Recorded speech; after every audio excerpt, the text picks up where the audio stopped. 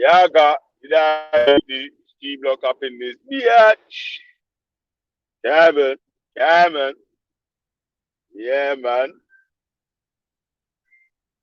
So, yo, pick up all the people, them, all the G block arenas. Yeah, man. All right, man. So, we're going to talk about basically, for a video to play and a discussion to have, man. Right, right. Discussions to be had, man. You hear me? Yeah, yeah, yeah. Hey, jeez. Hey, yesterday's show was mad, a lie. My, yeah, it was my, you hear me? Yeah, man. Hold tight, the man, them in the chat. Everyone that's gonna get ready to jump on. Yeah, pick up yourselves. Yeah, man. So, boy, boy, trying to peek at is no. Yeah, old tight nines. Yeah, big up nines and sniper, ultra, and the gang. Come on, my G. We telling me, man. Nothing, fam. About to go gym in a bit. But what was I gonna say? I watched that documentary just now, innit? Not Yeah, documentary, sorry. The thing. The Mark Duggan thing, yeah. yeah. I don't mean to be like bare mercenary and that, yeah. But how much do you think they got paid? What to make that thing? No, no, no. Well, that's a good. That's Oh, another. what the Mark Duggan family? The Mark Yeah. Duggan family. I'm not even sure, you know. What do you think the settlement would be though? In the But M? obviously, it would have been a fucking but would have had to been some fucking family change in amount in it, man, for them to just settle You reckon though? out of court because that evidence there, just that they would have got a fucking definitely got a guilty on that, man. Nah. You know what I'm saying? What's the man gonna do with that evidence? What are they gonna do? Or show that the killing was unlawful, innit? But to who? That to the Duggan family. So the No. police officer killed Mark Duggan unlawfully, sort of thing. If the evidence in the thingamabob goes the way, if the jury say that the evidence in the thingamabob is looks I'm more saying. likely I'm saying. what happened, then To whom? Like what? Who's like? Were you gonna take it to another like a tribunal or IPCC type shit? Like you're not gonna. no, they settled that. They settled out of court, innit? This They something. was already in a court case with that. They was already in a court case with them. Yeah, but that, I'm saying they did a civil thing. Like they put a civil suit, but really that evidence, where's it going? What do you mean, where's it going? Okay. Like as in, so all right, cool. Let's say these men say no, yeah, we're not like we're not settling for the amount you want, you know, whatever your legal are, we're not doing all of that, yeah.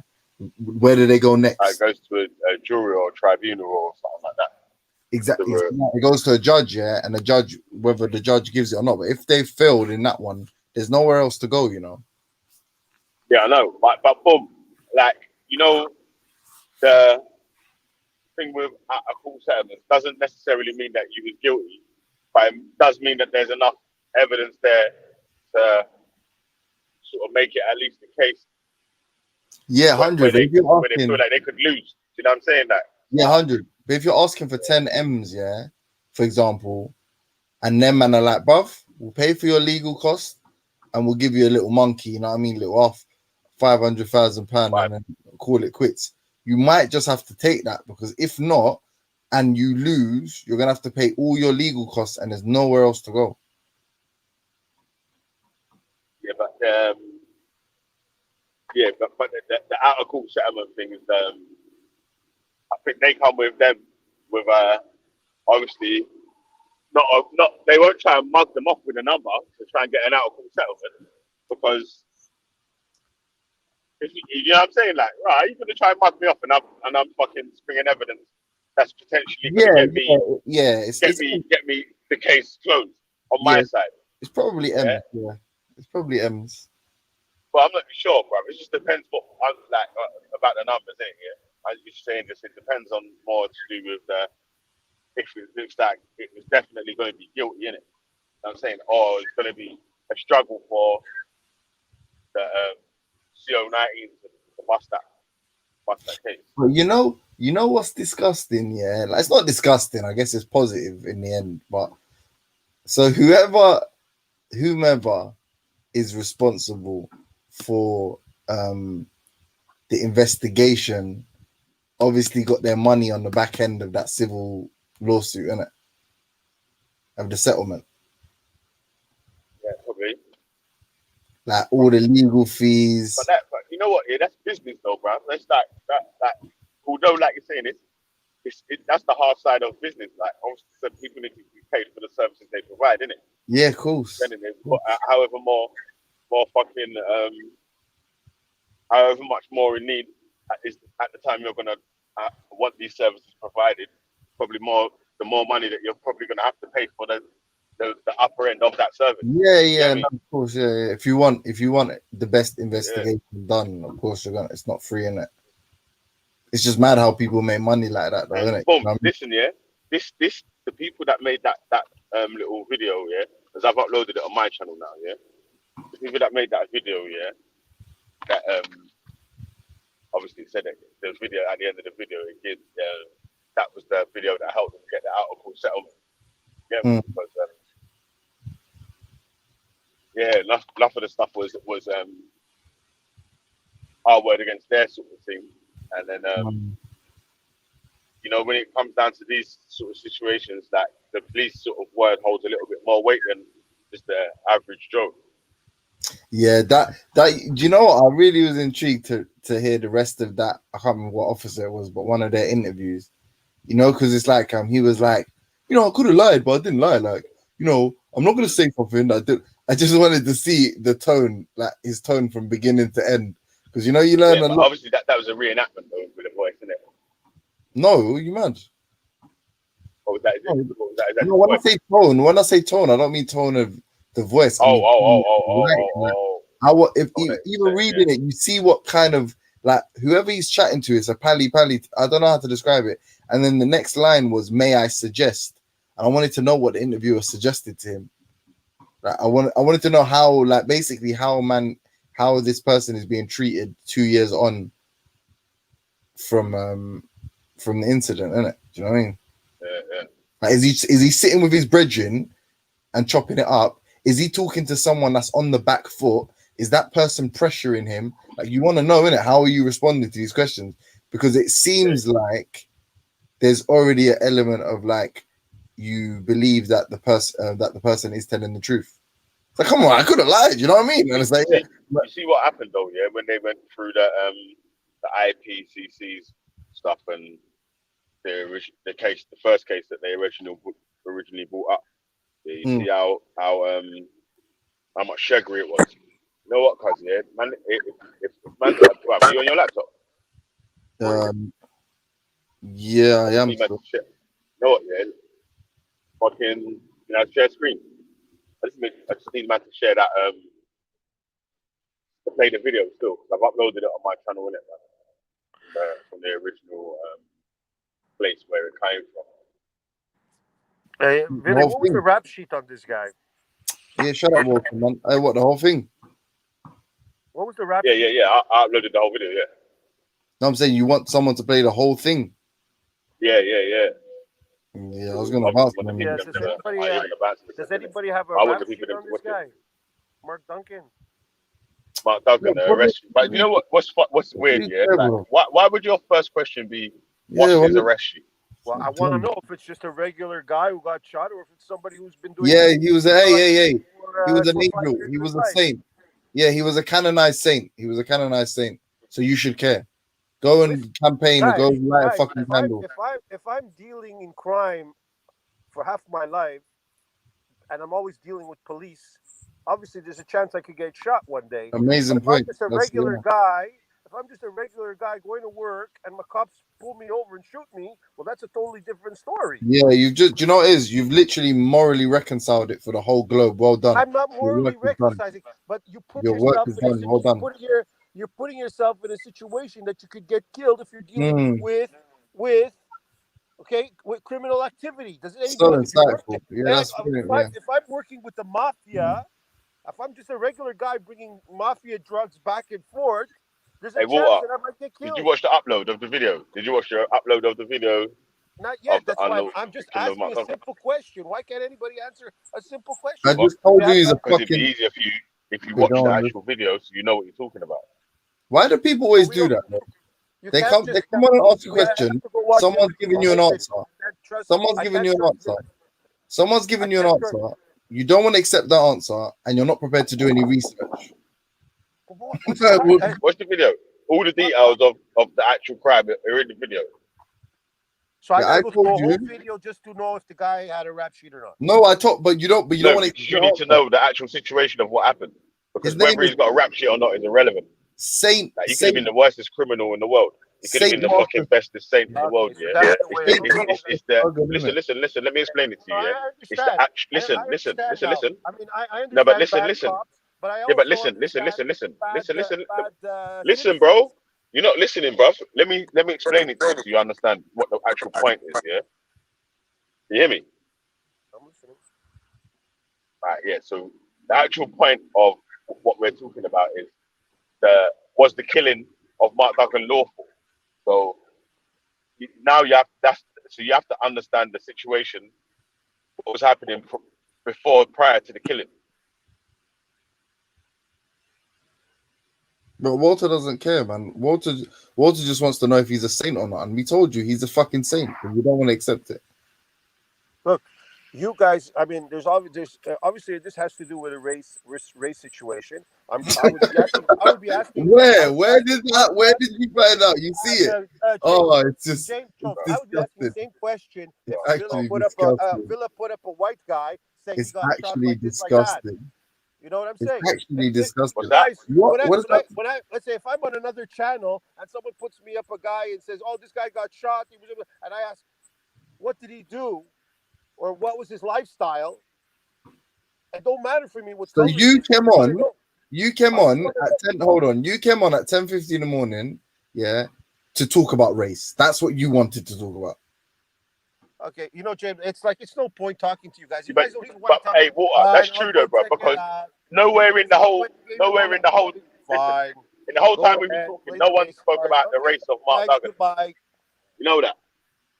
You know that. Since the beginning of the show till now, no one spoke about the race of Mark Duggan until you said, "Oh, so it's a race thing." Obviously, bro. That's why he jumped on to tell us that the black man isn't so innocent. Okay, okay, no problem. George Floyd was a drug dealer, had drugs in his system. We get it, no problem. That's fine. I understand that your view, that you have the most neutral, unbiased, excuse the pun, uncolored view of these situations. Great, man. Well done for you. Well done for your position. Your what's that? Your position of neutrality in it. The reality is, though, is that, or what's quite ironic about it, is everybody you see the arguments constantly apparently being racist, yeah, on the side of the minority, and yet you're the one who's bringing up the race constantly. Now, when someone says it's wrong that George Floyd died, someone will jump on and start criticizing BLM. Like, well, a human being died, G. Like, what's it got to do if he was black or whatever? You should, you know what I'm saying? That shouldn't be your focus. Your focus should always be exactly like what the injustice of what's transpired. Is it an unlawful killing? Of what happened is. Yeah, was he That's killed why I was because telling you to watch the video, Water. Yeah, because if you watch the video, you would have understood what we was talking about, like that our actual circumstances of what happened in it. So once someone jumps on that can share screen and play the video, hopefully everyone in the chat will get to watch the video, and then we can get proper opinions from the actual. But it's not, you know what's mad about that, yeah? Like, I don't know, this is maybe I'm wrong in it, yeah. But firstly, the Fed shot in a line of sight, like he shot essentially his brethren, isn't it? Mm. So that's just reckless already. Like it's not Mm. serious, innit? Like better you stay in. If you were gonna kill this man, or if you were gonna fire rounds at this man, and he was an actual threat to life, then it's better you take up positions in which you could fire at him, and only he could fire back at you. Not have you seen that movie Ronin, where my man bads up, where Yeah. Robert De Niro bads up the guy? Like how you gonna have a shooter posted there and there? They're gonna fucking shoot each other. Yeah, so that's just scatty anyway. Then you don't have bulletproof vest and tactical training and fucking HKMP5s, and he's got I imagine a revolver or Scorpion semi-automatic or pistol. like a sword off or something, bro. Yeah, that's still got a sock on it. So it makes, Apparently. even if you caught sight of this firearm, the fact that you're shooting through like into what's the word, like the fact that your colleague is in your line of sight, yeah, just shows that it was scatty, bruv, and it must have been, I don't know what the word is, like malpractice or whatever, isn't it? Like it contradicted the fucking, I don't know, man, whatever the guidelines these don't have when like a clean kill or whatever. Like regardless of, even if this guy's foaming at the mouth and he fucking backed it out and all of that stuff, it's like still that was a scatty shooting, bro. And then what do they call it? I don't know. It's like the T-pack. They start off with the T-pack maneuver, yeah. Even that was dead food anyway. If what they're saying happened, like how is he getting out of the car then? If you did it proper, remember it's a big sliding door as well. You know, it's not even like just jumping out of a whip. Just bare, and he's in a cab. It's not even like he's in it with his brethren. Like it's just to be honest with you, you can make one argument that there's something proper sinister at play, that they, I imagine a lot of people will say that, or they're just amateurs, bruv. It was just literally amateur hour. Bro, they're saying that he got out and threw the gun. Yeah.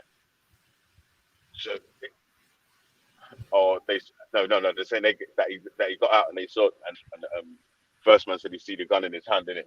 Yeah. Yeah, that's the one who said, but he didn't see him throw it. But he didn't see him throw it, yeah. That's just he see the gun in his hand, he didn't see him throw it, yeah. That's bummy. And the cut in the tape. That and the cut in the tape. Yeah, cutting the tape. Yeah, that's just like... There's a sight out of line where the people are going back and forth from the car to the grass and shit.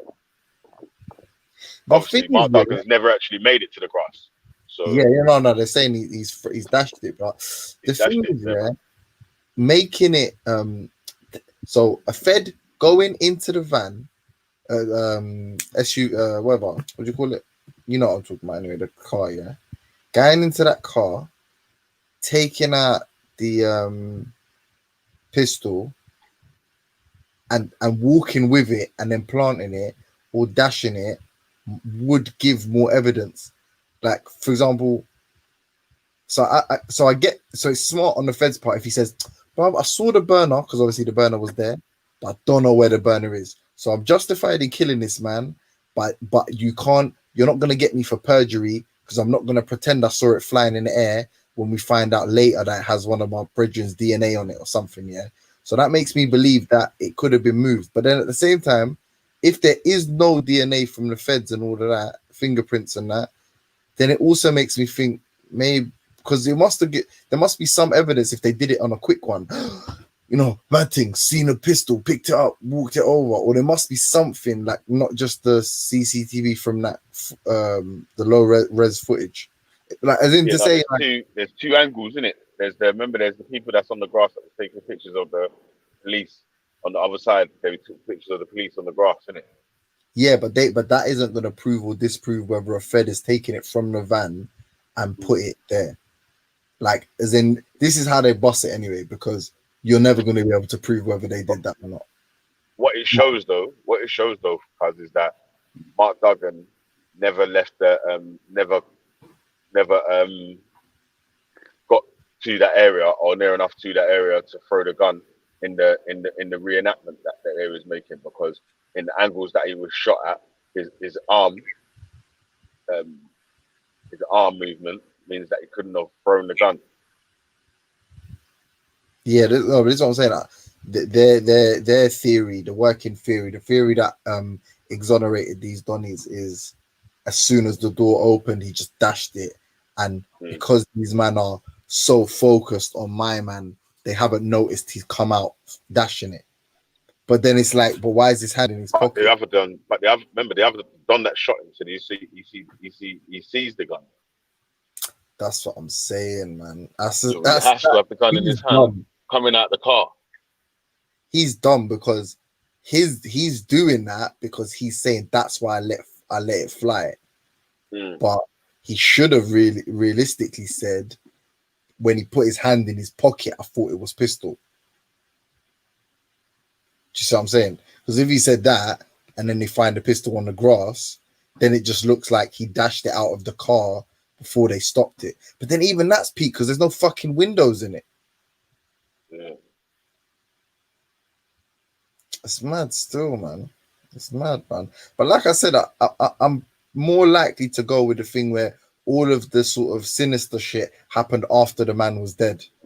Because even if you plan to kill this guy, how you gonna shoot your friend's radio? Like, you ain't no pro, you know what I'm saying? You lot ain't no contract killers. Like, you're not so, you know, it's not some illegal underworld fucking. So that means that it seems like the intelligence that they had, on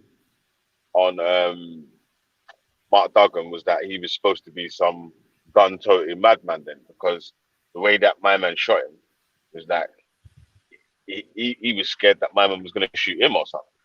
Yeah, but my man's an amateur though, because I don't know how, obviously I'm not a fucking investigator, but the investigation showed that he had his hand in his pocket, and you know what I mean, like, not falling out of the cab, but it looked like in the footage, it looks like he's falling out of the cab, but that could be mistaken as an aggressive motion, isn't it? So I could understand how someone who was scared let fire, and that is also consistent because he shot his friend. He shot his friend, so he's obviously he's obviously an amateur guy. He obviously isn't fully in control of his emotions. That guy, innit? Yeah, and then his story afterwards just shows that, like, he's not serious anyway. Yeah, his thing isn't serious, because even then he didn't, like, his lie is dumb, because his lie is like, I saw the gun, but then I did, you know what I mean? Yeah, so saw the gun, but I never seen him throw it. And then even when they reenact his sight of vision, like, if you saw him with the gun, you would have had to see him throw it as well. But wasn't the intelligence that he was going to pick up the firearm, not that he was in it? That say that again? No, the officer was saying that he actually had the gun in his hand, didn't it? No. I'm saying, what was the intelligence? What they were receiving a tip? That he'd gone to pick up a strap, and then then they done the hard stop, and then that's when they killed him. Death to all rats, though, man. Like, you know what I'm saying? You just want it, like, whoever snitched on man, like, they killed him. They literally killed him, bro. Trust me. It's fucked up, and it's obviously a hater. Trust me. That's just. Trust me. That's just fucking shit. Innit? Trust me. But what was I gonna? Well, I mean, there are other ways. There are other forms of intelligence gathering, but more time it's them ones where either the man who is grabbing it off or himself was put on. The feds were put onto them people by someone who was snitching. Even if like that specific interaction, they got that through whatever, like, you know, from mobiles or whatever it is. But yeah, I put the link in the private chat. Yeah. What's that? I'm putting it in the public chat as well. The link to the video. Oh, to the video, yeah. Yeah, that we're talking about stuff. So, but what was I gonna say though? Yeah, no, it's deep still, man. That's hard. That's hard body. Cold blooded, man. That remake thing was deep still, man. Because yeah, that's big butter.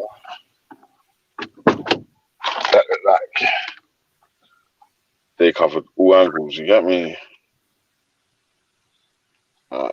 Man said whoever snitched on an armed drug dealer is a good citizen. You got yeah, but who is the person that knows about armed drug dealers though? Like if you're calling and saying someone outside my house has let off a firearm, fair enough. If you're saying that I saw somebody dealing drugs at the corner of my street, then fair enough. But if you're a person that's like, I know my man's buying a burner from da da da, you deserve to be in jail too, then, isn't it? By that logic. So you're not a good citizen, are you? You dickhead, bro. You're just a filthy little rat that does badness. Yeah, and it's too much of a coward to handle your own shit, so you fucking rat on other people. And you're just a hateful, jealous fucking Yeah, that's the real definition of snitching, isn't it? Obviously, because you get me. Obviously, bro, you don't like. Come on, bro. If you're involved in, do you know what it is? He's in the fucking circle, innit? You're in the you're in the circle, like, so you know a fucking actual armor and shit like that, bruv. Like, everyone on the road don't know who the fucking armor is or what that is, bruv. Like, so you get me? If you're in the circle as well, then. So if you're saying that my man's a good citizen for snitching, hey, look at it. Can you see the comments? As I said. I ain't gonna say who's going, but oh shit, yeah, my man's a pussy still. Hey Reggie, you pussy. I was defending you last night as well, bro. I like not really defending you to be honest, but people were calling you a sellout, and I was trying to show them how that was a dumbass argument. Do you know what? Yeah, I know you done that question like a few times, isn't it? Like we had it out. But I think one of these days you need to bring that one back. We have to revamp it again, innit, man? Yeah, because I don't think people heard the thing. Yeah, the sellout things it's just like it's a regular talk. What? Nanifa said, I know you and Jay. Legit almost said my real name there. I'm definitely tired, boy. She said you, James, and Ultra. She said you, James, and Ultra. She said, I know all you man don't say it. And I said, I don't know that Veli doesn't say. Like, I've never heard him say it. I don't know if he does. Nah, that's not my bag, bro. It's not my bag, bro. I've said that publicly, man. It's not my bag to be telling this one needs to sell out and that one needs to sell out. We're fucking up in it. It's not bad, bro. Like, it's weird because man not really like. It's interesting because obviously, for like me, you and Ultra, we're obviously on this atheist thing, so we've had to like back each other and bear random little arguments over random shit. Some things we probably don't fully agree with each other, but it's like, yeah, for the sake of the thing, for the gang, you get me. But this is one of those things where slyly, I wouldn't give a shit if you did say it. I don't care. It's up to you that what you say. But I am fully in line with that as well. And Ultra, I've never heard Ultra say it, and I feel like he'd say the same thing as you. Like, I'm not my place to say who's black or not, bro. I'm not the. You know, like the fucking king of blackness. Do you know what's funny though? That Ning Colors guy was the one calling Reggie of Senate, and I was like, and he was like, oh, tomorrow we'll both jump on and we'll turn on our cameras and we'll see who's blacker in it. And I was like, bro, some people, even if you're the darkest Somali in the world, will say you're not black, you know, bro. Like, you're fighting for this thing, but there's a back of black people that say you're not even black, boy. Like, it's peak, G. This setup, it's like fucking dumb, man. Like this sellout talk is not for all right, certain black people are like they should proper not call people sellouts because people are not black. Sorry, are saying people are not black because people are saying it about you. Sellout and this who's blacker than who's not. That's not my bag stuff, man. Hey, is Sarah for Black Betterment? Yeah. Yeah, that's how my man his argument fell apart, yeah. Because he said Reggie's a sellout, yeah. And I said, what's a sellout? And he said Reggie don't. That's a fake Sarah Garvey, man. That's not the real word. The chat store. No, not that guy. I'm saying basically he said like the Nin guy was like, oh, Reggie's a sellout because him and Hector, or he agrees with Hector. And I was like, but Hector's another black guy, isn't it? So he's supporting a black guy. And he's like, no, they're not black inside. He said they're not black inside. I said, what? I said, what? Black inside, you know. Yeah, I said, what makes what makes someone black inside? And he said to promote black unity. I said, but Hector's black. I was like, if Hector's black on the outside, and Reggie's black on the outside, and they're supporting each other, isn't that too? Oh, sorry, yeah. He said promote black unity. I said that. Then he said, yeah, but they're not black on the inside.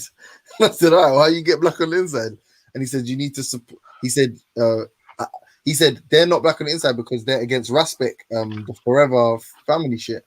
And I was like, all right, cool. I was like, what? I was like, so being against a specific organization, anyone that's not supporting them man there is not black. He said, no. He said you have to support a grassroots black organization or something that promotes black betterment. Yeah. I said, cool. I said, so anyone that don't support a black betterment organization is not black inside. He said, yeah. I said, all right, cool. I said, do you support Sarah and them? Do you support like organizations that like the NOI or people that would curse your prophet? And he said, obviously, I'm not going to support them. I said, so by your own logic, then you're a sellout, isn't it? Like, you have to be a sellout. And he was like, no, bro, this a weak argument. Yo, I'll beat you again. Like, bro, that's like stupid calling on a sellout. You don't even know what a sellout is yourself, bro. Mm. You're basically saying anyone that don't agree with me and my bridgings is a sellout. That's what you're saying.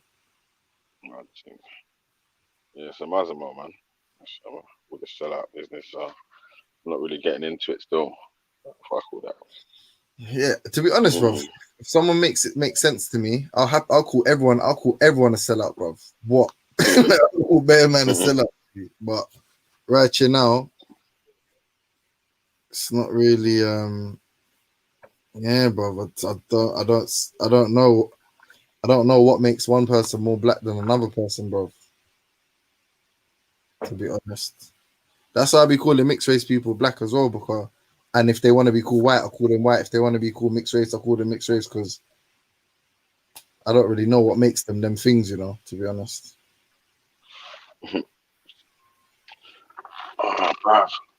Bruv, click the link, man. Let's stop talking shit in the chat, bro. What's wrong with this brother, man? Where's what is 9 here? Yeah. No, Reggie's in the chat talking shit, man. About no. Who's a neek? Why did Reggie call someone a neek, fam? Did Swift threaten to fucking attack 9 or something? Chiff is fucking sniffer, you get me? And that sniffer bum's having a steakhouse around there, you get me? You get me? Yeah, you dragged him through the mud still. Man said, I thought you said, you know, when you first said it, I thought you said sniffer Don. Nah, sniffer bum.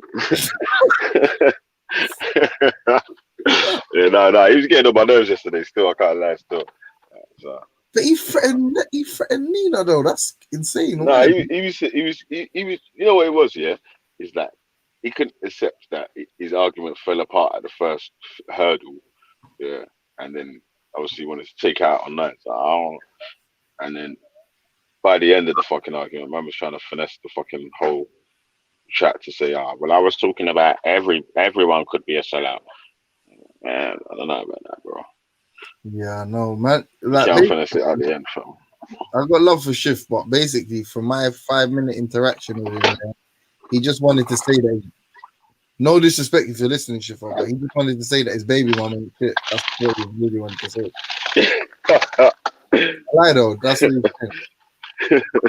He literally 2 seconds into the chat, he started talking about like black women not letting black men see their children. I was like, oh yeah, we know. Yeah. You know what's happened, man. You get me? You're too good out, man. Too much Cardi B. Too much Cardi B is getting mad in him out. That's why you gotta mute your mic, you know, when you're fucking chatting your private shit in the background, cause you hear me? Just yeah. Car. You hear me? he sounded like When you're chatting your private shit, bro. Yeah, when you're getting hotted in the background, yeah, man's in the background saying, "Brother, you getting hotted, fam." he sounded How come like you didn't call your girl a man? Yeah, like you was calling fucking melanated goddess underneath her. You sound like a man when you. Why are you talking to me like a man? I didn't hear you say that to your girlfriend when you was getting hearted, fam. You was just, yeah, all right, babe. that's what he was Yes, doing, babe. yeah? Sorry, babes. No, babes. No, babes. Oh, babes. Oh, No, no, he said babes. I'm on a that. live stream. I'm trying to win a debate, babes. Babes, I'm trying to win a debate. Like, shut up, man. You fucking mice, man. No. Fucking wet wipe. He said that. He said, "I'm trying to win, babe." I'm trying to win a debate, babe. He said he put on the cockney as well. He said, "I'm trying to win, babe." Trying to win a debate, babe. You know what I mean? Yeah, but fucking, yeah, man. Shit, man. He sounded like Alfie in EastEnders, man. Getting hotted by a fucking cat. Yeah. Actually, you know what? That is like a little window into man's life. Like, man legit said, yeah, "I'm trying to win."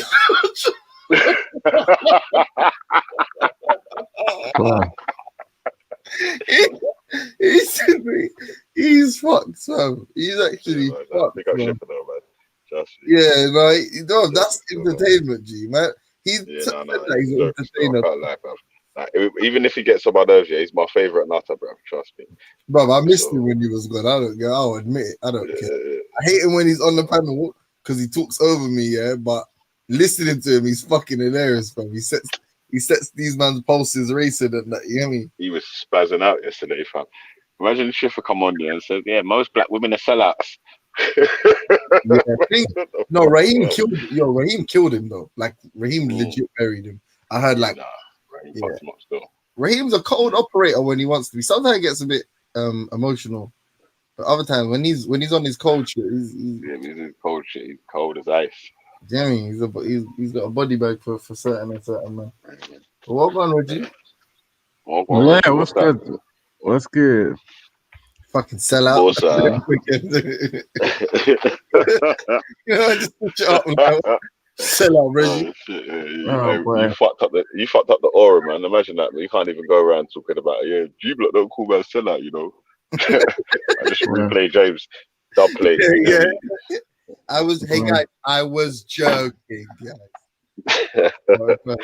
There's so many people here that use that word, and when you ask them to explain it, they start shuffling. Harlem shuffling. No, but you're against forever family. That's why Nin said you're a sellout yesterday.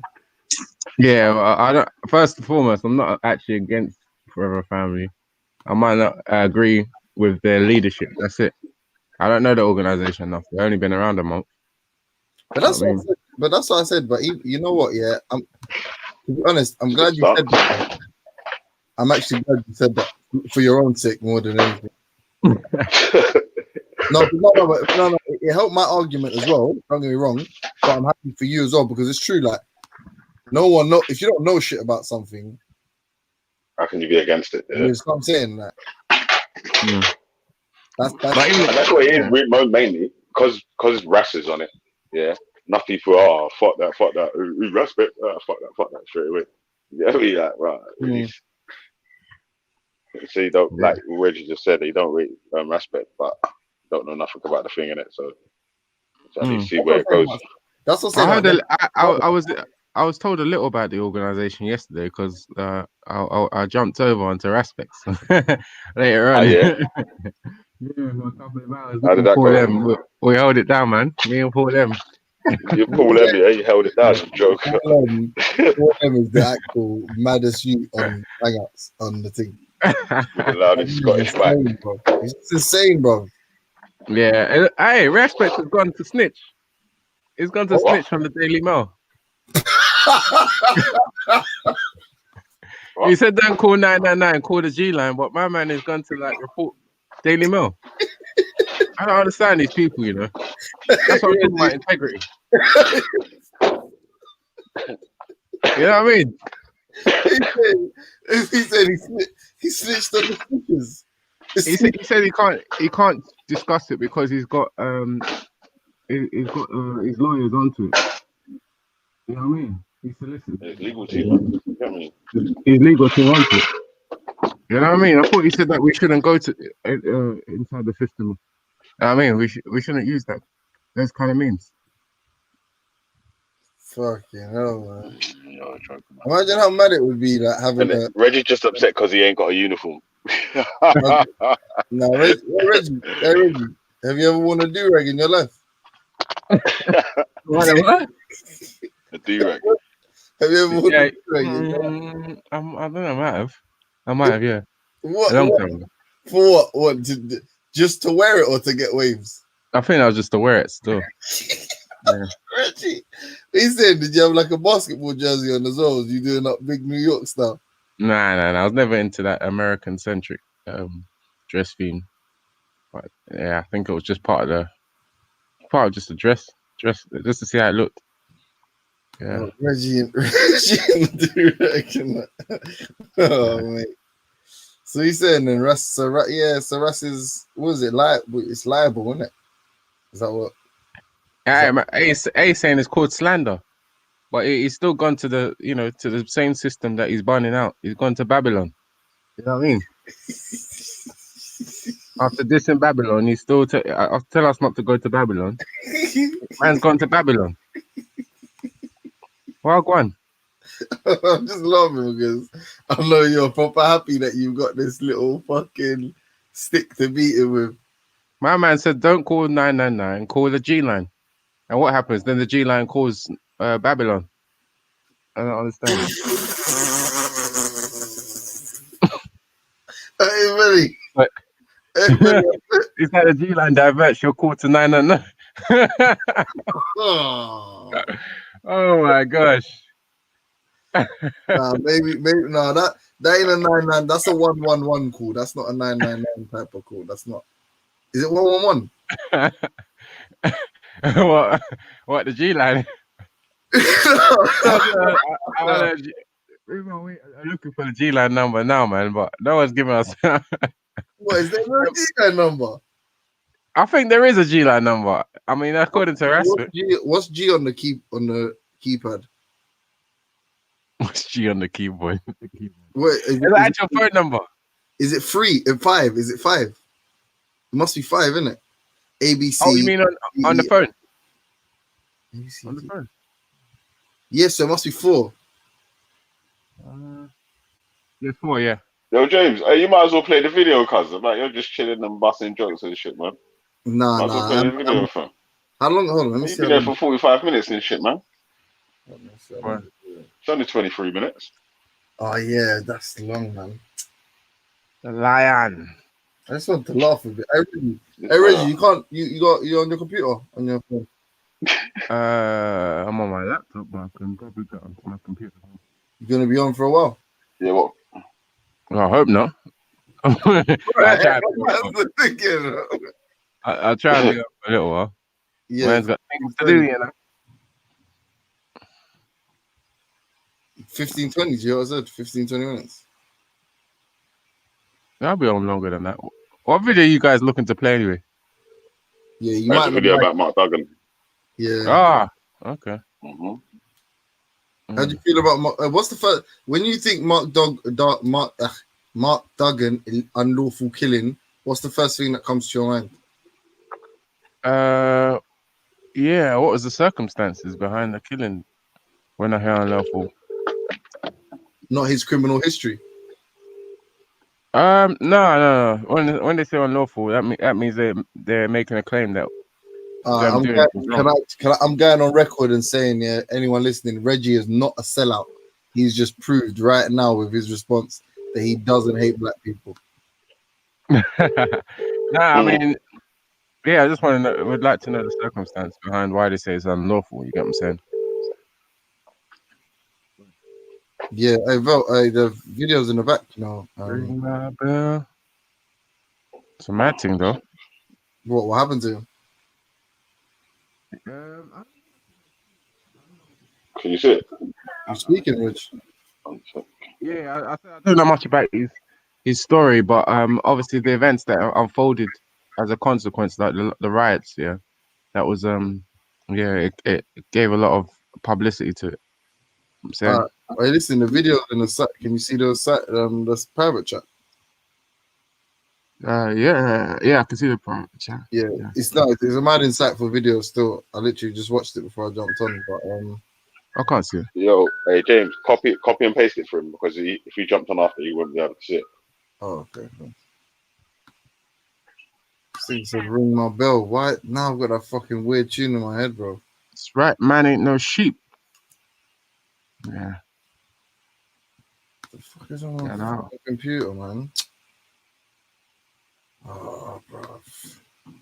Guidance. Sure, you're so Reggie. You're such a. You know what though? That's what I feel like. That's what they keep confusing when they say you're a sellout. They just mean you're a pagan and an op to them. That's what they mean. Well, You're just, you know, like there's a lot of people that won't agree with a lot of the characters you see on the chat. You know what I'm saying? I think a lot of them are vulnerable, man. To be honest, this guy, this very one, vulnerable. such a donut, bro. I went off Reggie when I heard him say he's not bothered about knife crime. Nigeria's more interested in making money. That's racist. That is racist. That Oh, is racist. Imagine if you said that about a Jew, though. goodness me. Imagine in it though. Imagine if you said a Jew was past some like, what's the another word for that? Like, Interested in money. Only yeah, interested in like a usurer. Like all they care about is nickel and diamond. Oh, yeah. That would be racist, wouldn't it? It's If you terrible. said the Yeah, Jew that's- only cared about shekels, do you think that you'd be in trouble? 100%. So why is it okay to say that Respect only cares about money with no consequence? Who said that? Who Answer said the that? system. Oh, because he's one man. Answer the system, man. Bro, 'cause he's one man, bro. What do you mean? Because he's one guy. Answer this blood clot Babylon system. No, you got look. It's like saying Then while Rasta. the Rasta man to die. You get me? It's like no. It's like Rasta. Blood clot system. That's what you said, Reggie. Look at you let me call this person a racist. You No, said I wouldn't say that. I wouldn't generalize like that and say that Nigerians don't care about knife crime. There are a load. Look at Maku. Look at what's it? Jedi. Even just within the I park. was just say, now you want to use these lots as stand-up Nigerians, yeah? No. Hey, you guys are misunderstanding. I would never say they're stand-up. I wouldn't say they're stand-up. I'll say that they're people that directly profess to go against knife crime. That seems to be their thing. Can I be so real with you though? Yeah, I know that Jedi is Nigerian, but when it's not mentioned, I always just think he's Jamaican. Is that racist? Yeah, he has a thingy, a Jamaican Caribbean manner about him. Yeah, cause wherever him, because he fucking grew up in Peckham, man. Shit, in the But 90s. Yeah, I grew up next to Peckham. Peckham's got a lot of Nigerians. It's not. Hey Reggie, you're Yeah, from now it South. has. Now it has. No. Even when I was growing up, it had. Even but in them days there was a lot of Jamaicans around living around like fucking Peckham, Oakham Road, Camberwell, New Cross, Bedford, Brockley, Catford. Deptford. I went to school in Peckham, so I've got links in Peckham. Sorry. Nah. So Reggie's from South though, yeah. Yeah, I'm from South. I was born in New Cross. I might have survived then. Were you from New Cross, yeah? I was born in New Cross. I was brought up in Bermondsey. Jeez, Bermondsey, mate. Bermondsey, mate. Yeah, with the geezers. Reggie, how old are you, Reggie? Gentrified. This man's asking. You asked me how old I am. No, I just know because I'm just trying to establish like what era you grew up in and that. Uh-oh. I'm old enough, G. Like, really. Yeah. You grew up in pirate radio area, man. So This is the YouTube. So Reggie dodged a couple of fucking stabbings and that, yeah. Like you had it hard, Reg. Yeah? You survived. It was about risky roads and all that. Yeah. And most of us did, you like. It's not in the majority. You get what I'm saying? This stabbing thing. You survived street robberies and that. Street robbery. That's why look. That's such a dickhead.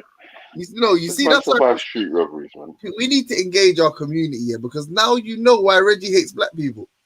I'll tell you this, yeah. A seems to understand, yeah.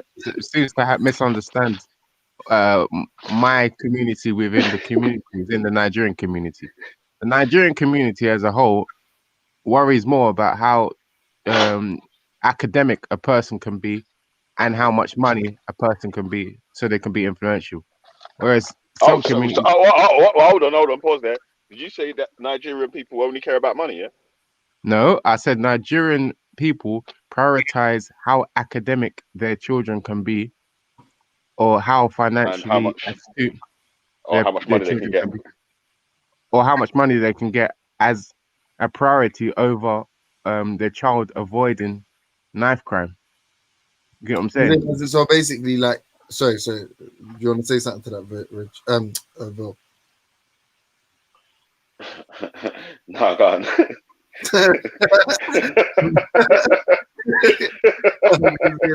So basically, what you're saying is, they could give a fuck about poor kids, basically.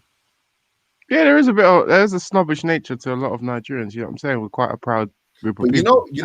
one thing I heard Akala say, yeah, which I thought was very poignant. Yeah, every now and again, I somehow happen upon one of his interviews or something, and he's a really eloquent individual, yeah, because he was like, the issue with Africans or black diasporans or migrants, I guess he's conflating the two, is that he said he spoke to a middle class, I think he said Nigerian, but let's just say African for the sake of argument, yeah, who's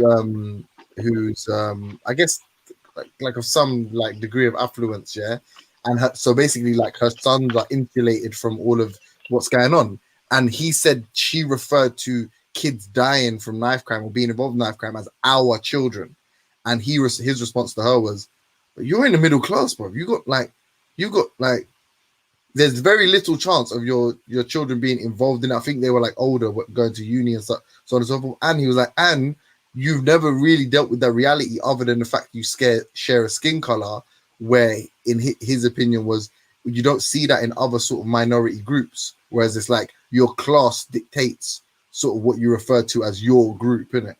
Whereas with black people, it's like even the wealthiest black person realizes that it's not only is it happening to their children, but it's possible that it can happen to their children, even if their children are like because remember there's that kid that got shot in the head in Wood Green. I won't say who, but yeah, like it concerns like a rap song and quite a popular artist now. And when they started speaking about his life, apparently this kid went to like private school and stuff, and that his family lived in like Hertfordshire, and he wanted to come back to the ends or whatever, like, or be around his brethren and that, and it ended with him getting shot in the head over some. Yeah. So There is no doubt. There is no doubt that obviously, if it's going on among black people, then it can have potential to also directly happen to you. However, at the same time, the antidote, the way that a lot of Nigerians will see, is being able to economically advance yourself so that you can get out of that environment. I mean, how else do you think you're going to be able to overcome it? Yeah, that's Yo, logical. So I don't know. It's not. It's not that. hey, It's not that just because you don't Reggie. shout.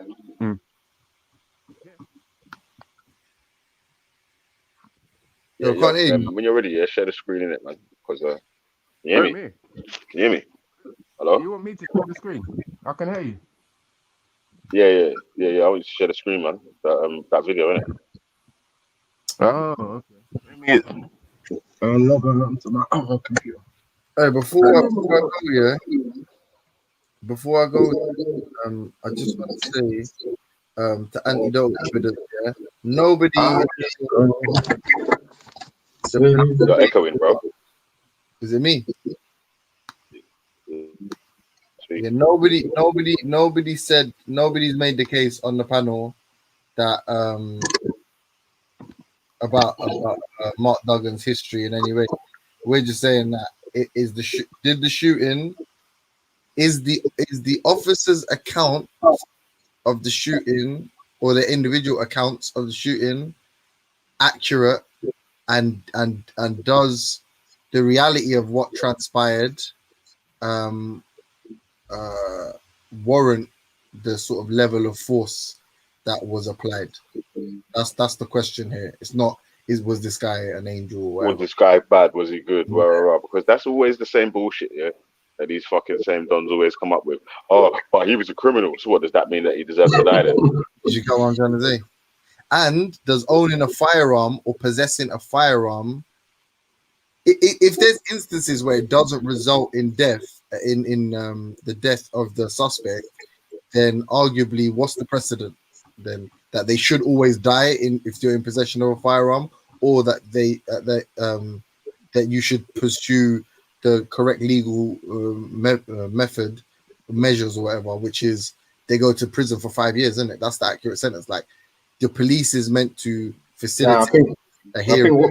I think what people's argument there is clearly that if you're carrying out a gun, then you are a threat to other people. What is the purpose of you having the gun in the first place? Yeah, but there's people that commit the vicious, violent actions that are subdued by police. If someone's got a knife and they're running at someone to stab them, then based on that same logic, you should always shoot to kill in any sort of in any scenario in which somebody is threatening the life of an officer or whatever. You should always kill, but that isn't the case, right? Because that isn't the protocol. The protocol is to subdue and apprehend. Like they had intelligence and they were acting upon the intelligence, and the most likely predicted outcome or their intention or the remit or the mission statement for that particular mission was to apprehend the suspect. Was there enough reason to kill him or not? This is the question of lawfulness. Exactly. That's the question. What happened afterwards? Was it just is what they witnessed? Does it validate the response? Number one, but number two, is it accurate? What they say happened, is that what actually happened, or was there foul play? You know, James, you know what? I'm glad the video hasn't been played yet, yeah, because man are typing in the chat, yeah, man are typing their scenarios of what they say happened, yeah, which ain't on the video. Yeah, Facts. Yeah, man. So what are you saying? Like the blower in the hand, didn't it? Yeah, it's peak. This peak, man. It's peak. It's peak, man. Speaking it. But listen, I'm gonna get back on in the afternoon when I come back because I've already seen the video, innit? Big up, lads. Big up. Yo, man, a couple more people to jump on to make the conversation interesting for the day. I've got to go into this lady's house and replace some immersions. It's a bit of a long job. I'm gonna be here on mute though. Yo, Reggie, you there, yeah? Hey?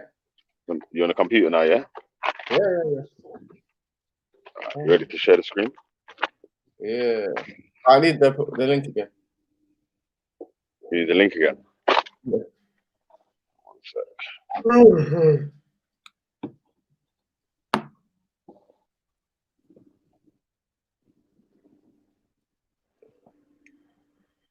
The thing is, yeah, when people say, "Oh, we had a gun," yeah, so therefore that doesn't mean they should kill him. That is something obvious, yeah, you get what I'm saying? But at the end of the day, I know that I wouldn't advise my children to play around with someone who would be having a gun on them. You get what I'm saying?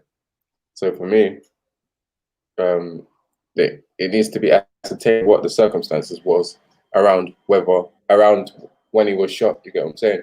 Not just because he had a gun, therefore he deserves to get killed. It's not like that.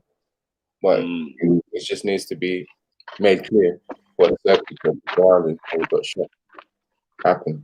Yeah, that's what we're trying to talk about. It's not like, obviously, if he was going to commit a crime, yeah, I'm not saying the police shouldn't apprehend him or arrest him or nothing like that. That's not what anyone's tried to make a point of that. It was literally the circumstances where he was killed. Was it a lawful killing, or is there other routes that could have been taken? It's just like the what do you call it? That man that went into around Streatham and stabbed a few people. Now some people would say, "Oh, just because he had a knife, let's wait for him before you do anything." You get what I'm saying? Would it be better to wait for him to kill someone before you reprimand him for carrying the knife and getting raped? You know, just wait and see what he does first. Or would it have been better have taken him off the street with the knife first. Right. When you're ready, yeah, share the video because I'm standing in the shade. I need to go and fucking knock on this lady's door, man. Someone just coming out now as well. It's coming out. Past the draw. Right, mate. Okay. Okay. I think, yeah.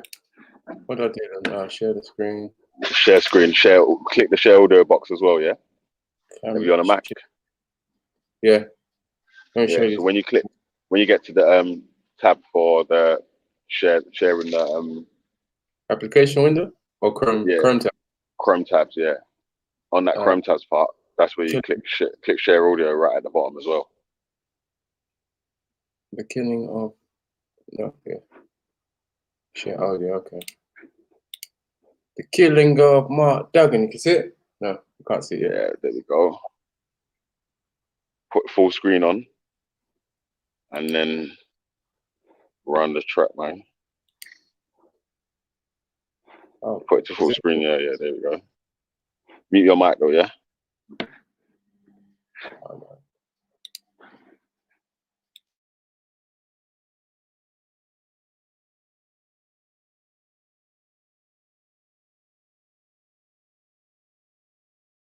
Hey Reggie, you got the volume up on the video? You can't hear nothing. 2 days later, the Metropolitan Police had still Rewind not it to the start so contacted we could Duggan's hear. family. Rewind it, yeah. We got. On the 4th of August, 2011, in Tottenham, North London, Mark Duggan was shot dead by police after the minicab he was travelling in was pulled over.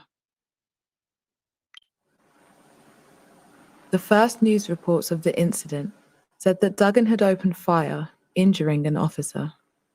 Newspapers labelled him a gangster, implying that his death was justified. 2 days later, the Metropolitan Police had still not contacted Duggan's family. Outraged, they led a protest to Tottenham Police Station, demanding answers. As their anger went ignored, the protest became confrontational, growing into the most widespread social unrest and police violence seen in the UK in a generation. Over the next 4 days, 5 people lost their lives and over 3,000 were arrested, resulting in almost 2,000 years of prison sentences. Duggan was being monitored by Operation Trident, a controversial police unit focused on gun crime in London's black communities. On the 4th of August, he collected a gun from Leighton in North London. He was being followed by officers from a specialist firearms unit known as CO19. When the minicab in which Duggan was travelling arrived here in Ferry Lane, Tottenham, officers carried out a hard stop, forcing the minicab to pull over. Duggan stepped out of the cab, and an officer known only as V53 shot twice.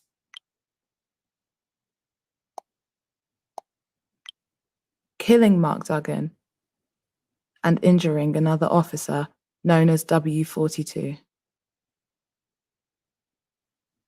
V53 later told investigators that he saw Duggan holding the gun in his right hand and that he felt his life to be in danger.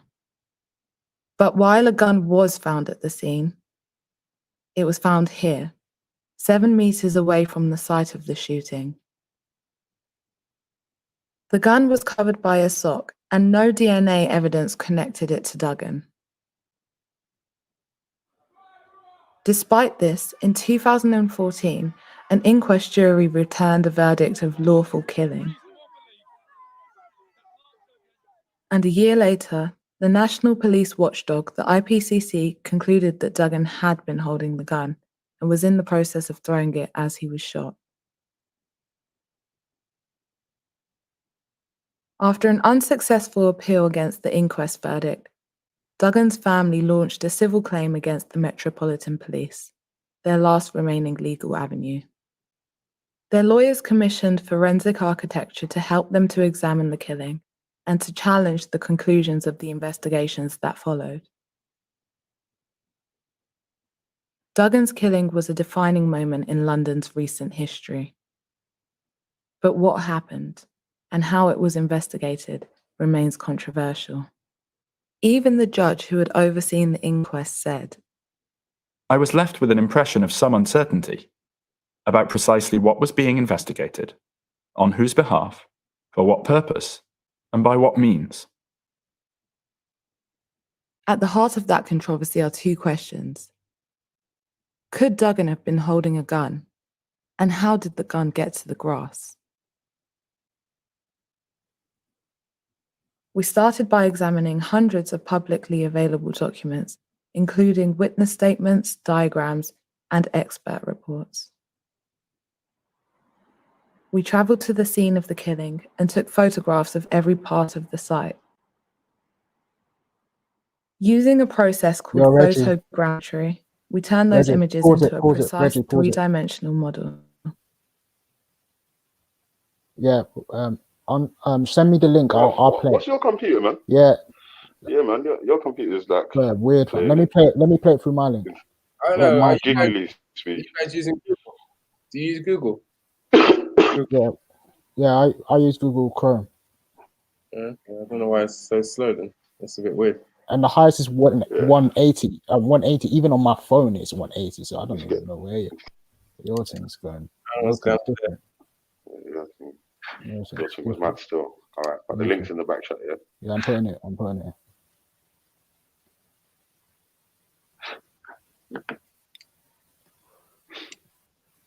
right, let me just set up. I don't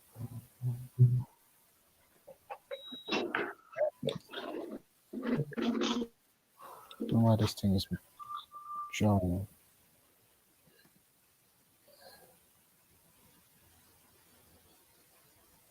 What do you mean it's 7? It's the highest. Wait, what?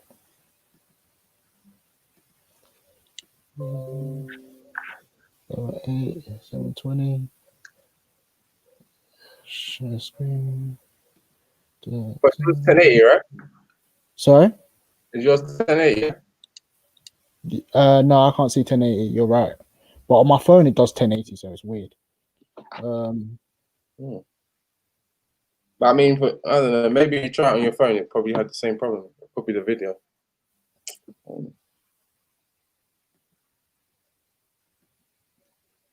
On the 4th of August, 2011, in Tottenham, North London, Mark Duggan was shot dead by police after the minicab he was travelling in was pulled over.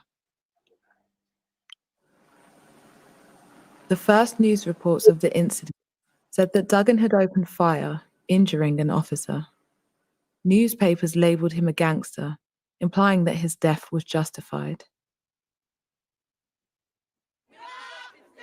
2 days later, the Metropolitan Police had still not contacted Duggan's family.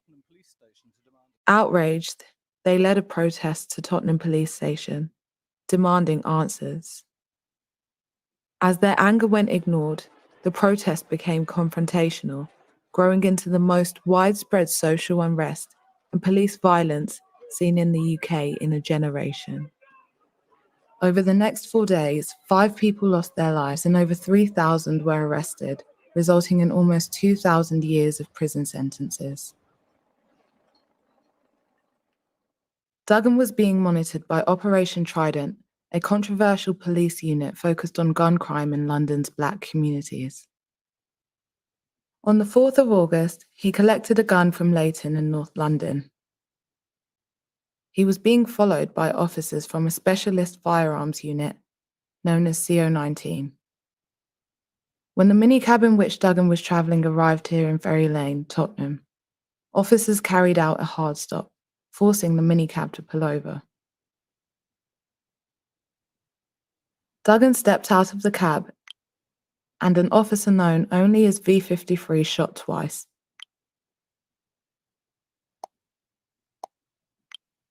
Killing Mark Duggan. and injuring another officer known as W42. V53 later told investigators that he saw Duggan holding the gun in his right hand and that he felt his life to be in danger.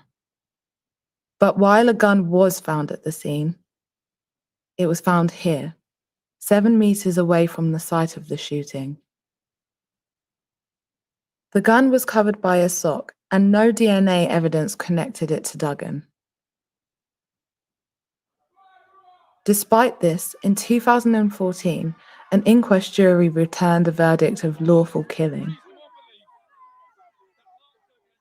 And a year later, the national police watchdog, the IPCC, concluded that Duggan had been holding the gun and was in the process of throwing it as he was shot. After an unsuccessful appeal against the inquest verdict, Duggan's family launched a civil claim against the Metropolitan Police, their last remaining legal avenue. Their lawyers commissioned forensic architecture to help them to examine the killing and to challenge the conclusions of the investigations that followed. Duggan's killing was a defining moment in London's recent history. But what happened and how it was investigated remains controversial. Even the judge who had overseen the inquest said, I was left with an impression of some uncertainty about precisely what was being investigated, on whose behalf, for what purpose, and by what means. At the heart of that controversy are 2 questions. Could Duggan have been holding a gun? And how did the gun get to the grass? We started by examining hundreds of publicly available documents, including witness statements, diagrams, and expert reports. We traveled to the scene of the killing and took photographs of every part of the site. Using a process called photogrammetry, we turned those images into a precise 3-dimensional model. But with no video footage to rely on, we had to reconstruct the officers' movements from their testimonies. By analysing and cross-referencing their statements, we built a database which divides the incident into 9 distinct moments, from the perspective of each of more than a dozen different witnesses. From this database, we created a series of models reconstructing every stage of the incident.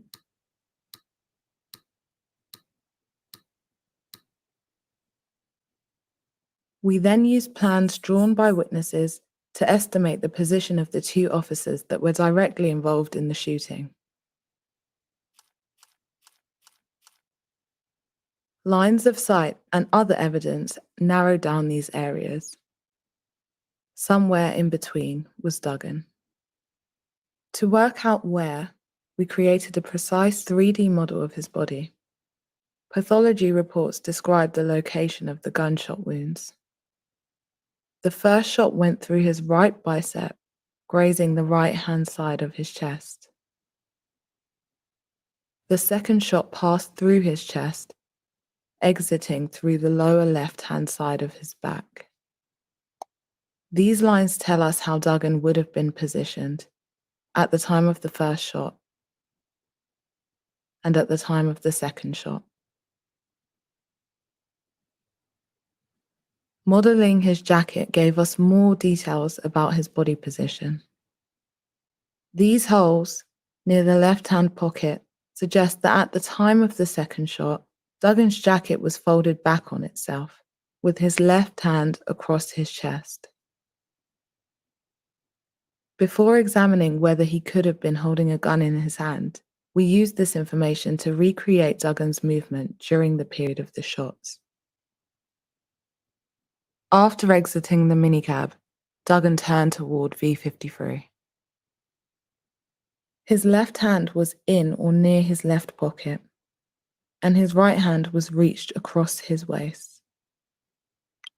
He began by moving his right foot away from the minicab at an angle of around 22 degrees. As his left foot followed, he was struck by the burst bullet, which passed through his right bicep, and hit W42 in his underarm radio. Duggan's right foot came across his left as he stumbled. His left arm moved up across his chest. His torso bent forward as he was hit by the second bullet, which continued through the open door of the minicab. Here's that sequence again in real time.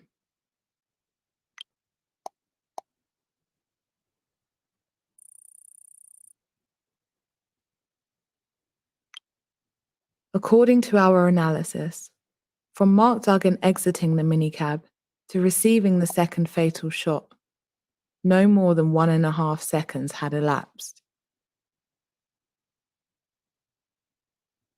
According to the IPCC, sometime during that period, Duggan threw the gun with enough force to land 7 meters away. A new study by biomechanics expert Dr. Jeremy Bauer told us that to travel that far, the gun would have to be thrown at an angle of between 31 and 40 degrees, at about 6.7 meters per second. At the inquest, V53 described the gun in Duggan's hand in detail. He said, I can make out the trigger guard, I can make out the barrel, and it's side on to his body, and there's a black sock covering that weapon. but he also said that he didn't see Duggan throwing the gun. He told the inquest, It would clear up a hell of a lot of stuff if I was able to say, yes, I saw the gun fly through the air and it landed wherever, but I didn't see it.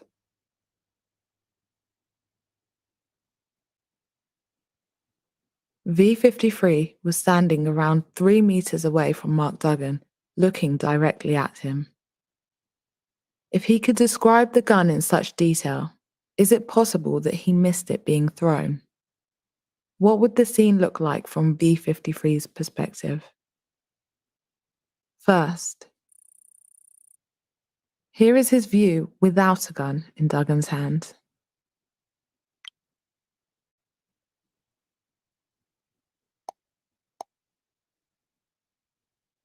Then, with Duggan throwing the gun at different moments. Before the first shot,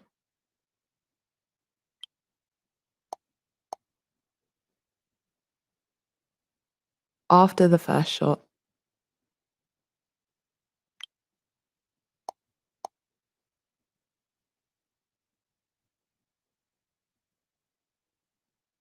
and after the second shot.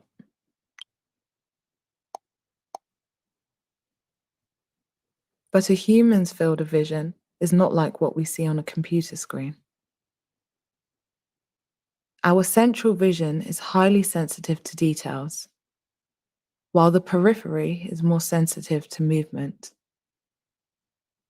The result is impossible to perfectly represent on a flat screen. So in order to simulate the vision of witnesses, we recreated the entire scene in virtual reality.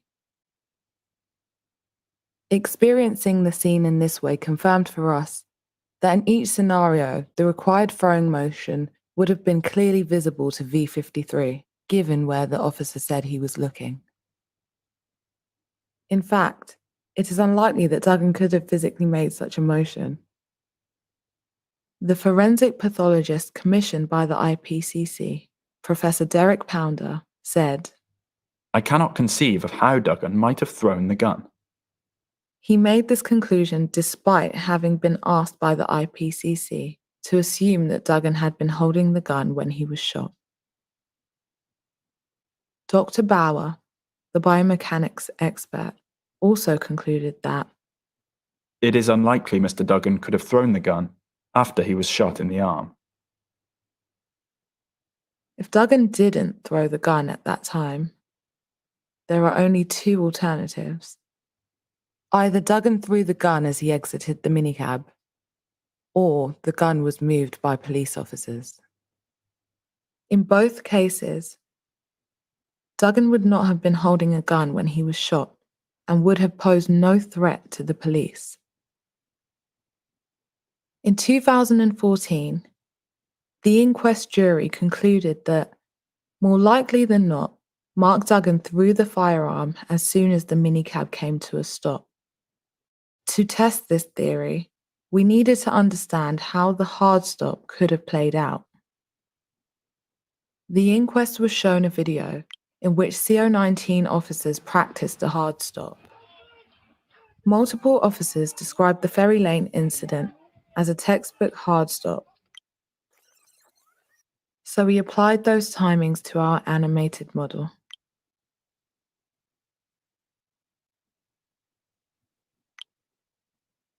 The rear windows of the minicab, a Toyota Previa, did not open, so Duggan could not have thrown the gun until the minicab came to a stop and he opened the door.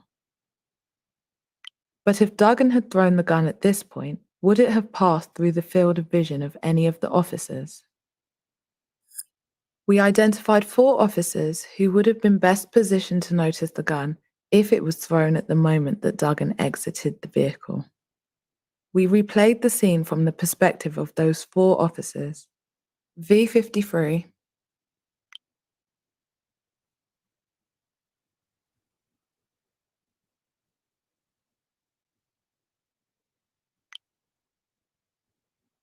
W70,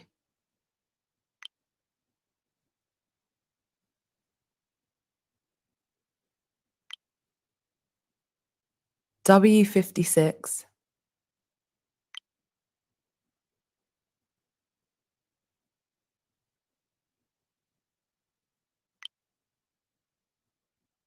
and W42.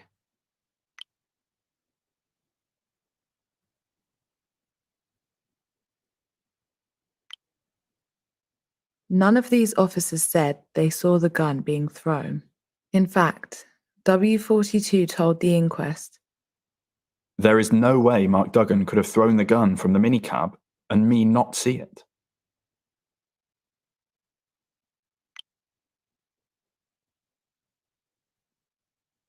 while V53 said that he watched the door of the minicab slide open and kept his eyes on the open door. The verdict of the inquest jury, which was also rejected by the IPCC, requires that not just 1, but at least 4 officers failed to notice the gun being thrown. With every additional officer who missed it, this scenario becomes less likely. This makes it even more important to consider the final possibility, that officers moved the gun after Duggan was shot. The aftermath of the shooting was filmed from the 9th floor of a nearby building by a member of the public known as Witness B.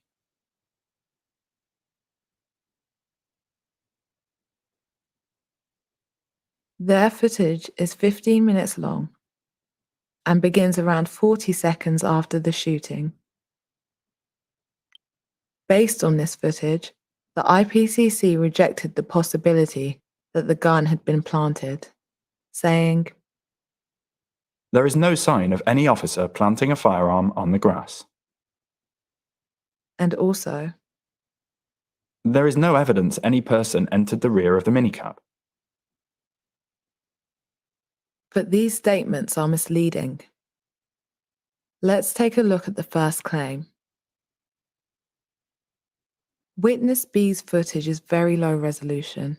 Would it even be possible to see a gun in the footage at this distance? We introduced a model of a gun into the scene. Then we applied filters to recreate the resolution of the footage, demonstrating that the gun wouldn't be visible in the video at this distance. However, the footage does show us how the officers moved around the scene. So we can examine the IPCC's claim that there is no evidence that any officer entered the rear of the minicab. Witness B's footage is shaky, so first we stabilize the video so that stationary objects like the cars stay in the same place in the frame. This made it easier to identify individual officers and to track their movements around the scene. We assigned a code name to each officer until we could work out who they are. For example, the officer known as Q63 is identifiable because of his white t-shirt.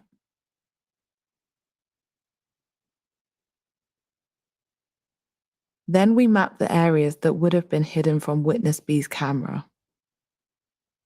When officers drop out of sight within this red zone, behind the minicab and Charlie car, they could potentially have entered the minicab and retrieved the gun. We tracked how Q63 moved around the scene. Whenever he is partly or fully hidden in the red zone, his track turns red. Whenever he is visible, the track is white. We turned this tracking into a timeline and repeated this process for each of the other officers. This meant we could see when any officer was partly or fully hidden behind the minicab and Charlie car.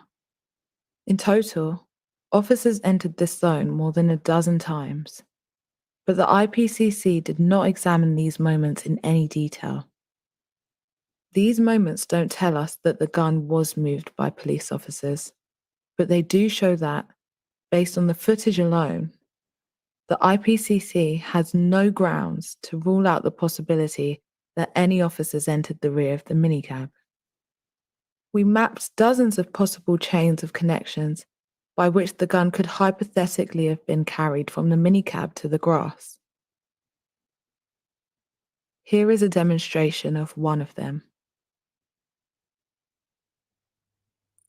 At the time the gun was officially recovered, 7 minutes and 28 seconds into Witness B's footage, two officers, known as Z51 and R31, were standing on the green, where the gun was reportedly found.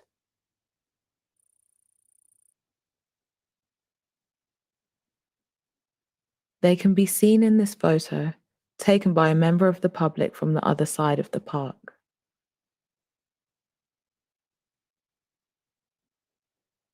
A few seconds later, R31 walks towards the location where the gun was found. If we follow R31's movements backward through time, we can see that 2 minutes earlier, he passed close to Q63.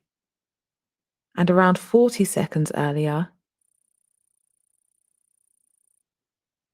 Q63 disappeared within the red zone for 12 seconds.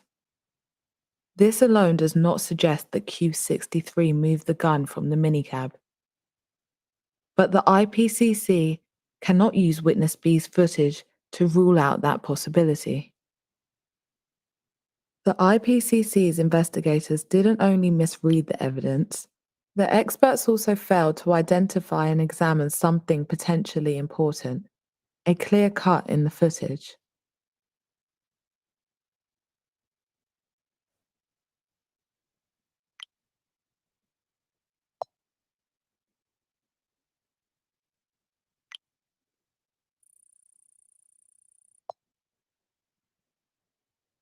Before the cut, we see Q63 on the right of the minicab. After the cut, Q63 is on the left.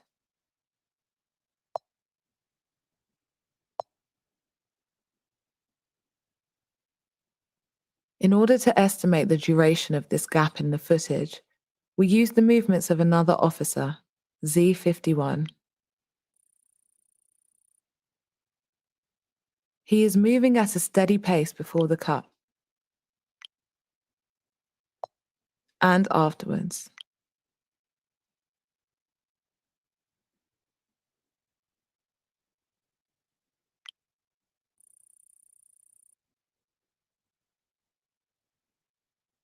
Studying his walking speed along a likely path between the 2 points, we estimate that the duration of the missing footage is at least 4 seconds. This is potentially long enough for Q63 to access the minicab.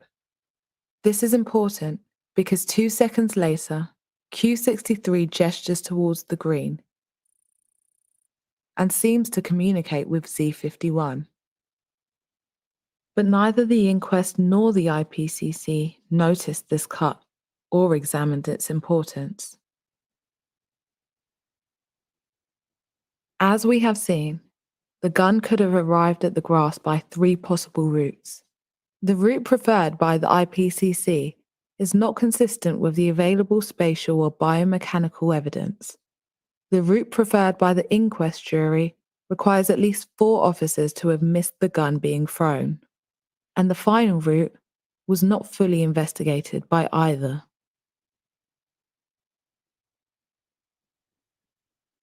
In September 2019, our investigation was instrumental in helping the family's lawyers to negotiate an out-of-court financial settlement with the Metropolitan Police.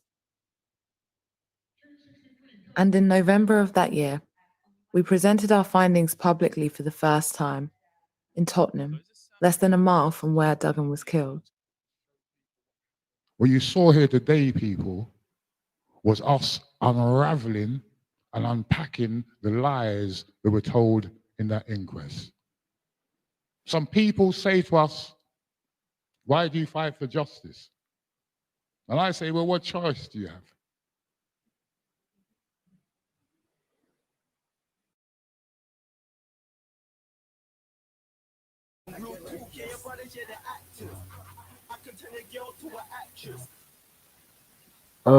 Yes. Yes. What's everyone saying?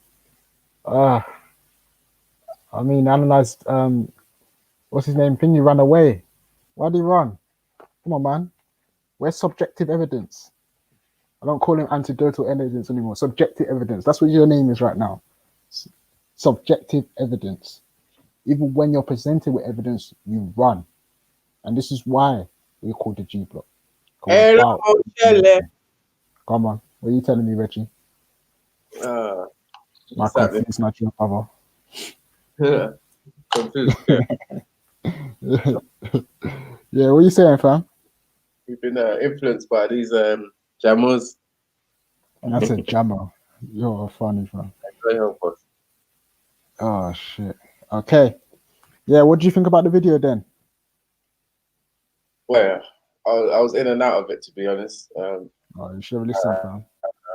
I did notice a few things, you know what I'm saying? Like, I'm kind of neutral in this. You know what I'm saying? I know some of you black people think, oh, because it's black, you have to it's right. I mean, you have to kind of be one-sided, you get what I'm saying? But I still feel it's quite neutral. And when I see it, I don't know.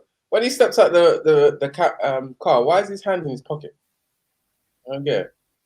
Well, that's the point. They said there that the hand in the pocket, I can't remember, but it had no significance. So it wasn't like he had the gun or whatever. It was just a posture that he had when after getting shot, like almost like to hold on to the place. The videos they kept repeating had his hand in his pocket before he got shot. Yeah, I know. As soon as he left the vehicle, the hand was. I say, watch my mouth. Subjective evidence. No, I can't. Honestly, I can't remember. But the video's links there anyway. You can go back and watch the bit and what they said about it. But I think from what I remember, it was to do with the fact that when he was falling, and that was like a reaction or something like that. But it had nothing to do with it anyway. Yeah. I'll just record a video that they kept saying that as soon as he was leaving. And that's for me. I don't know, when someone has their hand in their pocket, yeah, and it's like. Yeah, but that's what I'm saying. You can go back and watch what they said, because the idea is that they stopped him like he had a gun. The thing is with a lot of people saying that he had the gun and whatnot, and the police were right and whatnot and everything. Like, it's like you cannot. The thing is, when you go through things like this, yeah, you know, you I don't know if you've heard of Charles de Menace. Yeah. I mean, that was clearly a mistake what the police made in shooting someone who was innocent, right? Mm-hmm. The same thing with not even the same thing, but I can't think of another example. But the only example I can think of now that hasn't been put to the forefront as much, there was a guy I was watching the other day. He's from Jamaica or something like that, and he's living here in the UK. And basically, the story goes that he was a banker, top end of banking, making a lot of money, whatever. And basically one time he was, I think he was going into work or whatnot, and or I think it was at home even, and the police just come in and raided his yard, saying that they believe he was involved in drugs and selling drugs and whatnot and everything, and there was like an investigation into him, and you know, the result was not the result of the whole investigation, but that's the result of just the fact that they were investigating him. He lost his job. You know, they said that he was a big time drug dealer or whatnot and everything, but none of it was true, and all of it was yeah, it was just fabricated evidence. So they were like looking into why the police thought that and whatnot and everything. So it was interesting. But anyway, yeah, like I could send you the video to that one again, but I doubt you're gonna watch it anyway. But What you're trying to bring out is that they've lied, manipulated things before, so they. Oh yeah, of course, 100%. I agree with that. The police can get things wrong as well. They are human beings.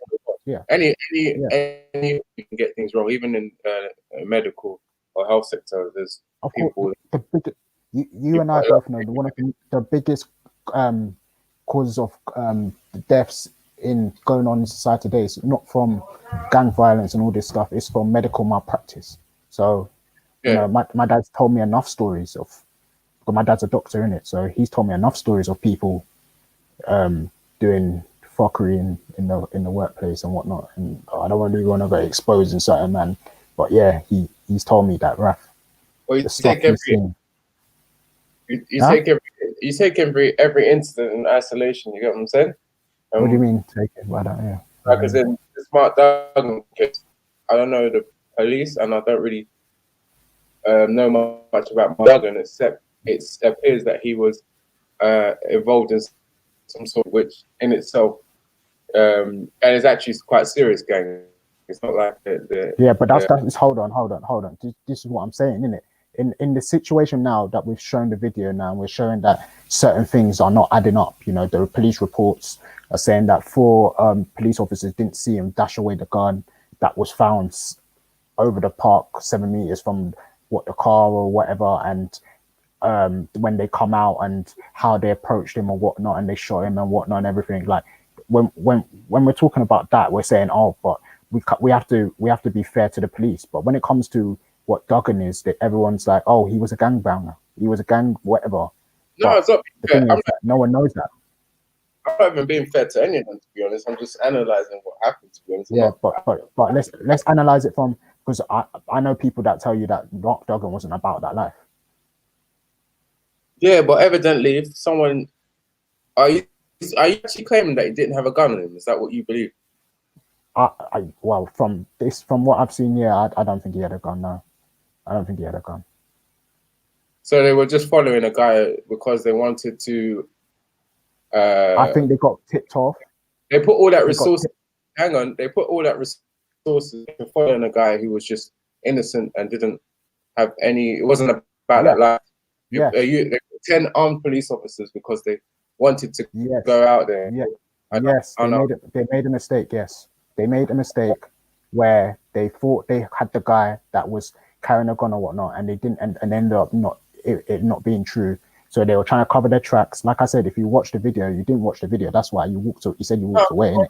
If you had watched the video, like I'm gonna say again, if you watched the video, you would have seen that there's scenarios. They went through everything. They showed you that the idea of the gun being thrown away from where Mark Duggan was shot, and so it couldn't be possible.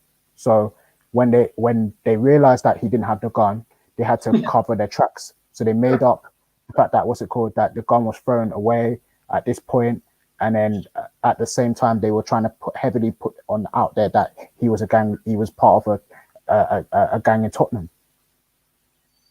But you watched the video as well. I don't think the people didn't really emphasize that he didn't have a gun on him in the first place. You get what I'm saying? No, of course they of course I mean, obviously you can draw a conclusion from watching that video. My conclusion from watching that video is that no, I think the police made a mistake. In what sense? You said that they did, that you don't believe he had a gun, but the people that made the video, who also seem to believe that he's innocent, they actually believe that he had a gun, initially, at least. They believe he had a gun. That's what they say. That's what the video says. Yeah, he had a gun. Yeah, that's what I got from what They're presupposing. They're saying, let's say he had the gun on him. Mhm. This is how did the gun end up 7 meters from where he was, and the police officer in their reports when they were talking to him saying that, oh, he had the gun and he was flashing it at them. They could see the gun clearly and the socks on it or whatnot and everything. They didn't see him throw the gun, but the gun ended up 7 meters from the car. How does that happen? Well, the only way that it could happen if he had the gun is if he threw it. So that's what they said. That's why I said that if you watch the video, they went through these scenarios about him having the gun and threw it couldn't be possible. They said that the gun was that at most the conclusion they can draw from it is that the police put the gun there. But I'm inferring another thing. I'm saying that not only did the police put it there, I feel that the police even made a mistake. Do you think that they couldn't go back on it, and they knew it was going to look bad on them, so they had to plant the gun there, 7 meters away from the car. Raf, you have a lot of people that are affiliated with ISIS, other organizations. Do they ever have, 6, 7 police officers following them? Sorry, say that again. You have people that are affiliated with ISIS, yeah? People that are on the watch list, yeah? Yeah. Do they ever have 6, 7 police officers following them? With ISIS, yeah. So 6, 7 police officers. What's your point? Well, you said that they just didn't. You basically insinuated they're just like putting all the resources, into paying officers. Yeah, they can make a mistake. They can make a mistake, fam. Look, everyone's acting like this. What I'm saying is insane, bro. This is not new. Like I said, Charles de Menace was killed because they thought he had a bomb. There was other groups of people who've had their houses run up on because they thought they would be selling drugs and whatnot. Police make mistakes and they pour millions of money into these things. And then when they realize, they try to find something to at least support the evidence so that at least close to the evidence so that everyone goes, oh, okay, yeah. This is what happened. Now everyone else can say, yeah, he had a gun. At most, he probably had the gun in the car and then he put it in the thing. The guy that was shot for being mistaken for a terrorist. Yeah. Didn't have a what do you call it? He didn't have a gun on him. Number one, he didn't have any weapon on him. You know what I'm saying? They said he had a bomb. Yeah, but he didn't. Of course, but that was the reason why they shot him, because they thought he was going to detonate a bomb. He wasn't what's the word for it? He didn't have any connection with any gangs or any ISIS or anything.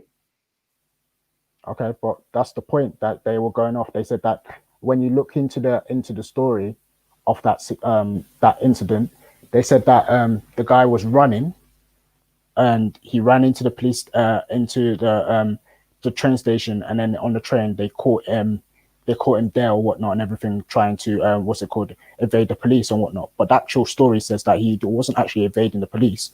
What happened was that he missed the bus that he was supposed to take to work, so he was late. He jumped on the train. And then, whilst being on the train, police just ran into the train and shot him. And they said that when they when they went back through what actually happened, why this ended up happening. Apparently, the police officer that was supposed to be surveilling.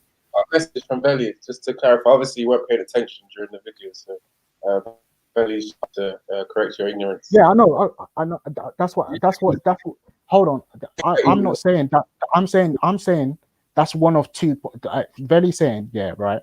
That they took the gun from the car and put it on the grass. No problem. So then he wasn't innocent. He did have a carry a gun with him, and he wasn't. That's what hold on. That's what everyone will say. Yeah, he had a gun. He put it there and whatnot. I honestly think that. I feel like there's another reason, thing. And the fact is that when they found out they'd unlawfully shot him for no reason or whatnot, just to hide the situation. They said, yeah, he had a gun, and the gun was thrown into the pot when they got the wrong person. But that's just my opinion. That's my opinion. That they unlawfully killed him. There is a possibility of that. Of course, they unlawfully killed him. That's the conclusion.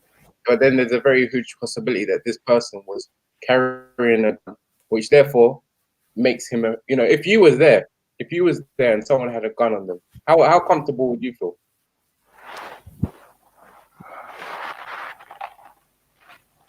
What, in terms of a raid and someone had a gun? Of course, I'd be uncomfortable. I'd be waiting for them to. The person next to you had a gun on them, just like those people in Streatham, just like the people in the bridge. That was a knife. They have to be literally within very close to you to actually impact you. But someone that has a gun, would you think that the best thing to do would be to wait for them to actually affect? No. You shoot, wouldn't you? Or if you had the option, you'd do something about it first, right? Yeah, but you can disarm them, and even then, in that situation, there was like, what's it called? There was several police officers onto him. So in that situation, they could have probably, before he even got out of the car. Remember in the video, it said that before he could even get round to actually, get out of the car, in less than in less than 3 seconds, they already shot him dead. Yeah, I definitely think that with hindsight, the police could have done things better. Maybe they could have waited for him to pull out the gun and actually shoot one of them. Hopefully, it won't hit them in the head and make them to die. Yeah, I don't think that was what happened. Huh? I don't think that's what they were trying. Like the gun on him or what and everything. I don't know. They said that they couldn't see whether or not he had the gun. I thought, look, how can I say this now? It's always easy to paint a picture. Yeah, They should have done this. They should have waited. They should have read his mind. Yeah, of course. And he would have bought out a bag of sweets and chocolates from his pocket, not an AK-47 or whatever kind of gun it was. It obviously wasn't an AK-47, but like this is a real life incident where someone had a gun on them. From what I'm actually gathering, you get what I'm saying? From what even Veli said as well. You know what I'm saying? Actually had a gun. Went out there with a gun. Was only one. Hold on, Reggie. I said there's two conclusions you can draw from it. One of my, I did an extra conclusion onto it. The one conclusion that everyone can agree upon is that he had a gun. It was in the car or whatever, or some people say it was on him in the pocket when he had it. But I think a video goes on to say no, it can't be because of this search. But I don't know. I can't remember what exactly it said. Yeah. Like I said, the gun was there, and then when they shot him and killed him, they realized, oh, they can't do that.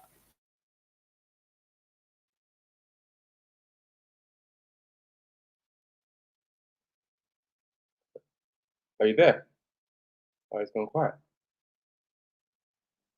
Hey, can y'all hear me? Because I can't hear Aaron Shedley. I presume he's here. Or is it me? Can y'all hear me in the chat?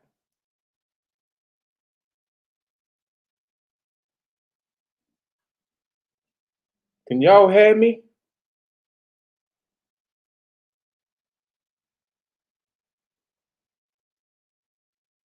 Oh, maybe y'all can't hear me.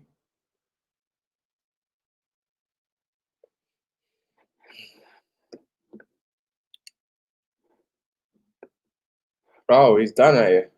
Look at that. Well, it's a mad thing, man. Oh, I don't know. Maybe Scattered Mind is probably going to come with a more academic approach and actually tell us some more factual things than this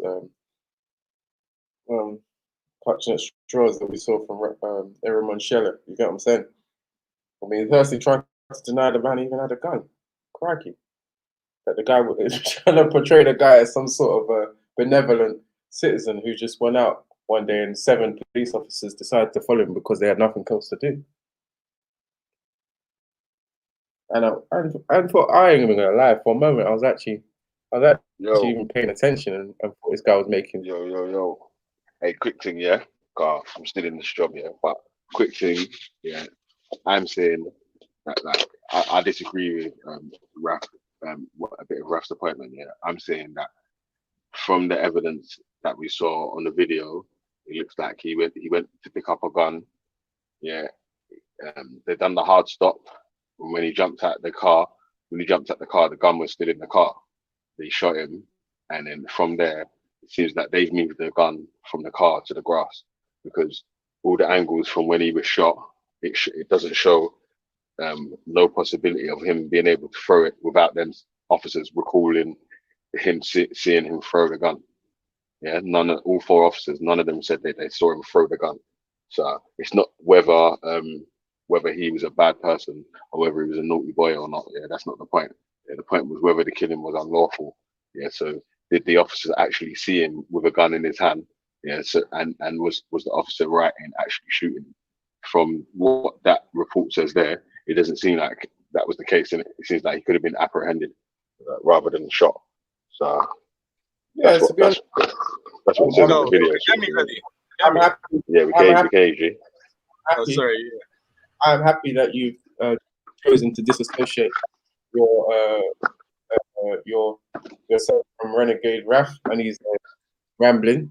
But what I would say is that overall, I would be happy to concede that the police officers were liable to some extent, and I'm happy to throw them to the wolves. But at the end of the day, we still have a person, an armed person who's gone out onto the streets with a gun.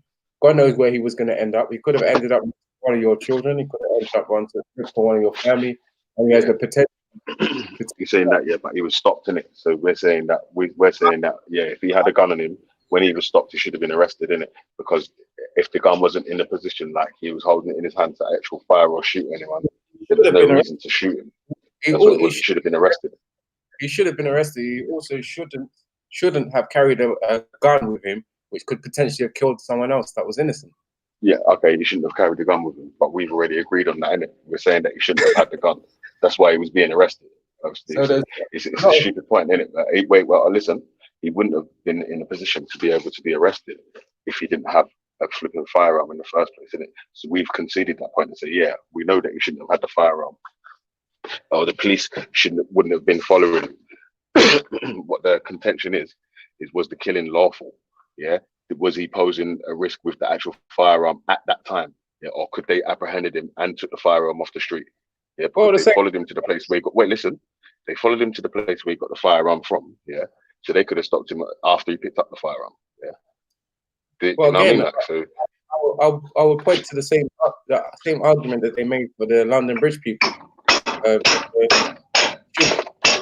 wait for them to not use the knife first before they take the person out, because how do they know the person's actually going to use the knife? Until... I mean, that's inaccurate, isn't it, Reggie? The London Bridge attacker was wearing a vest which they believed was a bomb, and so they shot him because they believed that the possibility was he would explode himself or take people out around him, right? So they held him down to the ground, they subdued him, and then police pulled people off of him whilst he was, and then shot him to ensure he couldn't detonate the bomb. It was later found out that the vest wearing was false, and they didn't need to shoot him. However, in that situation, it's understandable that they took that. They said there's no chances being taken. What the video showed us that Benny played earlier very clearly was that within 2 seconds, less than 2 seconds of police stopping and Mark Duggan getting out the car, he was shot not once but twice within 2 seconds. There was not enough time for them to establish whether he was holding a gun, whether he was a legitimate threat. They had assumed right from the off that he was a legitimate threat, and they shot him twice. The point that has been made several times that you seem to ignore is that the science has actually proven and shown that there was no way Mark Duggan could have thrown a gun 7 yards without any of the people seeing him in that way, in the same way he was shot, right? So they have done ballistics. They've seen how the bullet entered him. One went through his arm, straight through his arm to the people behind him. The other one went through his chest down to his back, which he was curled over. He was bent over, right? That's how the only way the bullet could enter him through his chest and out of his lower back. So we understand that if he was in that position, how is he able to throw a gun with the exact angle, proximity, which has been put across by scientists who have done the data set? If he was to throw it, had to be thrown at a very specific angle to land where that landed. And therefore, if he was to do that, we would see gunshot wounds consistent with his arm reaching outward to throw a gun. We don't see that. We see his arm actually tucked into his body, and that his arms are both tucked into him, which means if he is shot, the police should be able to see and take a gun off of his person if he is carrying an armed weapon. What we've come to find out, and what the image shows, is that he is not carrying that he is not an armed person at the time, and the police realize this, and that is why for the long period afterwards, when paramedics aren't called, when people are not notified, and the IPCC aren't even called in the first place to come and investigate, police officers are there for a good 15 minutes walking around the scene of the crime, back and forth from the body to the cab to the place where they eventually find the gun. So the reality is, and what we're showing is that the police, the IPCC who investigated this, did not investigate all three options properly. And I'd go as far as to say there was a fourth option that they didn't even consider to investigate, right?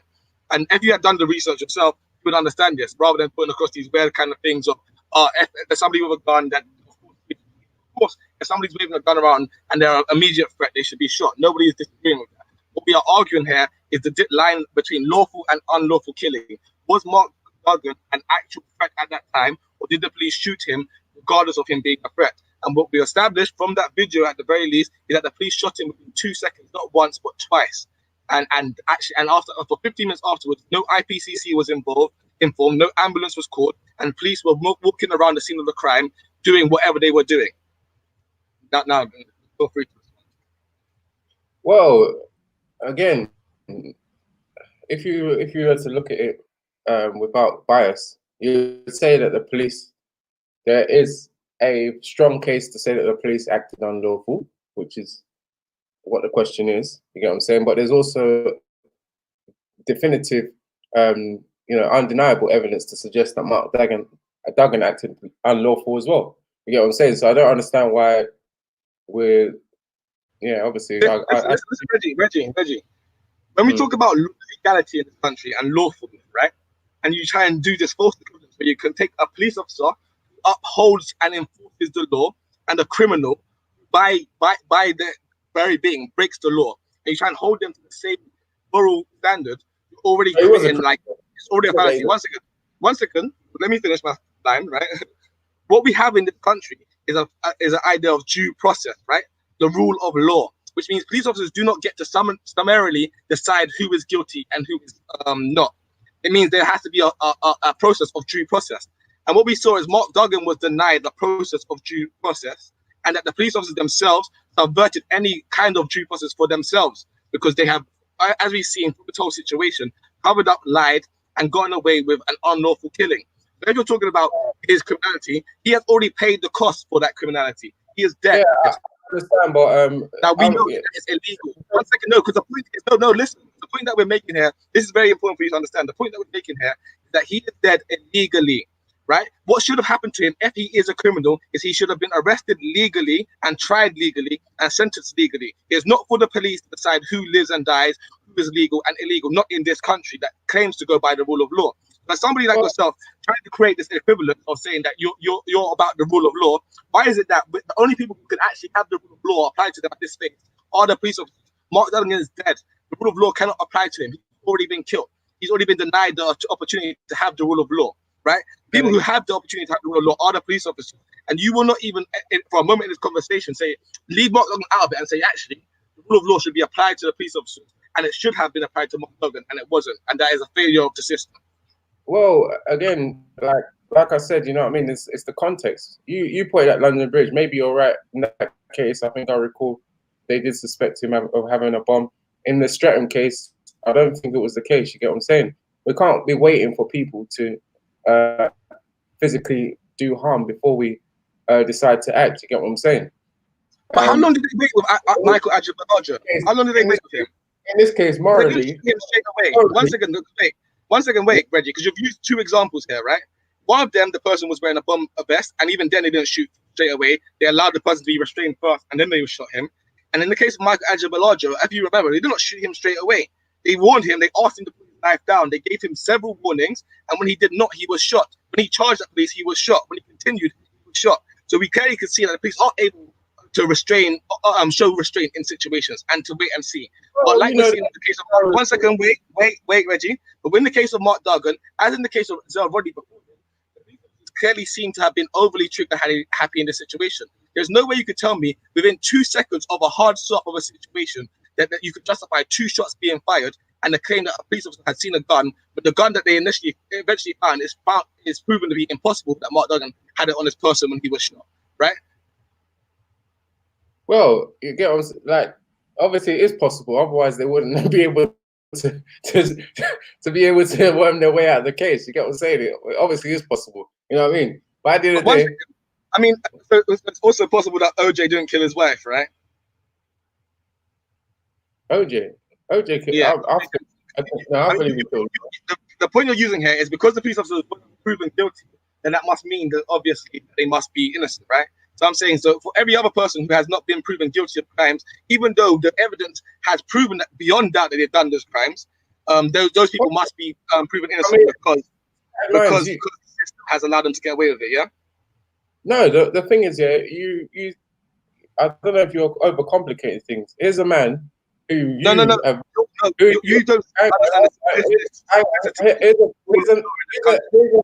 Here's a man who you yourself has openly stated that is a criminal who went out with an armed weapon that could have killed yourself, it could have killed me, it could have killed anybody. You get what I'm saying?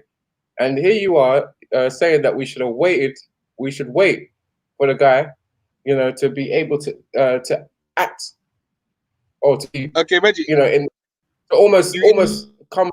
You ignored what I said. I had at no point, Reggie, listen to me. At no point have I said that Mark Duggan was armed.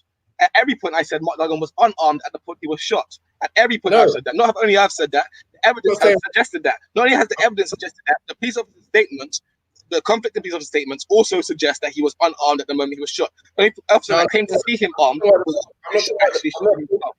Again, I'm not talking about the moment.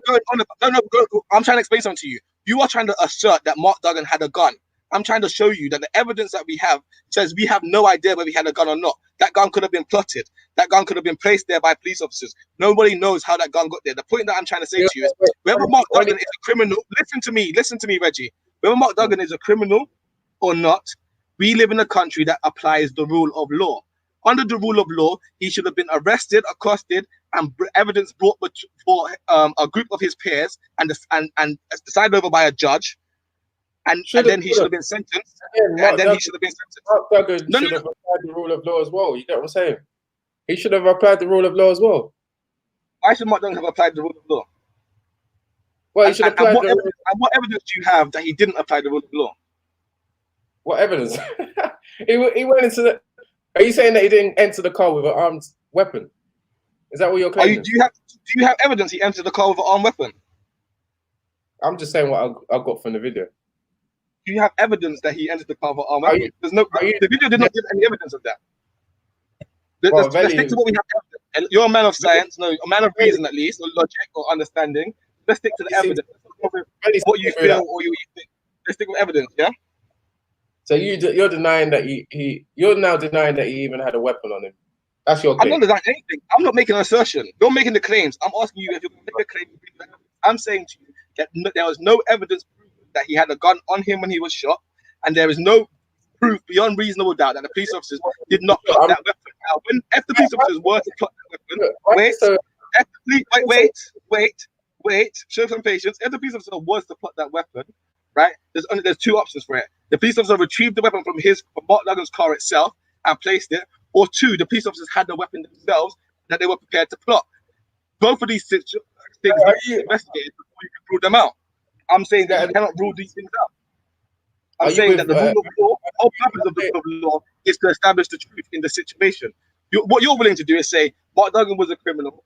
The police found a gun, therefore Mark Duggan must have had the gun, and so he deserved to get shot. I'm saying that's not how the rule of law applies. The rule of law applies that we need to be able to prove evidentially Mark Duggan acquired a gun earlier that day. The police will have to have evidence that Mark Duggan had that gun earlier that day. We have evidence that Mark Duggan had the gun on him when he was shot. We have to have evidence that Mark Duggan threw the gun into the grass. On all of these areas, we have no evidence. You keep making claims without evidence, and all I'm saying to you, if you're going to make the claims, bring the evidence. Don't try and bring me your stupid moralistic arguments about this person's a criminal and they carried a gun, it could have killed anybody. I don't care about that. We're dealing with the law here. Keep your emotions to yourself. Show me what you could prove. Yeah, simple. We're dealing with the law, so therefore you can't use your own integrity and your own morals and ethics because of the law. So if the law said that morals and integrity don't come into the law, what are you talking about? Do you understand how law works? Eh? Understand how law works? No, but blind, just do with facts and evidence. You save all the actual stuff for yourself. At the end of the day, yeah, the law, the video, sorry, states that this man went out with a gun. You get what I'm saying? He went out with a gun. And now you and the Renegade Rap, I don't know how you can even deny these facts.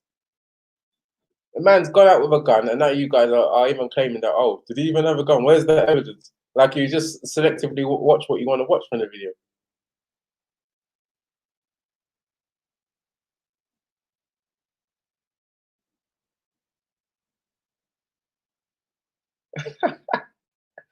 Oh my God.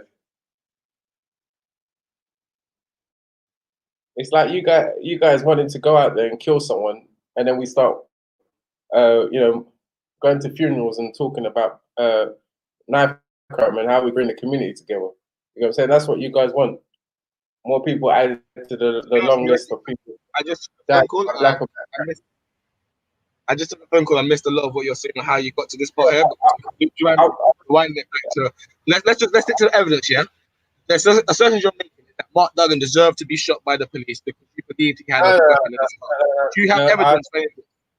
I didn't say he deserved to be shot by the police. I am saying that the police, there is a chance that the police have acted trigger happy and unlawful.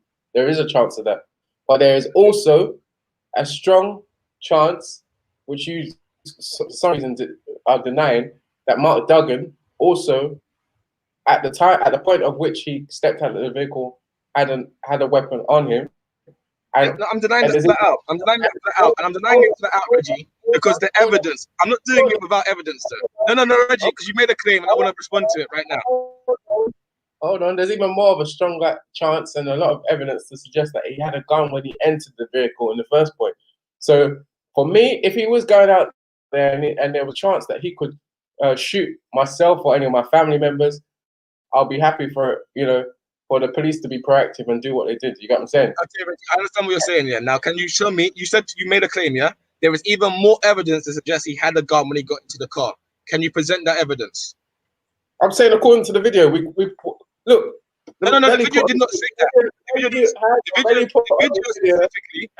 video specifically, no, Mark, listen. I watched the video twice already today, Reggie. I watched it twice already, right? The video specifically says that for the purpose of they were trying to examine, they were saying that Mark Duggan did not have a gun on him when he was shot. They said that they're not investigating the claims whether there was a weapon in the car or not. That was not the remit of what they were trying to look into. What they was looking into specifically is whether Mark Duggan had a gun on him when he was shot.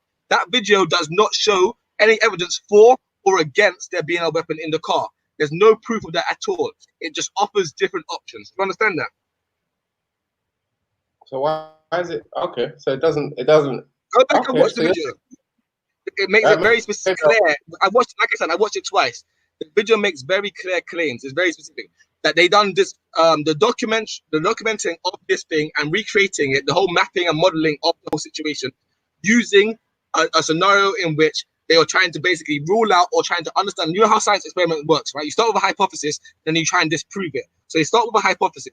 Mark Duggan was shot because he had a gun. They're not saying that he had evidence because Mark Duggan had a gun. They're saying this is what the police said. And now they use that, right? They start with that position. They move from that position and go through all the possible scenarios. Like I said, in my opinion, they miss out the fourth possibility. They never say that whether the police could have brought the gun to the scenario or not themselves. They never even investigate that at all in the scenario. They basically just say, we're going to start with the statement is that he has a gun.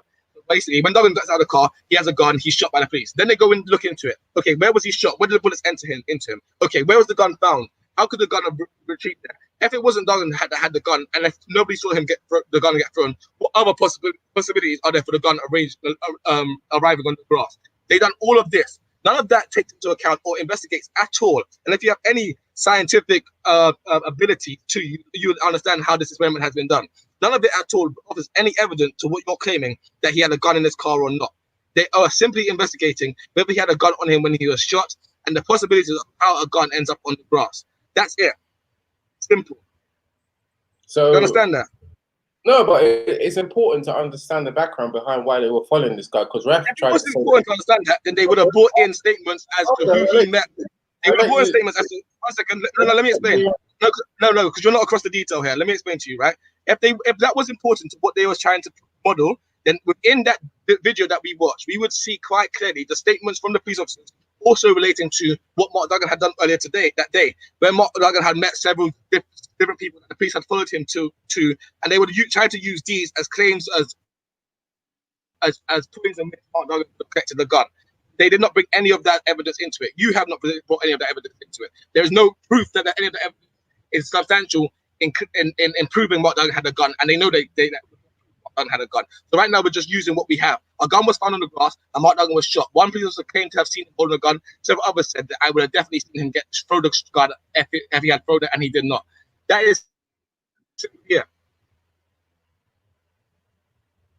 Well, I mean, I don't know. We're going around in circles. You get what I'm saying? Your claim is that the police basically decided to bring 7, 8 officers to a guy who. Oh, even Reggie's done.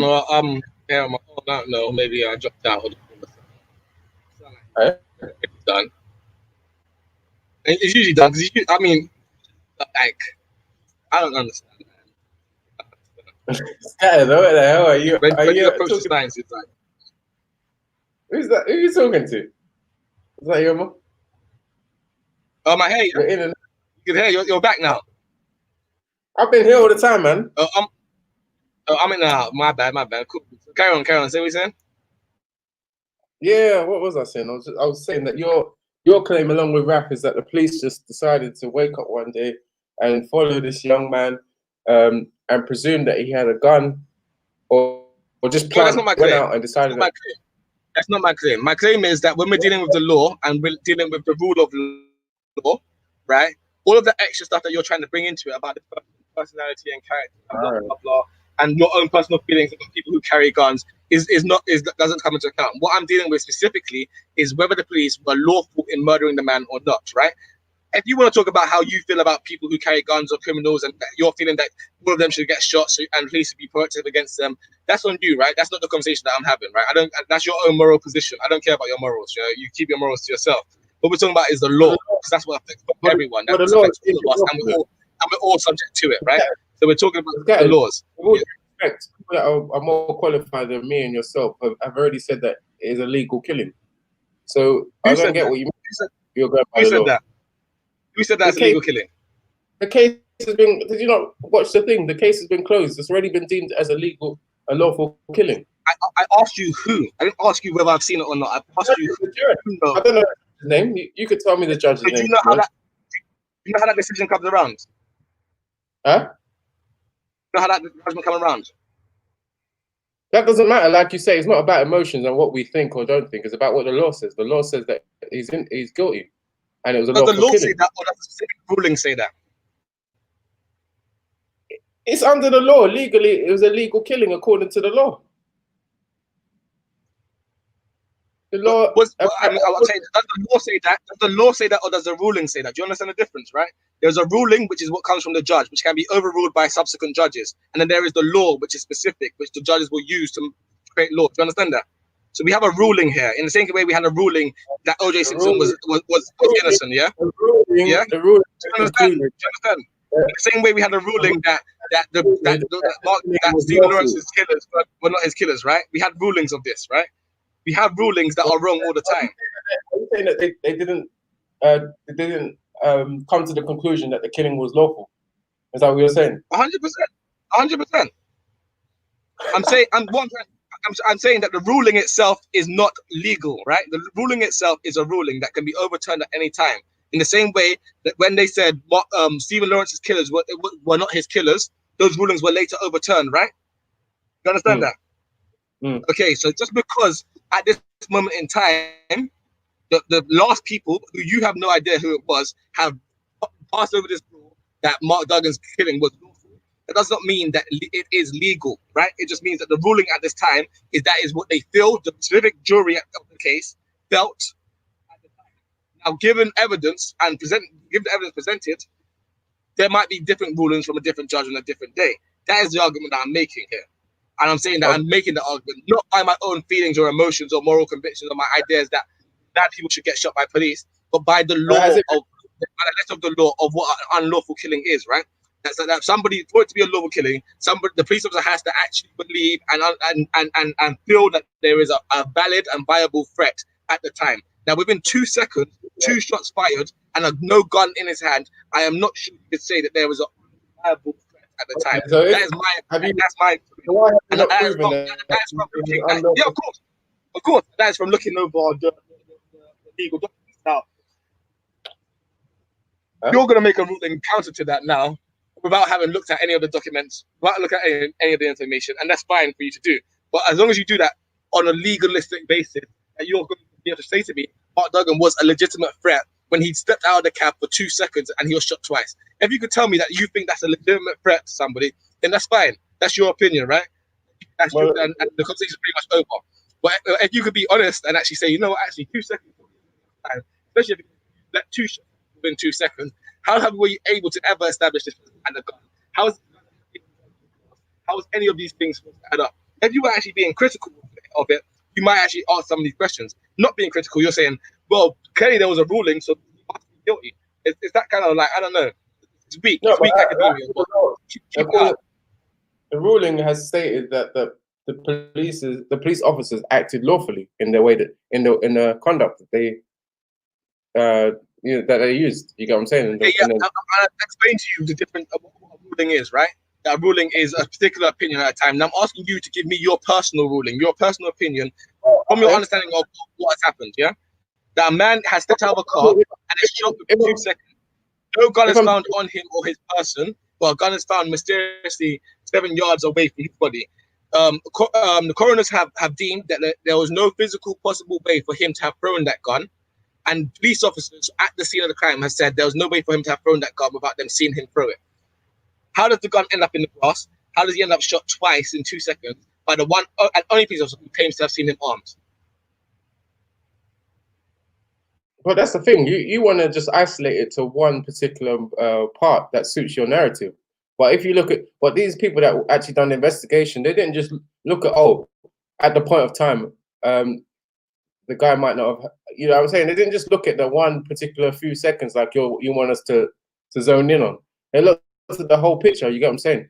They looked at the fact that there was a man that went out with a gun with an intent to go and cause harm. Now that guy is now... You keep saying that we don't bring any evidence for that, Richard. That point there, right? You gotta stop there. That point there, a man that went out with a gun, prove that he went out with a gun. Reggie, prove he went out with a gun. Reggie, prove he went out with a gun. Prove he went out with a gun. Prove he went out with a gun. Reggie, please prove how he went out with a gun. You made a claim. Can you please put evidence for your claim? Hang on, this is non-rehearsed. You get what I'm saying? This is non-rehearsed. This is 3D, real life in front of your face. Like the procedures can sometimes go outside of the window. You get what I'm saying? So can you tell me at what point you knew he had gone out with a gun? No, according to the whole case, like you want us to just isolate it to what happened. Yeah, no, I've read the case, Reggie. You're saying according to the whole case. What part of the case shows us that he had a gun, or that there has evidence that he had a gun? What part of the case? They're not going to determine whether it was lawful based on a few seconds of the incident. They're going to look at the whole picture. Have you read their notes, Reggie? What you're doing now is you're making is conjecture. You're saying they're not going to do this. Have you read what they've done for yourself to understand what they did and didn't do? Not what you conject that they will or will not do, or what you think is proper procedure. Have you read what actually happened? Or are you just going off what you feel ought to have happened and should have happened and what is normal procedure? I'm going based on this one video that we've watched today. And the one video that we watched today did not say anything about them having evidence or knowledge of him having a weapon prior to that. The one video we watched today from them basically creating a mapping with the acknowledgement of what the police officers has said, using their statements to recreate a situation. They've used the police officers at hand, only their statements themselves, to recreate this scenario. It had nothing to do with whether he acquired a weapon prior to that or not. They weren't, the video we watched today did not look into that. So if you want to keep bringing that out as evidence it. When he got out of the I don't when he got out, this is what I'm talking about echo chambers, you know. Like we're going to echoing now because this guy cannot take one point and at least refute my point. Refute the point and then I'll move on from there. If you can refute my point and say, actually, you know what, I can prove that there was evidence that he had a gun in his car, then I also have to shut my mouth, innit? I have to accept, you know what, actually, you're right. Maybe there was evidence he had a gun in his car. Can you prove that he didn't have a gun? Can you prove that he didn't have a gun in him? Have I made that claim? No. The claim that I've made is when he was shot, he had no gun on him. That's the claim that I've made. And that's backed up by evidence in the video which he just watched, right? I have not made any claim that he had no gun whatsoever.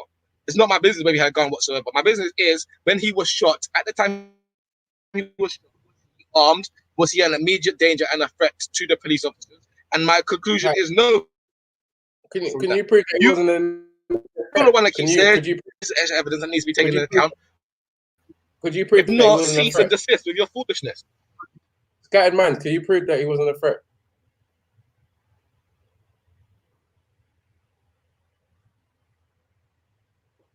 No, I think I've lost you again. Connection's been out. You're in and out, man. Yeah, man. It's a side of the connection. But yeah, Scattered, could you prove that he wasn't a threat?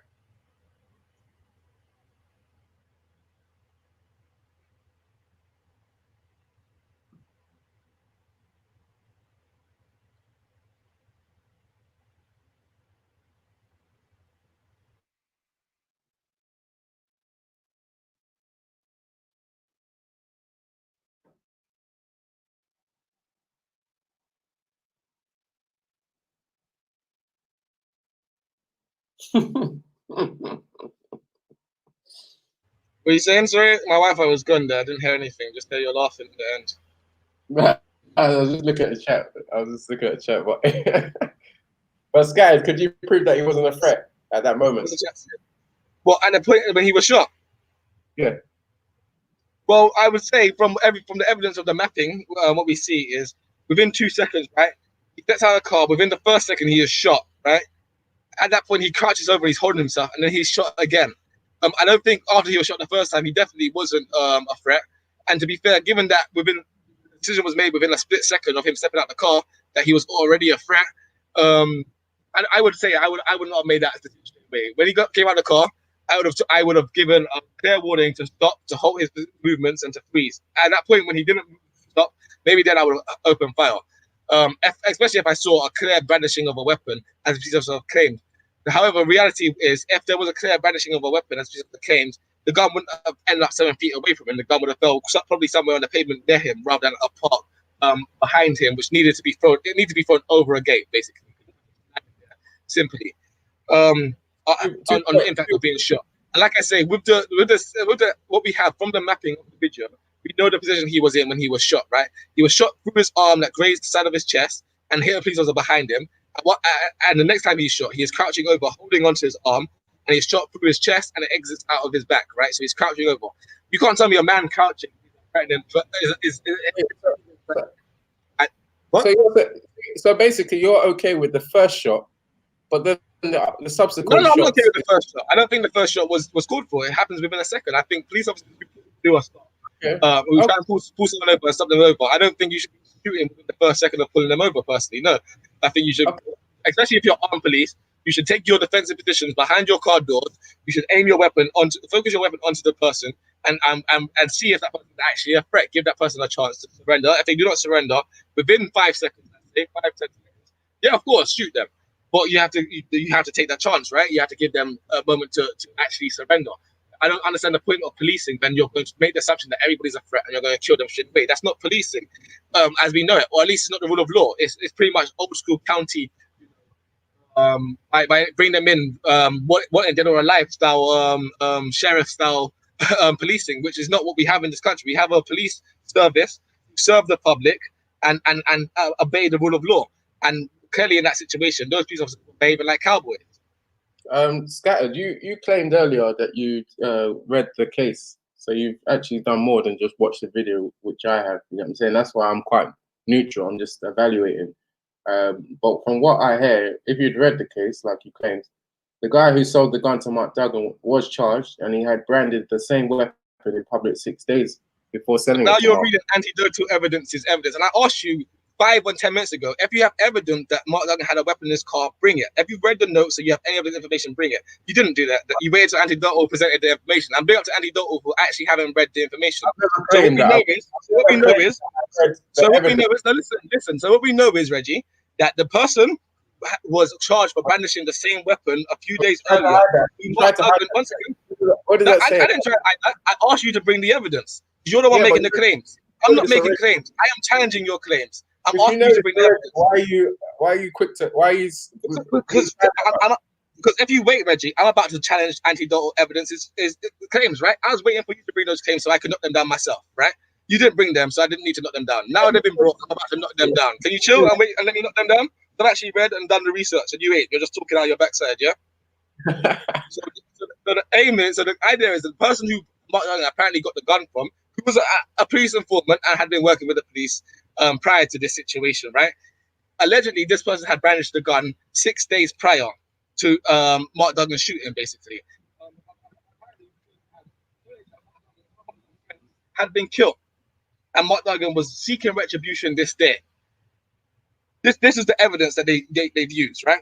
Still to this point, there is no evidence that could show a handover of weapon, any conversation, any link between Mark and the person who they arrested for supplying Mark with the weapon, other than that person's claim that he supplied Mark with the weapon. That has never been fully investigated or never been fully substantiated. Right now, we're taking one criminal's word against somebody who is not even here to be able to stand up for it. The people who have fought against this and the family of Mark Duggan, the campaigners who have been active in the process, have made it very clear. That person's sentence was reduced. Their time in prison was reduced once they had decided to tell the police and work with the police and claim that they had given a weapon to Mark Duggan. This was after the first Mark Duggan case had actually come to an end. Only then was this person's case reduced, after this person had cooperated with the police and given the story. Whether this person had given that weapon or what to Mark Duggan, I'm not sure. For me, there seems to be a whole lot of skullduggery into this case. The way in which the police officers actually acted and murdered this man, prior to him apparently carrying out another murder against somebody who had killed somebody in his own family, it seems very strange how the police were involved in themselves. And like I say, I would be willing to talk to anybody who knows the detail of this, into all the minutiae and every single way in which the police officers, from Operation Trident down to the killing of Mark Duggan and the whole search investigation into the quote-unquote claimed Tottenham Mandem, which is the gang that they claim Mark Duggan was a part of, right? If you look into every single step of this way, you're going to see very dodgy and strange actions from the police, which call into question all of these accounts. But the information that we have that proves that Mark Duggan had a weapon on him or not, that is still not proof, right? There's no evidence. There's nothing that links the two other than one man's statement. And we know from the court of law that one man's statement would not be enough to prove beyond reasonable doubt anything. Well, we understand.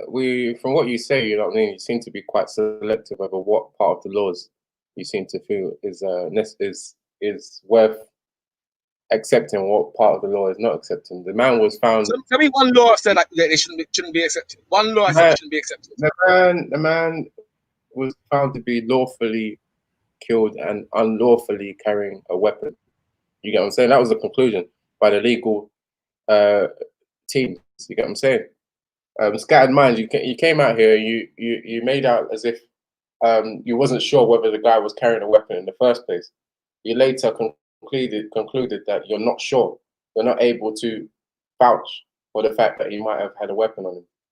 No. I never made any claims. This is the point, Reggie, where you keep making mistakes. You're making the claims.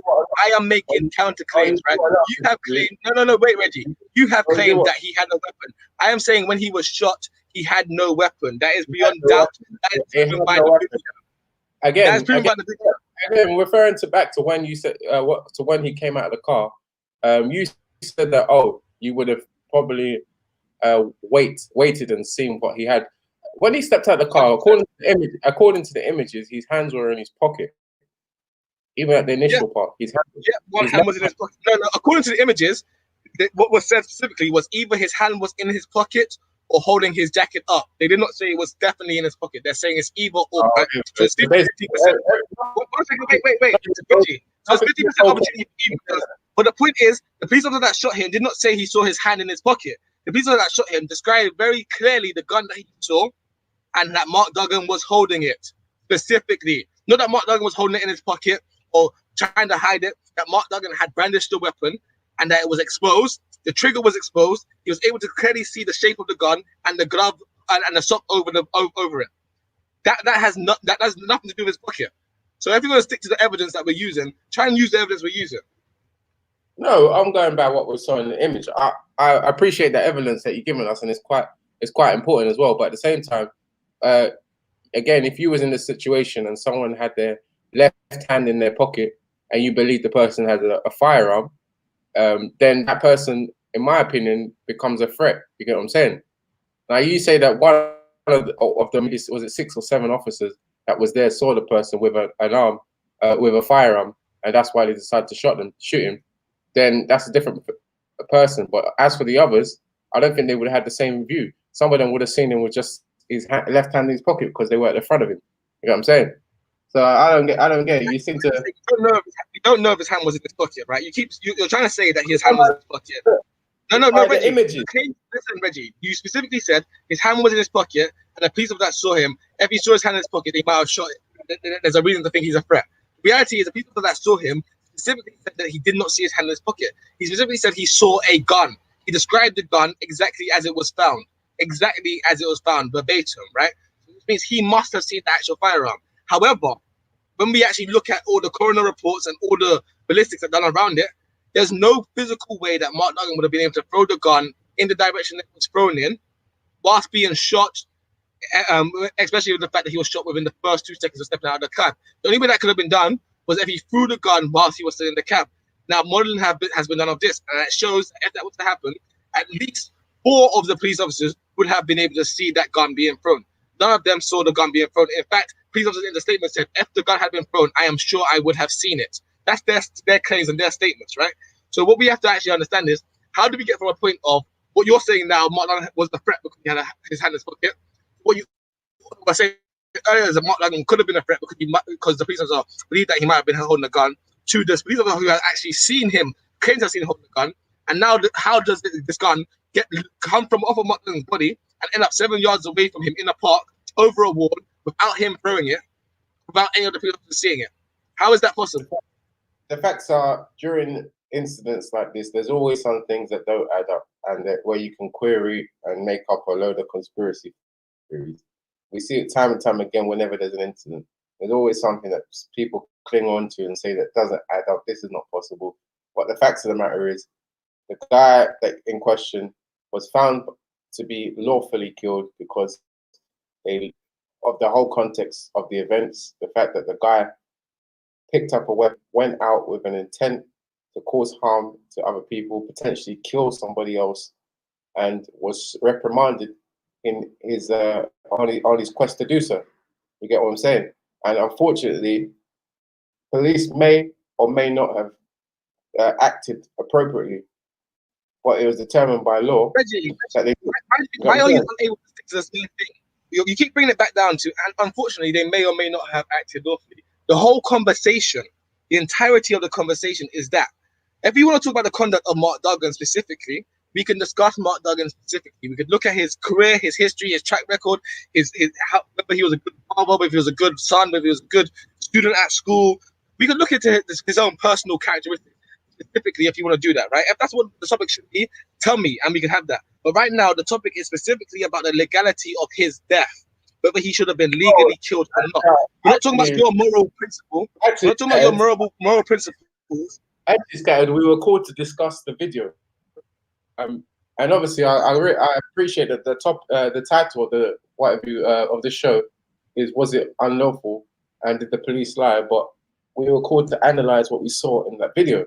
Otherwise, there's no point watching the whole video. You get what I'm saying? Because that is how the police came to their conclusion. I don't think that if you were to take an academic approach, you should just take out snippets of the video or just the points that suit your narrative, and then negate the rest of what happened. I don't think that sounds very academic. Reggie, when we talk about the video, I think we're very clear. We're very clear that I'm more across the video than you are, right? In terms of just understanding what they were doing with the modeling, you thought that they were modeling because they had evidence that there was a gun in the car. No, they was modeling because they used the police officer's statements. I watched the video, I analyzed the video fully. As you said, there is a question of the day, as there always is on G Block. So you may have come on because you were called to analyze the video, but overall, there's a question of the day that video is related to, which is, was the killing of Mark Duggan unlawful? did the police lie? That is specifically what we are discussing here today. You keep going into his moral character, his conduct, whether he was carrying a gun, how you personally feel about criminals who carry a gun, how you're afraid and you feel police officers should murder them. That's all personal, and you're allowed to have that. We are specifically discussing right now the legality, whether he was killed lawfully at that time or not. That's all it is. And you have said several times today in this conversation that you don't know. You're 50-50. He might have been killed or not. Your whole thing is that you feel like because of his personal characteristics, you're happy that he's dead. That's fair enough, Reggie. That's not what we're discussing. I'm getting that's a strong statement, scattered minds, but at the end of the day, you and I know very well that the black community, we have a very big problem with black on black crime. More so with knife crime. You get what I'm saying? Now this person potentially could have gone away, yeah, and the police not stopped him and gone on and killed another black person. You get what I'm saying? And here you are, you're saying basically the police, you know, maybe you're even trying to go as far as insinuating. You're talking foolishness now. So the police should have a right to kill anyone who might commit a crime in the community. Is that what you're saying, Reggie?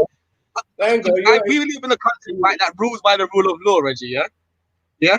So are you telling me you think the police? One second. If the police, no, I'm asking you a question here, Reggie, related to exactly what you just said. If the police knew Damalola Taylor's killers had a knife and they were possibly going to kill Damalola Taylor, you think it's the police's responsibility to murder those people? I think it's the police's responsibility that if someone has a weapon on them, they do their best to reprimand. That's the question that I asked you specifically. The police officers, should they be allowed to kill someone they suspect might kill somebody else? No, they shouldn't. They should. Okay, so shut your mouth for that example, innit? We have trials, right? So Mark Duggan's. I'm not here saying Mark Duggan should be allowed to roam around the streets with a gun. I'm saying that anybody who has a gun and a knife, anybody in this country who breaks the law, should be subject to the rule of law and not to summarily murdering by the police. That's the only point that I've made, right? That police officers should not be allowed to just kill people because they have a weapon. That police officers should be arresting people and taking them into custody. The conversation that we've been had is, was Mark Duggan lawfully killed or not? I'm trying to stick to that point. Please, I gotta go now because I've got a meeting. But I don't understand what the hell, why you keep going back and forth to his personal characteristics and how you feel about black people who carry knives and guns and how they might be other threats to other black people. That's a completely different conversation. Like I say, when I get back, Reggie, if you want to have that specific conversation specifically, we could talk about that. How should the police handle people within the black community who carry weapons? How should the police police criminals in the black community? How should criminality be handled within the black community? We can have that conversation at any time you want. We can do that, like I said, when I come back in the next half an hour. But right now, we're specifically talking about the legality of his shooting. That was it. Was it legal? And you have conceded twice, 3 times already today, that you have no idea whether he was killed lawfully or not. You say you actually admitted that you think that it could have been illegal the way the police killed him. You guys said that twice. You watched the video and you said that twice today. And so I understand why the conversation. One second. I understand why the conversation doesn't just end there. Why is it you have to bring in all the extra stuff about what he might be like? It's mad. You know? Because you know, when you're an analyzer, you probably you when you're an analysis, when you carry out analysis, I don't know what an analyzer is. When I do my analysis, I like to look at all angles of what is, you know, what made the people come to the conclusion. Because as I mentioned, the law has already come to the conclusion that this man was lawfully killed. You get what I'm saying? No matter what we debate here today and what people's different opinions are, I think most people who come on the panel will probably support you in your rhetoric. I think people in the chat, it might be a bit divided, but whatever people say, the man has legally been deemed to be killed lawfully. You get what I'm saying? That is just the facts of the matter. You know what I'm saying? Yeah, no, sure. The question of the day was the killing of Mark Duggan unlawful, and did the police lie? So we have an opportunity to actually investigate and look into what the police statements was, look at the video, and come to our conclusions. That's what this opportunity was. You could take the position of saying, oh, he was found guilty, so therefore we're accepting it. In the same way we could have done that in the case of Stephen Lawrence and said, you know, those 4 white boys that were initially accused of his murder were found innocent, so therefore they're innocent, right? We could do that all day with so many different cases across the board. The reality is the rule of law does not work on one specific ruling, right? The rule of law needs to be tried and tested and have evidence brought forth and shown. And that was never the opportunity. That opportunity was never given to Mark Duggan. And we can see here in this case, in regards to the police officers themselves, it was clearly subverted. Clearly subverted. The police officers have not faced justice for the unlawful killing of the man. That's it. But I got to go because I got a meeting. Big up. All right, big up. Well, that's the thing. When you do comparisons like that, and I know you get this all the time on these shows, you compare Damilola Taylor, an innocent young schoolboy, to a guy that was going out with a gun, which I don't see how that actually does good for the community. And one, you know what I'm saying? We have a problem with black on black crime, specifically more knife crime. And here's a guy with an intent to go and kill more people. And we've got Scattered Mind, who's a Pan-Africanist, who's meant to be pro-black betterment, dancing around, trying to advocate for that person to have just been allowed to continue what they're doing in simplicity, to continue to live the lifestyle that they were on track to live. It doesn't really add up. 5 people died because he's carrying a gun. I didn't know. That's interesting. Everything is everything. Black region of the Roman Catholic Church. Well, everything is everything. I know you hate white people, but I don't know. Like I'm in. You know what I mean? I'm just neutral. You get what I'm saying? I'm just trying to live righteous, as they say. Truth and rights over everything. You know what I mean? Yeah, right. Just focus on the truth. You know what I mean? Like, I don't see how it benefits any of us to pick a team or benefits me anyway to pick a side in this. I'm just trying to be objective.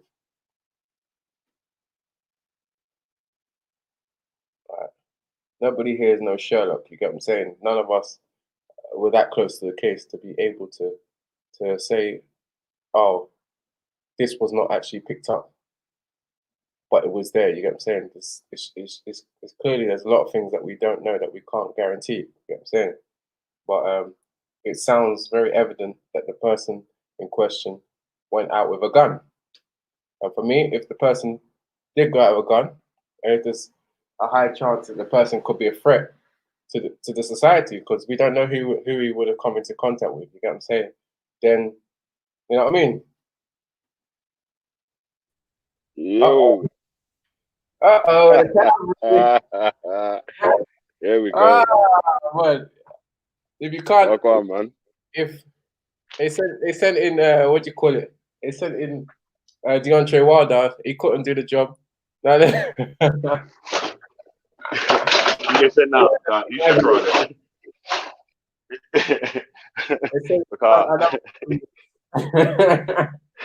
You're a fool, you know.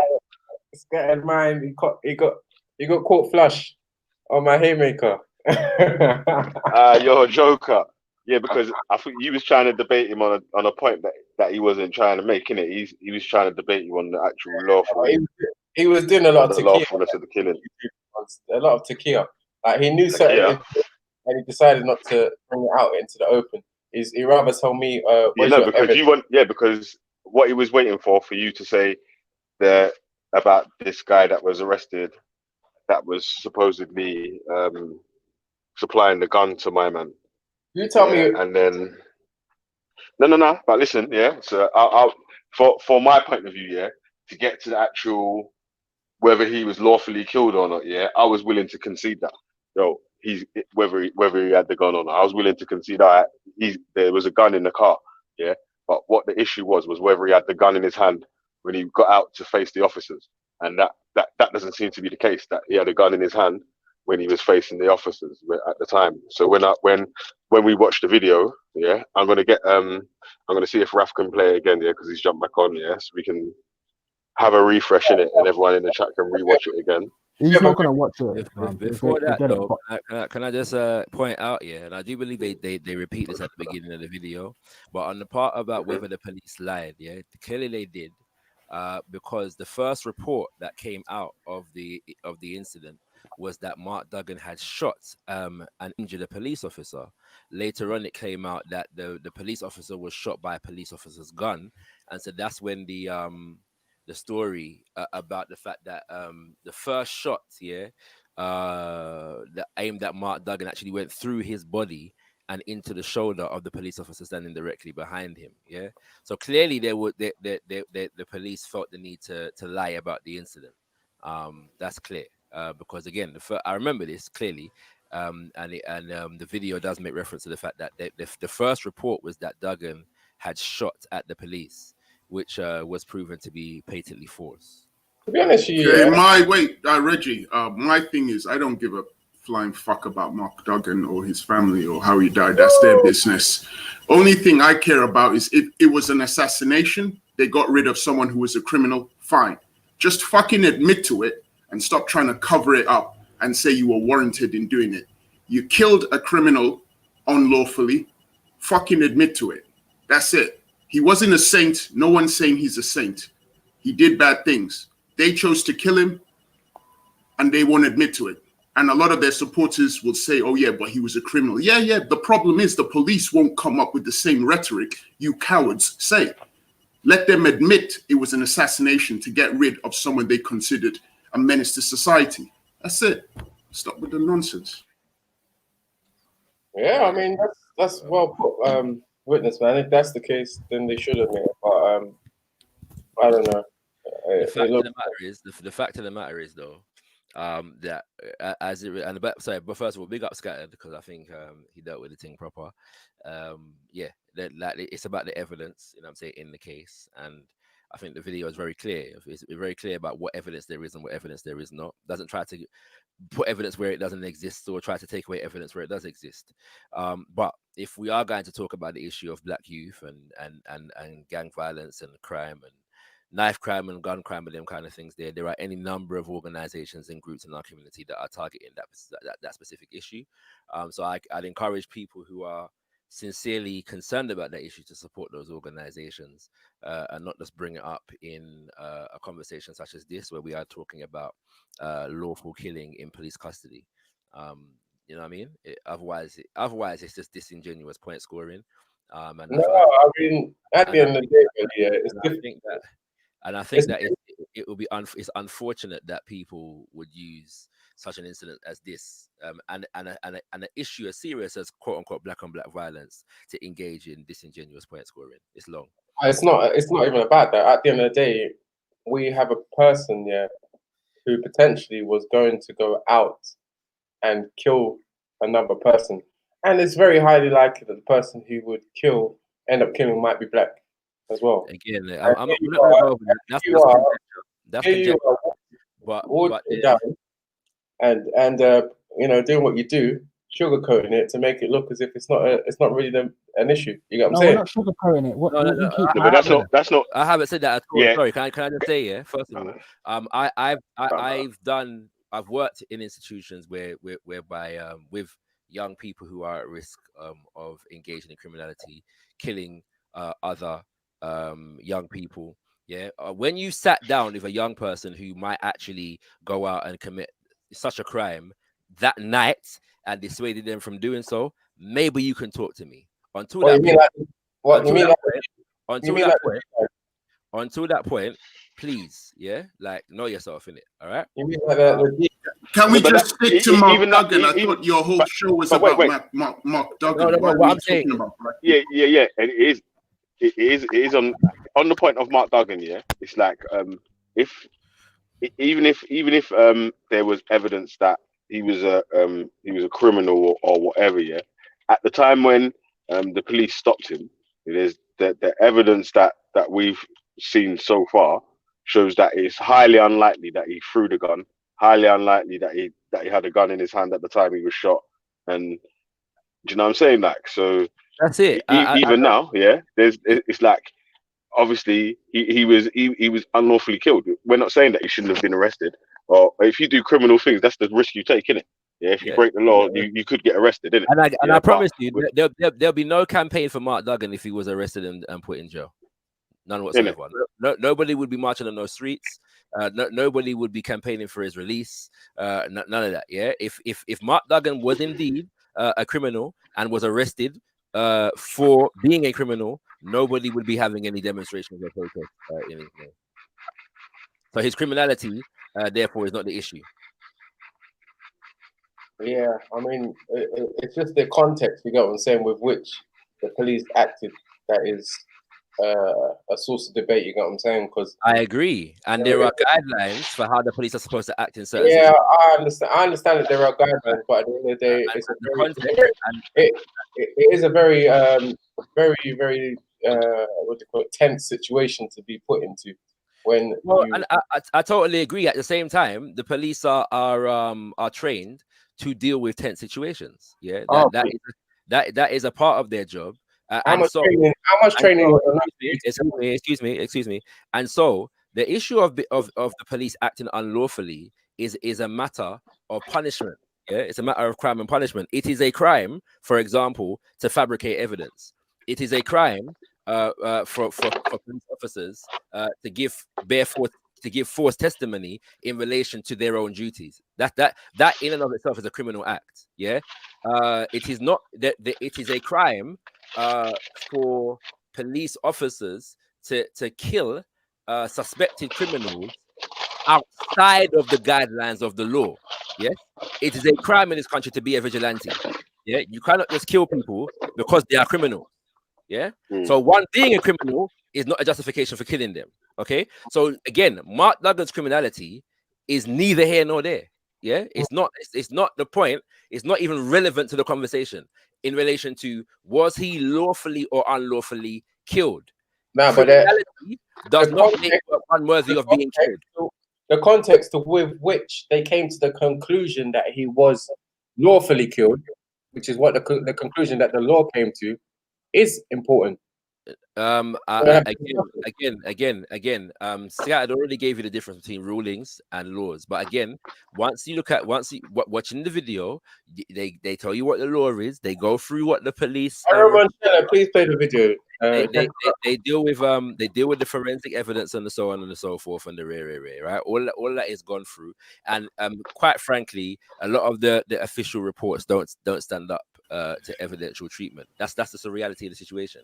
Yeah. Reggie, there was a part in the video that that was played where one of the policemen said he could not confirm that he saw Mark Duggan throwing the gun. That was in the video, in the report. One of the policemen said that, who was behind Mark Duggan. They gave his name as a code, W something. He said in the report that he couldn't confirm that he saw Mark Duggan throw a gun away. None of them said that they saw it. They all said they didn't see him throw it. So what do you think about that, Reggie? My thoughts is that sometimes you may not see it, but it might have happened. You know what I'm saying? It is possible, and very likely that he. Whoa, Reggie, we're sticking to what was in the report. We're not talking about what may or may not have happened. They gave an official documentation of what they saw, and one of the policemen in that video that was played said that he didn't see that happen. And I'm curious, what is your opinion of that policeman who said that in that video? Yeah, a lot of them said that they didn't see. I think they all said that. They didn't see him throw the weapon, and if he had done it, they would have seen it. All right. So I don't know. It's possible that they say that, and he's still done it. There is a possibility that it still happened even if they didn't see it. You get what I'm saying? Are you aware of the fact that there are incidents in this country whereby people actually have weapons and survive the encounter? Like, it's possible to arrest somebody with a visible weapon. Yes. But every situation needs to be taken in isolation, right? But you are aware of that fact, yes? You're like known criminals in this country who are armed are arrested, regularly. Yeah, it's not unusual, right? So the point is, Duggan, a different day from those situations. Fine. That's all well and good. The fact of the matter is there is a law, yes, in the country, and not about tense situations are not, as far as I'm aware. Now, anybody who's listening can correct me if I'm wrong, but as far as I'm aware, being in a tense situation is not an excuse for breaking the law, especially as a law enforcement agent. That's right. Right. Okay. So the question. So then, the tensity of the situation is also neither here nor there. Yes. Yeah. As a police officer, if you break the law, you cannot go in front of a judge and say, "Well, boy, fam, it was a tense situation." Yeah. The judge will not accept that as viable reasoning within a case. Yeah. No. So we can leave the intensity of the situation out of it. The question is, yeah, So hang on, did they act according to the law, and were they dishonest in the discharge of their duties? One second. I think on the second question, we can definitely say they lied. Yeah, there's a lot of lying in what the police have said. The first lie was that they didn't that he shot at the police. Yes, this was proved to be patently false. Yeah. The report was made that Mark Duggan shot and injured a police officer. The police officer was shot with another police officer's gun, and it came to light that the situation was that the first shot went through Mark Duggan's body and hit that police officer. Yeah, so we know that there was dishonesty. There are also procedures, even if in the case of a lawful killing, there are procedures that are supposed to follow in such cases. Yeah, for example, when police reports are supposed to be taken and profiled, that wasn't done. I believe it was over 48 hours before a lot of the procedure, the red tape, was actually completed. And you're supposed to contact the family of the individual who you've killed. Yeah, 48 hours later, there's nobody from the police has contacted the family. Okay, yeah.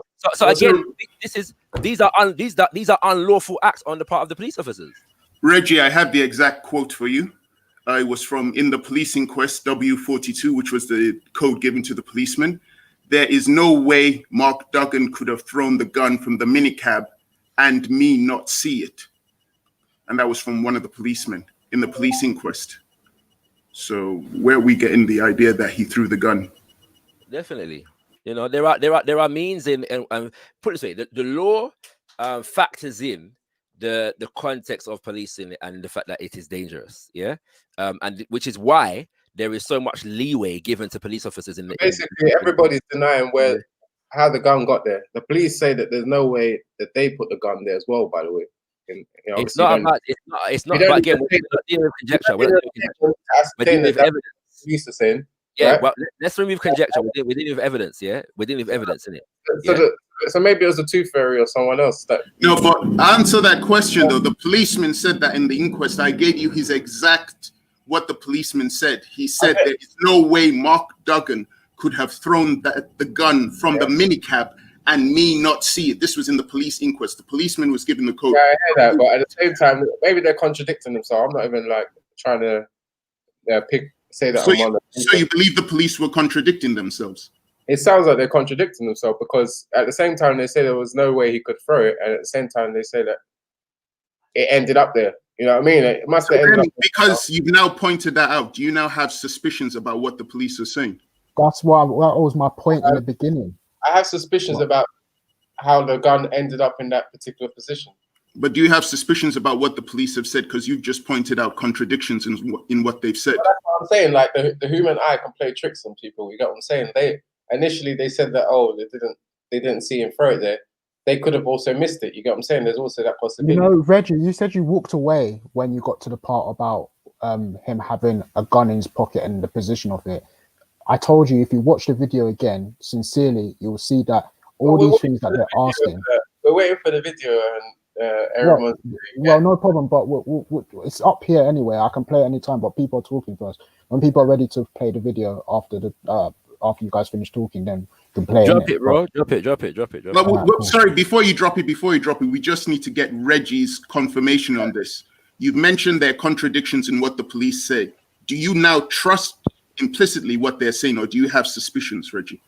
I have suspicions about the police. I'm not someone that's doesn't that defend the police. No, not police in general. In this case, just in this case alone. Yeah, definitely. I mean, according to what has been said, and like watching any video that is basically going against any of these conspiracy videos, you also have don't focus on this situation, brother. No. I'm not saying conspiracy. Sorry, Raf. I'm not saying conspiracy. I read you a report from the inquest where one of the police clearly said there is no way Mark Duggan could have thrown the gun from the minicab and me not see it. This is what he said. Mm-hmm. This is not conspiracy. This is what that policeman said in the inquest. That was from the report. That's what I'm asking you. Definitely. Like I said, it sounds like a very big contradiction. But people can say that kind of thing. Oh, there's no way this would have happened, and I not see it, and it actually. You know what I'm saying? It's just follow up question to that. Follow up question to that. I can you also accept that the initial police report on the incident was also a fabrication, a lie? The initial report. Yes. So that the story that Mark Duggan had shot and injured a police officer when the police officer was actually shot by another police officer's gun. Can you also appreciate that was a fabrication on the part of the police? That was a lie. That's why I need the video to be replayed, because I'm. Yeah, but you see, Reddy, I showed you the video earlier, but you walked. Oh, come on, man! Like, this is silly, man. Like, come on. All right, play the video. Yeah.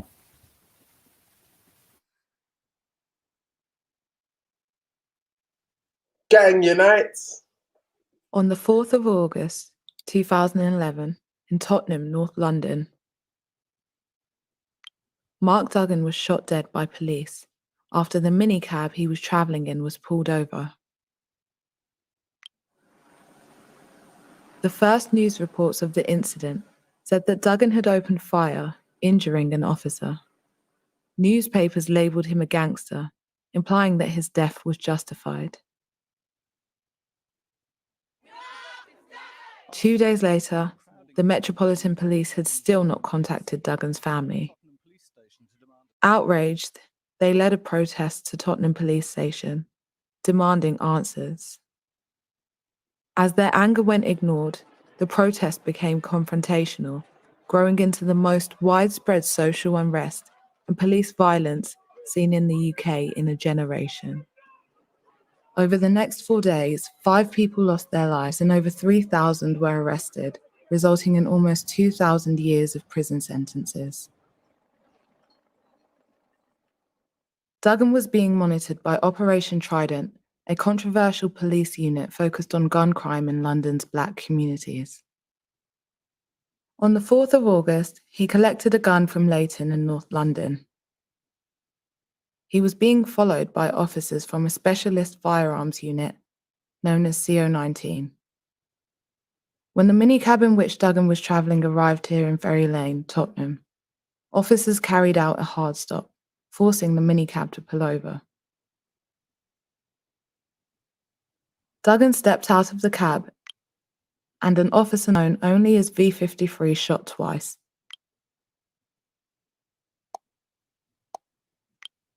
Killing Mark Duggan and injuring another officer known as W42. V53 later told investigators that he saw Duggan holding the gun in his right hand and that he felt his life to be in danger. But while a gun was found at the scene, it was found here, 7 meters away from the site of the shooting. The gun was covered by a sock, and no DNA evidence connected it to Duggan. Despite this, in 2014, an inquest jury returned a verdict of lawful killing. And a year later, the national police watchdog, the IPCC, concluded that Duggan had been holding the gun and was in the process of throwing it as he was shot.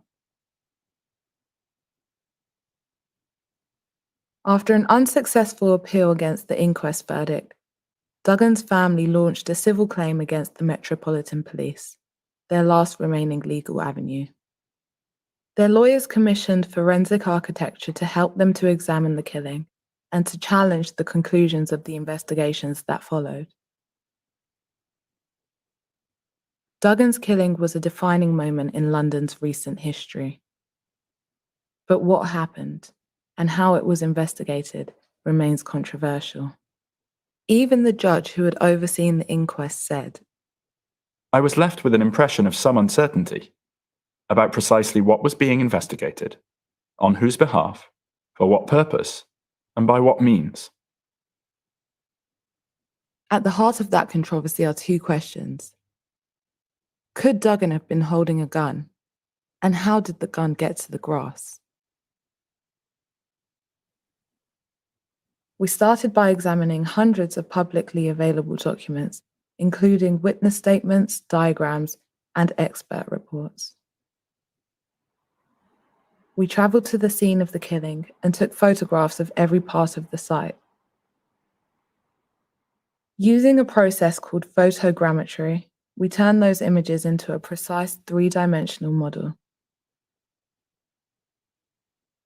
But with no video footage to rely on, we had to reconstruct the officers' movements from their testimonies.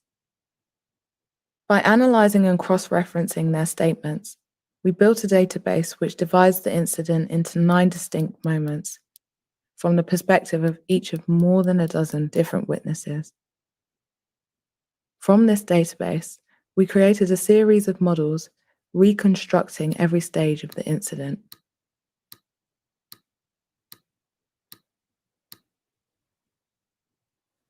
We then used plans drawn by witnesses to estimate the position of the 2 officers that were directly involved in the shooting.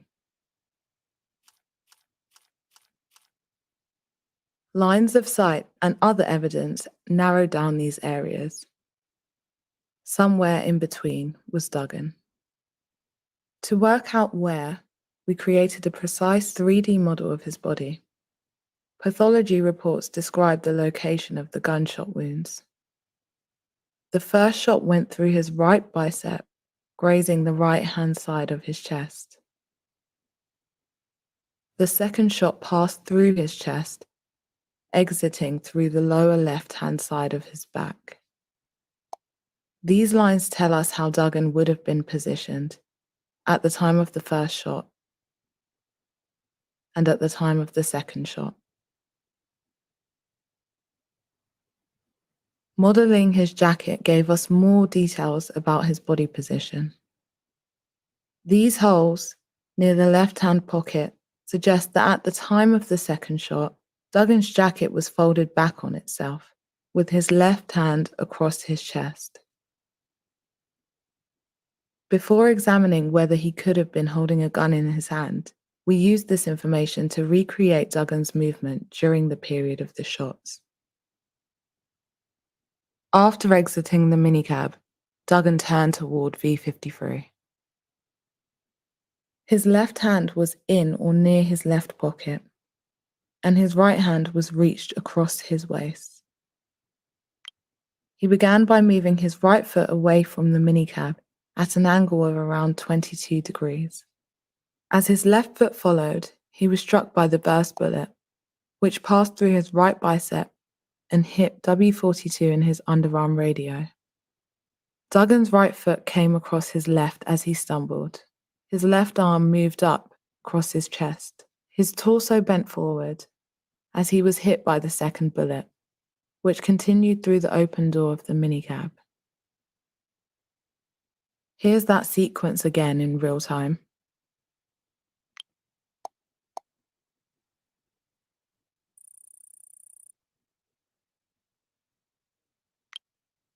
According to our analysis, from Mark Duggan exiting the minicab to receiving the second fatal shot, no more than 1.5 seconds had elapsed. According to the IPCC, sometime during that period, Duggan threw the gun with enough force to land 7 meters away. A new study by biomechanics expert Dr. Jeremy Bauer told us that to travel that far, the gun would have to be thrown at an angle of between 31 and 40 degrees, at about 6.7 meters per second. At the inquest, V53 described the gun in Duggan's hand in detail. He said, "I can make out the trigger guard, I can make out the barrel, and it's side on to his body, and there's a black sock covering that weapon." But he also said that he didn't see Duggan throwing the gun. He told the inquest, "It would clear up a hell of a lot of stuff if I was able to say, yes, I saw the gun fly through the air and it landed wherever, but I didn't see it."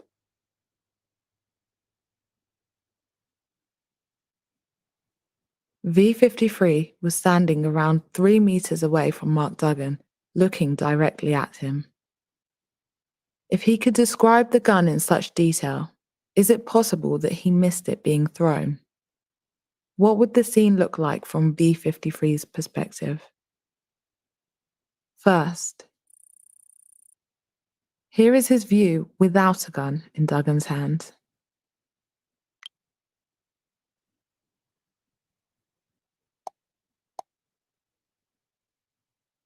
Then, with Duggan throwing the gun at different moments. Before the first shot,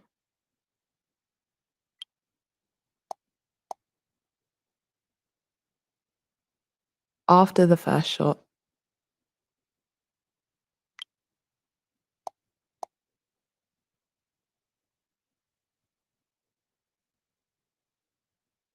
and after the second shot.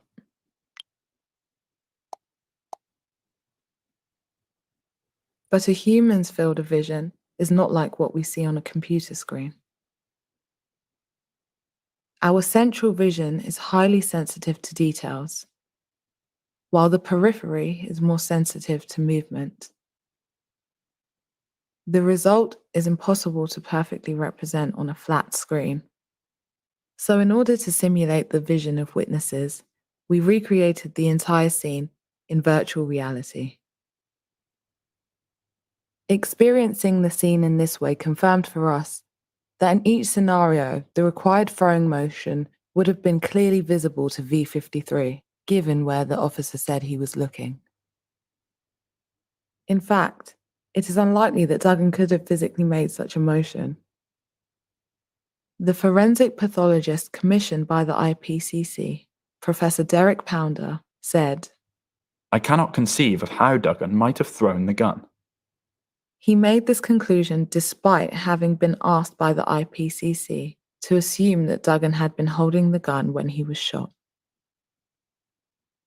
Dr. Bauer, the biomechanics expert, also concluded that it is unlikely Mr. Duggan could have thrown the gun after he was shot in the arm. If Duggan didn't throw the gun at that time, there are only two alternatives. Either Duggan threw the gun as he exited the minicab, or the gun was moved by police officers. In both cases, Duggan would not have been holding a gun when he was shot and would have posed no threat to the police. In 2014, the inquest jury concluded that, more likely than not, Mark Duggan threw the firearm as soon as the minicab came to a stop. To test this theory, we needed to understand how the hard stop could have played out.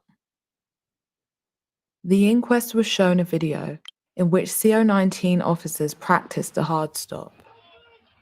Multiple officers described the Ferry Lane incident as a textbook hard stop. So we applied those timings to our animated model.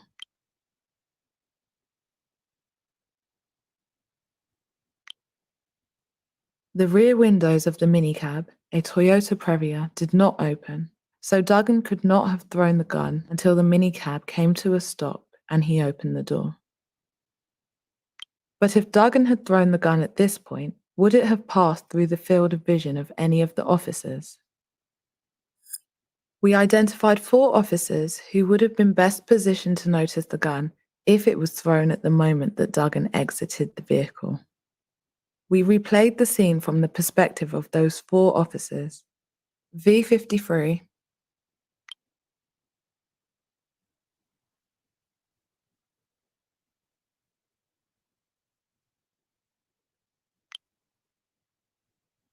W70,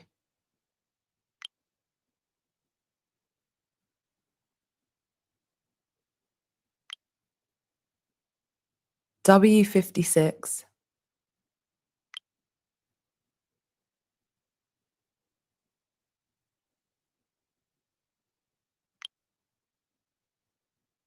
and W42.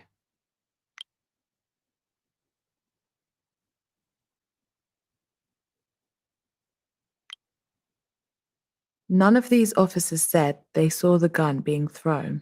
In fact, W42 told the inquest, There is no way Mark Duggan could have thrown the gun from the minicab and me not see it.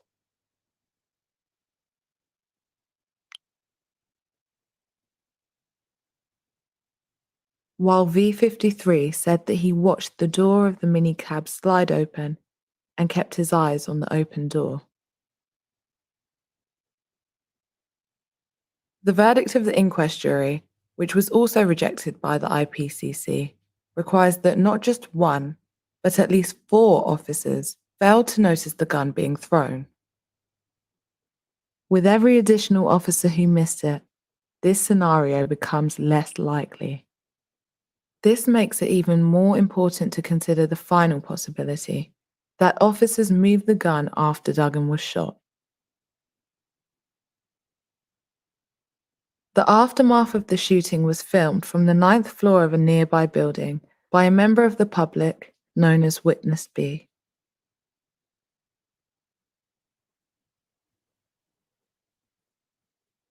Their footage is 15 minutes long and begins around 40 seconds after the shooting. Based on this footage, the IPCC rejected the possibility that the gun had been planted, saying, There is no sign of any officer planting a firearm on the grass. and also, There is no evidence any person entered the rear of the minicab. but these statements are misleading. Let's take a look at the first claim. Witness B's footage is very low resolution. Would it even be possible to see a gun in the footage at this distance? We introduced a model of a gun into the scene. Then we applied filters to recreate the resolution of the footage, demonstrating that the gun wouldn't be visible in the video at this distance. However, the footage does show us how the officers moved around the scene. So we can examine the IPCC's claim that there is no evidence that any officer entered the rear of the minicab. Witness B's footage is shaky, so first we stabilize the video so that stationary objects like the cars stay in the same place in the frame. This made it easier to identify individual officers and to track their movements around the scene. We assigned a code name to each officer until we could work out who they are. For example, the officer known as Q63 is identifiable because of his white t-shirt.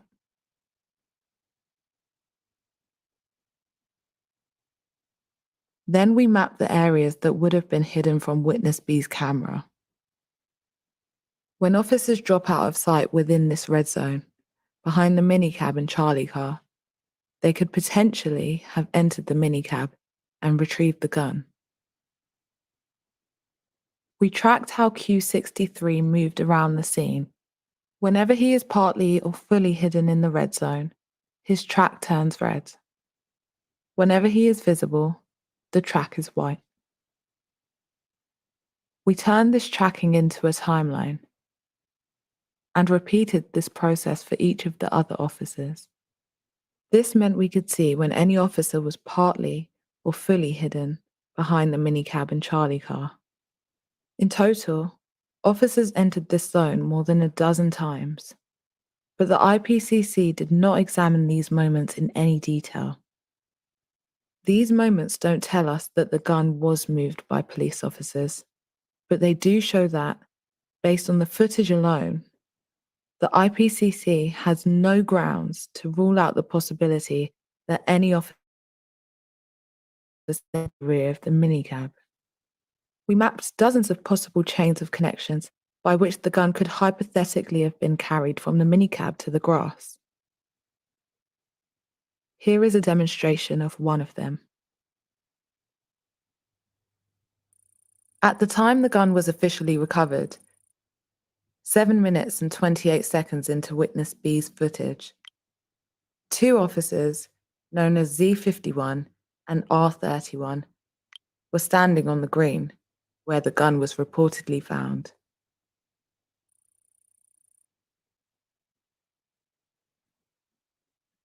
They can be seen in this photo, taken by a member of the public from the other side of the park.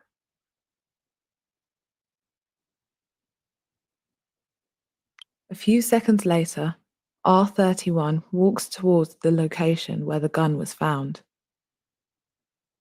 If we follow R31's movements backward through time, we can see that 2 minutes earlier, he passed close to Q63. And around 40 seconds earlier, Q63 disappeared within the red zone for 12 seconds. This alone does not suggest that Q63 moved the gun from the minicab. But the IPCC cannot use Witness B's footage to rule out that possibility. The IPCC's investigators didn't only misread the evidence, the experts also failed to identify and examine something potentially important, a clear cut in the footage.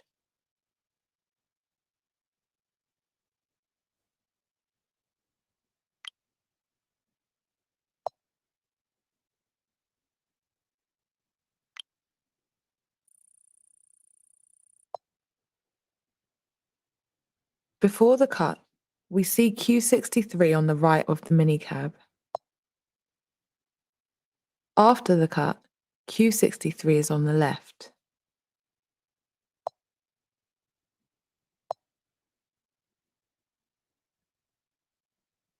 In order to estimate the duration of this gap in the footage, we use the movements of another officer, Z51. He is moving at a steady pace before the cut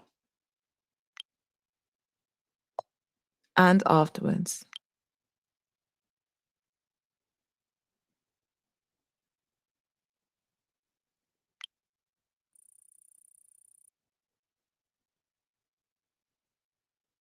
Studying his walking speed along a likely path between the 2 points, we estimate that the duration of the missing footage is at least 4 seconds. This is potentially long enough for Q63 to access the minicab. This is important because 2 seconds later, Q63 gestures towards the green and seems to communicate with Z51. But neither the inquest nor the IPCC noticed this cut or examined its importance. As we have seen, the gun could have arrived at the grass by 3 possible routes.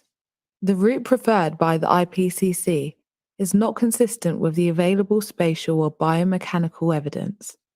The route preferred by the inquest jury requires at least 4 officers to have missed the gun being thrown. And the final route was not fully investigated by either.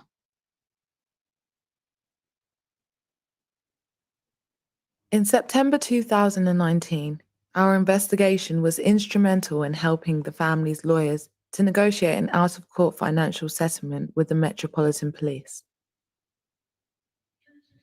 And in November of that year, we presented our findings publicly for the first time in Tottenham, less than a mile from where Duggan was killed.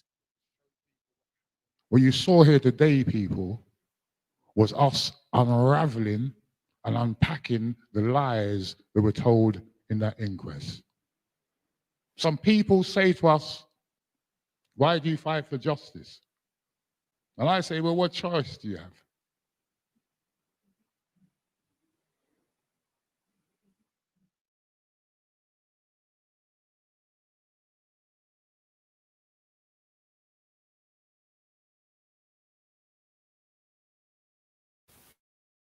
Yeah.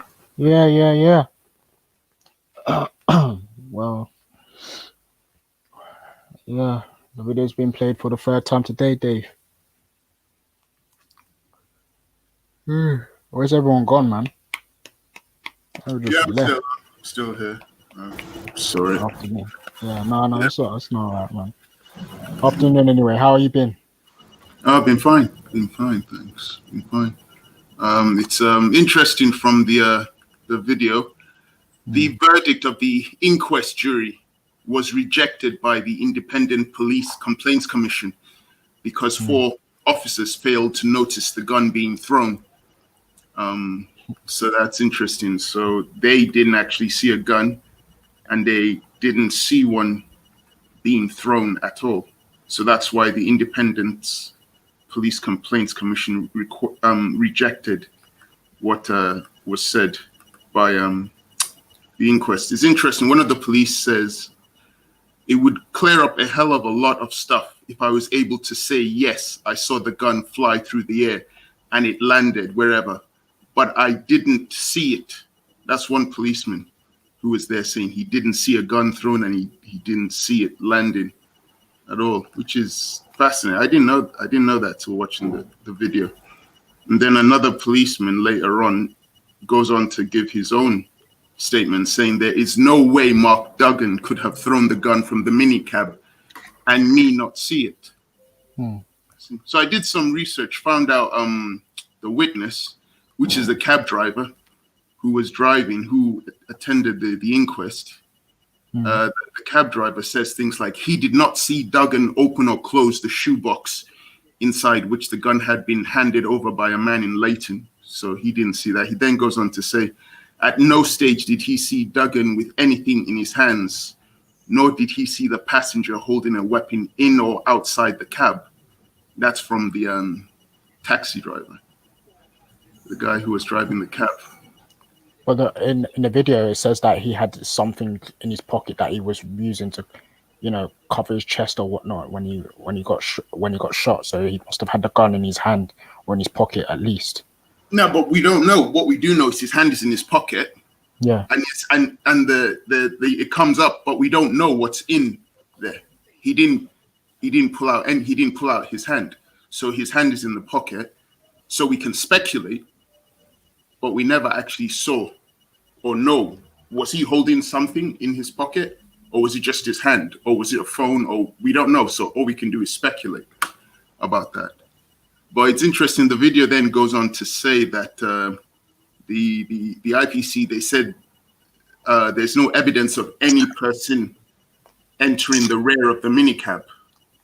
But it's interesting in the video with that eyewitness thing. They saw a couple of people. They saw one policeman walking behind the rear of the cab. So I don't know what was going on there from that video footage. Well, they said they cut out a section of at least 4 seconds of the video. So okay, it was tampered with. That's what they're saying. All right. Okay. But they also gave a settlement. There was a settlement. Yeah, it was. That's what the video that they just showed went on to prove that the evidence that you brought to say that Duggan was pointing the gun or shooting or whatnot was like false. It was unlawful killing because this is what we've analyzed and this is what we've done the research on to show. And so this video was used to get him off. Not to get him off, but to get to prove that it was an unlawful killing, and he got a settlement at least from that.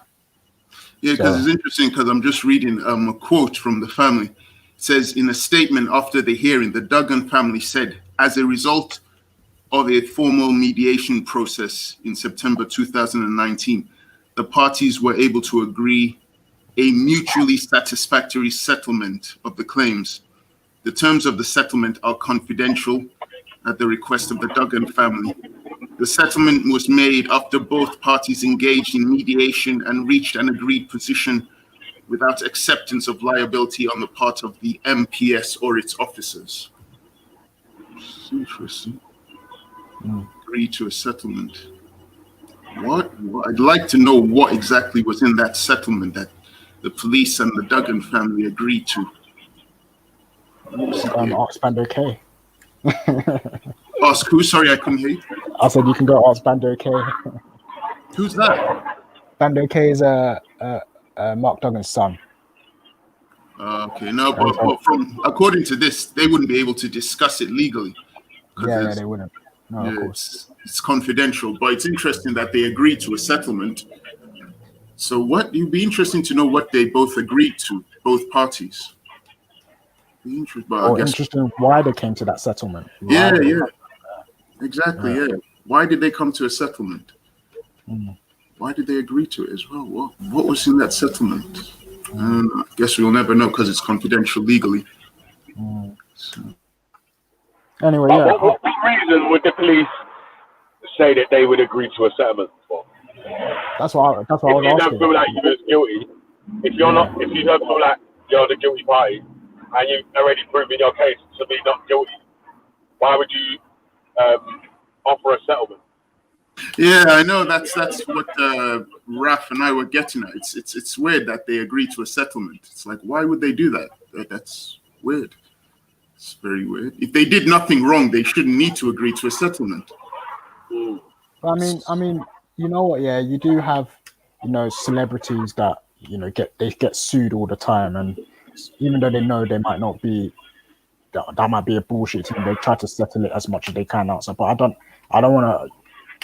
I don't know. That's the only thing I can think of in this situation where they someone who's arguing the police settled it because they just didn't want to keep on prolonging the case. They just said, you know what, we'll give you a little change. Just stop pursuing it. But I just want to quickly read something which is indicative of this whole discussion that Belly has tried to set up. People don't seem to be getting the point. There's a guy in the chat called Carl Holmes who says, Toyton, does that change the fact Duggan took a gun from him? If people are stupid enough to get a gun from a police informant, that's on them, not on the police. So is Carl Holmes insinuating that Duggan deserved, that was justice from the police? Is he admitting that the police did something illegal? Is that what you're doing, Carl Holmes? Are you throwing the police under the bus with that statement? Bro, these racist dons will do anything, yeah. So if you say fucking left, man will say right. If you say up, man will say down. No matter how weighted the evidence is in the favor of whatever your guy is, that's what man will do. Yeah. So you shouldn't really pay attention to someone that's disingenuous. Don't pay attention to their points of view in it, man. Someone that comes with, like, say, integrity or honesty or whatever, it's worth debating with them, innit, man, because they might come with points that you might have missed.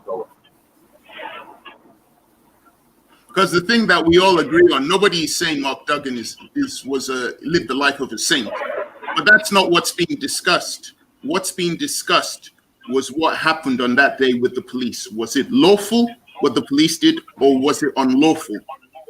Simply saying that, well, Mark Duggan had done the following things in the past or a couple of hours beforehand is not addressing what happened when he lost his life. The question is, when he lost his life, was it lawful or unlawful what the police did? That's what the debate and the discussion is. But a lot of people don't seem to be understanding that. Yeah. That's how it goes, though, mate. Personally, I think it was unlawful. I think what happened to him was unlawful. Had he committed a crime before, it was unlawful, yeah. But it was unlawful what the police did. It was unlawful. But the funny thing is, when it's blatantly obvious that the police have done something unlawful, in this country, they don't get arrested or locked up. Look at what happened to Charles de Menezes in Stockwell. They thought he was a terrorist and they killed him in Stockwell tube station. Up till this day, not one single police officer has been incarcerated for what was done to Charles de Menezes. Hey, do you know what's funny as well, though, yeah? A lot of the man that's in the chat saying, he should have been arrested, or he was right to be killed or whatever, yeah? They're all brothers that say that they're against the system. Yeah, that's true. I'm against the system. What? Shut up, man. Yeah. Donald Trump's the truth. What? Mate. We have to fight the corrupt system. Yeah, we gotta fight the system. The system's corrupt. Until it does what we want it to do. Yeah? And then we start saying, yeah, actually it was right. You should have killed him. You should have killed him. Yeah, but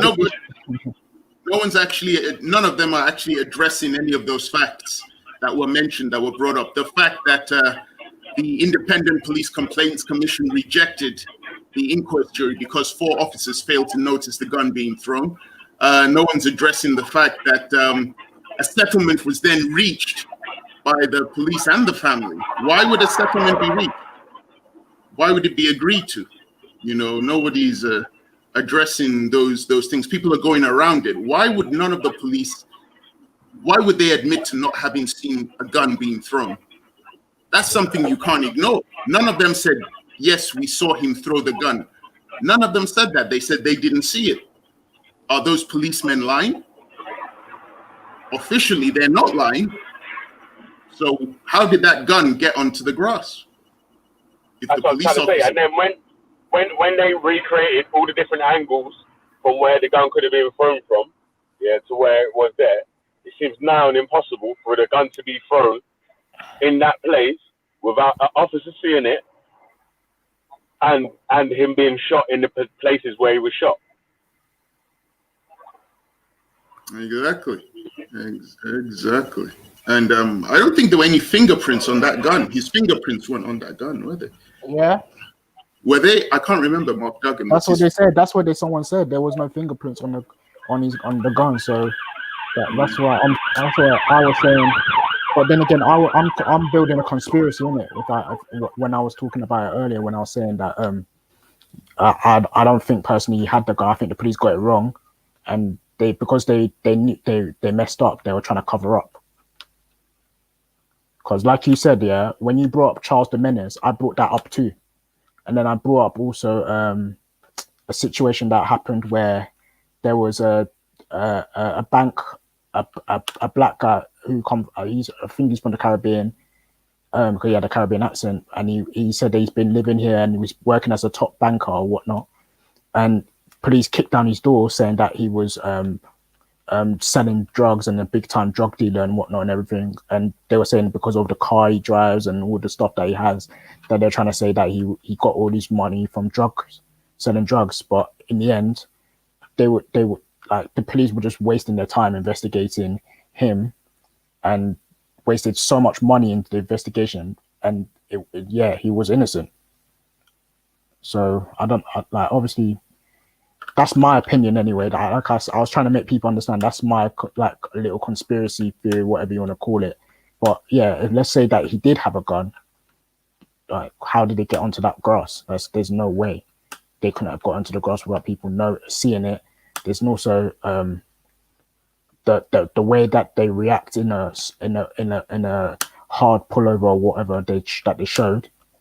It's evidence that that he couldn't have been able to react quick enough to even throw the gun. Yeah, it's interesting. I was also reading the witness, the cab driver, what he said. It's interesting in the paper. He says, after police pulled him from his car and handcuffed his hand behind his back, he said that an officer had threatened to shoot him. Do not look there. If you move, I will shoot. The officer is alleged to have said, do not look there. If you move, I will shoot. Okay. And so he says sorry, continue. Sorry, and then he says the cab driver said he was then moved so he could no longer see how the now dying Duggan laying on the pavement as officers gave him first aid. The cab driver claimed one armed officer was in a rage, like someone who had lost their senses. He claimed that it was W42 who opened fire on Duggan. But this is the interesting thing, right? The cab driver claimed one armed officer, W42, was in a rage, like someone who had lost their senses. Do you know why W42 was in a rage? That video told us. Because W42 was the police guy who got shot. So he was probably pissed off that he got shot. Because I was thinking, why would that guy be in a rage? But then when I watched the video, and he was telling, it was W42. He was the one who got shot. So when the police officer shot at Duggan, the bullet went through, I think one went through his bicep and something. One of the bullets then hit W42, who was behind Duggan. So I'm assuming, I don't know, but I'm thinking that's probably why he was in a rage, why he had lost his senses, because he'd just been hit by a bullet. So, but wait, so when did they handcuff him? After he was shot or before he was shot? So let's see. I'll get. It says the driver. It says let's see. After he had been shot, it says Okay. after Duggan had been shot, after police pulled him from his car and handcuffed his hand behind his back, he said that an officer had threatened to shoot him. Do not look there. If you move, I will shoot. The officer is alleged to have said. The cab driver said he was then moved so he could no longer see the now dying Duggan. So Duggan's been shot. So Duggan's down, and that's when they're moving him. He says the now dying Duggan laying on the pavement as officers gave him first aid. So it was after Mark Duggan was shot, after the incident, that they then moved got the cab driver out and moved him. That's what he said. The cab driver said in the inquest. Yeah, flipping out. Oh yeah, he claims that the cab driver also claimed in the inquest that he did not hear the police identify themselves, like say police or something. He said he did not hear that from the police, which is interesting. So it's interesting that the police who turned up were actually following Duggan was a specialist firearms unit, CO-19, COVID-19. Nah, I'm just kidding, but CO-19. So they were following him. So if a specialist firearms unit is following, are they following to arrest or to execute when they get called out? I don't know. I don't want to speculate, but I'm just thinking of Charles de Menezes when the firearms unit turned up. Let me post this video in the back for you. Let me find it. It's about this. It's not. The guy didn't end up dying, but this is an example of where police get it wrong, innit? And even though they are supposed to be detectives or whatever or whatnot, like they're not always perfect in it. So let me just see if I can find it. So do you believe their intention was to kill him all along, or what? Do you believe it was a mistake it was an error? We don't know about that. What we do know it's unlawful, but we don't know whether they did it deliberately or not. We don't have evidence for what was going on in their mind. We just have evidence of their actions. So that's why I think it was unlawful what they did. Yeah, but him jumping out of the car, I don't know why he did that though. Because if you get pulled by the armed police, right, the best thing you can do is put your hands. If your window's down, you put your hands out the window. Wait, where did it say jumped out the car? He did. Oh my gosh. Did it say he jumped out the car? Did it use those words? See, that's the thing. I've never seen those words being used, that Duggan jumped out the car. So I'm like, are we now? That's why I don't. That's why So the police opened the door. No, he opened the door. Yeah. Yeah. He opened the door and got out himself. Yeah, exactly. But you were very specific. You said he jumped out, and it's like that's a very specific word to say. Somebody opens the door and then jumps out, and it's like we just asked, where did it say he jumped out? Okay, so then we need to go back to the beginning. So the police pull him over. Do the police then approach the car and tell him to get out the car? Is that what happened? Well, that was the witness. The cab driver said he did not hear the police identify that they were police. Okay, so he got out the car on his own accord, yeah? Yeah. Okay. He probably did that, yeah. But we're not disputing that. It was just the word you used. You just the use of words to say like he was reacting to a negative situation or something. Like that's what you're suggesting when you say jumped out, as if he was trying to, and even anecdotal evidence is using it in the comment section. He did jump out the car. It says it shows it in the video that he jumped out. But what do you mean he jumped out in like no, that doesn't clearly show what was going on. He probably stepped out the car, and then as soon as he stepped out, jump, whatever. So really what should have happened in that situation is the police approach the car, they come side on, point the gun through the window, tell him to put his hands up, so on and so forth. I don't think they got time to do that because I think he got straight out the car, jumped, stepped, whatever. He got straight out the car, turned to them, and then they opened fire. It's not semantics. Come on, man. No, but even knows what language is, bro. It's not semantics. Even if we go down that road, yeah, like even if we go down that road, it still answers the question of why he was shot, and the reason he was shot was because of this weapon, which we've ascertained. No police officer actually admits to seeing that weapon. but that was what was being said, that there was a weapon. And No, they found a weapon. police, hold on. The police admitted to seeing the weapon. They just said it was on him, but they didn't say he threw it. That's what they say. Yeah. So, because that's what they were using to justify his murder, wasn't it? Getting out of the car with your hand in your pocket as well. That's not a good move either. At least one of them said that he had a weapon in his. No, they said that they could see the barrel. They could see the what do they call it now? He said he saw the sock on the gun, the trigger bottom or whatever. And Yeah. he said they saw the sock too in it. So they were very descriptive. So that was one officer that said they saw it. But what's it called? Could that have been as he raised it to throw it? But they didn't see him raise it and throw it. That's the thing. That's what they said. The police officer said he seen the gun, but did he see the action? No, he didn't see it. They say they're very specific. They said that he couldn't have thrown it. They would have missed. They would have seen it if he had actually tried. I'll give you the exact quote. I'll give you the exact quote. One policeman labeled as W42 says, "There is no way Mark Duggan could have thrown the gun from the minicab and me not see it." That was from one. And then we have to understand that the inquest jury, their result was rejected by the Independent Police Complaints Commission because 4 officers failed to notice the gun being thrown. So 4 officers, they didn't see any gun being thrown.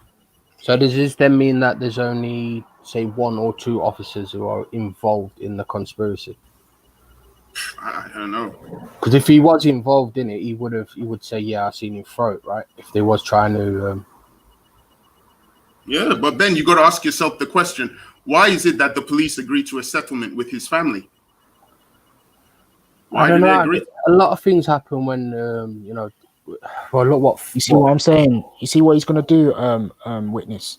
This is what he's gonna do. He's gonna say, well, maybe they just wanted to get the case over and done with. It wasn't like the case was dragging on too long. Maybe they just wanted to say. No, I mean more from the fact that's what you're gonna go followed. I mean more from the fact of what followed. 5 people died because of these events. And you're talking about the riots. Yeah, and billions of pounds of damage. So maybe that played a part of them going in their decision. I don't know. But all I'm saying is his movements, from what I've seen, I can see why that would lead to him being shot. Yeah, but Raf, what do you know, mate? Seriously, you've been pulled by the police, armed police before. That's fine, Dave. You saying his actions is what led to him being shot. We're asking what were the actions, and the actions that were being used legally was the threat of a gun. Yeah. So they had information. None of them saw the gun being thrown. So can we agree that they had information that this person was going to pick up a firearm? Yeah. No, nobody's disputing that. That's never been the dispute in this whole discussion. That's never been the dispute. They believed he was armed, and then he steps out of the vehicle with his hand in his pocket, and he gets shot. I can see that happen. It doesn't sound very unrealistic. Because if they was planning to kill him, right? The plan was to kill him. How did the other police officer get shot in the process? Because the policeman in front who shot Duggan was the one who hit W42, who was behind Duggan. Yeah, and I think that shows that he wasn't planned and he wasn't executed very well, obviously, because the police officer must have panicked. Something caused him to panic because another police officer got shot in the process. Yeah, he shot that police officer. Yeah. That's what I'm saying. I'm sure. You're saying the person that shot him. Yeah. If he was planned, he wouldn't have shot his own guy. Do you Where understand are we going with this planned thing? Because some people are saying it was an execution. Yeah, that's just speculation. That's just we're not taking. That's just people speculating. We're sticking to. So we can get rid of that. Yeah. Yeah, we can get rid of that. We're sticking to what the police said in the inquest and what was rejected by the IPCC, and then later on the fact that a settlement was agreed to. We're just sticking to those facts.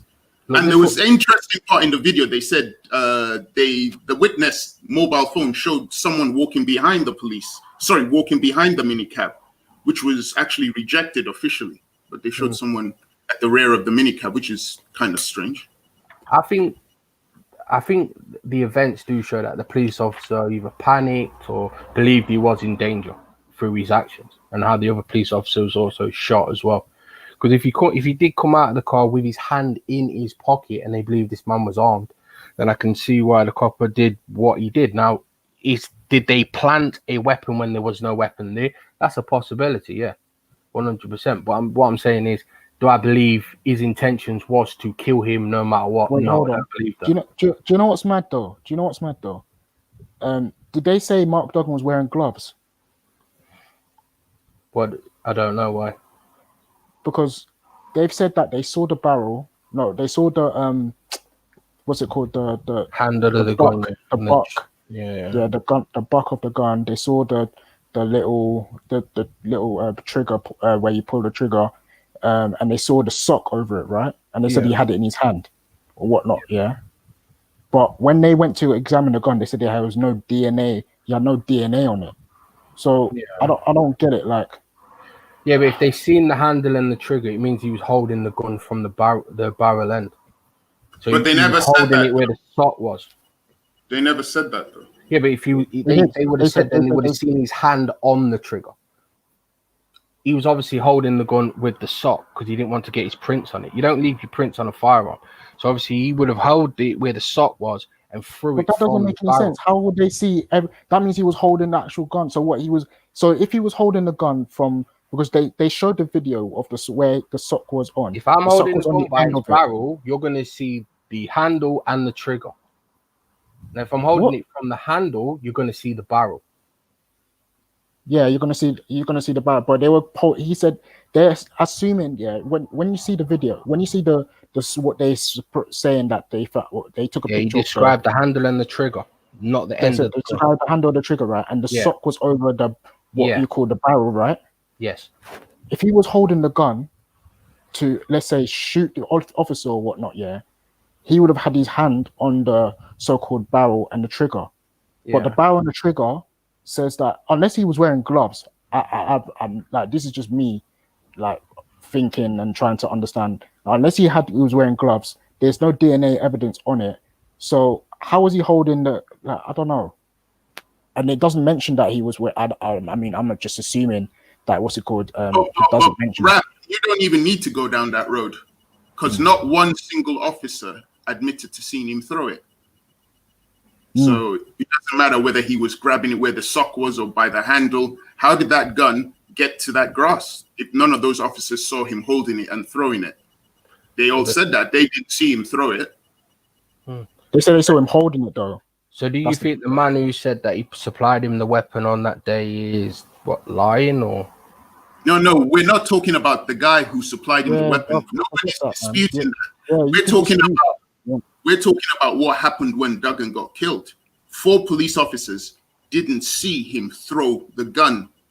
So the question is, how did that gun land at that place? 4 of the officers didn't see it.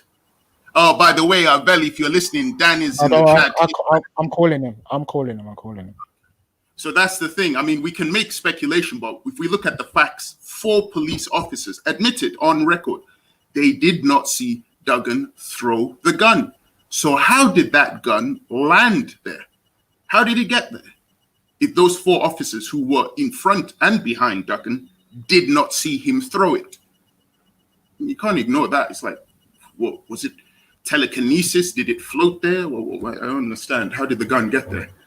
And then, and also, like, they said that they did a video. You saw the video. They showed the movement that was made before they could when Duggan came out the car, whatnot, and everything. As soon as he came out the car, whatnot, they didn't even think for 1 second. They just shot him straight away. How would in that time they're saying that their lives were under threat, that they had to shoot him? Like, come on, man. I do not be like, these are armed police. These are special armed police force unit. They have trained in these situations. Like, they would know how to do. I just wanted to say something quick before it sinks into people's subconscious. All this nonsense that Dave Smith just came on to spout about how the police must have panicked if they shot one of their own. Listen, Dave Smith, don't talk things you don't know. And analyze dunya. Stop agreeing with things that Dave Smith talks about that have no fucking basis in reality. I've got there's autopsy stuff from Mark Duggan's thing, that shows the entrance wounds and the exit wounds. Mark Duggan was shot. A bullet went through him and hit the officer's thing. Yeah, it was on target. They shot him. Yeah, the officer who was stood behind Mark Duggan, it was his fault for being in the way of the bullet. That was his fault. That was his poor situational awareness or whatever. Don't let this fucking idiot Dave Smith gas up bullshit. That was a through and through. Yeah. Yeah, I know. I know. I know. Nobody here on the panel agreed with him. We kept on trying to bring him back to the facts of what we were talking about, not into the realm of speculation. 4 officers said they didn't see Duggan throw the gun. So how did the gun appear in that place? And no one's been able to answer it. People seem to be speculating around that, which is interesting. I'm trying to share my screen now. I don't know if Eddie can get it up. This is it's not quite. I'll send you just now. I'll drop it in the side chat as well. Yeah, if you can see it. Some potential exit damage from 2 bullets fired by Officer V53, responsible for the entry wound to the right chest and injury to the right arm. 1 bullet which travelled through Mark to then hit Officer W42 in the radio. Yeah. Just so we know. By the way, thanks very much for the info you sent me in Discord. It's amazing, man. Thanks very much for that. Yeah, that's a really good piece of research. It was done by a guy called Jason Featherstone, who unfortunately I think he's going through his own issues with mental health and that sort of thing now. But one of the sort of the seminal bits of research and work that he did before things kind of went bad for him was this stuff on Mark Duggan.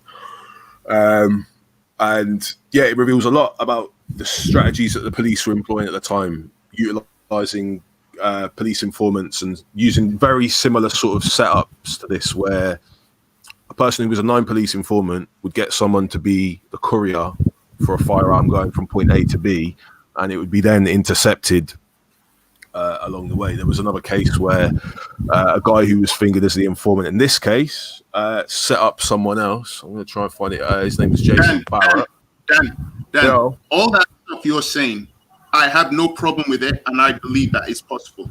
But I think we have to be careful because certain people might try and use that to divert and say, oh, so you guys are saying there's a conspiracy, that it was a plan to assassinate and kill Duggan. They'll try and, divert. No.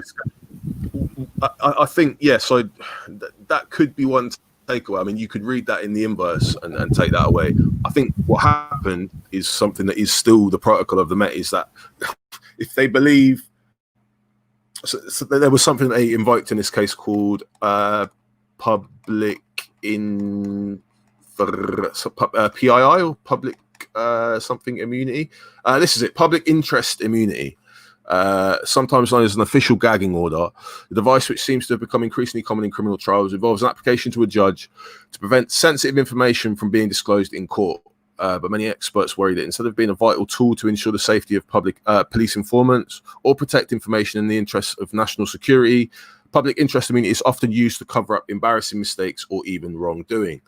Throughout my research for the material held on the Mark Duggan inquest site, I have evidence of 2 public interest immunity application requests. One is made in the case of the firearm involving U11 Jason Barrett when questioning U1 Clint Ponton's status as a police informant. From document, you can still get this online, document CD 032558. The other PII application was submitted by Detective Superintendent Paul Hudson on the 13th of September 2013, the same date that Katie Lilburn produced her first witness statement for Operation Amelia. The fact that Detective Chief Superintendent Paul Hudson saw the need to protect Clint Ponton's identity in the anonymous letter is bizarre, as U1 Clint Ponton is also listed as a long-standing senior member of the TMD, who the Metropolitan Police, through Operation Trident and Debris, were allegedly attempting to target for arrest.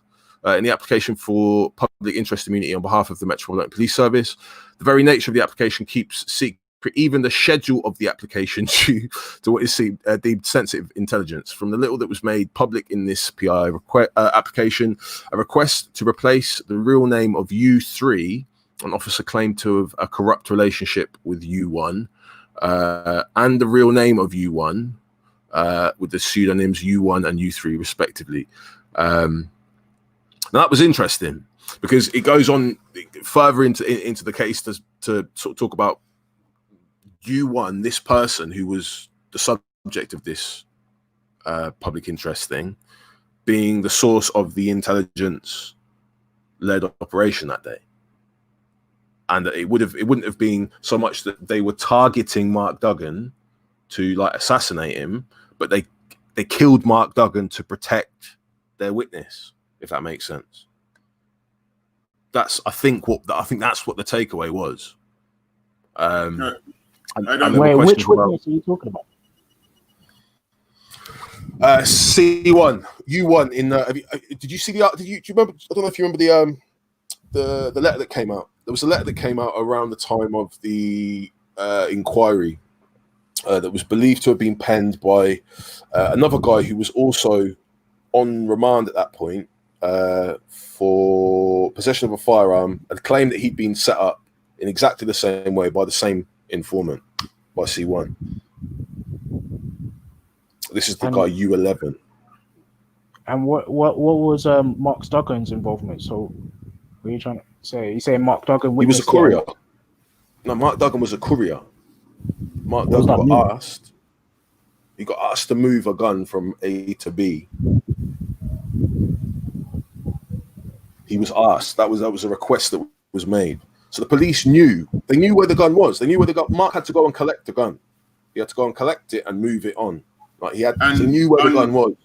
Yeah, but unbeknownst to Mark, he didn't know that he was all following into a plan that he hadn't devised. You know, when they said, yeah, that's basically it. Wait, Dan, with your investigative stuff, have you got any information on the settlement deal that took place between Mark Duggan's family and the police? Why the police agreed to that settlement with Mark Duggan's family? Nah, I could look into that though. That was like the blood money settlement. Yeah, it was like, what was it exactly that the police were willing to agree to?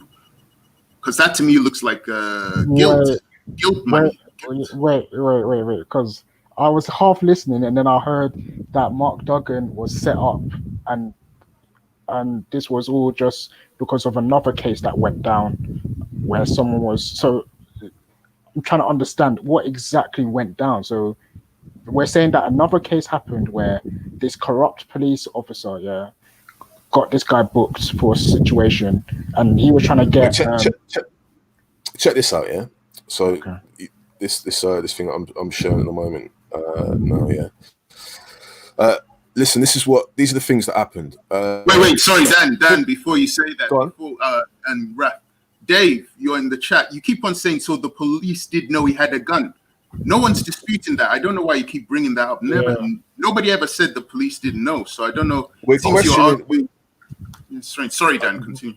My question is, what when they do all these risk assessments and stuff, and they're bound to do these before they go out and do these big operations and whatever else. They're gonna look into the risks involved. If they've got 11 firearms officers in multiple cars and whatever else, they're gonna look to try and isolate whoever they're going to have it set up in a way, I would say. And if they were really looking to limit their risk on that day, then they could have. There would have been a couple other intervention points. I would say earlier points before the gun ends up in in busy rush hour traffic on Ferry Lane. Is there perhaps a better place where you can do this hard stop, or is there a better place where you can intervene? I'm sure there was, but this is the thing. If that had been the case, then I think there probably would have been more of people being able to put two and two together and go, hold on, I got a phone call from this guy. He told me to do something, and then within an hour, I'm arrested by the police. And the same happened in another case with the same guy involving the Met Police. I think there's big questions. Right, in this one, so this guy, Jason Barrett, is describing receiving a phone call, It's U1, Clint Ponton calling them. My phone rings as I'm walking. Oh, no, sorry. Clint Ponton actually phoned me before they got arrested. Have you got a crystal ball? Give me the lottery numbers because it's amazing. We're downstairs having a conversation. Phone rings, but because we're all talking, they're ignoring the call. It's U1, Clint Ponton calling them. My phone rings as I'm walking away. I say, oh yeah. Later, it's U1. Let me answer. Yeah, what's happening? Yeah. I think they've both been nicked, he said. I think they've both been nicked. This is C1 saying this on the phone to this other guy who was also arrested. Yeah. He responds, no, they're right here. Oh, and then hangs up the phone. But by the time I walk downstairs, I hear a gunshot. I look out my window and I see them getting smacked in by the police and they're being arrested. So hold on. C1 calls someone and goes, yo, I think those dudes you're with, they get arrested. The dude he's called looks out the window and is like, no, they're here. What are you on about? And then within a minute, there's gunshots and the police turn up. He fucked himself. He fucked himself in this. Everyone in Tottenham knows that C1 was involved in this. I don't know what people are talking about. There's people who would jump on the panel to tell you that it's out there. Look, the police have been working with people like this, yeah? The better the devil you know type fucking arrangement where they think, oh, we'll work with these guys to get these guys off the street so that things... Nah, it doesn't work like that. It doesn't work like that. And what they did on that day was to cover up the fact that they were working and they had this dodgy relationship. That's it. You can go and look into. I'm going to drop the article for you in the side chat if you want, Raf. I'm not going to read through it anymore. But there's a ton of this stuff. There is a ton of this stuff. So wait, you're saying it's much more deeper. It's like a whole type of like underground gang thing going on, and some corrupt officers are involved. And brother, have you ever seen this? Have you ever seen this? Is the intel from SOCA? Yeah, 7th of the 6th, 2011. MD has 5 ounces of cocaine at baby mothers. Yeah? 8th of the 6th. Warrant, address provided but withheld. Mark Duggan, social, lost by SCD 11. 4th of August, Mark Duggan in cab to Vicarage Road, Leighton. Met E10. Cab with the registration R343 KPE. Shots fired, Ferry Lane, Tottenham Hale. Signed off 1815 on the 4th. MD is at his girlfriend's house. MD will be catching a cab to KHF, Kevin Hutchinson Foster, yeah, to collect the firearm. KHF is at the same address he was at yesterday lunchtime when he was with the female holding at least 2 firearms for KHF. What? MD is in a cab. MD has just collected a firearm. The firearm will be taken to Broadwater Farm Estate. MD has the firearm. Unknown one, U1 wants the Beretta and Glock. Will be delivered Wednesday. MD and male 1 and unknown 2 will have to go to collect. We'll go in cab. How was this all known ahead of time? Wait, this was all put out by the police. Yes. Where did you get this information from? It's all out in it. It all come out in the fucking inquest. It's out there. Raf, listen, anything you want, yeah, I'll send it to you. I'll drop this article in the back chat for you if you want. Wait, so I'll send it to witness. It's all out there. How are we saying? Because there's two conclusions I can draw from this. Yeah, one conclusion is that there was an informant who was working to try and break up this organized crime gang. Yeah. Or another is that the police were actually involved in all this stuff, and one found out and was reporting everything and documenting everything about it. So they'll obviously they'll have intelligence. Now there's a letter that alleges there was a corrupt Trident officer who was basically bent and working with C1 to make sure that certain people in Tottenham were kind of cleaned up. I don't know if you know much about the you probably do, innit? You know, like Turks, Albanians, them man are kind of at the top thing. Yeah. In the 90s and 2000s, in the 90s and 2000s, they used the Turks to get rid of yardis, yeah, all across London. They used the higher up criminals, a lot of these white guys, these white fucking pub geezers and that. They'd rather be mates with those guys and Turks than have some random Donovan from fucking Spanish Town come run the place in South. No, they don't want that. They don't want that. Okay. Yeah, you could go. Certain man will tell you that's how it is. Yeah, the Turks will snitch on any one of them little black cutes who do little run-ins for them. Yeah, you remember that Iceman from Kensal Green? who sent a little younger to go and kill. They got hired by some Turks to go and kill this woman, kill some woman in a fucking doorstep. Just hired 2 little black youths. One youth went and found his little younger, give him a shotgun, put him in a cab, did a little recce one night before the thing, and then sent him back the next night to go and kill him. Gulistan something. Can't remember what her name was. Just sent out youths for the Turks. And the same with North Star, Mark Duggan, all of that stuff. You think about the Tottenham Hackney beef. Was that really a black thing, or was that more down to the fact that Tottenham Turks were also beefing Hackney Turks? What was that down to? Why were they beefing each other really? And has that beef ever really gone away on that level of things? Nah, man. It was a big intelligence-led, informant-led operation, and there's a reason why C1 is not in the UK now. There's a reason why he's in Dubai now. All I'll say is you've gone deep into it. I'm just looking at it from the outside, being like, right, like, obviously, It's not me, man. This was all over Twitter years ago. This was all over Twitter years ago, man. That's what I'm saying to people in the chat. I'm like, have you not just started fucking following this? All of this stuff is old news. It's like nine years nearly. Yeah, most of them don't have the info that you have. They haven't really looked into it. Yeah, that's it. And Reggie left something stupid in the comment. Reggie said that, oh, so he had a gun. Reggie, the video was played for you twice. The video said that. Nobody was saying he didn't go to collect the gun, so I don't understand. No, hold on. I got to clear mine. I got to clear it because it was me originally when I was talking to Reggie. I did say to Reggie that, there's 2 conclusions you can draw from this. That the police, he had the gun, but the gun wasn't on him when the police shot him, or it was on him when the police shot him, but he didn't use it or whatnot, and the police wasn't in any danger. Or the second conclusion is that the police planted the gun. That's what I was saying, and I was going the conspiracy route. And I said I made it clear that it was my subjective opinion. That's why I was saying that. So it wasn't like something I was trying to say that that this is I was the one that was saying that he had a gun in it. He didn't have the gun, and they were probably setting him up. But obviously, hearing all this now, obviously I'm not privy to this information, so I can't really say. I'm just coming from my own view because I've looked at Charles Domena's situation. I've looked at other previous situations, like the one I posted in the back chat about this 26-year-old banker. I'm using those information to say that the police are corrupt, and if they do get something wrong, they will cover up. But obviously, let's say you did have the gun. Sure, yeah, fine, okay, fine.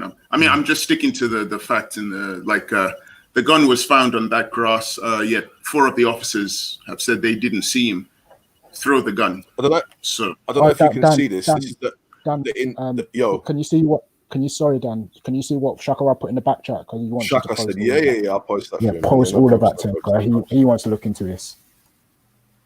And the cabbie who was the witness as well, the cab driver for Mark Duggan, said he didn't hear the police identify themselves. The police didn't identify themselves. They just came out basically shooting. And he says...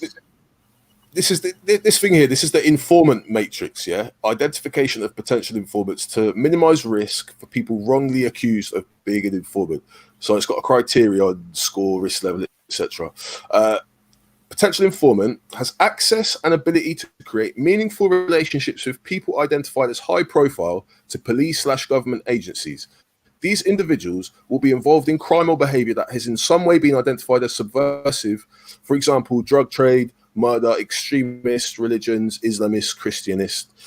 PI has been involved in more than 5 cases that involve others receiving custodial sentences, but PI is not convicted.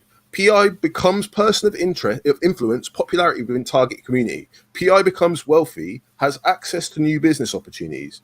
Rumors circulate regarding PI status as an informant. PI appears immune to arrest/prosecution by target community. PI is openly known in target community for criminal behavior. For example, provision of firearms, drugs, gang, or organizational leadership violence. Yeah. U1, this is the informant in this case, had a score of 17. Yeah. highest score possible. Big up fam. yourself, Shaka. Big up. Say for that. Like I was saying, I do remember some of this information coming across some of it years ago, yeah, but I never got into the details and I never saw a complete paper of it. So thanks for sharing this still. It ties into something that we were discussing a couple of weeks ago in relation to the so-called Scotland Yardies. Yes. And how the police informants network, is actually running, facilitating, and is basically a front for a lot of corruption in a lot of cases. You know what I'm saying? So yeah, thanks for this paper still. I truly appreciate it. Truly. Yeah, thanks. Yeah, man. I've actually got to dip off, so I don't know if anyone else can host No, it. no, that's share the that's screen, have a little flick through, man. I could probably host it. I was gonna say, yeah, if this It's long, man. It's long. yeah, but the Scott, because that was interesting lots point of about the detail. whole Turks and Albanians and them lot were trying to that happened bare times. Can I say something as well? Yeah, the video said that Leighton in North London. Leighton's not in North London. Leighton's in East London. Yeah, exactly. I know because I'm from Leighton, and the place where Duggan was supposed to have picked up the shotty is like literally around the corner from my yard. So I can definitely say that if you're gonna do a hard stop on somebody, like between where he was and Ferry Lane, there's X amount of places that they could have exactly X amount of places. Yeah, you get me. You know what I'm saying? So yeah, it's mad. it's a bad situation, but I like what it is. Yeah, like at the end of the day, yeah, you just have to accept that the colonizer are going to defend the colonizer. So that man don't really care like what Reggie and them are going to say, but it's just having the information is good to have in it. Like, but that's there's some stuff I have to read out because I think Reanimator was asking me, and some stuff I found which I do find confusing. Like I was reading something which was an eyewitness account. He said, which is from the taxi driver. He said the taxi had stopped at traffic lights in Ferry Lane, and as he moved, I noticed that vehicles were approaching at very high speed from the rear. He said he moved to give way, but the vehicles suddenly stopped. 2 cars blocking him. He said a dangerous accident could have taken place. Men got out of it very quickly who were carrying guns in their hands. Then I heard the sound of my rear door opening. I saw that Mark Duggan got out and ran. At the same time, I heard firing from the front. I saw shots strike Mark Duggan. He fell to the ground. Here's the interesting part where it gets confusing. He fell to the ground. He said he was, the taxi driver said he was also pulled out of the car by his arm very angrily and was forced to kneel down. He said he saw Mr. Duggan's body lying nearby on the ground. His mouth was open. He was bleeding from the front. They were trying to remove his clothes, he said. In a statement to the police officer after the incident, the driver had said of one of the officers, he was in an extreme rage like a mad person. He was angry, crazy, mad. When asked if he had seen Mr. Duggan raise his arm and point at officers, he replied he had not. That's interesting. And I was saying that police officer who was angry was the one who got shot. We found out. So maybe he was angry because he got shot. I don't know, but he seems to be the one who was angry. Yeah, but that's it. Nobody really saw Duggan throw the gun. The police didn't see Duggan throw the gun. So I'd like someone to explain how that gun got to the grass. If none of the police officers saw Duggan throw it, how did it manifest on that grass? What was it? If someone's running away, that means he didn't want to shoot at the police officer. That means the police officer could have handled it differently.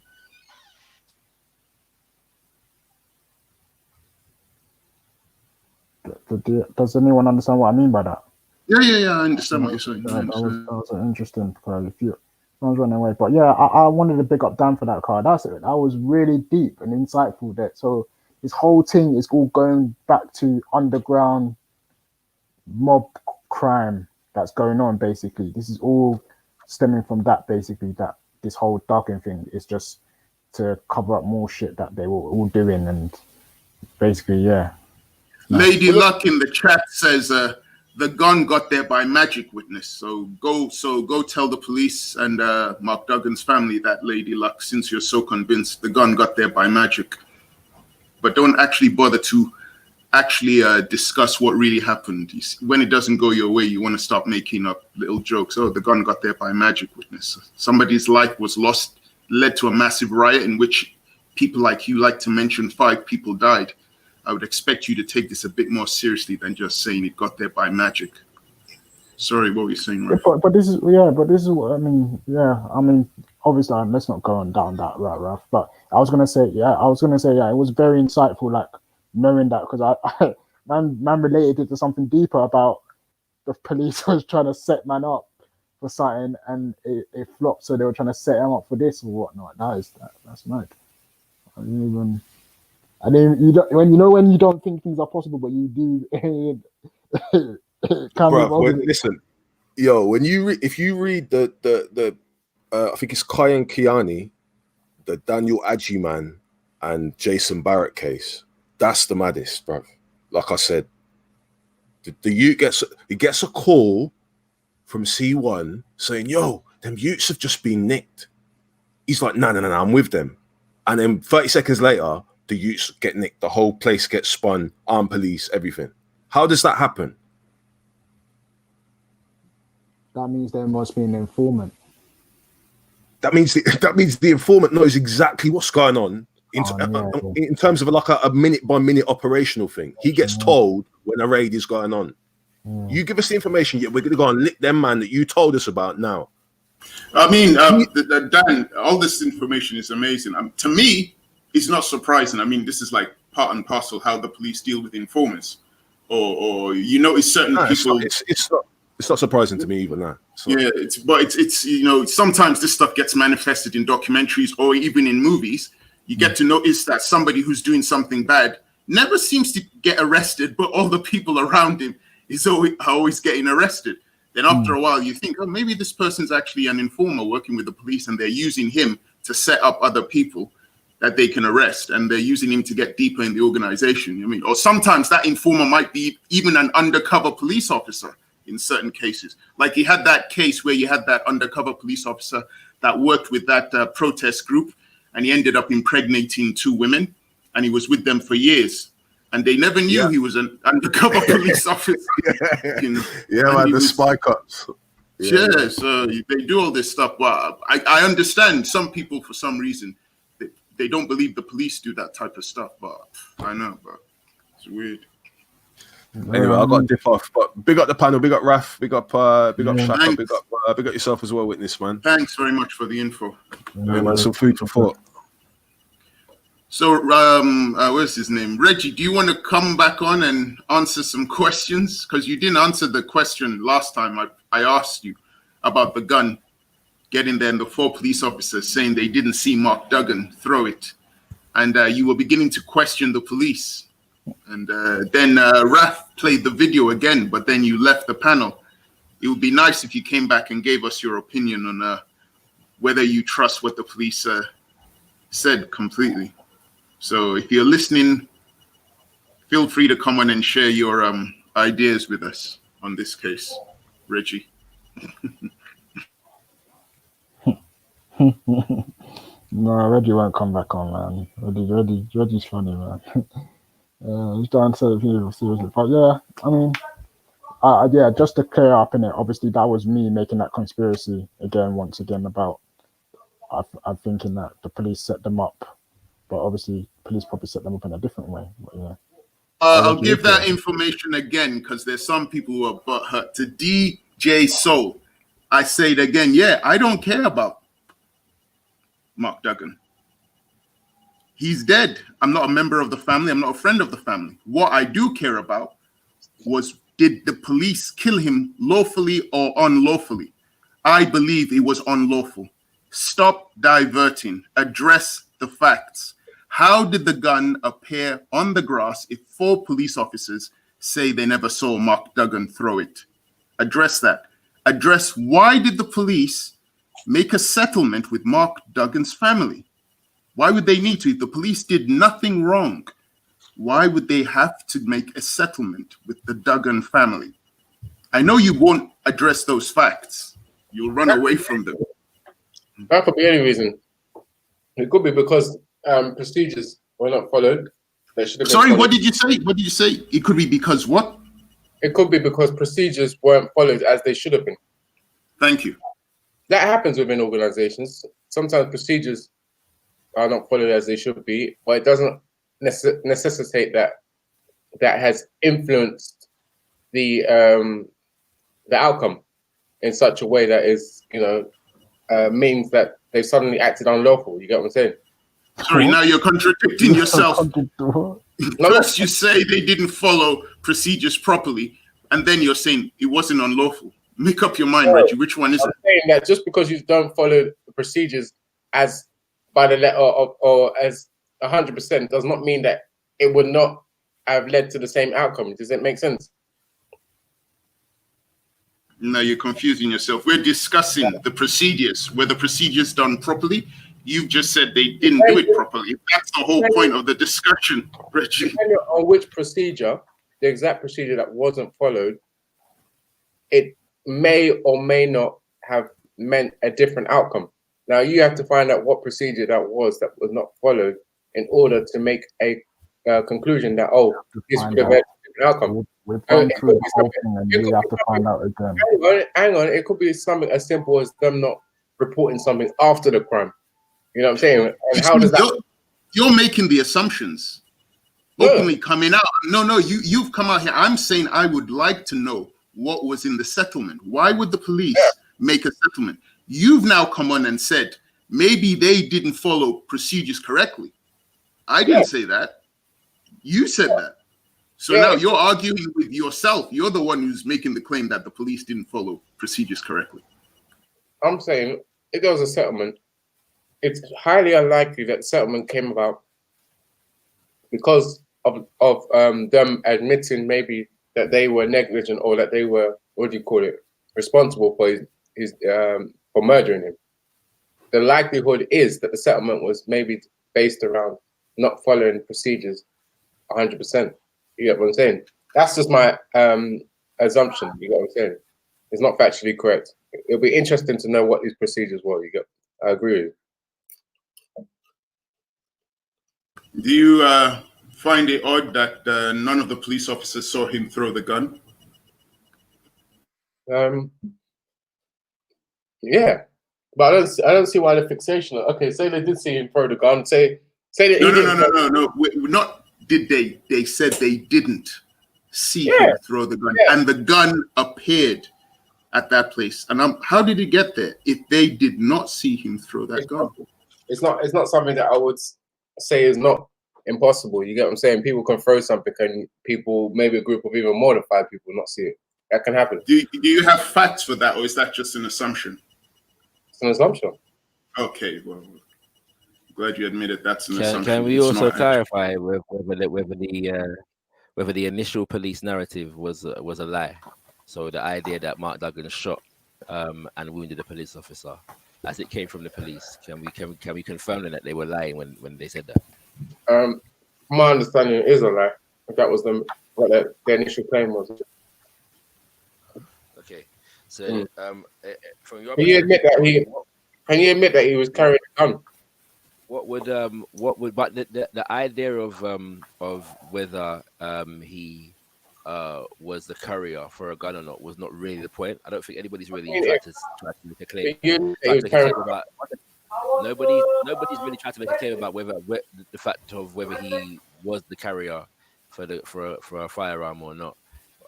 But the question then becomes, why would they need to lie about something like that? Why would they need to fabricate a story about having been shot by a suspect? We can only speculate, though. We can't say. I agree. It is a speculative question coming out of a fact. The fact is they lied. So then the next question would be, well, what would be the motive to lie? You know what I'm saying? Like lies usually come with a motive, trying to cover up something.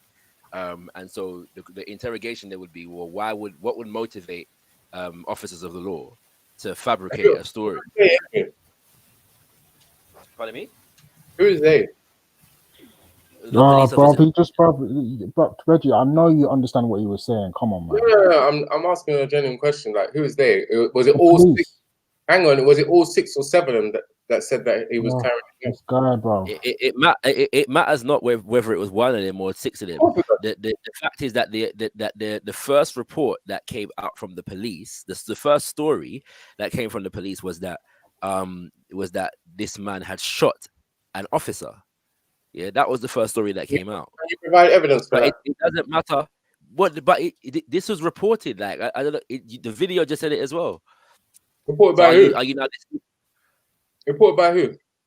All right, but Chaka, he just wants to ask you a question to Yeah, I know catch you out it's at one silly. point. That's what he's trying to do. Having said that, I think the article that they showed at the beginning of the video was Daily Mail, but I cannot recall that specifically.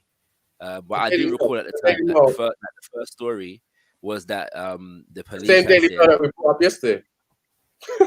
But anyway, The same Daily Mail that what? Wait, say that one more time. he knows what I'm talking about. But the same Daily Mail that we brought up yesterday. But the thing is, yeah, No, we didn't use the Daily Mail article. That's not the point. no, of the yeah, report. you're asking me who reported Yeah. it, so I'm trying to answer your question. Yeah. well, please let us know who reported it, because if you're saying it's the newspaper, that's not an official police. No, I didn't say it was the newspapers. That's who reported it. I'm saying the first story coming from the police was that the Mark Duggan had shot them. Yeah, I mean, is there an evidence for this report that you said it came from the police? Is there any way we can find this report? So basically, Chaka is saying that your claim of the police initially saying that Mark Duggan shot it was Oh yeah, is there any... I hear it. I do record this at the time, and the video also makes reference to this same story. And so yeah, I don't know what else to say. I really don't. Well, you don't need to say anything. You just need to bring the evidence to the police. And I'll tell you, and it's interesting that now you're asking for evidence when Scattered for a good half an hour was asking you to bring evidence and you couldn't bring it. Well, but I don't know why you're dancing around. I mean, you could just simply bring out the evidence. It's not a dance. You saw that the actual article at the beginning of the video. You saw it reported there. So it's like you're asking me now to provide you with something. You know, you get me. But either way, it's cool. I get why you're doing it. Your press make up all sorts of things about different people, as well as even the police. They can say the police said something and didn't. Let's see the official police. So now you're trying to suggest that report came from the newspaper and not the police. There's a possibility, but until I've received evidence from you, which you don't seem to be willing to provide, then obviously we have to ask these questions, isn't it?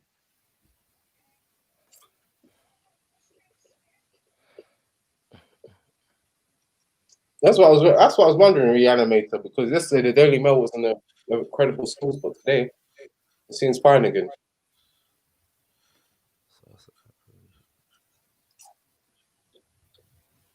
I've just come across something for you, Mr. Reggie. If you want, so, I was gonna say, so yeah, go on with this. It was just an article I found from a newspaper. It says Mark Duggan did not shoot at the police, says the IPCC. IPCC release initial findings of ballistic tests in police shooting of Mark Duggan, whose death sparked London riots. It goes on to say, releasing the initial findings of ballistics tests, the police watchdog said a CO-19 firearms officer fired 2 bullets, and that a bullet that lodged in a police radio was consistent with being fired from a police gun.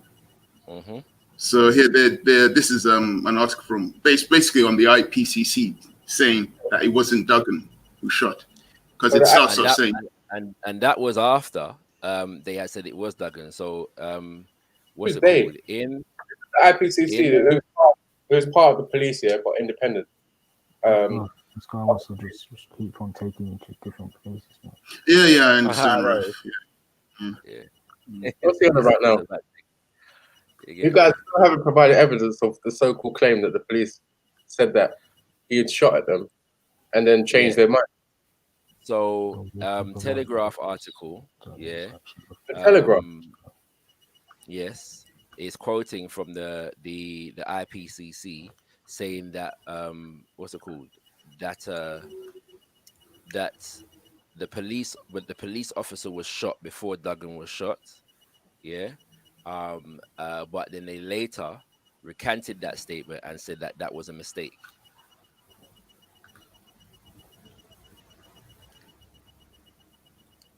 Oh, they told the media. Yes. So the police told the media this story. Yes. And then they later recanted the story and said it was a mistake. Okay, so they basically made a mistake, and then they came back and said, "Oh, we made a mistake." They made a mistake. Yeah. They said they made a mistake. I'm saying to you that the story that he shot at the police was a lie. Yeah, and they're saying that they a lie or mistake. I don't know what you want to call it, but yeah, they obviously clarified. No, I'm saying it's a lie.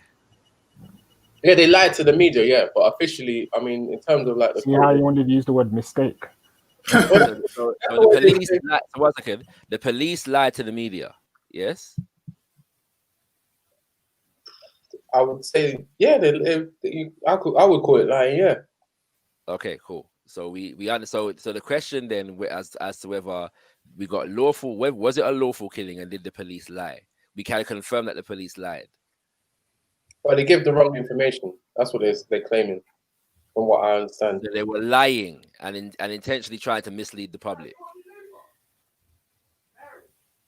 I remember this very clearly. When the thing happened, the story came out that the man shot at them, yeah, and everything that witness just read, because he shot at them, and the bullet ended up in the radio, yeah, the car radio, right? Later on, it came to light that the bullet was a police issue bullet, yeah. Like, I remember all of that as it came out in the weeks following the death of Mark Duggan. Right, but I look at the question they asked you, Shaka. Shaka, can you prove that they deliberately lied? So it's not that they lied by accident. How do you lie accidentally? I'm fucking like, hell, you can't lie accidentally. You know. But why has Reggie gone quiet? I mean, he was challenging the narrative. What's happening? I'm running through the article by the people about the police admitting that they made a mistake. No, Shakara, he's changed the question. Can you prove it was malicious intent in that lie? Like these are. Well, you know what? Yeah. Oh, you know what? Yeah. You know what? Yeah. Well, you know what? From what I'm understanding, they claim obviously. Reggie, I'll stop listening to you. Obviously, Shakara and a witness want to engage you. I don't think you're being sincere or asking questions. So I don't know why I should continue. It's not really specific. I think it's pointless engaging you because you are intentionally trying to be dishonest. What you're trying to actually look for is a question that you could ask where you go, I got you. See, you can't answer the question. I got you. That's what you're actually trying to look for. But no. We'll make an analysis. Yeah, I'm not trying to get anybody. I'm just trying to analyze. You get what I'm saying? You're not. You have no actual. Right. So Guardian article, yeah. What's it called? On Monday, the 12th of December, 2011, yeah. Entitled "Mark Duggan's family have little confidence in police probe. Court hears lawyer for family of man whose shooting sparked August riots says there's been conflicting information in the investigation. The family of the man whose shooting dead by police triggered the summer riots have lost confidence in the official investigation into his death. The court has heard Mark Duggan died after a Metropolitan Police marksman shot him twice in Tottenham, North London in August. The case is being investigated by the Independent Police Complaints Commission. A pre-inquest hearing heard that Duggan's family are critical of the IPCC's handling of the case. Michael Mansfield QC said the problem of the family is a complete breakdown in confidence for this investigation. While normally this question might not have to be asked because confidence is automatic, on this occasion, from the beginning, there has been misinformation, a lack of information, and conflicting information. Colin Sparrow, lead investigator on the case for the IPCC, said his organ. So Colin Sparrow, you got a name, yeah? Lead investigator on the case for the IPCC said his organization had made a mistake when it initially said Duggan had fired at the police when in fact tests showed he had not. The hearing at North London Coroner's Court was told, a gun believed to have been collected by Duggan earlier in the day was found 14 feet away from his body on the other side. Shakara, could Yeah. you please just read that part again from Mr. Sparrow?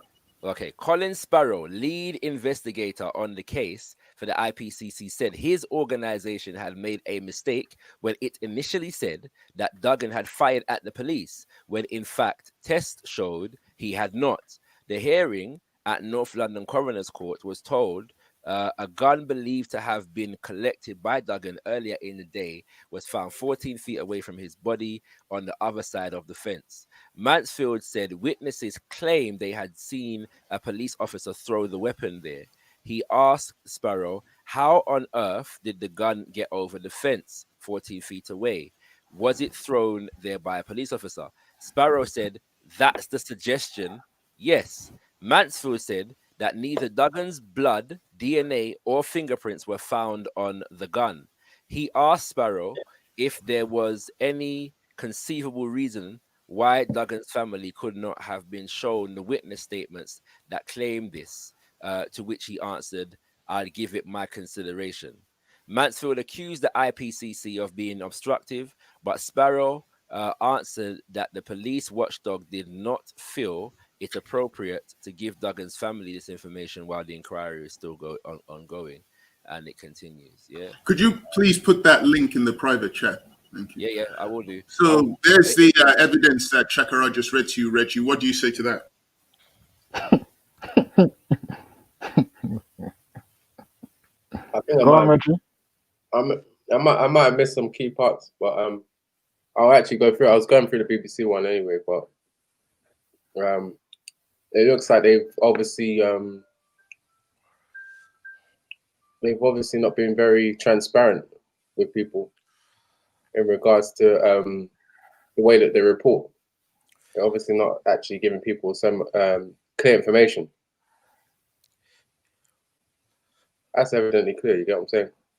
I'm glad you admitted to that. You've acknowledged that. Sorry. Thank you. Yeah. I mean, I'm not someone to say the police are fully honest. I've never made that claim, but at the end of the day, Are you willing to apologize to Shakara for insinuating that he might have been lying? I don't think I said Shakara was lying. I never said. No, I didn't say. I said there was an insinuation that perhaps there was an exaggeration on his part. No, I asked him for evidence of the fact that they lied, and the way they put it is that they made a mistake, and they had to come out clean and apologize. Honestly, I thought you said you're not going to address. I don't think you even understand the question that you're asking, witness. So what was the original question that you were asking Shakara that he was insinuating that he was lying on? Can you answer that, please? That he was lying. Yeah, what was the original question? I never said he was lying. But what was the original question that you were asking him? I asked him because he said that the police were lying about Mark Duggan, and that they lying about Mark Duggan on what? That's very vague. Can you get what were they lying? What were you saying?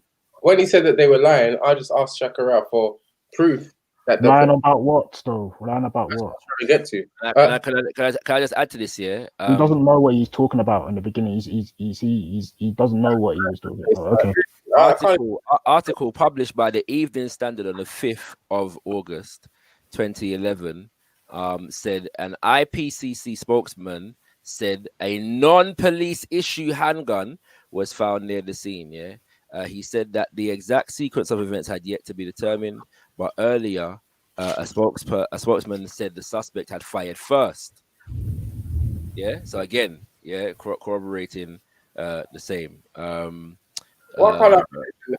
injured officer was a member of CO19 Specialist Firearms Unit, and he was taken to hospital as a precautionary measure, but has since been discharged. The IPC said it was in the process of contacting the man's family to explain its role in the investigation, and also talking to local MP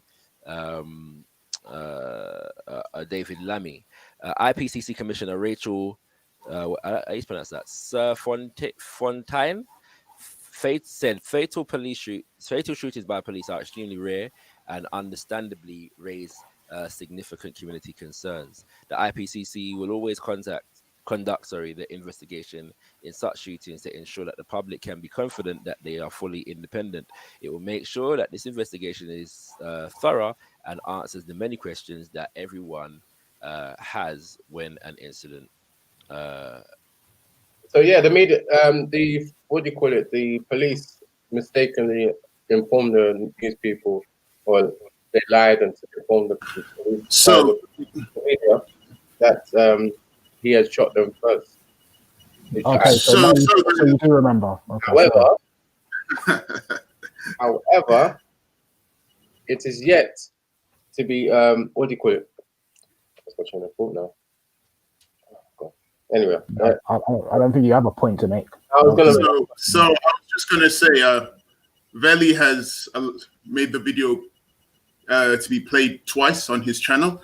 Raf has provided insightful things for you to think about. I've mentioned things within that video, to think about. Shakara has mentioned stuff. Dan was on here mentioning stuff. So my question to you is, after all of us have, the video, Veli, myself, Raf, Shakara, Dan, Scattered Minds, speaking to you, do you believe that the killing of Mark Duggan was lawful or unlawful? What is your conclusion, Reggie? My verdict is that it looks like his killing is subjective. It looks like if they genuinely believe that they were under threat, they have every right to shoot the person who posed the threat. But who knows what was in their mind, whether they really felt that way or not. You get what I'm saying? But what we do know, according to the facts, is that a man had left his house with a gun, and because he left his house with a gun, automatically, as soon as you leave your house with a gun, for me, you are a threat. You get what I'm saying? Now, as to hindsight of some people who say, "Oh, if I was there, I would have probably been like John Wayne. I would have probably been able to like calm him down or take the strap off him or this and that." That's all hindsight. You know what I'm saying? When you're under that level of intensity and you're in that scenario, procedures sometimes go missing and go out the window. Reggie, these are trained police officers. No, Raf, before that, Raf. I asked again, Reggie, do you believe that the killing of Mark Duggan was lawful or unlawful? Please tell us. It was lawful according to the law. That's why they obviously came to the conclusion that they come to the conclusion that it was a lawful killing. That's what the law. That's what they came to. That's what the judge came to. From you analyzing it, do you think it's unlawful? Why do you keep going to everyone else apart from you? What do you think about this, Reggie? Can you use your brain, please? To be honest with you, can you get it out of Christianity for a moment? Step out of the Bible for 1 moment. Use your freaking brain, please, to answer. What was your conclusion from this? Yeah, my conclusion is that the police lied or made or told a false. Was it lawful? Was it lawful? Was it lawful? Yes or no? Yeah. Sorry? It was lawful. Yeah. Okay, no problem. And thank you for telling us that. Can you confirm, since you said it was lawful, why would the police have to make a settlement with the family? Yeah, so that's what I was trying to get to. You see in this article that Shakara brought up, and there's also on the BBC and probably a number of numerous articles, they put up wrongful information to the media.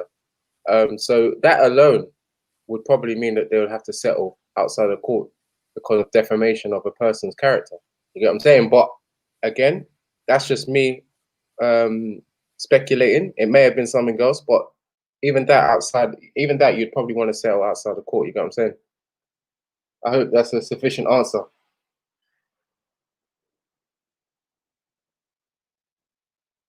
Thank you for your answer. That's your conclusion from everything that's happened today. So, okay, that's your conclusion. You believe his murder or his killing was lawful. Okay, fine. Yeah. I mean, for me personally, I don't know about you, witness, but if someone killed someone that you was closest to your heart, are they going to be able to settle outside of court if you know that you have enough evidence to what do you call it, to prove that they did it? Would you take any amount of money? I be honest, I don't understand your question. Sorry, please repeat. If you know that someone has killed your whatever, someone that you love, your loved one, or whatever you want to call it, would any amount of money make you to settle outside of court? Do you understand that? Yeah, but it doesn't really matter what I think or my opinion, because that's now we're going into the realm of just assumptions. We just stick to the facts, Reggie. We just stick with the facts. And you've already answered. You believe he was lawfully killed. Things were pointed out to you, like none of the police officers saw him throw the gun. No one has disputed he went to collect the gun. No one has ever argued about that, you know. But the gun appeared. Sorry, what did you say, Reggie? I said it sounds like you're suggesting that they paid them off because they didn't want to be. No, I'm not. I'm just asking a simple question. How did that gun get to where he did if 4 of the police officers didn't actually see him throw the gun? That's all I'm asking. When you asked the question about them settling outside of court, it sounded like you were suggesting that they were settling outside in order to not be found unlawfully found guilty. No, I was just surprised. I mean, if nothing was done wrong, if everything was done lawfully, then there's no need to settle. That's why I was surprised when I found out about the settlement. I thought, but hold on a minute. We were told that they'd done nothing wrong. The police did nothing wrong. So why would they settle if they've done nothing wrong? If everything was done lawfully, why would they need to settle? That's what I found very odd. Oh, well, like any other organization, there's procedures in place and people sometimes don't follow the procedures. Actually, on a daily basis, I work for the NHS, people don't follow procedures. Happens almost every hour. You get what I'm saying? But when an incident happens, you would have to be held accountable for not following the procedure. And obviously, in this case where they've gone out to tell the media wrongfully that the guy shot at them first or injured the officer, you get what I'm saying? There's no doubt that person is going to be back in this suing culture that we live in. There's no doubt that person is going to come back and sue for defamation of character or whatever else. But well, that's good. I mean, we've got your point. I mean, me personally, I believe that the killing of Mark Duggan was unlawful. What he had done, the question isn't about what he was doing, whether he was criminal. That's not under dispute. The question is, when the police turned up that day with their cars, the way they interacted with Mark Duggan, was it lawful or unlawful? I believe it was unlawful. They did something unlawful. They are supposed to be enforcers of the law. And when they came in to meet him, they did something unlawful and they've gotten away with it. That is what I believe from the things that I've seen and the little pieces of information I've gathered.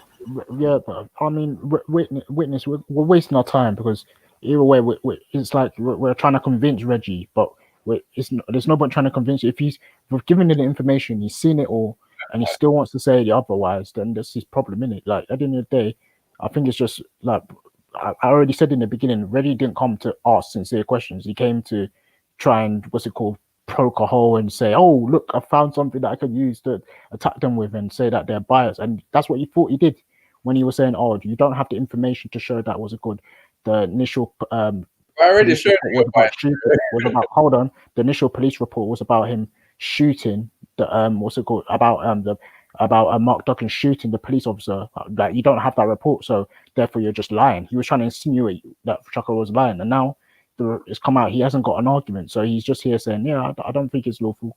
I think it's lawful. So that's it. You know what I mean? There's no point keeping going on with him about it. I would like to go if that's fine from I would like to move on, if that's okay, witness. Yeah, what would you like to move on to? Yeah, sure, that would be good. I'd just like to say thanks to Dan for that information. I think most of us here, well, apart from Reggie, agree that most of that information is truthful. It's too truthful, Dan. It's actually scary for a lot of people to accept, and a lot of people will reject that the information you provided into the way the police interact with informers. It's very scary for the average person. Do you know what? Do you know what's even scarier? Yeah, The next question is, what's his name? Analyze Dunya is here saying that what's it called? I'm sounding like a Mulan G, but I mean, like for me, yeah, Witness said already coming, and Witness is very harsh with the way he said it. And I'm not saying the Witness is our person. I'm saying that Witness was harsh with. He said I don't care for Mark Duggan. I don't care for his family. You understand? He was a criminal that had a gun, and so all I care about is the situation and the way the police handled it. So when the way the police handled it, and from that he's been fair all the way through. He said, yeah, I don't agree with Mark Duggan. I don't think that anyone should hold him up to a high standard or anything. But what's it called? The police did kill him unlawfully, and that's just the sincerity that you can see from someone when you talk to them. But when it comes to this situation, just because we have a disagreement on other topics now, you just want to take another angle and say that, oh, okay, because you guys are on this topic, say this thing, I want to disagree with you on this thing. Like, come on, man, it's just silly, man. the atheist agnostic alliance is beginning to wane up. You see what I'm saying? You see what I'm saying? You see what I'm saying?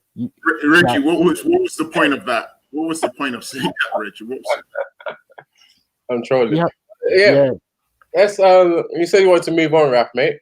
Yeah. I honestly, I wanted to. Actually, there was one thing I wanted to clarify with you. You said you're from Cross River, right? I'm from River State. River State, Cross River State. That's what they call it, Cross River or River State. Well, Cross River anyway. Do you know what? Do you- I heard a beautiful. Sorry, everyone. Should go? Yeah, I go. got a story off. Go. Wait, go. No, I was gonna say I was gonna clarify something, but don't worry, you can go through if you've got something.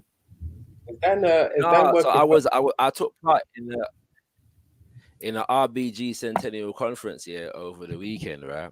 And on the first day, a sister called Aya spoke here. She's from River State. What's it called? In Nigeria, right? And so she was doing her she was just basically giving her personal story in terms of some of her family lineage and some of the work that she's doing in Nigeria, yeah. Like her, when I came into her workshop, she was talking about how her grandfather was a traditionalist, but he took on a Christian name because it was necessary to access certain things, yeah, under colonialism. In the society, he took on a Christian name but refused to convert to Christianity, and but her father was a devout Christian, and how he banned libation, but because he was I forget the title that she paramount chief. He was a paramount chief, and he had banned libation in his province, and he had destroyed certain shrines and these kinds of things, and how basically through her journey in terms of becoming a traditionalist, that she's kind of bringing her family back to a level of respect for the tradition and them kind of things there, and they speak a lot about it nowadays. But one of the things that was interesting to me is that she said that she spoke about Bonny Island, yeah, which is one of the places that a lot of Africans were kept before being shipped across the Atlantic and that. And it's also one of the spots that people return to. So in her family, she has Africans who were collaborators, Africans who were shipped and taken away, and also Africans who were shipped, taken away, and returned. Yeah. So a lot of those who are in Sierra Leone that they call Creoles now, a lot of them came, but they stopped they're from Nigeria. Yeah, right. But they stopped at Bonny Island, and they went on to other places. You know what I'm saying? And like Fela Kuti's family has a similar story. I forget which side of his family has that story, but yeah, I think it was his mom's. I think it was his dad's side, or his mom's side. But I said both now. I think it was his mom's side. Yeah. You know what I'm saying? But yeah, so that just interested me in the sense of the fact that she like all three aspects of the thing exist in her own family. You know what I'm saying? Collaborators, those who were enslaved and actually returned back. You know what I'm saying? And them kind of things there. But yeah, it was a very interesting story. Return back. Say again? What do you mean those that were enslaved and returned back? What does that mean? Throughout the time of enslavement, various different groups of people returned back under different means. Some revolted on ships and turned the ship back yeah, to the continent. Some came back through, like for example, during the American Civil War, the British granted return to Africans who fought on their side. Yeah, so a number of Africans fought on the side of Britain to reap the benefit of this. Some of those people ended up in Nova Scotia, in Canada, and some of them ended up back on the continent, and that's how Freetown in Sierra Leone was created. Yeah, you know what I'm saying? And not just that, even in Nigeria, there are places in Nigeria, like there are you got Afro-Brazilian town in Yoruba area. I don't know if Witness knows about it. And then there's I know that I met one guy that I go uni with, and his mom is from my area in Nigeria, but his dad apparently he has a white, like a European surname. So I asked him where he got that from. He said that his dad, basically one of his ancestors, returned back from Jamaica to that particular area. He's the Delta Igbo, he calls himself. So yeah, he said that his dad There's actually. all kinds of different ways that which people got back and them kind of things. But yeah, it's just a mad story, innit? Like her story was and her family history. I'm not even doing it justice the way I'm putting it. But her family history was crazy. Yeah. Yeah, the reason why I wanted to go down that route with Reggie is because Reggie, you say Cross River, but Cross River is a big area, So what specific group? Because from what I've understood in the Cross River area, you have people called the Tiv, you have the Biblio. Are you a Biblio? No, I'm worried. Worry. Okay, you're worried. Okay, no problem. All right. I was just making the car. When you say Cross River, I'm just thinking, right, there's so many areas in there. Like, which one are you specifically? Sorry? Yeah, River State. Just say you're worried, boy. Just worry is an area. Mention something. I don't know if this is true. Maybe you guys can help. I've just been coming up against some info which says that it says the last time a police officer in the UK was successfully prosecuted concerning the death of somebody in custody was in 1969. So since 1969, no police officer in the UK has ever been prosecuted successfully. I think that's true. I believe that case was David Olowale. Yeah, that was up in the north of England. Am I correct? Was it David Olowale? I don't know. I've known about that case, but I don't know. I'll check. I can't remember. And I'm not even sure that they were because that. Yeah, I'm sketching on the details in my mind here. But even though they got punished, their punishment was like minor. But they literally peed on him and dumped his they abused that brother. Yeah, you're right. His death was in 1969. David Oluwale murdered in Leeds by the police, by two police officers. What happened to those police officers? What did they do to them? Just checking. Yeah. Sorry, Reggie. Yeah, just to cut in there. Yeah, Warri is a big area again. So the main groups around there are the Urhobos, Ijaw, or Isikiri. Which one are you? Wait, when people say Isekiri, do they mean Shekiri? Shekiri, Ishikiri. I call it Isikiri. I've heard my mom call it Isikiri or Ishikiri. Oh, okay. Or Ishekiri. I've always wondered if they're the same. I guess they're the same. Yeah, I think they're the same. They're all Igbos, but they all divide themselves up anyway. But that's what my dad said. But yeah, I don't know. So Reggie, which one are you then? Reggie doesn't even know. That's the problem. He doesn't even know. Well, yeah, Shakara, are you there? He doesn't. Yeah, he's gone. Yeah, Shakara, are you there? Yeah, Shakara's still there. I mean, he's probably on mute doing something. I'm just his account's still there. I've recently thinking to look into obviously I'm Ishan, so I want to look into some of the ancient traditionalist religions and traditionalist culture. Hang on.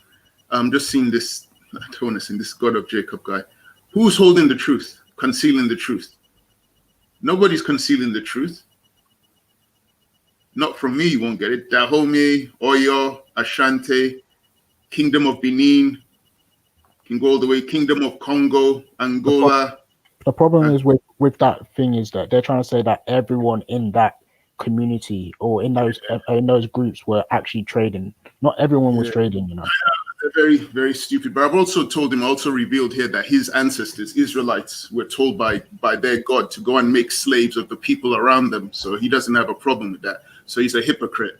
Yeah. You know, God telling Moses on Mount Sinai, you may make slaves of the people of the tribes around you, but he ain't got no problem with that. Just as long as you ain't enslaving. Hold on. Jupiter, who are you telling my dad's wrong? What do you mean? My dad's wrong that these groups are Igbos. Yeah, get out of here, man. You don't know nothing about Nigeria to come and talk to me about what Nigeria is saying. But yeah. Obviously, like the narrative of that, we've always tackled that narrative about Africans selling Africans, and these groups were doing it explicitly, and these man would come on, man. It's all gonna come down to individuals. You can't say all white people were enslaving black people. Like, I wouldn't say that. I'll say majority. I would say the elites, usually, they were the ones that benefited. White people on the ground probably didn't know much about it. And when they did, they would hear things like, oh, they were barbaric black people and they were this and that. So, yeah. There's always never a discussion to talk about the Africans who were fighting against slavery in the continent. Oh, yeah. Oh, 100%.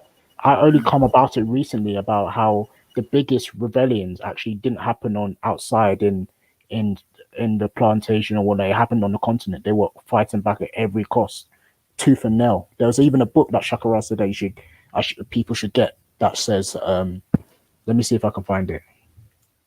I don't know if you're aware of the book, Witness. No, I would like to hear it. I would like to hear the title and the author of that book. Let me find it now. I've got a lot of books on it. But it's important, yeah, but it's important. If you're going to say Africans sold slaves, then you have to talk about the Africans who fought against the slave trade. Yeah. And if you deliberately choose not to mention the Africans who fought against the slave trade, then you have an agenda to demonize and cover up the truth. Sorry, continue. So the book is called Fighting the Slave Trade, West African Strategies, by Sylvian Diouf.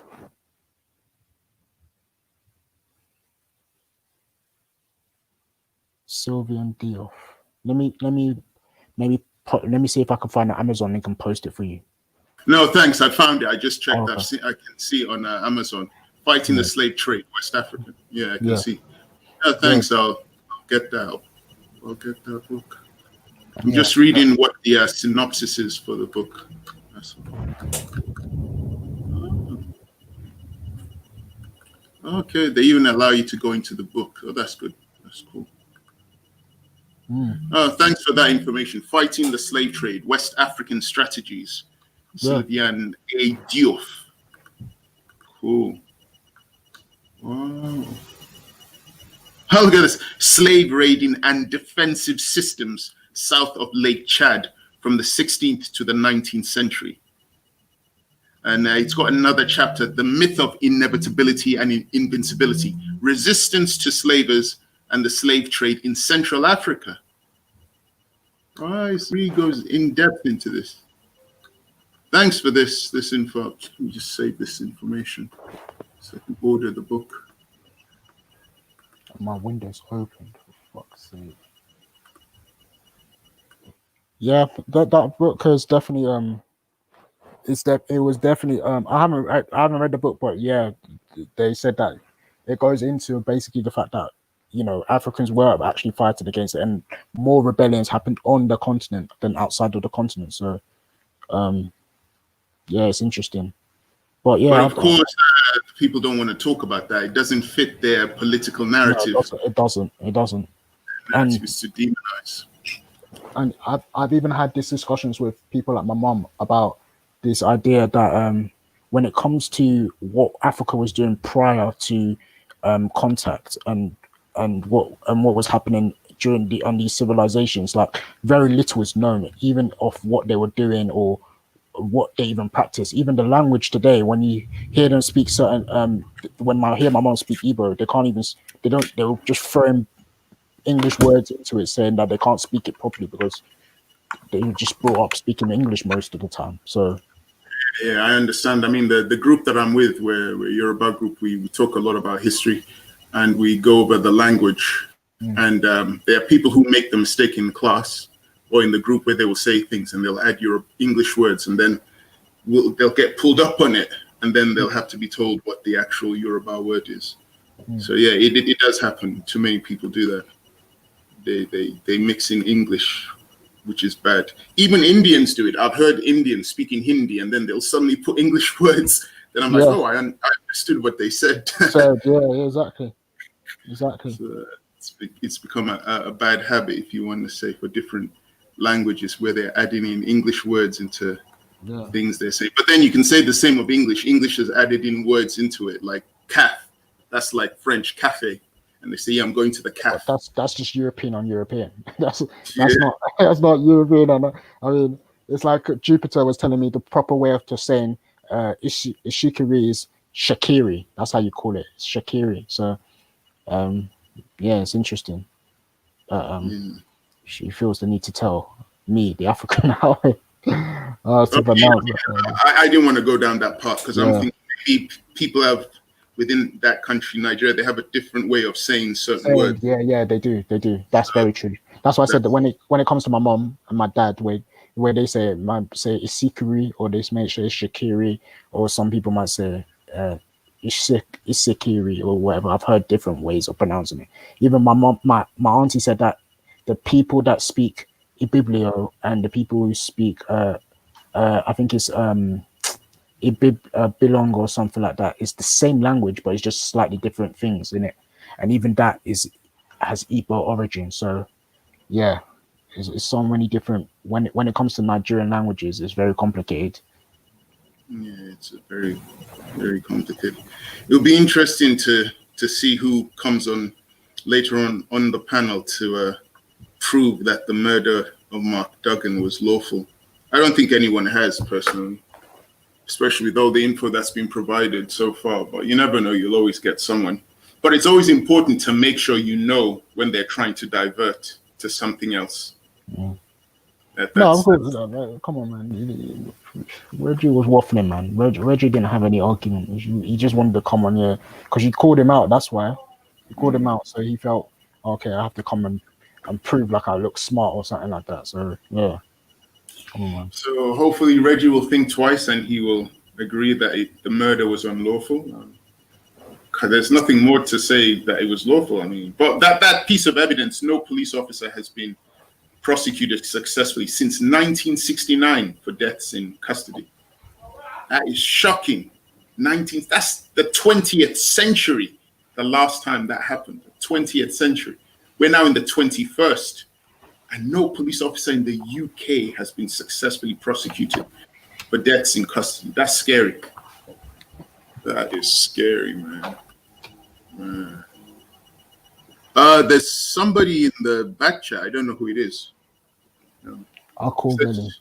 Young Black Power. Yeah, that's amazing. Since 1969. Wow. Either the UK police are doing a very good job, or somebody's doing something dodgy to prevent. I mean, the people like Jupiter like to go on there. It's been 104 deaths in police custody, and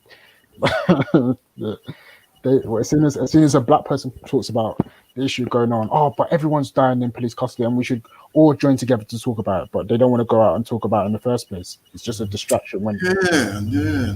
I did ask someone that in Speaker's Corner, because they were talking, complaining about Black Lives Matter and talking about deaths in custody.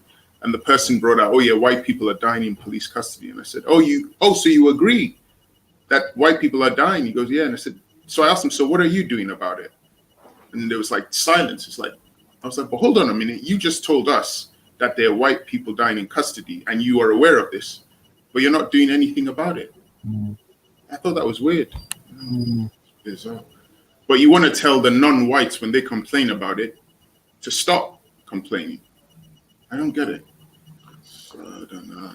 But maybe I'm not supposed to get it. Maybe that is too illogical for me to understand. I don't know. Too illogical. Maybe that's it, man.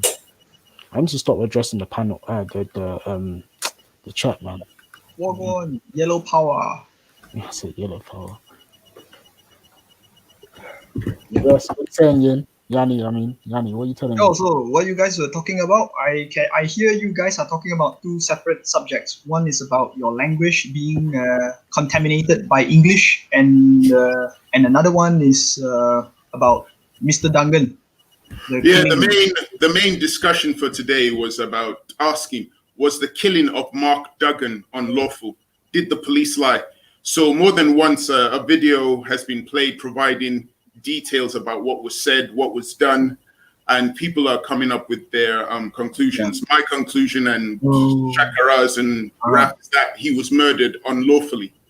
Yeah. So I mean, this is the killing that ultimately triggered the 2011 London riot, right?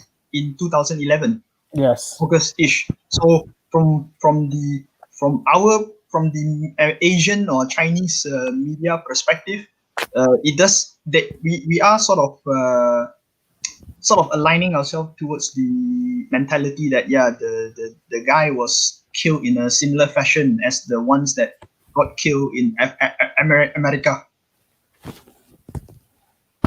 You know. So actually, there is a precedent to this event. There's the Stephen Lawrence case. Then the Mike Duggan case. So the way we are, the way we understood it, is sort of like a unlawful killing. You know.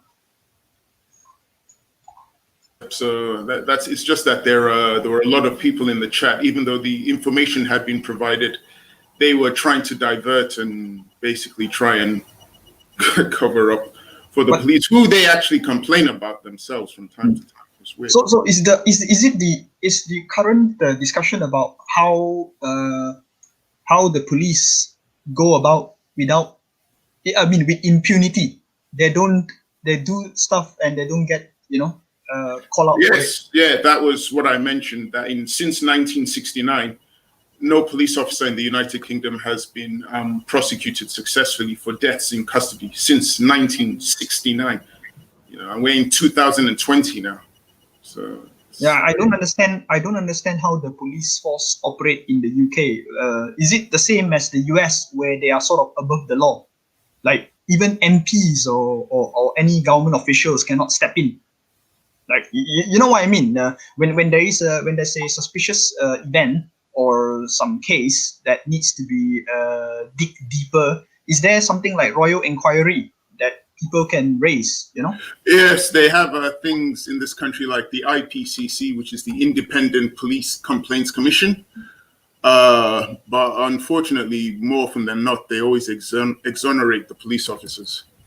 So I've always believed that if you're someone who's experienced brutality from the police, I mean, report it, but then get yourself a good solicitor and barrister and then prosecute them. Maybe do a civil case. I guess, I don't know, but yeah. Okay. Because the way it works in Commonwealth countries, I think you can use your MP or any powerful politician to immediately raise an inquiry to reopen the case. I don't know who is the MP that was responsible in his area. Where is he from? The Duggan guy. Duggan, He's from Tottenham. Oh, Tottenham. Okay. So he could use his MP there. It's David Lammy. I think David Lammy might have been mentioning it. Did David Lammy mention it in the House of Commons? I don't really follow politics that much, A long time ago, I don't know if David Lammy mentioned Mark Duggan, but yes, that's an interesting idea. And I think some people do that. They will talk to their MP. Because I watched the prime minister question. So I use my VPN from China to watch the BBC channel just for fun. And I noticed that it's always between Conservative and Labour, bitching one another. But I never hear them raise any issue when it comes to dodgy killings or cases that happens in the lower level. It's quite telling, unless the media is just filtering this out. Yeah, there is a cover up. Most people, I think, you have to be lucky with the MP if the MP is willing to take your case and speak about it. I think David Lammy did say a few things in regards to what happened to Mark Duggan in Tottenham, and he's the MP in Tottenham, David Lammy. So he did get involved. Whether you think his involvement was productive or not, that is open to debate. But he did get involved with that. So yeah, but it is a good idea, and it is something some people do. They do get their MP involved if they can. So yeah. I see. Okay. Well, we haven't had too many people coming on to say that the killing of Duggan was lawful. Only one person came on, and that was Reggie. But most of the others just stayed in the chat. So, I mean, you guys know. Dave came on. Oh yeah, sorry, I forgot. Dave came on. Yeah, didn't get to ask him if he thought he was lawful, but I guess we can assume he thought the killing of Duggan was lawful. So I guess we can assume that. Yeah. That's. I mean, you guys know better. Obviously, I was fed with the news from outside the UK, so I guess the way they twist it, is, or maybe the way it was written is different. Yeah, I'm just curious how these things are follow up. It has been many years now since the killing happened, and it looks like it leads to nowhere. Yeah, but it's like what I said. The last time there was any successful prosecution of a policeman for bad behavior of a citizen in police custody, that was 1969. So UK has got a very poor record in holding police to account for deaths in custody. Yeah. So well, in China, we just execute people. That's it. Job done. No inquiry at all. Yeah, I heard that. I saw the statistics which claim that the country that executes its citizens the most is China. I was surprised. For some reason, I thought it was going to be America or Russia, but No, it's China. If you are very wealthy, you have a lot of money. You better be scared, and you need to do something about it, because people can find ways to attack you personally, and then if they have a case against you, they will charge you with corruption, and corruption is the penalty is death. Money laundering also. Whoa, sorry, you said, so the penalty for corruption is death in China? Yeah, death, yes. Okay, I see. They don't. That's why a lot of rich people want to put their money outside of China. They are investing in the UK, investing in Canada, Australia, just to keep their assets safe and also unchecked. Yeah. It's interesting though, because you're not from England. Do you live in the UK? You don't? Not at the moment. I am hiding in China right now. But it's interesting that someone from China, you can clearly see there's a discrepancy in the way the police dealt with that case. You feel that it was probably unlawful. It's just a shame that there are many English or British people who don't see it that way. They think that everything was done by the book in his killing. So maybe that's what contributes to them getting away with a lot of this stuff. I don't know.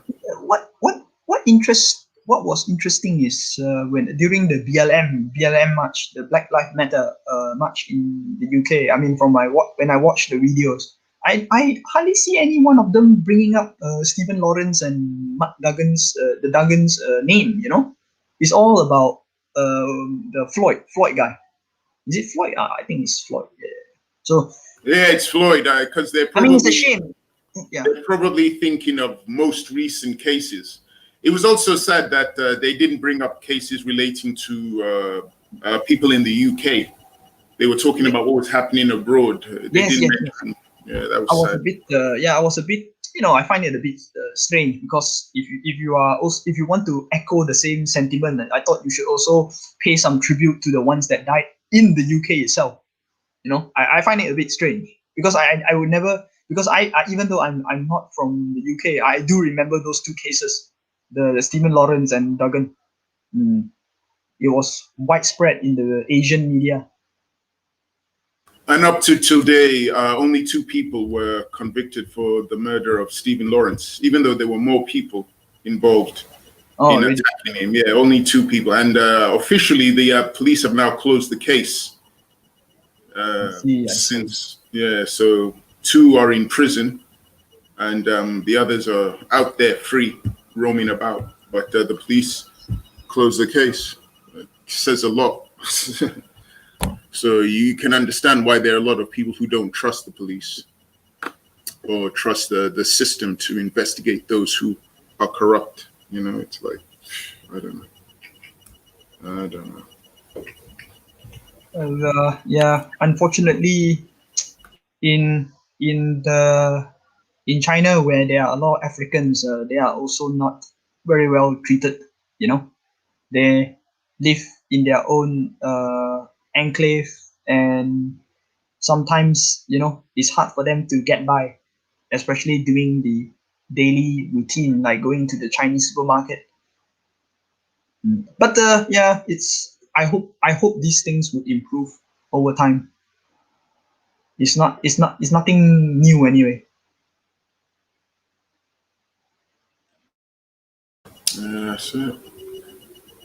But Veli, if you're listening, I don't think anyone's got a case against the killing of Mark Duggan. No one's really presented a case to say that it was lawful so far since you've opened up the your live stream. No one's really made any case to say why his murder was lawful. I'm still waiting. I've seen a lot of stuff in the chat, but it's just been, you know, diversion, nothing really addressing the issues that were pointed out. So I don't know. What does that say about people? No one can actually bring something tangible to prove that his murder was lawful. It's just assumptions. Assumptions. Crazy.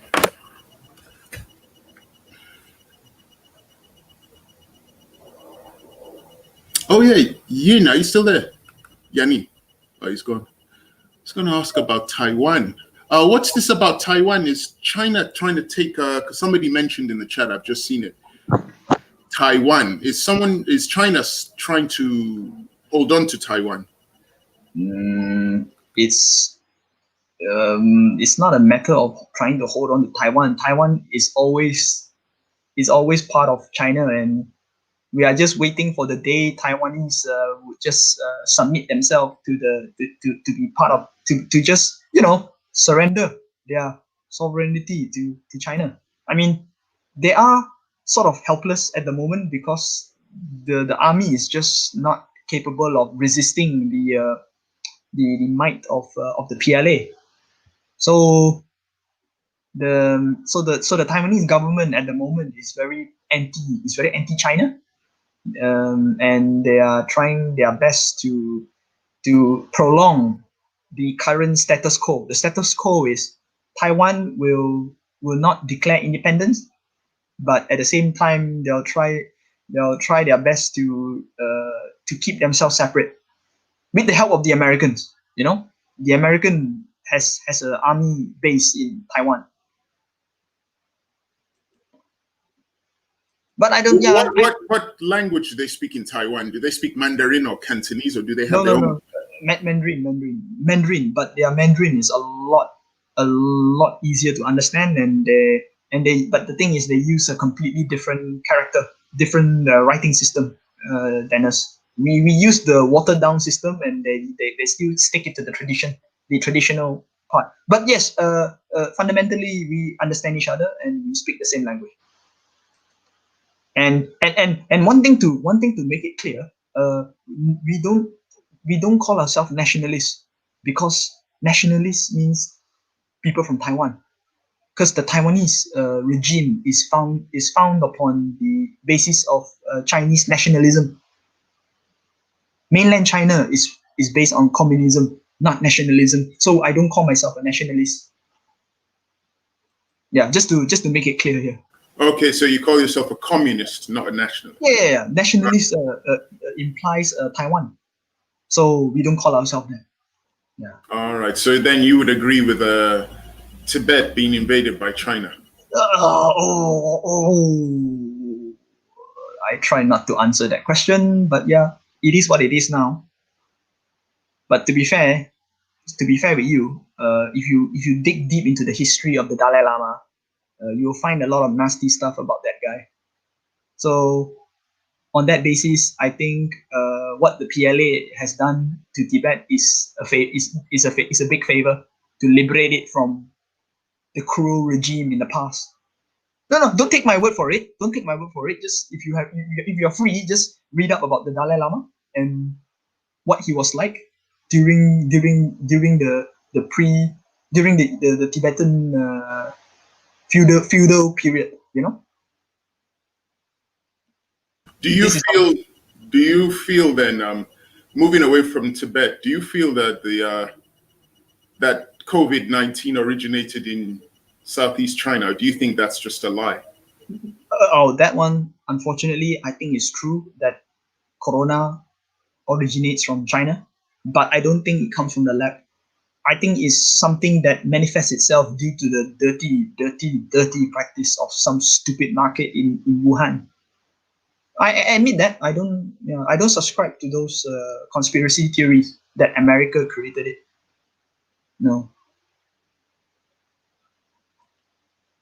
Okay, that's interesting. The marketplace in Wuhan. And what do you feel about what's happening in Xinjiang with the Uyghurs? Oh, that one is a sensitive topic. A lot of Chinese people would not know. I personally would like to believe that we are. I can't say too much because I'm in China, right? I cannot. It's tough. But all I can say is. Sorry. You're in China. I Yeah. Okay, so we don't need to talk about that. No. I can give you a very simple answer. Simple, but all I can say is we try to believe that what the Chinese government is doing is to crack down on terrorism. That's it. Simple. How the media writes about us, I try to ignore. I personally try to ignore. But yeah. But there are stuff happening over there. I don't disagree with you. There are stuff happening there. Yes. And China is on its way to trying to develop nuclear weapons, but they haven't got it. I think we already have. Nuclear weapon. Okay. I think we do. Otherwise, how can we beat India? Oh, yeah. Sorry. Of course, because North Korea's got nuclear weapons now, haven't they? Or something? Yeah. North Korea has nuclear weapon. And the thing is, what China cares about is not about how powerful our nuclear weapons are. We are more concerned about the Navy. The most important thing about preserving the strength of an economy is to have a strong Navy. If your Navy is shit, then all your ports will be overtaken by your enemies. It's always war. No. Sorry, can I call you Raf or Aero Monzel? Call me Raf. Oh, Raf. I thought Aero Monzel. Okay. No. We are learning from our mistakes in the past. Look, when we were ruled by the barbarians, fucking barbarians, yeah, those pigtail semi-bald barbarians, we were literally behind in terms of technology and weaponry. Hence, the French and the British took advantage of us by feeding us crack and marijuana, or drugs. So we were literally, addicted to drugs. And what happened after that? We tried to destroy the addiction, and they literally went on the aggro mode, and they took over all our ports. How do you think Hong Kong went into the British rule? It's through that. It's through the Opium War. We lost because of our lack of navy capability. So China is learning its lesson, and I think the most important thing about a military strength is your navy. Navy is the most important thing. Otherwise, why do you think we are trying to control so many ports right now in the world, economically speaking? I don't know, man. Because obviously, No. I'm just telling you, just do some research, like top 10 ports, business port in the world. I think out of seven or eight out of them are belonging to China. The busiest ports in the world. So that says a lot about how we take our Navy seriously. yeah, if you control the ports, then you control access to trades and certain areas. Exactly. So yeah, obviously, it's all about strategy and war. I'm still not really war. I would see as self-defense. I'm self-defense. Come on, man. Let's play the game here. We know self-defense is a strategy for war. From that angle, I agree. I'm just waiting for. I'm still trying to understand how are we going to control the ports in Africa. I think China is not present in the ports. We so far took over Sri Lanka port. The port literally belongs to us now. Do you know what you guys need to do? You need to create something similar to the IMF and things like the World Bank. You have a currency. Once you're able to control the currency, then you can control anything. Tough, very tough. Very tough. That is not going to happen because the Chinese. If you, I think I'm not an economic graduate, but you can see that the Chinese are trying to deliberately push down their Chinese currency.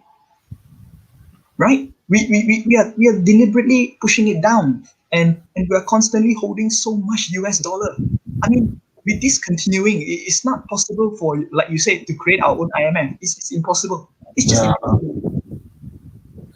But if you had something like that, you would be able to if you had something like you would be able to rival the Americans and probably even win in the battle, because obviously the Americans and the British should control it. Well, the American is just an extension of the British, but yeah, they control pretty much everything going on, trade, everything. So once you're using their dollars to trade and everything and whatnot, that means that. Yeah, in that respect, the dollar is still dominant. Dollar, gold. It's not possible for Chinese money to dominate the economic system. It's impossible. I don't see it anyway. At the moment. Oh yes. I want to know what do you guys feel about the potential arrival of Hong Kong migrants to the UK? About 3 million of them. What do you guys think? Some people are not too bad. Don't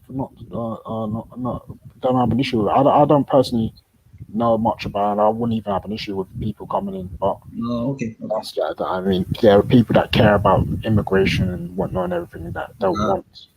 But ultimately, I've heard that there's a good strategy because a lot of Hong Kongs are conservatives, and they say that basically they're going to be helping them vote conservative more during their elections. So yeah. That's what I've heard anyway. Yeah, I mean, ultimately, I don't mind, man. You get me? I don't have an issue with people moving around. Go wherever you want to go. Yeah. Why? What do you think about it? About what? The Hong Kong migrants? Yeah. Well, in my opinion, I speak for myself. Okay, personally, if they feel to be more British than Chinese, then they are free to leave the country. They are taught from young that they think that the being British is so amazing than being Chinese, than speaking the Chinese language. Then they have every freedom of expression to to do whatever they want. Just give up your passport and go to the UK. Yeah, go ahead. Passport. Yeah, that's how I feel. Anyway. But you're not happy with them leaving. Do you think that they should be more Chinese and be proud of their heritage being Chinese? I think they should. I think they should. I think they need to understand. They need to understand the history first of all. How did Hong Kong come about? It come about because the British fed us with crack. and they took advantage of us, defeated us, and then made us sign the handover of Hong Kong to them. This is the truth. It's not even a twisted story. Now we So know the Opium Wars. The Opium Wars. That's what yeah, you're. exactly. But the thing is, you see, you think like that, but the Hong Kong people don't think like that. They think that yeah, being British is way more amazing than being Chinese. So how can you reverse that kind of mentality? If they want to think like that, yeah, then the only way, rather than complaining every day that you're losing your freedom of expression in Hong Kong, because Hong Kong will eventually be part of China in the next few years. You have to accept that as a reality. So if you cannot accept this simple reality, then okay, fine, go elsewhere. Yeah, if people want to go in it, but obviously, people. That's the problem with people. They don't understand history properly, or they don't study history properly, or even when they study history, they just have these biases about them. Their own Yeah, history. yeah. Like you for example, when you are taught. So I know that okay, you are brought up or educated in the UK, but your identity, but you self-identify yourself more as an African. Oh, sorry, I assume you're African, rather than Yeah, no, I mean, I don't. Personally, I'd ultimately like a world where we don't have to use identities. But yeah, I do identify as an African. I do also identify as British, but obviously, like, I'll let you know that I am African first. To be honest. yeah, exactly. Only because, like, when you look at me, you're not gonna think I'm native British. No way a British is gonna tell you that I'm British at all. They're gonna look at you and say, "No, you're not British. You're an African." Yes, exactly.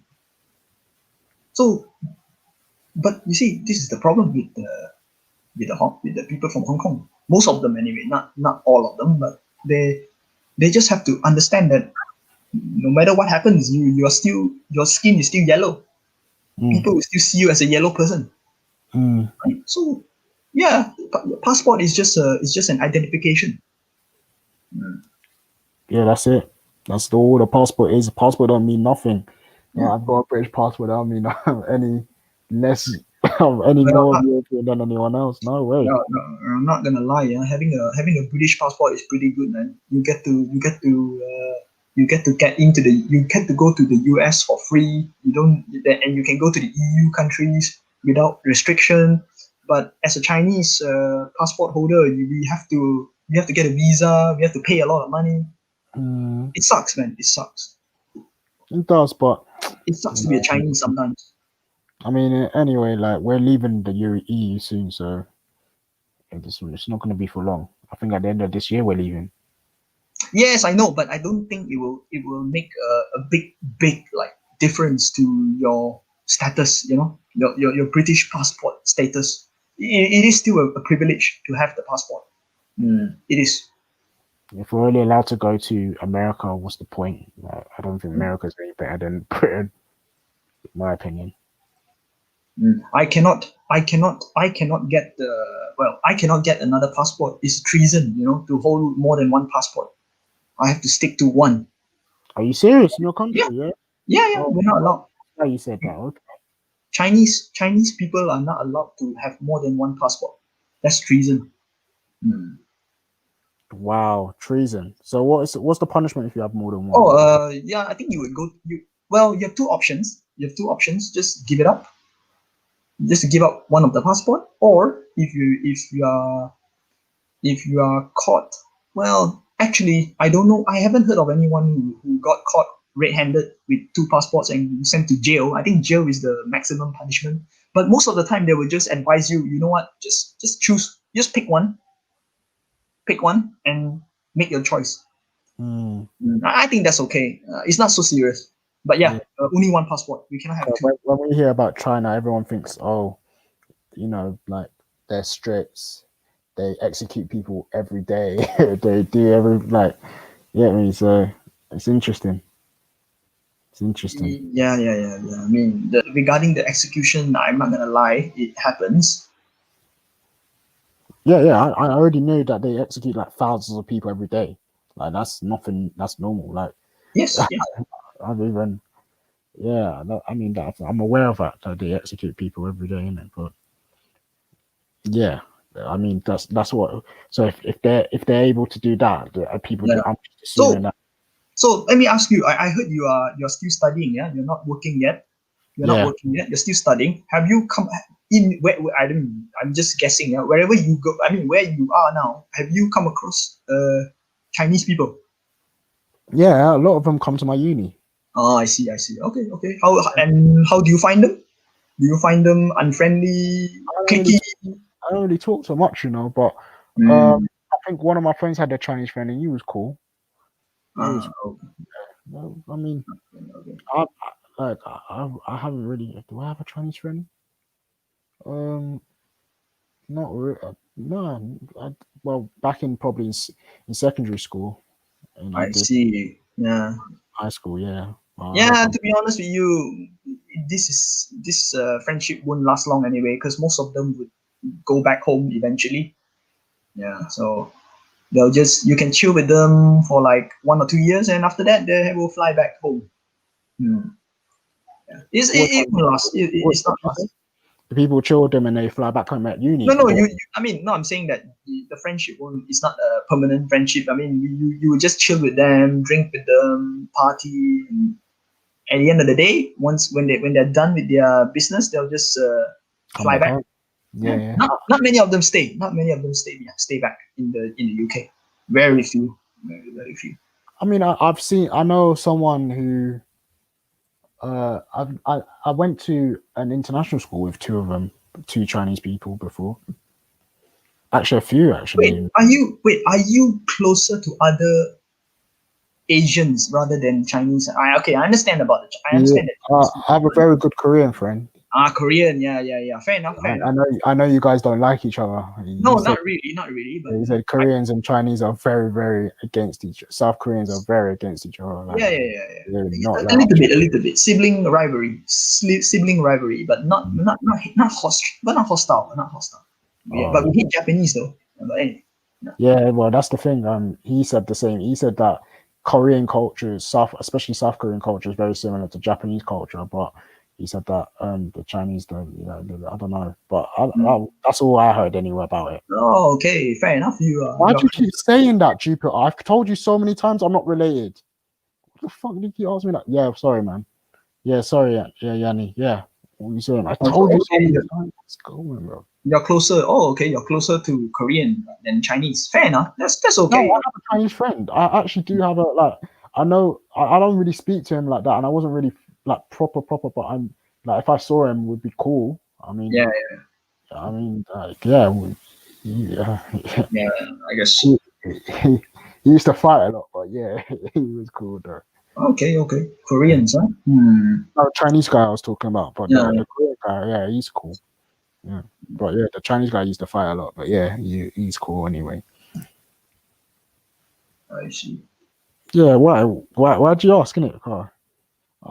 Yeah, you're thinking that I have an issue with Chinese people? No. I want to know from your experience as someone who is studying. I want to understand from a British African point of view. What is it like when to socialize with yellow people? I mean, the ones the ones that I when I do say hi to them, and they're okay. They're okay. Like, really say hi to each other, and then that's it. Most of the time, it's only because there's a language barrier in it, so they're not very fluent in English, so we can't really communicate properly. But like, I know a friend of mine that had a Chinese friend that he used to because he used to live at the uni site. So whenever he introduced me to one of them, he said, yeah, they were really cool. They used to buy. I think on the last day when he was about to go back to China, they all bought KFC, sat down and ate in it. So yeah. KFC. Oh my god. Yeah, man. I see.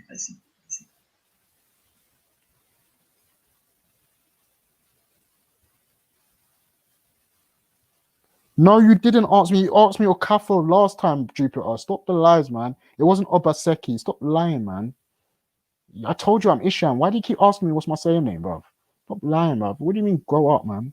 I told you my surname is Akioyame. Akioyame.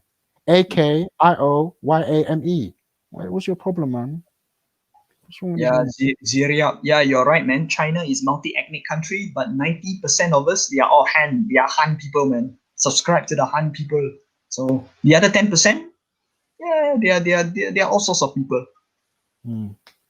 Yeah, I mean, is it? I heard in some ways they have similar, like, like in Africa you've got different tribes in what I'm from Nigeria, right? So Nigeria, we have different groups in it. We have the Igbos, the Yorubas. Is it like that in China where you have the Han, the I don't know how similar, because Nigeria, is it based on language or genetics?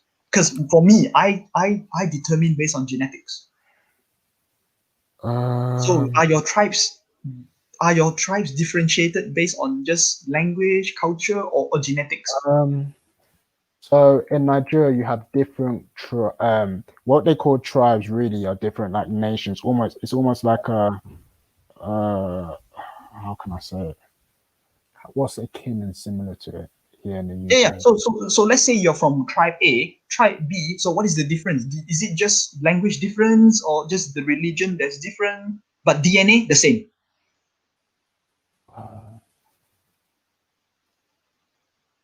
No, the DNA might be the DNA might be very, very similar. It might be the difference Okay. might come across where, what's it called, if they spent a certain time in a specific region for a certain amount of time. Okay. Based on the population in that region, they might have doing that. In China is different. Yeah, China is different. China, we differentiate heavily based on genetics. Han people are completely different than other ethnic groups in China.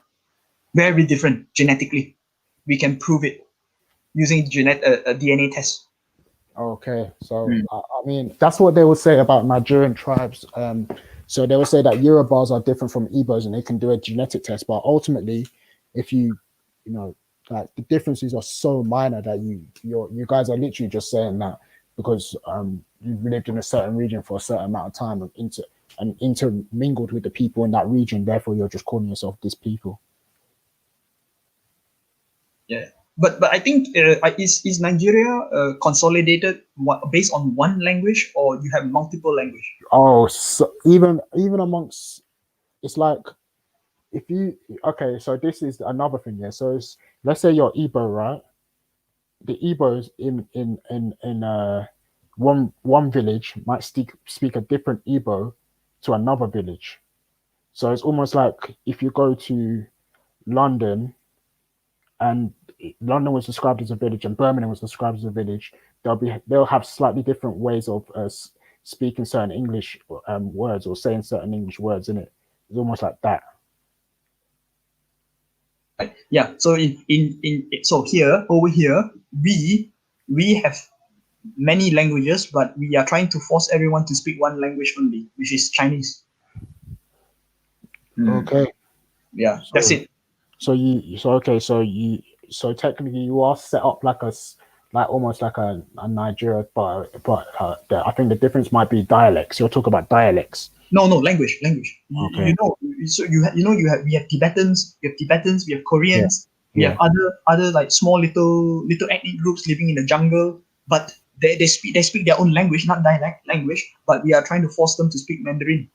Yeah. I mean, we're not trying to kill off their language. We are just trying to encourage them to speak Mandarin. No, because if you don't speak Mandarin, how are you gonna apply for a job in China? You can't apply for a job if you can't speak Chinese. That sounds like cultural superiority. No. It's practical. Look. Okay, I make one exception. There is one exception. If you speak English, then you have a free pass. You have a free pass.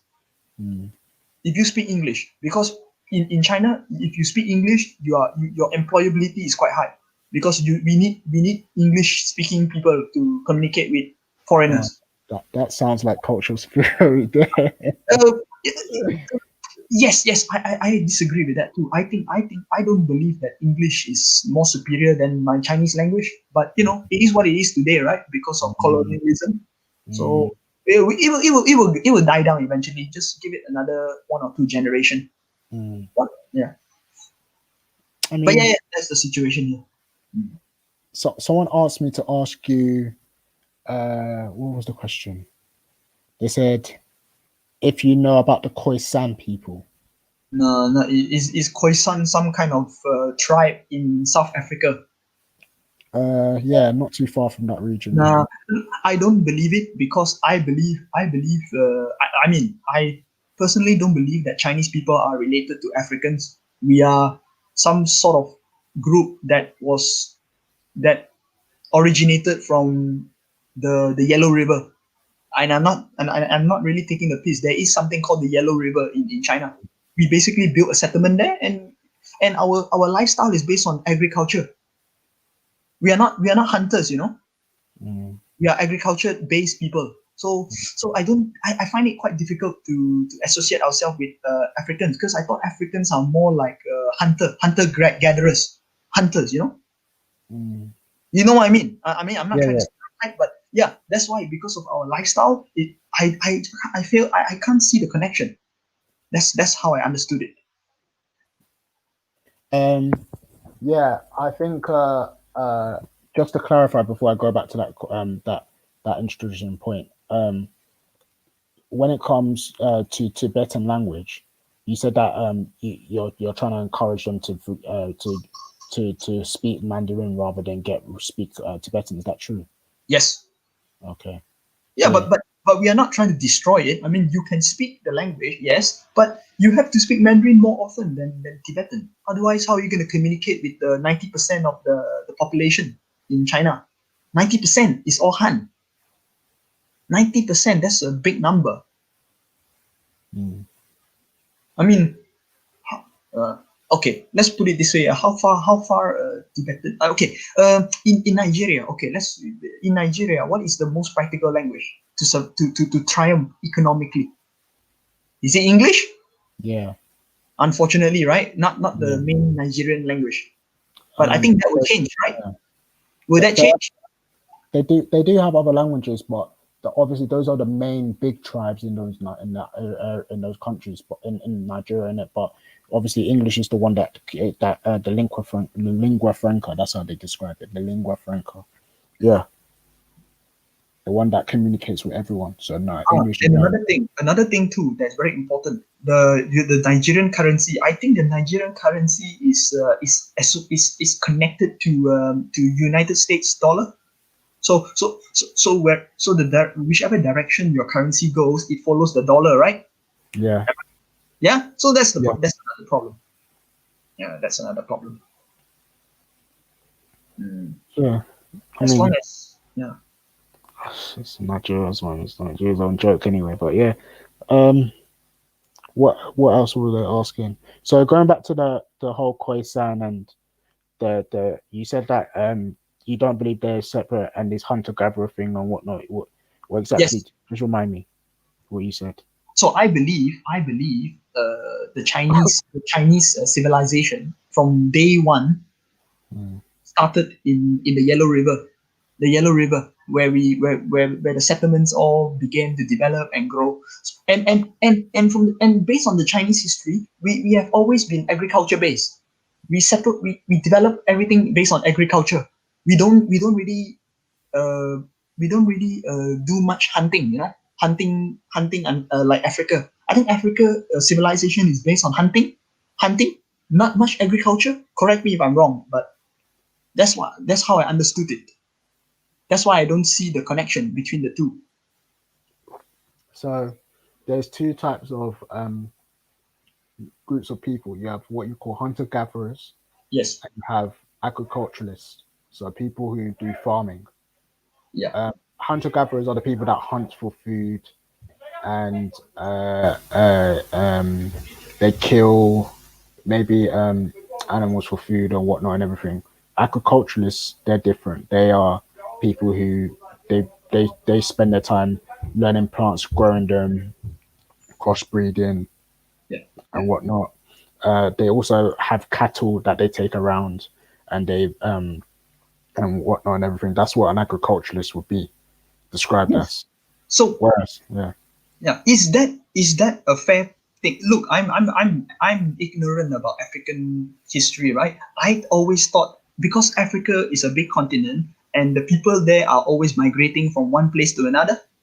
So Africans from different civilization or settlements, they move from one place to another. So from that point, I thought they are more like a hunting based lifestyle. You know?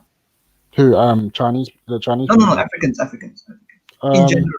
Not really, because like I said, there's two groups of people: the hunter gatherers and the agriculturalists. The agriculturalists, like I described, are the people who do farming and they have cattle, whereas the other group are just whatever's in their environment. They learn what they need to do so they can hunt for the animals instead of rearing them and growing them and breeding them.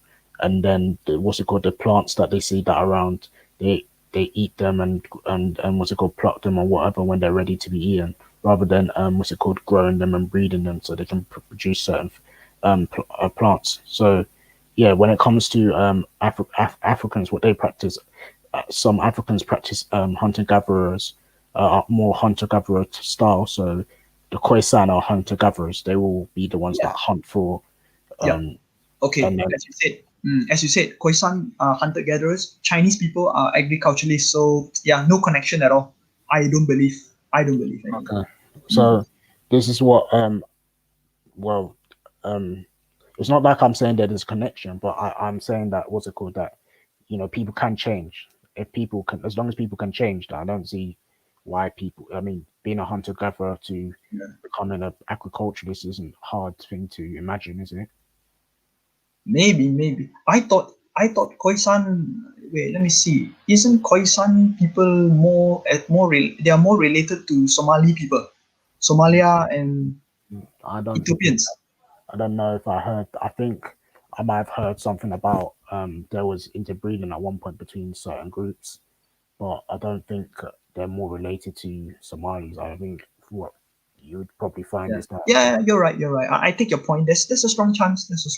But yeah, I think if you ask a lot of Chinese people, they will just disagree that we are not related to Africa. We are just a civilization of our own. I mean, yeah, that's that. I mean, like you said, that's some people's, and that's down to an opinion, right?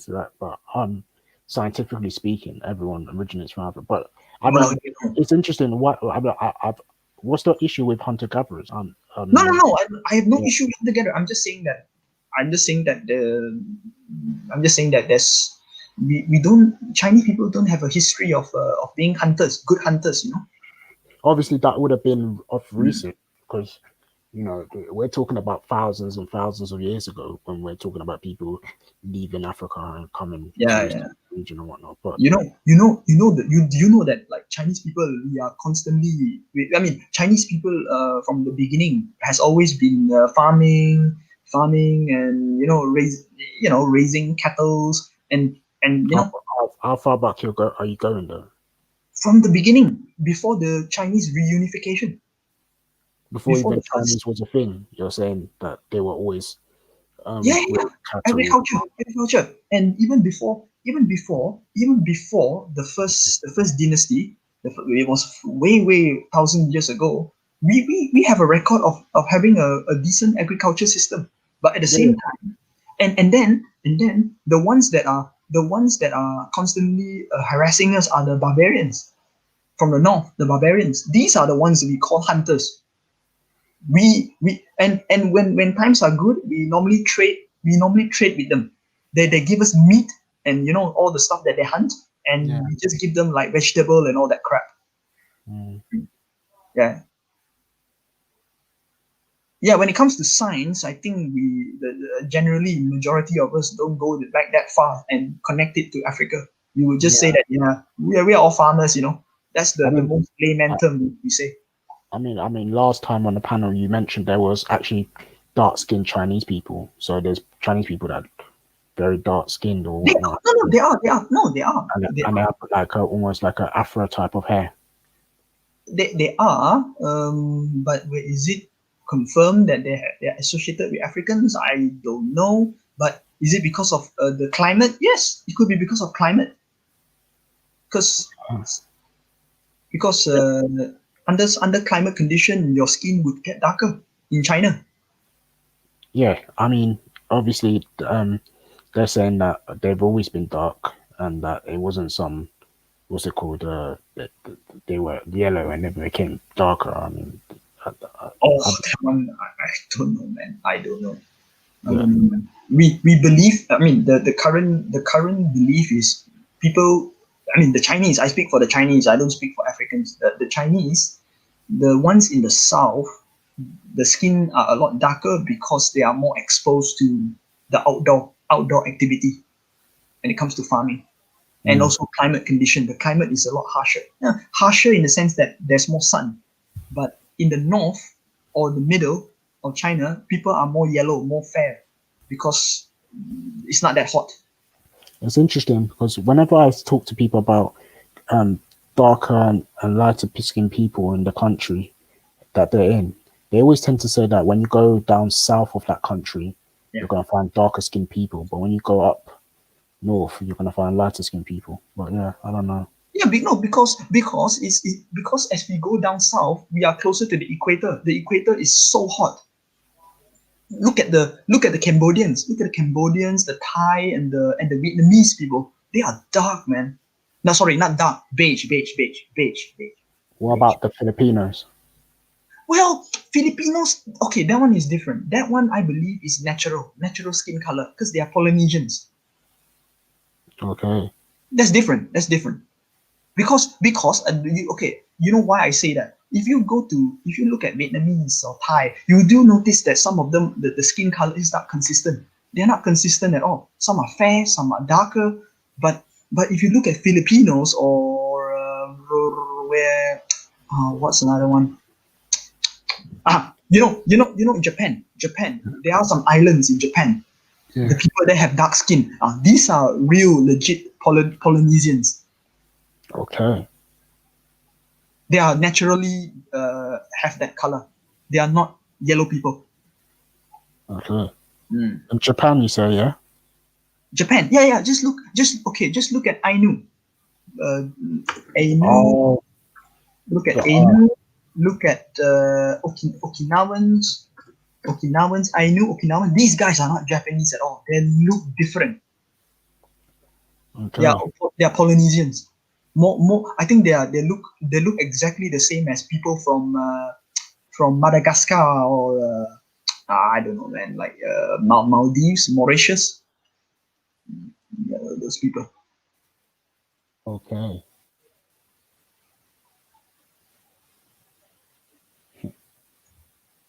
Okay.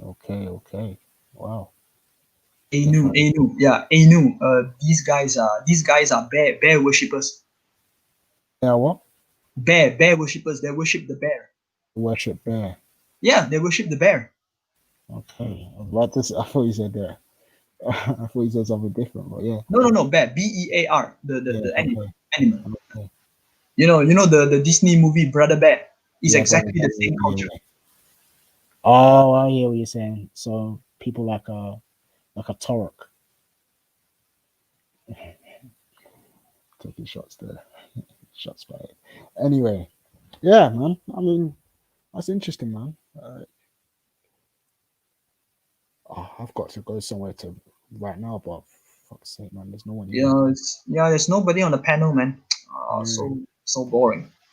No. I actually got an exam tomorrow, for fuck's sake, man. I thought your exam results are predetermined already. What do you mean? No, I mean because of the coronavirus, exam results are all fixed. I mean, you don't really need to sit for exam. No, that's some people. So for my uni, they're making sure you do the exam. Because my uni is a low-ranking uni. Oh. So they like, it's like for them they have something to prove in it. So they wait, are you graduating soon, or you are still studying? I still got 2 more years. Okay. I'll pass this year. I've got 2 more years. Okay. You're chilling. Yeah. Okay. 2 more years. Hopefully, man. Hopefully. 2 more years. That means you got plenty of time to chill. Chill. Yeah. Oh my days. This whole thing, man. Someone's calling me. Wait, hold on. Someone's calling me. Try to talk to the chat, maybe. Who is this? Who is this? JJ. You JJ. I know you. JJ Games is he hates China, man. JJ Games. I knew. I spoke to him before. He hates China. So I'm not surprised.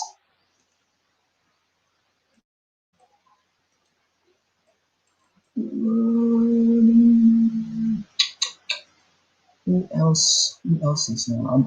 I'm ignoring some questions.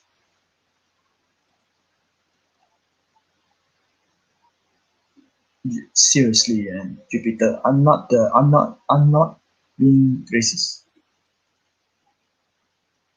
JJ Games, you are not Japanese. You are Bengali. You are Bengali with I think you are a Bengali that lives in Assam. Assam belongs to China. Assam and Ladakh, we will take over. We will take over these two territories in a non-militaristic fashion. We will make sure that they do a referendum and they'll join China. They'll be so happy to be part of the ethnic minority. Assam and Ladakh, they will be part of China. GG Games.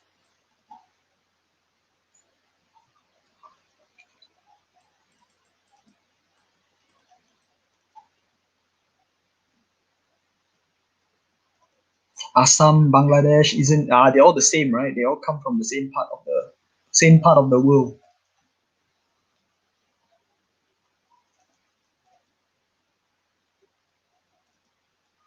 Jen Wallace, you're a Tibetan Buddhist. I don't trust you. You're a Tibetan Buddhist. Nah. No. I am freeing myself from you.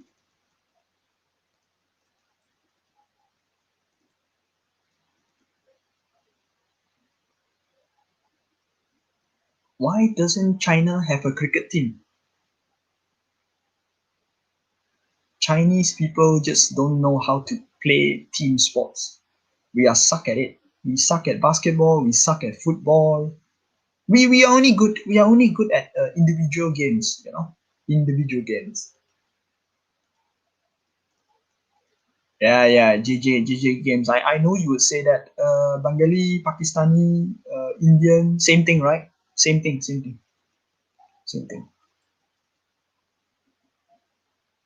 Yeah, do your research. Yeah, do your research. The barbarians. You know who I'm talking about. The barbarians.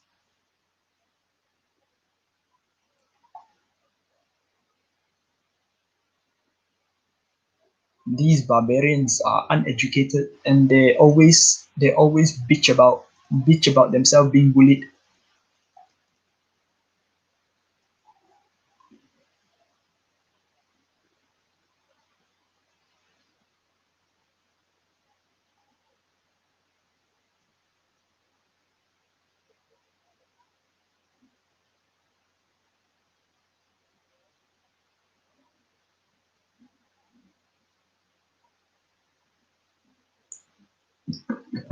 Well, JJ Games, look up Nurhaci, Nurhaci.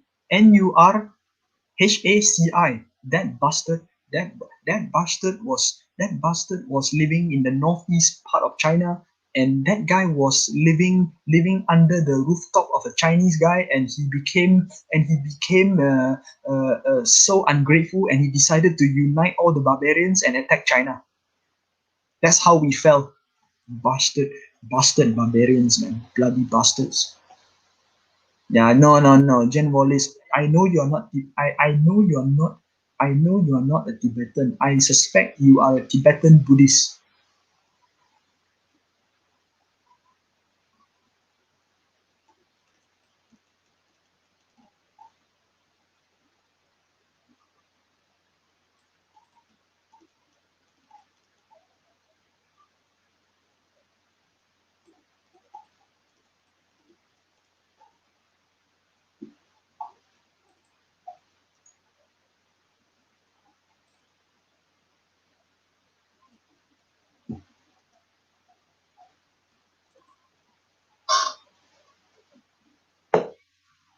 JJ, fuck the Qing people, man. These people did nothing but they bring bring their barbaric practice to our culture. Barbarian bastards.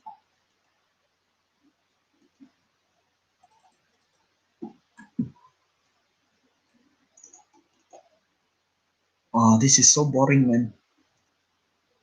I'm just gonna mute up.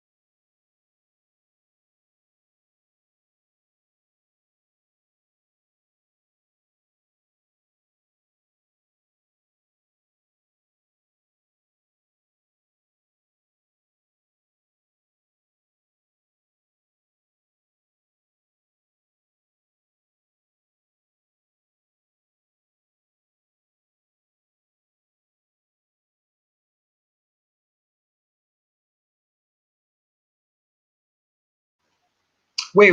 Let me clarify that.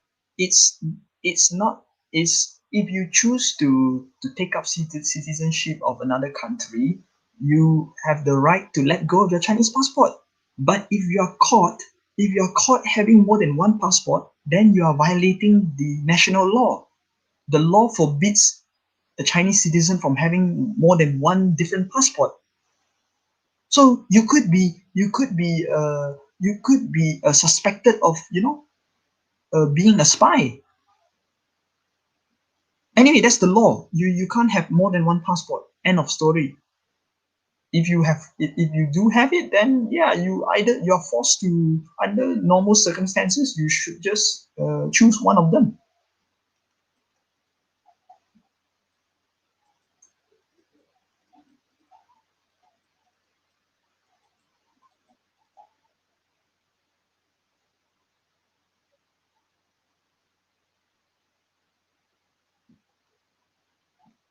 Oh, Jen Wallace is not a Tibetan Buddhist. She's a Vietnamese. Vietnamese.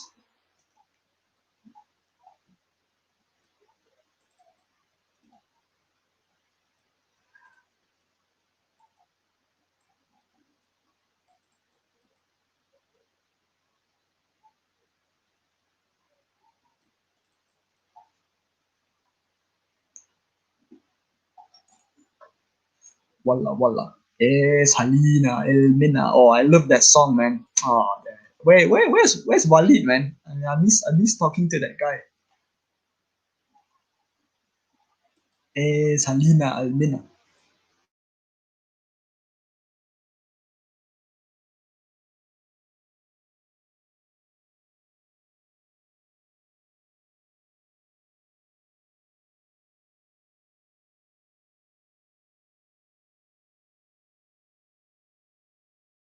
Sorry, 1 second. Need to do some meeting.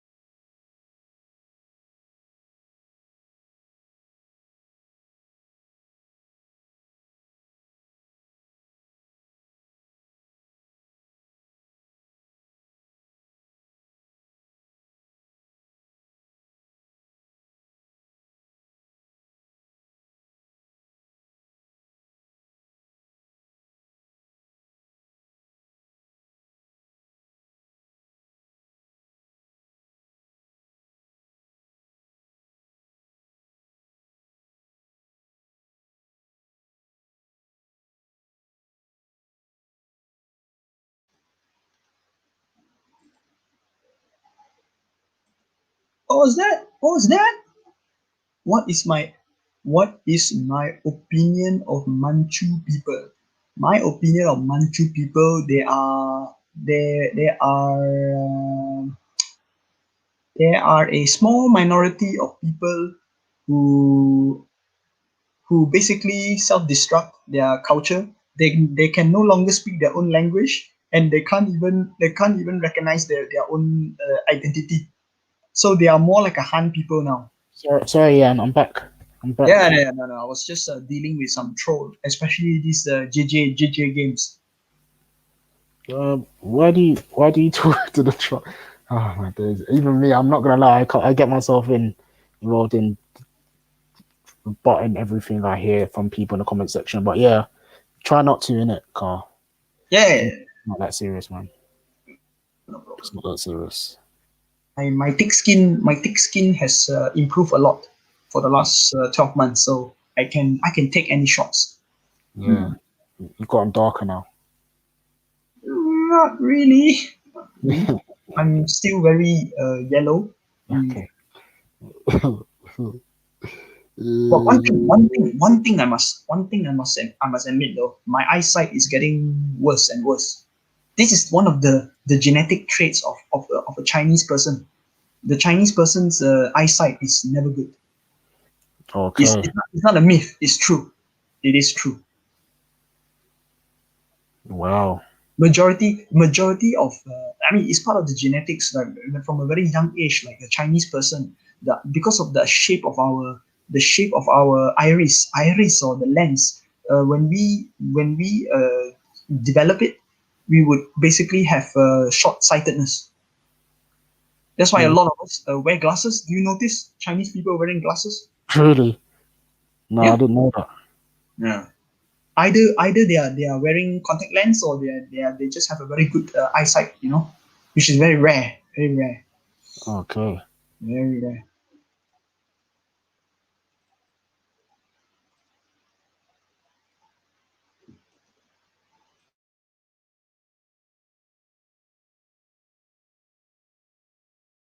Wait, I know. Sorry, I know they get their pupils done to get their eyelids wider. Yeah, something like that. It's the shape of the eyes, that develop in a very awkward way. That's why a lot of them, a lot of us, including myself, we wear glasses. We have to wear glasses, otherwise we can't see. Okay. Oh, I've got what people would describe as very Asian Chinese type of eyes. So I wear glasses anyway, but I never usually wear them anyway. I can't be asked to wear glasses. It's very rare. It's very rare to find an African with wearing glasses. Very rare. Because I think you guys are born with good eyesight. Most of them.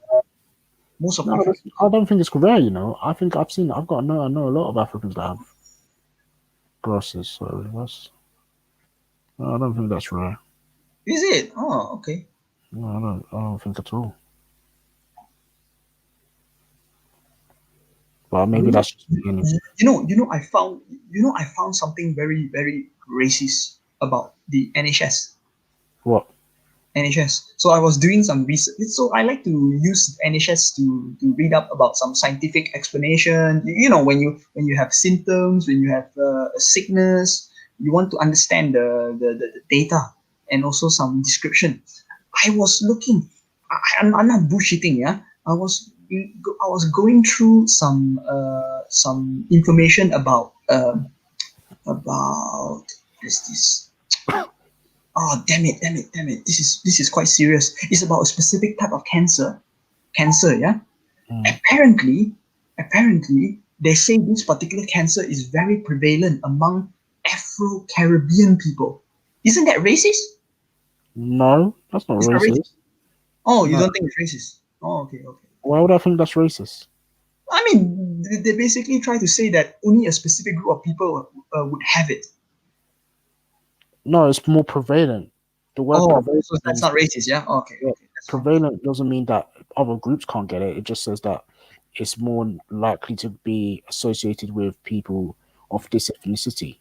Oh, okay. Okay, so that's not racist. Okay, fine. No, because it's the first time this is the very first time I come across a particular description about something, and they relate it to a group of people. This is the first time I see such thing. Okay, you've never seen that before. No, because most of the medical data that I read is all generic. They never talk about certain race or group of people that would have it.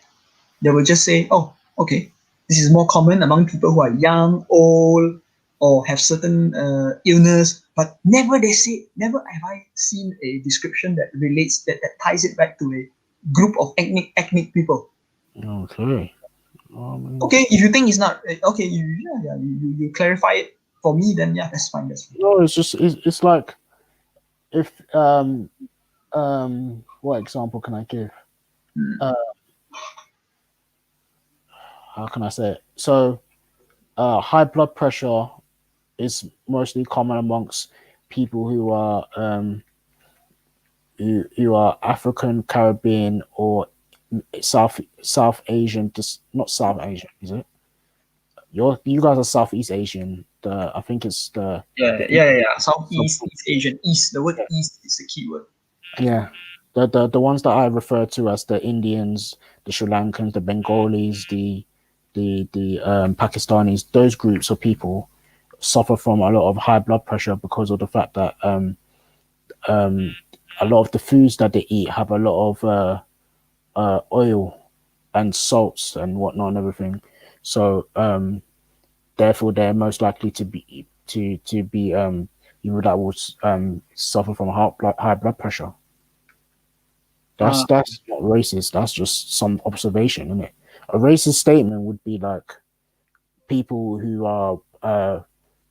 have a high people who have higher IQs are most likely to be white, because when you do the test for IQ, like the idea of IQ is silly anyway, because even me, when they did the IQ test on me, and I was again all happy about it, but it's silly anyway, because these are not very they're not good judge of character, because certain topics that get asked people are not aware of. So my dad did an IQ test one time, and he got a low mark on it, but the questions they were asking were things like, can he tell what animal this is? Does he know what this is? Like there was a pot or something like that, and he said, do you know what this pot's used for and whatnot? And my dad, he's very ignorant of a lot of things outside of Africa. So one of the animals that they asked him was a penguin. My dad has never seen a penguin in his life. And he's up to the age of 40. Around the time he did, he was around 40, in his mid-40s or whatnot. So when they asked him that question, he looked at him and was like, what? No, I don't know what that is. Then they asked him, have you ever seen this pot before? Yeah. Like a pot, it was like a pot shape or whatever. And my dad said that, yeah, it's a native pot. We use it to collect water. Rainwater. What, is this a British IQ standard? Yeah. That was the point.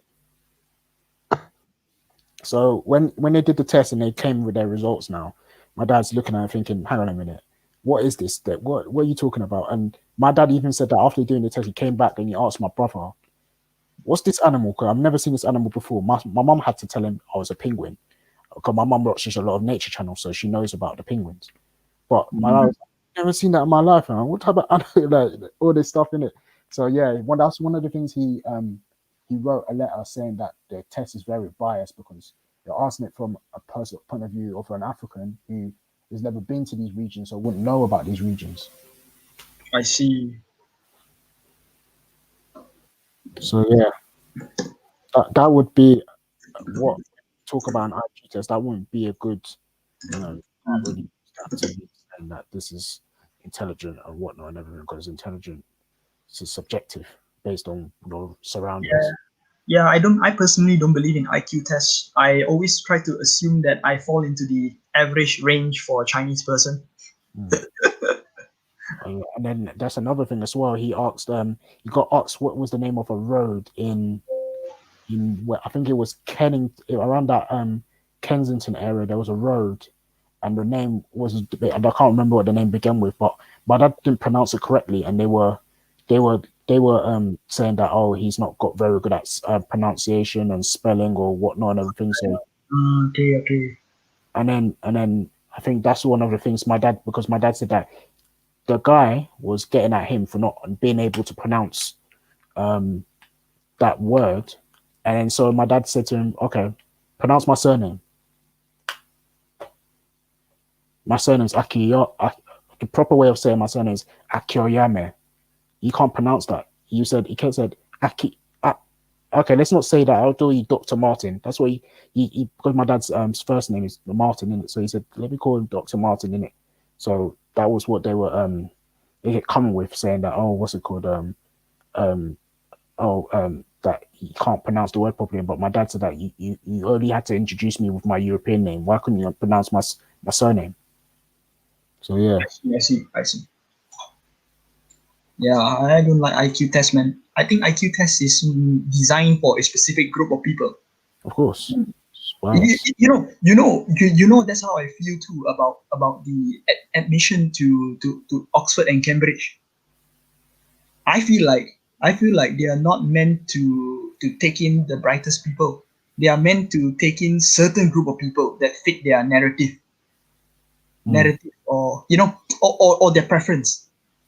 Certain character that they prefer to have in their faculty.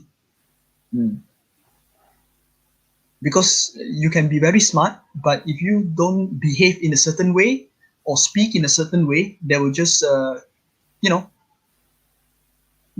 just not admit you. Oh my God, this is the. Why? Do you have an issue with him? No, not really. Who's him? You. That's what I was asking you, David. Manners. So, who's this specific group you're talking about, Jan? Privileged British kids. So Asians don't excel in academia, no? We do, but we have to try 100 times harder in order to get admitted to top universities in the UK. It's not really a level playing field. Yeah? Yeah. We don't speak English. See, Jan, I think you're pushing division all the time. That's what I think you're on. This is fact. This is facts. It's fact, yeah? It's fact. Like Asians are complaining about the academic system, yeah? Yeah. Can you show me some, please? No, I'm not gonna use statistics to do this. I'm speaking from life experience from people that I know. We do sort of on average perform all you know, right. in America, on average, do you know that Asians earn more money than white people?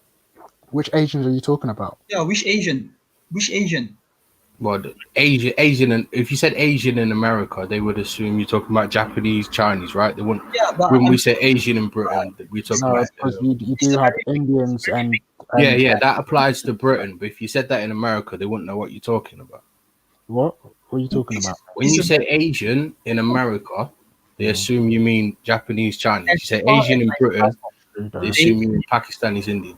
Dave Smith, as far as I know, in America, the ones that dominate economically and in education, they are Indians, not Chinese.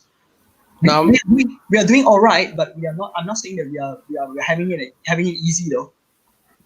But have you seen the that per capita Asians in America earn more money than whites on average? Have you seen that? I think it's like 75. You're sure they're talking about Chinese and Japanese Americans. That's what you're sure about. Yeah. I don't know, man. Yeah, it's something like 76,000 and white is 56,000. Yeah. Is it per capita though? Yeah. Yeah, but what does it mean by per capita? Yeah, but let's bring back the argument to the UK, not to America. America is a completely different market, different industry. In UK, how many Chinese people, how many Africans you see in Oxford and Cambridge? Very few. I don't know how many white working class do you see in Oxford or Cambridge. So yeah. It's a very elite club, yeah. Yeah. I'm just using that as an example. Yes, I agree that there are Chinese people who got into Oxford and Cambridge, but I'm saying we have to work a lot harder than you guys to get in. Well, not me, because I'm white working class. The amount of white working class in Oxford and Cambridge, you can count on one hand. Trust me, compared. David, you see the problem with when you guys come and say white working class here. We do understand there's a white working class issue with the, but let's not pretend that what's it called? If you just scrub up a little bit, you will be able to get out there. It's just because you choose to put yourself at this position of white working class. Yeah, trust me, I agree. It's not. It's bootstraps, yeah. It's not. Yeah. Honestly, for you, for people like you, it's way easier because being your skin, being the fact that you're white, and then all you need to do is have an elocution lesson. If you just a good example is David. An elocution lesson. I should change the way I speak. Yeah. Yeah, that's all it requires you to do to be able to get up there with them. See, this is why you've got your feet in two different camps. So what does that mean? What's I should change the way I speak. Yeah, no, that's all you would have to do to be able to get up there with the elites. From my observation, that's acceptable, yeah. Dave, I don't know if you are. What are you talking about, Dave? Dave, I don't know. You're talking about something you know nothing about. Sorry, Yanni, wait, because Dave thinks he's making sense, but I'm trying to make him. No, I'm definitely making sense. You are not aware of the white working class experience, so you can't speak. What is the white working class? You telling me that I need to change the way I speak. All you need to do tells me that there is a problem. All you need to do, yeah, accepted into you change the way I speak. Then is just changing the way you speak, brother. That's it. And that's acceptable, yeah. And that would be what they would accept. That would be what it'd be accepting of you more. That's it. If you change the way you speak, you change the way you do certain things or whatnot, you would be accepted into the elite class more. So you gotta pretend you're somebody you're not, yeah. So I gotta sell out my own people. Sell out your own people. You're all white people. You're talking about something you have no experience of and don't understand. That's why you make ridiculous statements like just change the way you speak.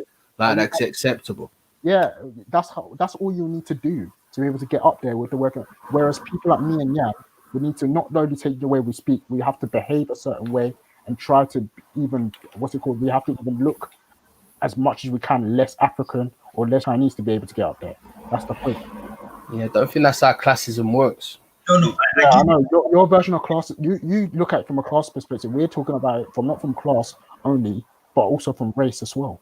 Yeah, but you've just shown what classism is by making such ridiculous statements. I give you one example. How is that? Change the way you speak. Yeah. Okay. You already said there's a difference between the working class and the elite class. Let me jump in one example. What is Dave? What is the difference between the working class and the elite class? I don't know that, but he knows what the difference is. It's the way they speak. It's the way they behave. Okay. That's the difference. There's a lot more history there than that. What was you going to say? What is the lot more history then? Go on, give us one example of the lot more differences. What was you going to say?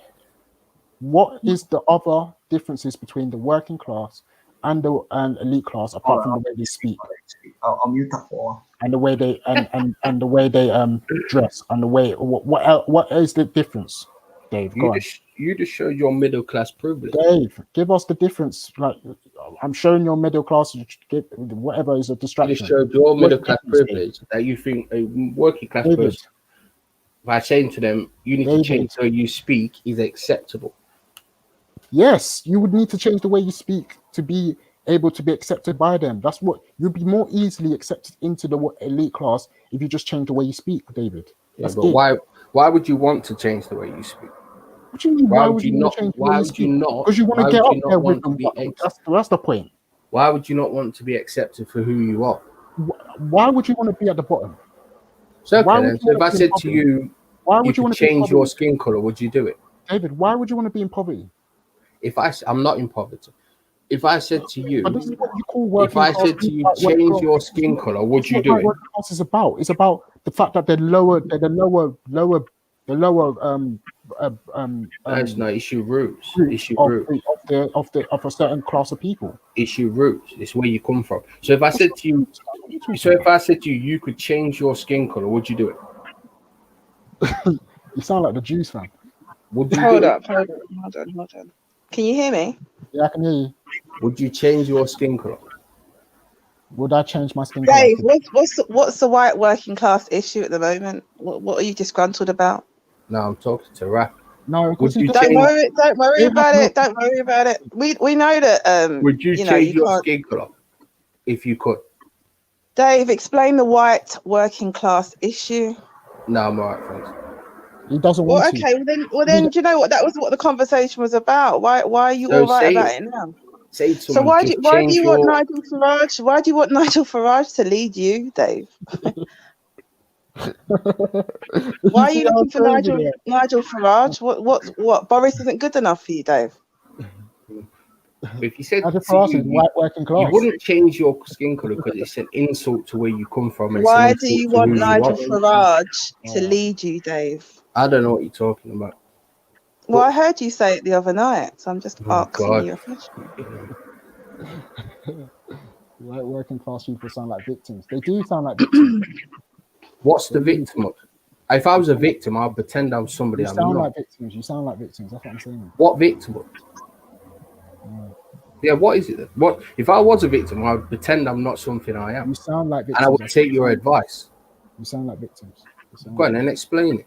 Because you know what you need to do to get up there, but you don't want to do it because you said that I'm too proud of my working class heritage. Yeah. What does that mean? Yeah. Why would I deny my roots? Bottom of the And who I bottom am? of the chain. Is that Why what would it I is? deny my roots and who I am? Who's proud to be bottom of the chain? Come on, man. Who? But you're always complaining, Dave. You're always complaining, so you're obviously not happy with it. Yeah. What have I complained about?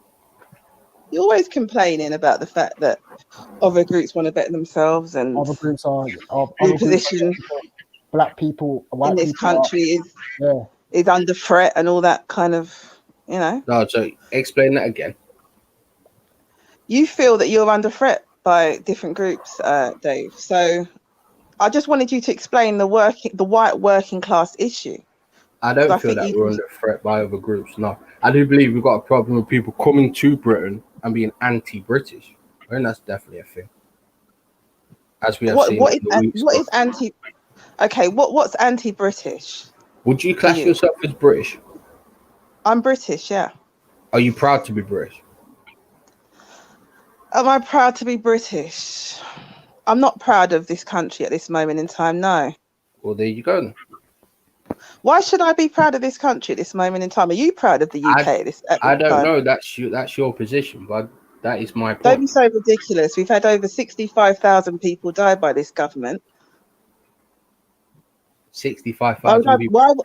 Yeah, we've got the most deaths in the world per capita. I can't understand why you would want me to be proud of that. So okay. So you're blaming Corona on Britain. I'm saying that this country did not protect its people once again. So I'm not really proud. Was that a government or was it the country? Was it that a government or was that the country? Well, the government leaves this country. You voted him in. So governments come and go. Governments come and go. This nation yeah, but will remain. this country tends to make a fair few It's not mistakes. defined by the government. Is Dave going to make any answer any questions whilst being on the panel? What are you talking? Your arrogance is hilarious. Arrogance. Okay. Dave never answers questions. Your arrogance is hilarious. You talk about me. Us being replaced. David came on. Being replaced. You talk about us being replaced. And just prove my point. David came on saying that white working class. I do not understand white working class issues. Yeah, I know. No, I say the fact. There's not many white working class people in Oxford or Cambridge. So Dave, what's the issue? What's the white working class issue? That's not complaining. What are the issues? What's the white working class man's issues? I'd like to know. And I think many people don't know. Yeah, that's not something I'm willing to discuss on this they don't want to actually take this seriously and get themselves up there. They want to complain about look, Where's the complaint? Where's the complaint about staying in there? What's it called? Council houses, collecting what's it called? Food stamps and then what's it called? Going on the Friday to drink out. We don't have food stamps in England, mate. What food stamps? Food stamps in England? All right, no problem. No, we food don't. Banks I or don't whatever. think so. Food banks or whatever. You know what I mean? Whatever. We've got food banks in the UK. Yeah. Well, and they're only used by white working class people, yeah? A lot of it is used by white working class people, yes. Okay. They are the majority of the population of the UK. Mm-hmm. So, yes, they are the majority users. So what's your point? But the point is like David said that we don't understand white working class issues. Yes. No, you don't. No, you don't. So if we don't understand white working class issues, then why would you want to keep speaking to me about it? I wasn't. We was talking about academia, and Jan was trying to make a false point. I believe it's very false. That Asians are his group. Do you know what, Dave? Do you know why you can't discuss discuss white working class issues on this platform? Because some of your racist rhetoric will come out. But there's no reason why you shouldn't be able to explain yourself, Dave. Can the Chinese all reasonable people? Can the Chinese men speak? Come out?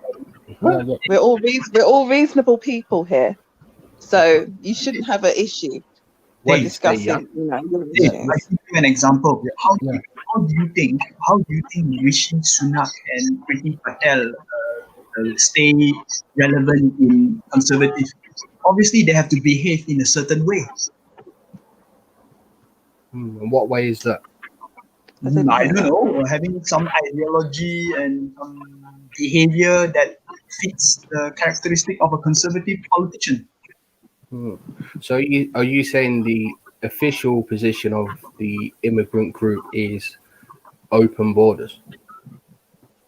What are you talking? Where did you get that from? No. Priti Patel's not thinking she's hard on immigration. So he's saying she's got to. You fucking shut up, you dickhead. I'm not talking about immigration. I'm talking about acceptance. How do you think they can run the office or function?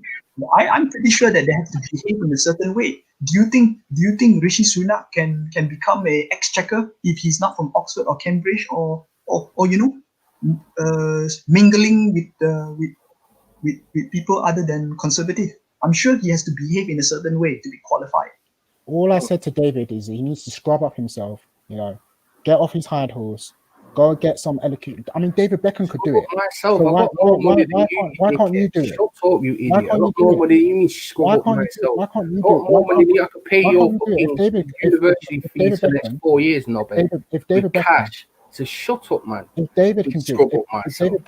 if David Beckham can do it, you, Dave, the namesake of David Beckham, can do it too. You understand? You I can should get change the way I couple- speak, change the way I act. Yeah. That's all you need to do. You'll be So there. would you change your skin colour to fit in? I need to do more to fit in. I need to marry a white person. I need to think like a white person. I need to do it more.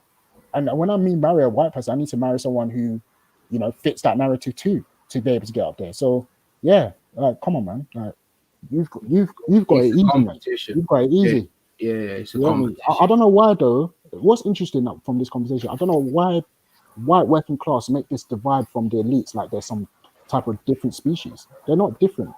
They're all the same people. It's just one chooses to rule the country and be and actually get up there to do it. The other just chooses to sit at home watching EastEnders and get upset with the football results not going their way. Yeah, it's as simple as that, isn't it? Yeah, it is. Of course it is. Well, It really Dave, if I can do it, if Raf can do it, you can do it. What do I need You've to been do? here. I've got How many more money. generations? I have more How many money than generations both in of are you you? put together. How many generations in have you been here? I have more money than both of you put together. What do I need to do? He does. Okay. Oh, okay. I believe that, Dave. Yeah, Dave, right down. I believe you, Dave. Yeah. I don't care if you do. Okay. Okay. No. It's, But you said you did say white working class issues, so just remember that. It is an issue. Importing people who hate our people. That's an issue, yeah, for sure. But you're working And they're gonna class, but come you've got more along and money they're going than. to stereotype us. They're going to stereotype us, and they're going to play into the system. Imagine. And they're going to create a buffer class. White working And they're going class to create a male. buffer class. Imagine this white working class male saying that he's different from the elites, but he supports the conservative government and the Conservative government have completely opposing ways of life to them. That is so crazy. Can you imagine that? Yeah. Can you I'm gonna imagine that? vote like a socialist, and be really David, what's a socialist? I don't think he like use these terms socialist and whatnot. Yeah, like what is a socialist? Come on, David. I know you can tell me what a socialist is. Come on. Yeah, you're not gonna patronize me, you prick. No, go on, David. Tell us. You know, I'm not coming from patronising the you, man I who's promise. never lived in Africa, his family's never had nothing to do with slavery, but he wants reparations. I've never lived in Africa. All right. But he wants I've never had reparations. anything to do with He slavery. wants And I want reparations. reparations. You want how much do you want, Raf? How much do I want? Why Yeah, why are you concerned about money, Dave? Why don't you hand back this guy's, over this guy's everything? entitled. This David, guy's you have enough money. Why don't you give me some money? privileged. David, why don't you give me some money then? It's entitled and privileged, but he still David said wants that. reparations. David, I'm showing my middle class. Why don't your working class self has more money than me? Yeah, of course. Keep pushing out the stereotypes because this Why don't is your obvious. working class self has more money than me? Yeah, we know what's happening. We know what's happening. I'll fuck off back to Africa, Dave. Yeah. You can go wherever you want, mate. I don't care about that. But you are showing how entitled and privileged you are, and you're showing exactly what's going on. Why don't your rich, crusty ass, send me some money so I can fuck off back to Africa, innit? How much you want in reparations, Raf? How much you willing Why to are you give? worried about the money? You weren't worried about the money when you were stealing it, Dave, from other countries. And you know Why are what's you interesting? Dave believes in 37, the 37 words. How much do you want in reparations? David, do you believe in the 37 words? How much do you want Dave, in you're only worried about your own pockets. words? Why You're can't you worried answer about that your own question? pockets. Is that a hard question? 'Cause I don't see how you'd get paid reparations because all you've ever done is benefit from colonialism. Anyway, Dave, back Dave, to Dave, are you saying that people, particularly from the Caribbean, are not justified in asking for reparations from the Not UK? from the Caribbean. He's not from the Caribbean. I'm asking you a People from the question. Caribbean I'm do whatever asking- you want to do. It's none of my business. But So him, hold on, all you this guys- guy has never experienced anything, and he wants to get a payout. I find that quite amazing, actually. Yeah, I know. You haven't. You've never Do you believe in experienced. the 37 words? All you've ever done is benefit. David, you could answer that question. Do you believe in the 37 words? Not fully, no.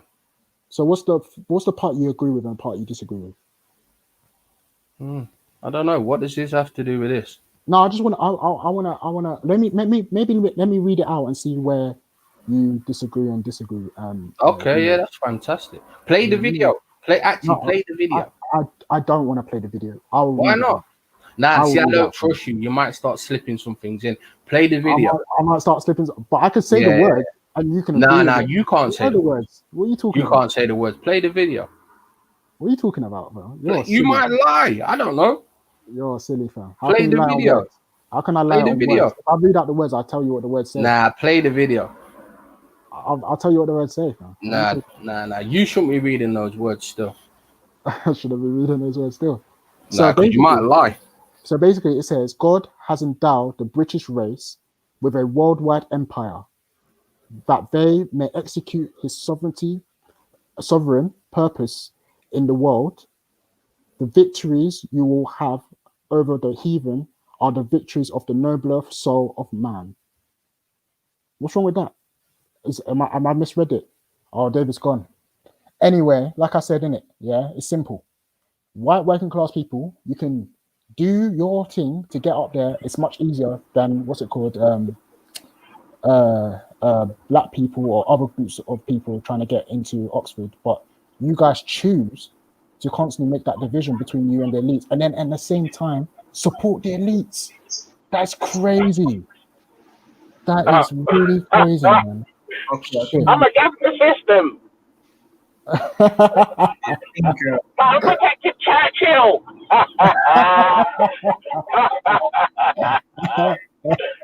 Oh shit! The bunch of scammers. Oh shit, man. I need a loan. It's crazy, man. We agree that you go to Oxford, Cambridge, you have to behave in a certain way. Yes. Of course you do. Yes. Of course, he knows that, and he said, and he even knows that he thinks it's, oh, what's it called? I'm saying something crazy like, oh, what's it called? You have to have the background. Of course, having a background will be a stumbling block as well. But at the same time, they will also look at it and say that if, as long as he has the mentality and he's white and whatnot, he's going to be more accepted than someone like me who might have the mentality but is black. Come on, man. Like, stop the nonsense, man. I don't know why white working class people want to make themselves sound at this in one voice. They're different from the elites, and then in the other voice say that, but we support our government and we want to protect our statues. Get the fuck out of here, man. You're terrible. You're just, you know what it is, yeah. Civil. What do they call themselves? Civil nationalists. They're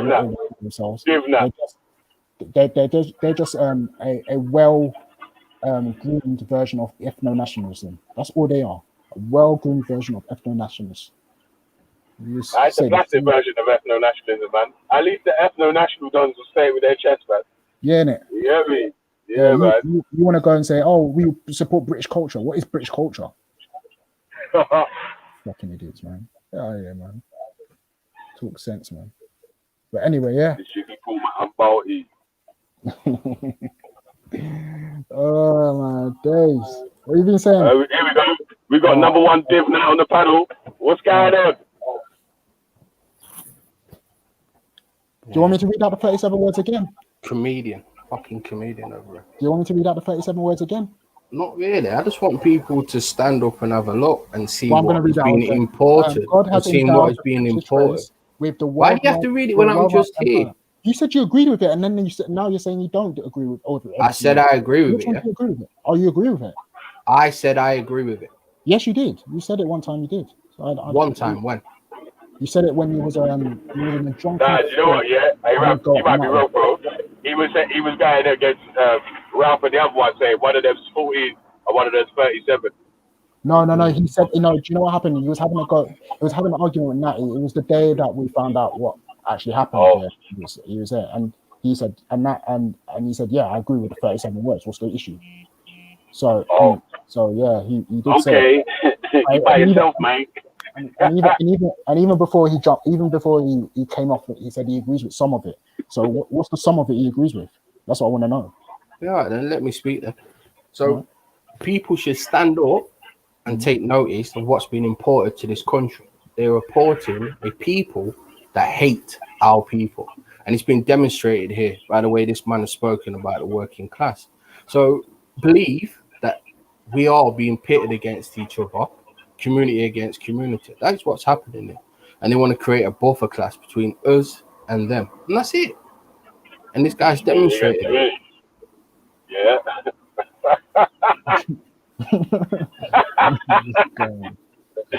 Yeah, all right.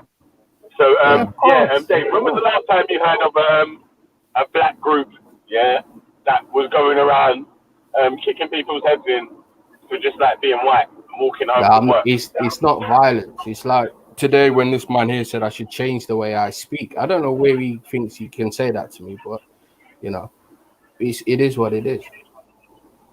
Are you telling you to widen your vocabulary then? Not really, no. Yes, Not I did. really, no. Yes, I did. But anyway, I didn't say you should change it specifically. Like you read it. You wanted to hear what you wanted to hear. I simply said to you that all you needed to do to get into the elites good books would be to change the way you speak a little, to be more eloquent, like more posh speaking, and dress better, and then also what's it called? Take education in politics. Higher. That's it. Thank you for that. You try to make it. Good. Rishi Sunak and Priti Patel can make it if they speak with a strong Indian accent. I don't know. I don't care about Priti Patel. She's a fake. But shall I tell you how my community will be able to change things? Yeah. And it's not by focusing on black people. It's not by being racist. It's just by coming together and building ourselves up as a unit and as a group and improving our education, improving on our problems. That's it. It's not by fighting with your community. That's not going to do anything for anybody. Education. What does that mean? Hey, Dave. Yeah, the schools in that area is a shit. Yeah. You know when you're talking about like unity, yeah. Does unity Not mean yeah, that unity with my community, yeah. unity in your community, yeah? But you know in your community, yeah. If you see like, is there any black people in your community that you're gonna call like the N-word or anything when you get angry? You're gonna do what? I said, is there any black people in your community that you're gonna call the N-word when you get angry?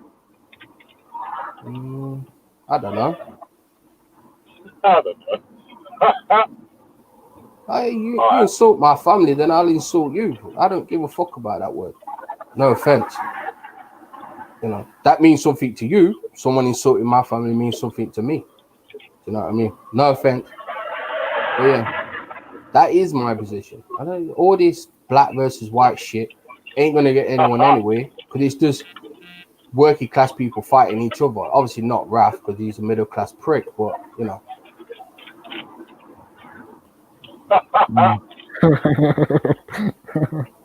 Anyway, yeah. But hey, if you want me to be the KKK, then you know whatever. But fact of the matter is, we've got a lot of shit we have to improve on, and no one's asking for handouts. No one's complaining. I think you're worse. I think you No guys. one's complaining. I think you're very slick. No, we're not complaining. We're pointing out the truth. Pointing out the truth is not complaining. I'm not asking for anything of anybody. Hold on. I'm asking for when a you're handout. pointing out the truth, it's not complaining, yeah? No, it's not. No. I'm not asking for anything. I'm asking for a handout or something. No.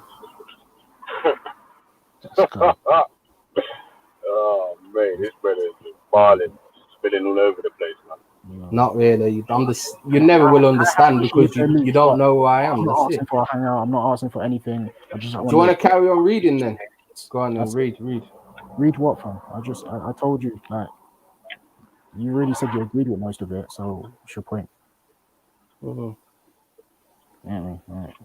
I just wanted you to be sincere and say that which parts you agree with it. But clearly, you don't like to answer any questions. You want to ask questions. So yeah, like I said, innit, all you need to do is the following, innit, and the following was, get elocution lessons. If David Beckham can, Yeah, thanks for that advice.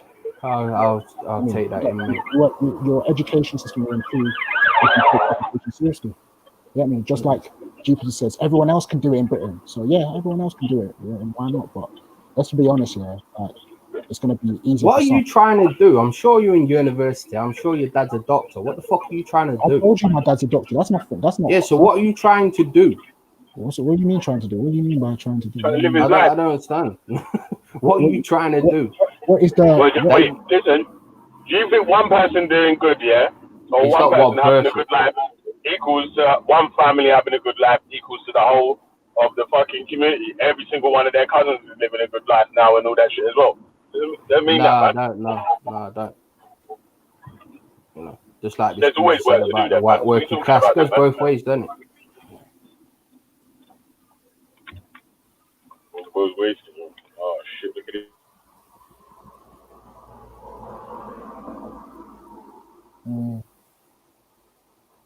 So why don't you tell us what you disagree with in the 37 words? Enlighten the people to what it actually is. Read it out again one more time. So the 37 words says that No, you critique it line by line. God has endowed the British race with the worldwide empire. So the British people have a worldwide empire. That is mad itself. That they may execute his sovereign purpose in the world. So they may execute his sovereign purpose in the world. That is mad as well. Hey, Rap, listen, yeah? Yeah? I'll tell you one thing Dave's right about. A lot of these fucking 14 words, 37 words, all this blah, blah, blah, different bits and pieces, are usually said by fucking people that ain't actually got no power. Just got like, they might have a few 100,000 people on Facebook or YouTube or something like that. Yeah. But in the reality of shit, man, they ain't got no fucking power to change no laws or nothing. So No, that's what I said. That's I what I don't know said. why man don't, like, pay attention or even go in deep on this stupid shit. No, of course. Let's just point out the hypocrisy Yeah. and the dumbness of this fucking div nut, ethno nut, whatever nut bullshit, man. even that, yeah, even that's why I kind of went off politics, because I was just like, when people talk about Labour and Conservatives, like, unless you're talking about Labour government under Corbyn, they're not really, even Corbyn himself, I don't think he's really left wing at all. But people try to say that he's left wing and he's a communist or socialist. That's their argument, isn't it? For me, when I used to be in politics, I used to be more of a green supporter. So when they're saying all this stuff now, I'm just like, it's all nonsense anyway. Just deal with ideas, innit? You know what I mean? Deal with what you actually about. I've always said this is what I'm about, innit? I'm about unification of black people, science, technology, you know, a society without money, a Hey, Ralph, society. listen to this, yeah? Yeah. Since we've heard about this speakers corner thing, yeah, Mm. and like Tommy Robinson's been doing much, yeah, and all this, that, and the other, yeah. Has there been any fucking law change or any fucking change in the government that they've been able to, all the marching and all the shouting outside of people's parliament and this, that, and the other, and blah, blah, blah? Has that achieved anything? No, not from what I've seen. I mean, maybe there might be a policy change they could show us, but that ultimately I haven't seen any changes. No way.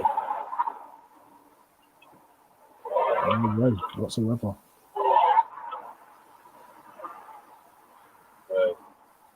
I haven't seen any change. But have you recognized any changes? No. No, I see. So it's all a waste of time then, isn't it? We're just waffling and saying that, oh, we got this, we're shouting our issues, and then at the end of the day nothing goes on, nothing happens. Oh, what's it called? Dan says they've changed laws. So he says we're leaving the EU. Right? Is that from all going to Speaker's Corner? Is that from people at Speaker's Corner shouting their views and going up? Is this been from a result of that? Like what? And what laws are you talking about? What constitutions or statutes or whatever they call it? And there's difference between law and statute, apparently. Yeah, guys, let me know, man. Yeah, man. Because at least lets you know if it's fucking worth it or not, man. You know what I'm saying? Shit.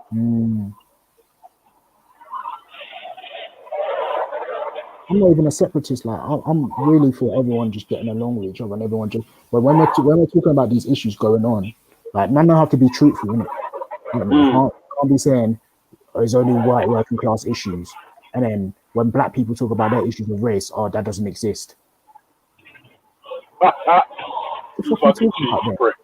And then he has the cheek to say, what's it called, that you will never understand white working class issues. But we've told you about racism and you won't understand racism issues, and you said, yeah, we do. What the fuck are you talking about, man? Get the fuck out of here, man. Bro, how are you, man? It's mad. So, yo, listen to this here. Let me revamp this subject here, yeah? So, Schiffer made a statement about most black women being sellouts.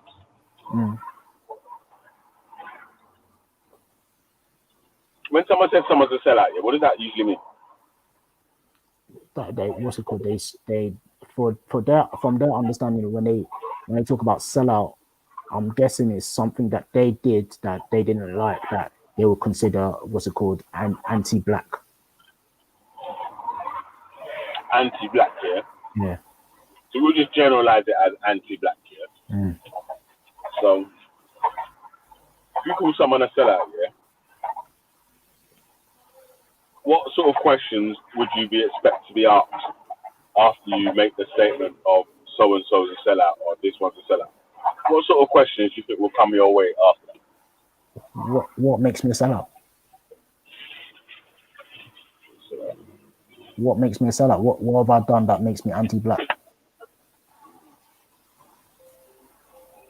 Is that the question? I mean, that's the question I would ask. What have I done personally that makes me anti-black? What makes what is what are you referring to in it? What makes you a sellout in it? That's what I'd be asking. Why? What question would you ask? What question would I ask? Yeah. Yeah, the same thing in it. Like I was typing that in the chat, yo. But there's big claims in it. Provide evidence for your claims in it, rather than just make claims. That'll make your argument stronger. Yeah, that's what I was saying still. But do you know? If a black woman was listening, yeah, and jumped on and asked the person, "Is your wife black?" Yeah, would you count that? Would you count that as one of the fair questions that could have been asked? Yeah, that would be a fair question. Yeah. Especially in this air quotes sellout, cooning, whatever sort of Obviously, environment. From my understanding of what one of the things that they mention about being pro-black is, you know, having a white wife, a black wife, you know, or a black husband. That I'm talking about man and woman, not man or woman. But yeah, you're in a relationship where you have both couples being black. So yeah, why wouldn't that question get asked? I don't get it. Like, what was Schiffer saying that? Did you say why wouldn't that question get asked? Yeah. That's what I was trying to say still. I was saying, boy, obviously, if you open that fucking sellout, cooning, and whatever fucking door that people want to try go down when they want to try berate whatever you're saying or whatever, yeah, that's going to be one of the questions that's going to come up from people that you're trying to label. But it seems that some people don't think that. They think that's like a personal attack, innit? Alright, it's a personal attack, because why does it matter what colour his wife is or what colour his football is or blah, blah, blah. But I'm like, in the circles of people that are calling man sellout and coon or whatever, that's usually one of the stipulations to being able to label this one a sellout or this one a coon, that you're in this pro-black, bliggity, black business. Like, if you ain't like that, then that's not really usually your fucking bag or your band, isn't it, that you usually get into still. So, I just thought it was weird, innit, man? But boom, like I was saying, man, really and truly, yeah, the best route would have been there if my man would have made the statement, yeah. If he would have said, yeah, say that. If my man would have made a statement and said, black women do A, B, C, D, and E, so that makes them sellouts, yeah. I don't think Nines would have probably asked him about his wife or whatever. You know what I'm saying that? Because that's giving him. Hold up, Veli. Hold on. Veli, Let me can you finish, hear man. me? Let me finish, man. I can hear you, but yeah, hold on. Let me finish, man. It's hold up business, man. Yeah. Cool off, man. Cool off. Yeah. I rarely tell you to hold up, so I don't know. Let me learn. Yeah. Okay. I'm saying, yeah.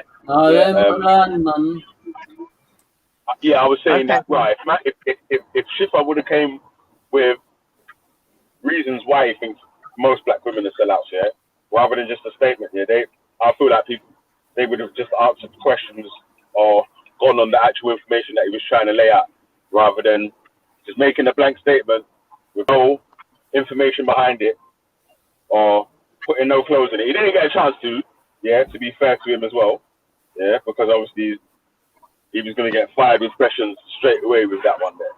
Yeah. I don't know what he was saying, trying to come with that angle. Yeah. He must think he's got a bulletproof chin and all that kind of thing. Yeah. So, yeah. Hey, anyway, yeah, I was saying, that's what I was trying to say to a minute.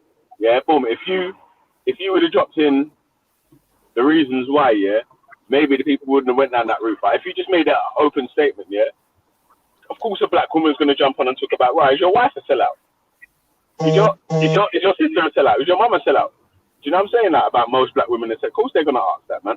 I didn't really even see why man would have got triggered by that one still. What did he mean by most black women are sellouts? Well, he ain't brought his evidence yet. So, I think, to be fair to him, he did mention Francis You Cress. mentioned Francis Cress Welsing, Yeah. something about that, yeah. But Sorry?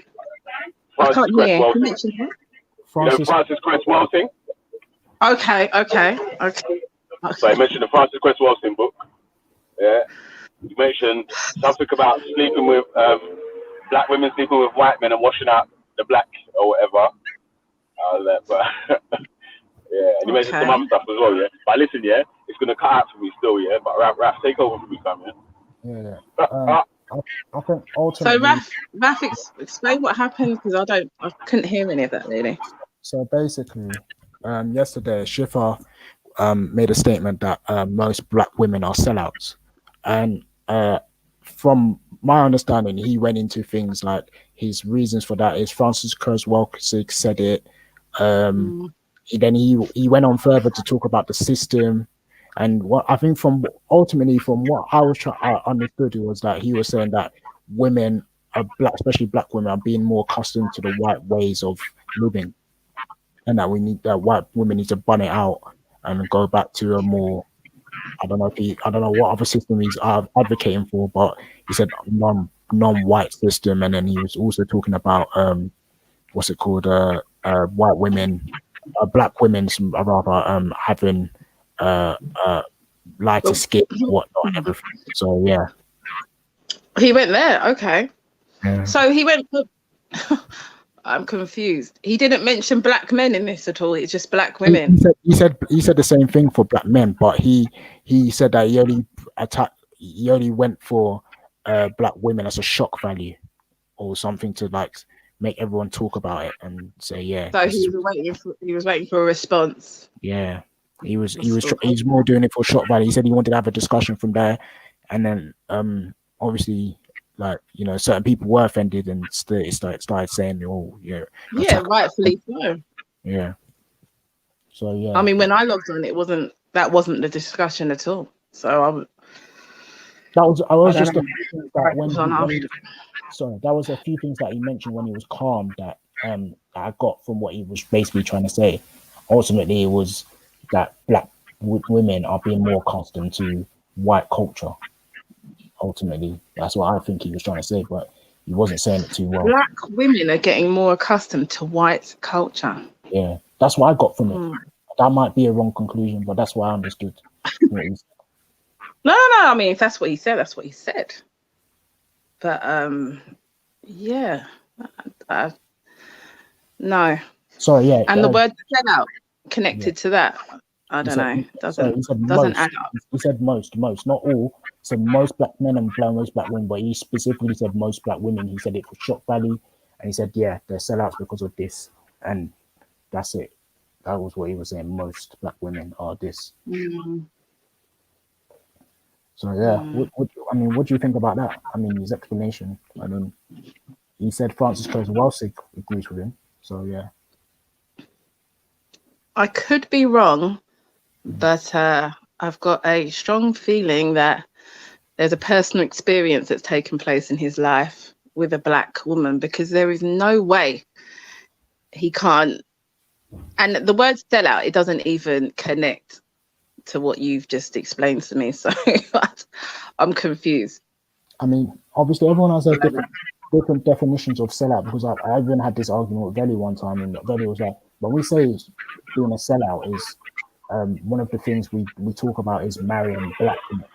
So I said, yeah, some people do consider marrying black and not marrying someone who calls himself who marries a non-black woman is a sellout, isn't it? So that's what some people do, but there are some other people that don't consider that a sellout and still work with black issues and whatnot, and it's subjective, and even some other topics as well. When it comes onto religion, when it comes onto politics, when it comes onto any other like certain other issues, it tends to differ on the particular issue. So yeah, can be subjective, but ultimately they do mention it when it comes to marrying black or and this marrying black, that's not really, that's more the other side. I don't think black women are known for that necessarily. So no, I don't know. Yeah. I don't know where he's going. It was a bit. That game was a bit nuts, though. I can't lie. But like I was saying, man, I can't hear. even Can you hear him, Raf, or is if it they make me? crazy claims, yeah, like they're easier to digest, yeah, if you come with some sort of evidence. Wait, you saying Natasha? You can't hear him. You can't hear me? Yeah, I Tash. can hear you. Can you? Yeah. I heard Veli. Can you hear him now? Yeah, I can hear Because him. I can see his screen flashing, but I can't. No, we can hear him. Okay, it's me then. Okay, all right. Let me try and do something.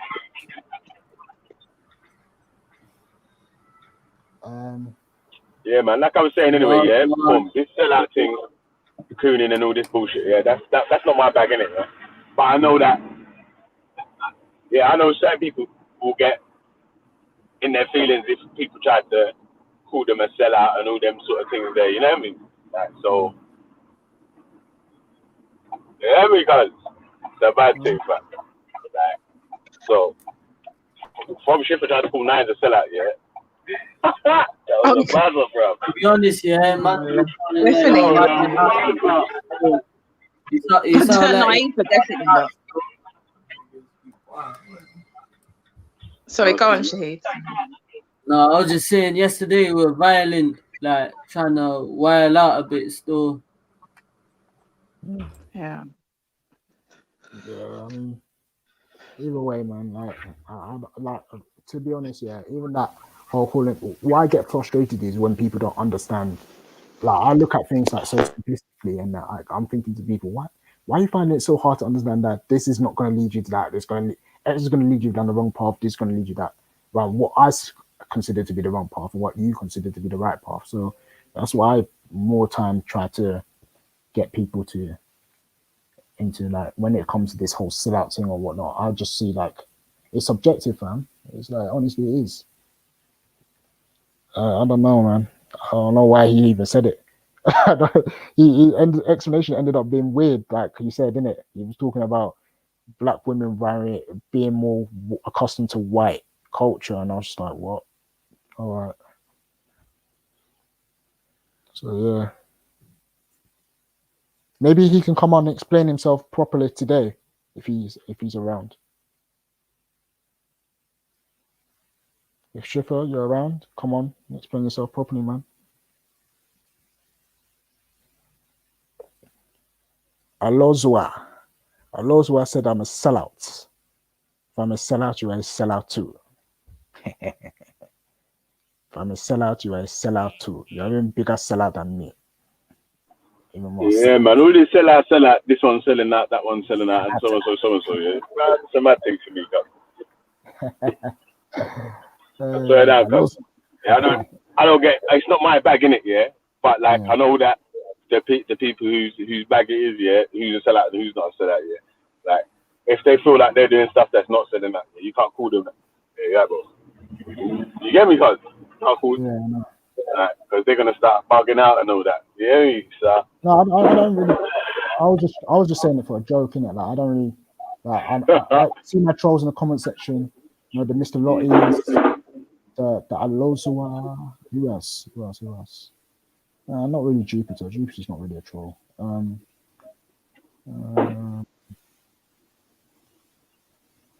I used to have a lot more. They're all gone now. No, they will just be mentioning one comment here and there, and I'll just be like, all right, cool, whatever. I even engage in sometimes. I even engage in some of the trolling. So yeah,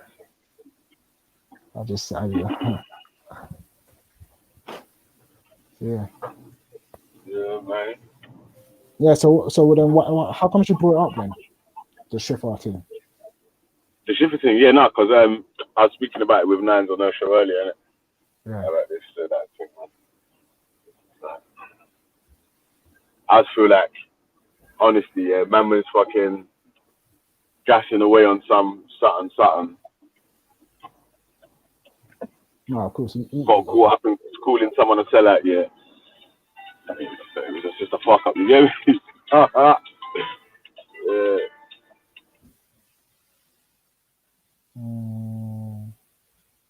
Yeah, I mean, I wouldn't take it too seriously. I think another thing is that people take things way too serious. So when man has said that, you know, like obviously Schiffer said that comment, like Schiffer says sometimes semi-dumb stuff, so you don't take it too serious, innit? Just be like, alright, cool, whatever, man.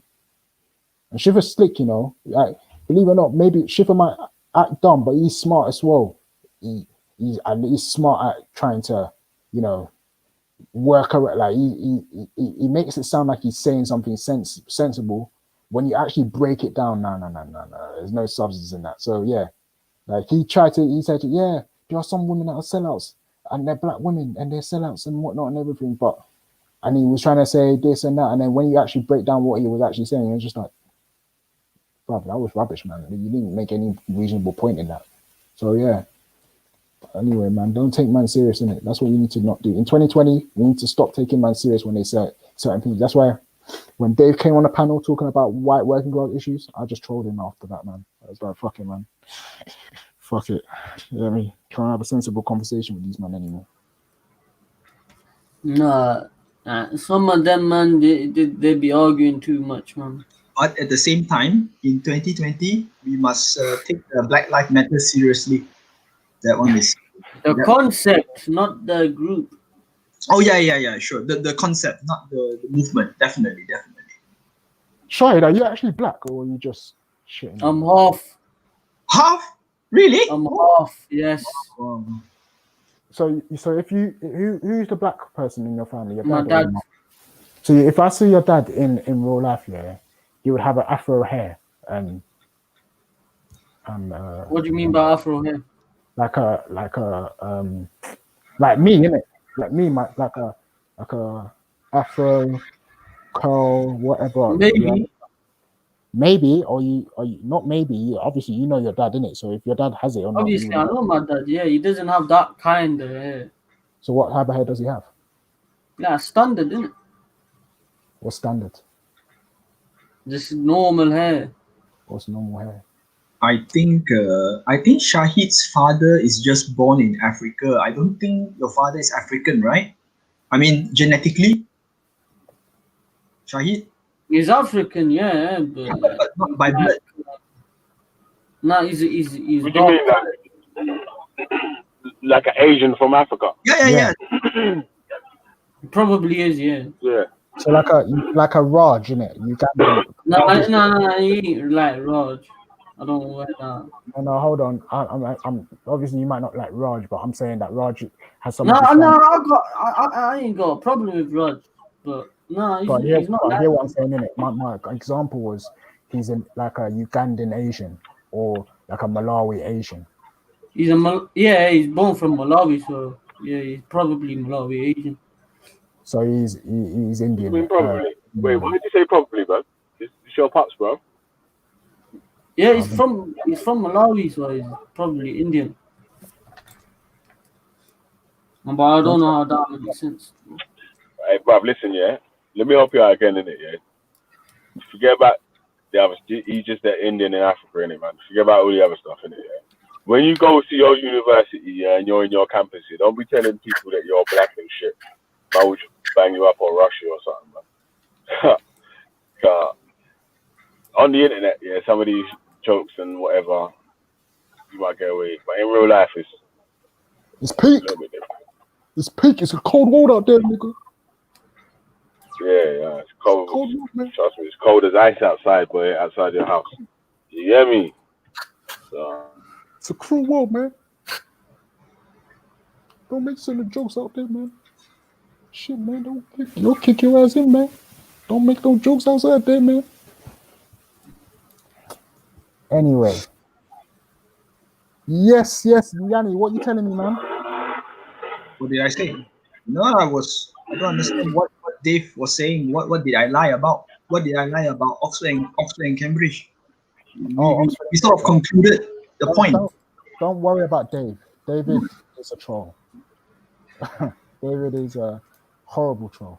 He thinks he's making sense, but I don't. I mean, in the eyes, Ralph.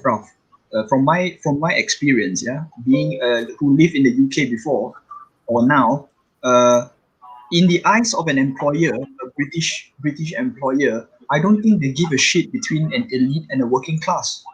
I don't think they care. Which one? What are you talking about? No, in the eyes of an employer, like an employer, when they see a British white person, do you think they care about whether they are from a working class or elite? I don't think they care. It's the same. You're stupid for saying that still. I'm Bro, just what's that? now That's me. Dave. That's me. Sorry. Yeah. I was saying. I was thinking. What about the? It's an interesting point, but to some degree, yes. Some degree, no. Yanni. Okay. So in terms of most of the time, what happens when you apply for jobs sometimes as well, it's not even like you personally might have to pass the interview to, like, some of it is like to do with who you know. So if you've got a good type of connections with certain people, you can get into certain things, isn't it? So when it comes to that issue where it's a working class or elite person, like, I don't think an elite person is going to go for a job interview. Like, they're always going to get the position because they know people that are connected into it. Yeah. I still think in the UK job market, preferential treatment is still exists in this. It still exists. Certain groups of people still need to work a lot harder to get the job.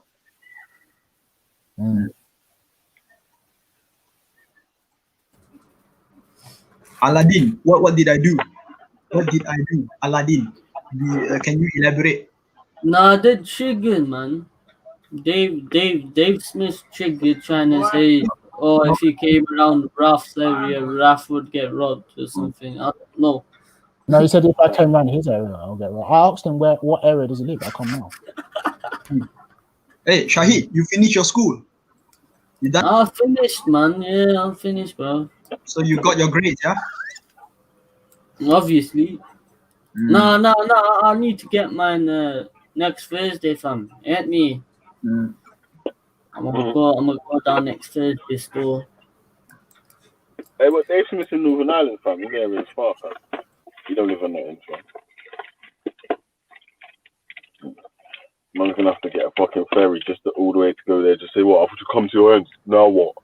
Fucking pay like 60 quid to come down to the area. You're fucking teasing, person.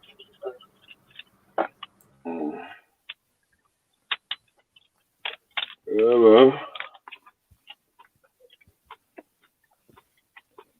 Yes. Chinese second biggest earners in the UK. You crazy?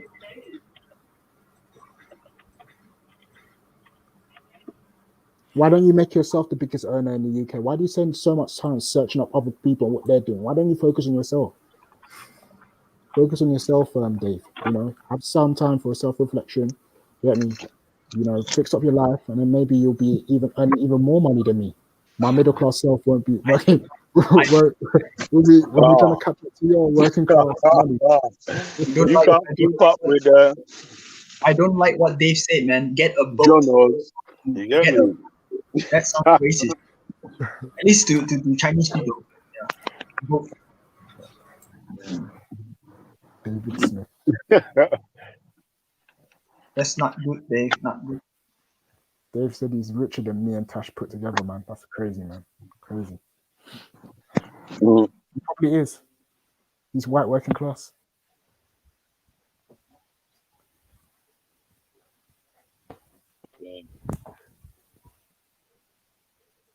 Bird is plain. Jupiter doesn't work for anyone. Fucking fat shit. Yeah, it does work for everyone, Jupiter. It does. Thank you. What's that? Yeah, what did you say? Where's Shai? No, it's just in Some more fat shit. fat Fat shit. shit.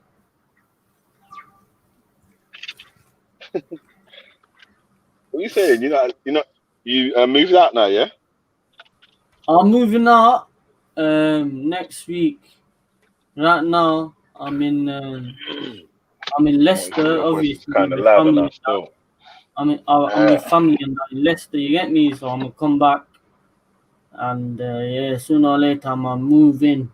I'm gonna come to London by next Friday or Saturday, and then yeah, man.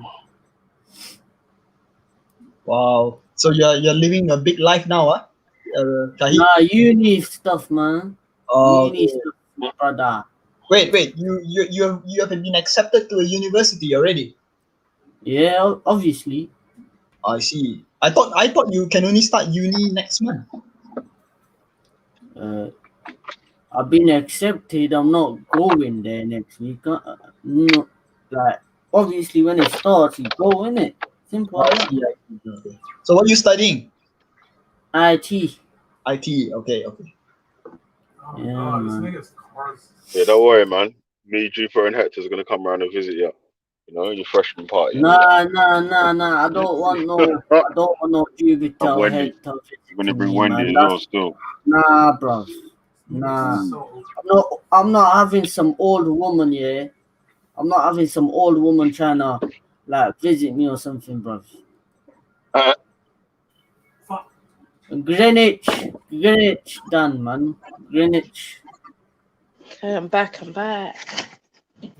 What were you Oh, guys God, saying? Yeah, so what were you guys saying? What's that about the sellout thing? Yeah. Really, I was going to ask you Yeah, actually because it was about. I know. It was just. Yeah. Yeah. Listen, Sorry, go on. Yeah. So, Schiffer was getting in the sellout bag, innit? Yeah. But I was trying to type to him from the chat saying, "Yo," because obviously you know where it's gonna go with the sellout thing, innit? Yeah.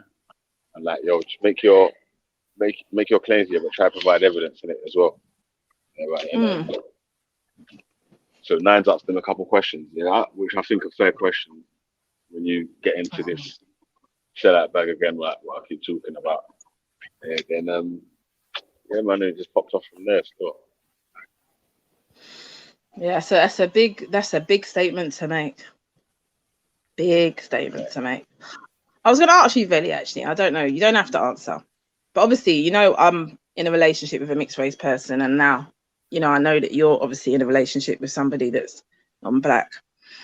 How do you feel? Do you ever have that experience of where anybody calls you a sellout or... Veli's a sellout. No, hold on.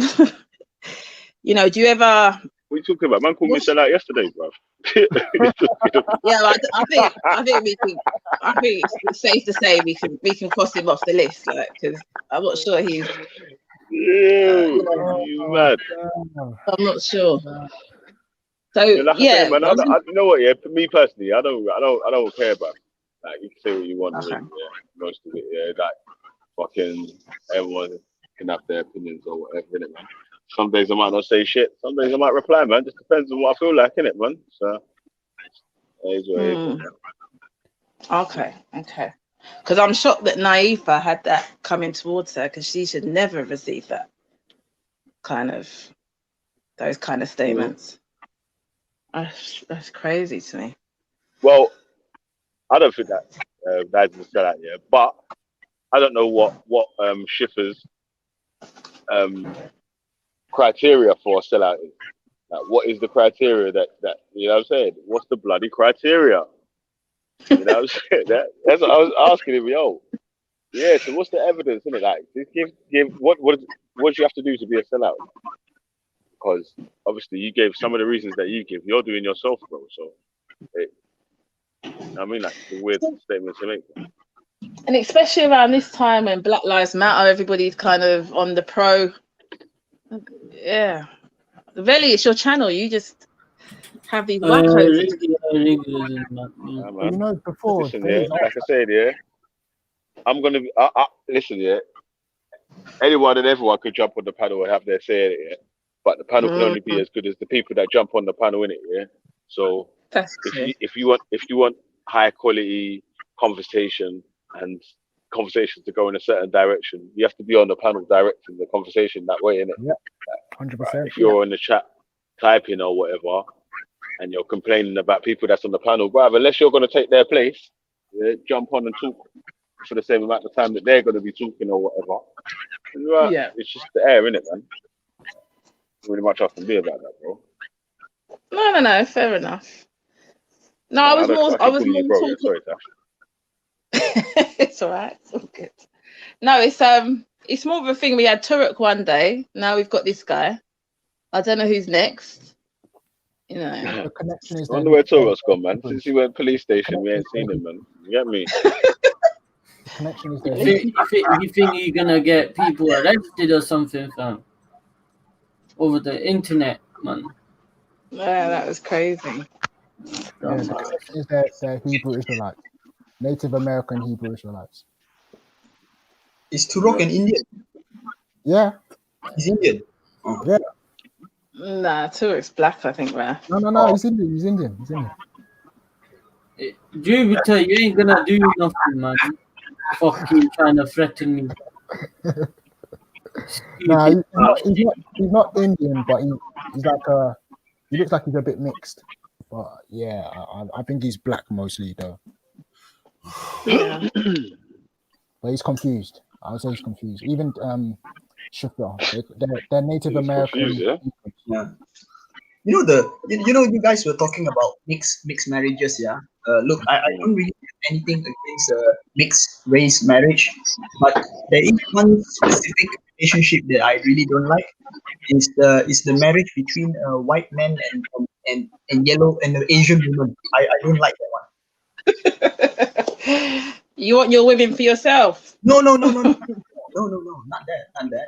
I feel like there is a perception that certain men from that group thinks that Asian women are very subservient, submissive, you know? I see what you're saying. You see where I'm coming from? So when I see that kind of relationship, it makes me very uncomfortable. Only that specific relationship. But other than that, I'm okay. I'm a bit open-minded, you know? But of course, I try to fight for my yellow purity, blood purity. So you're not from the belief that, you know, it's just I'm not trying to go for you at all, but you're not from the belief about, you know, character and persona and all the rest. I try to put the DNA above all those aspects that you mentioned. The DNA is more important. I mean, I speak for myself anyway. So the DNA is more important. Yeah. Can you elaborate as to why that? It's a mentality among Chinese people that it's better not to mix around. But why? I guess it's from the perception that if you marry someone from a different country, different ethnic group, we will feel like our culture would sort of change, you know, and we don't like to see that happen. We don't like change, you see. Human beings do not like change. So you feel that you'll be watered down. Yeah, something like that. Your culture. Something. But like do you not think that you could keep your culture in the home that you have with whoever? I'll give you one example. I'll give you one example. I've seen cases of mixed marriages involving Chinese people. I'm not generalizing for all cases, but specifically for Chinese, most of the kids most of the kids that grew up, they all have identity crisis. and really, no. I mean, I speak for the ones that has Chinese blood in them. I feel like they literally have a very tough time growing up, you know, and it sort of affects their development. So that's why I'm totally against that. Yeah, it can be a very complex life for the mixed race. Don't get me wrong. It definitely works well for you guys, for other people. But when it comes to the Chinese side, I think it's very difficult. Very, very difficult. Yeah, black people are very accepting. But Yeah, I agree.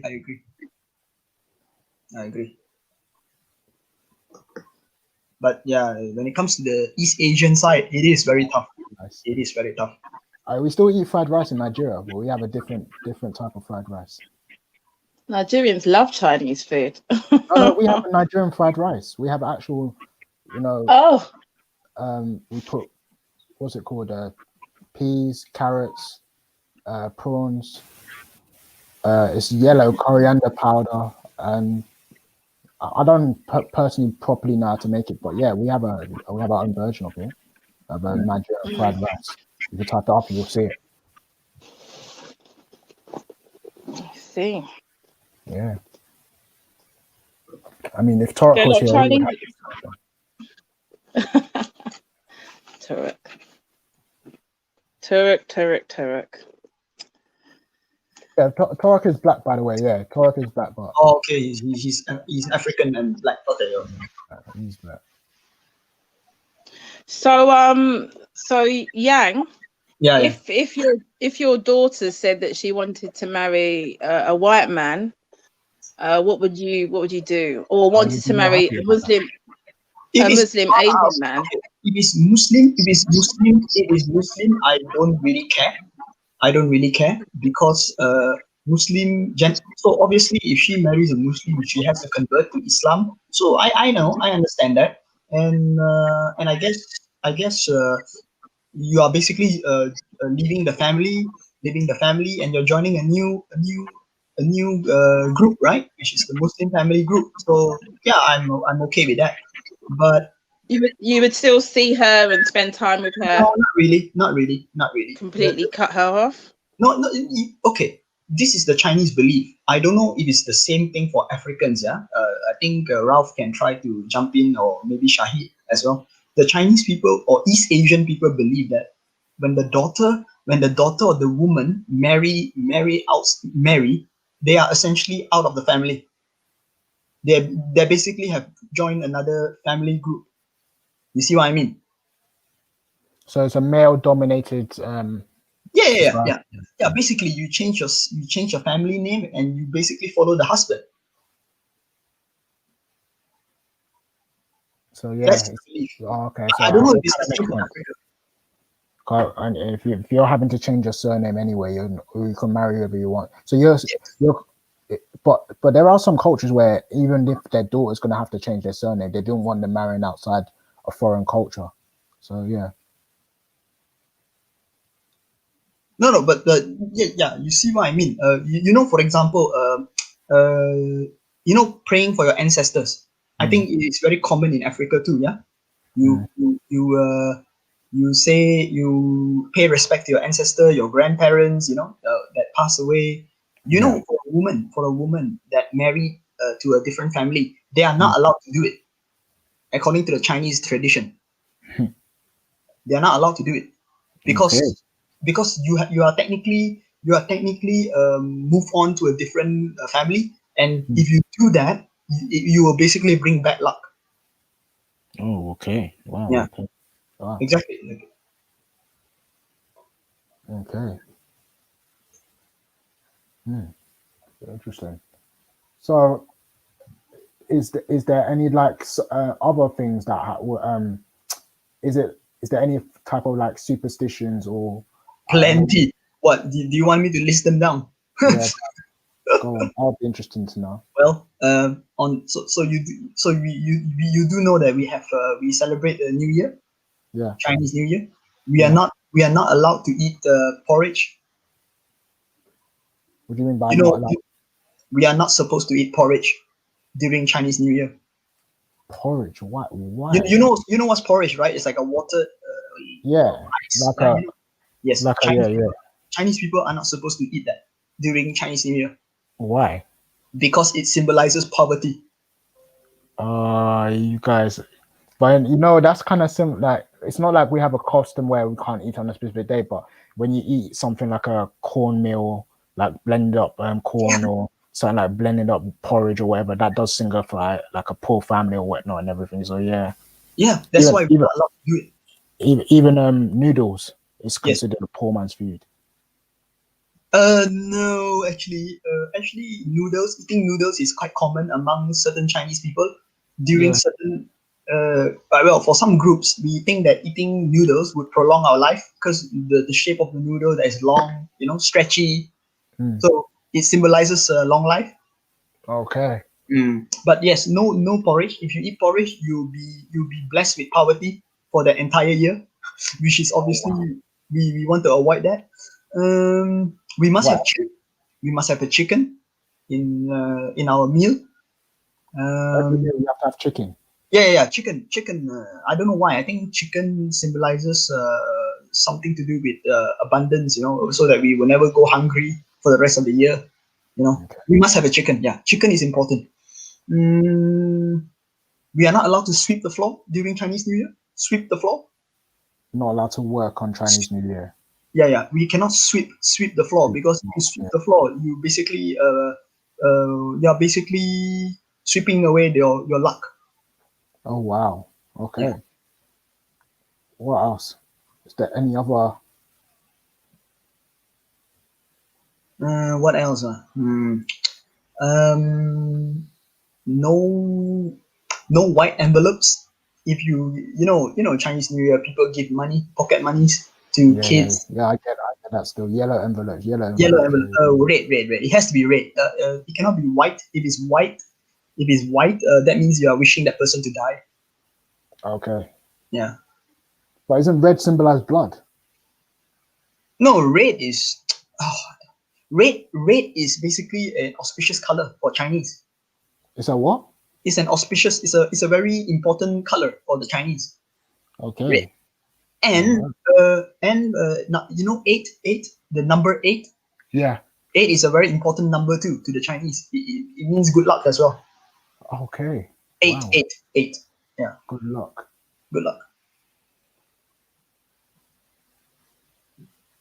Yeah. So you see, I'm not making it up. It's we have a lot of stuff. You know. Do you know what it is? I'm trying to associate in my brain why you would think 8 is I mean. No, it's a Chinese. It's something to do. It's a Chinese thing. Chinese culture. Okay. There's a meaning behind it. Behind that character. What else? Yeah.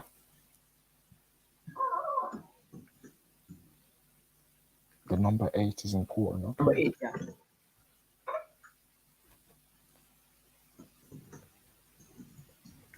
Red envelopes. Yeah, and yeah, there's a lot of things. There's a lot of things like the woman that marries out, that they can't visit the original family on the first day of the Chinese New Year. It has to be on the second day. Otherwise, she will bring bad luck. Okay. Yeah. You see, it's a very patriarchal. I don't know how to pronounce it in English. Patriarchal society. You know, Chinese people. Wow. And one more thing. We are totally against LGBT. I'm sorry, man. Oh shit. That's normal in every culture, though. Yeah, exactly. We don't co-sign it. We don't. It's is it very Christian in China then? There are Christians in China. They are. But they are basically encouraged not to put the cross in front of the church in the cities, because China is like an atheist state, right? We are not trying to encourage religious symbols in public. What's a majority or atheists? Yeah. 90. I think like 90%. Well, about 90% are atheists. Okay. But I say that. But do you know that there are thousands of mosques in China? Thousands That of doesn't them. make sense. What do you mean? Sorry? That doesn't make sense. I know it doesn't make sense. Mosque, but there's flipping 90% of the people are atheists. No, Shahid.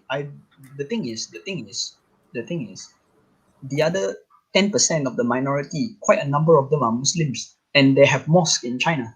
I know it sounds weird. China is an atheist state, but if you look at the statistics, we have thousands of mosques compared to UK and the US. I'm not making this up. You can do the research yourself. You got more mosques in China than they do in the US. And yeah, in the UK, this is a fact. Oh wow. This is a fact. Yeah. Oh wow. That is crazy. Okay. I didn't even know. Yeah, anyway. What else? So what are the African superstition? I think it's very similar to Chinese too. Very, very similar.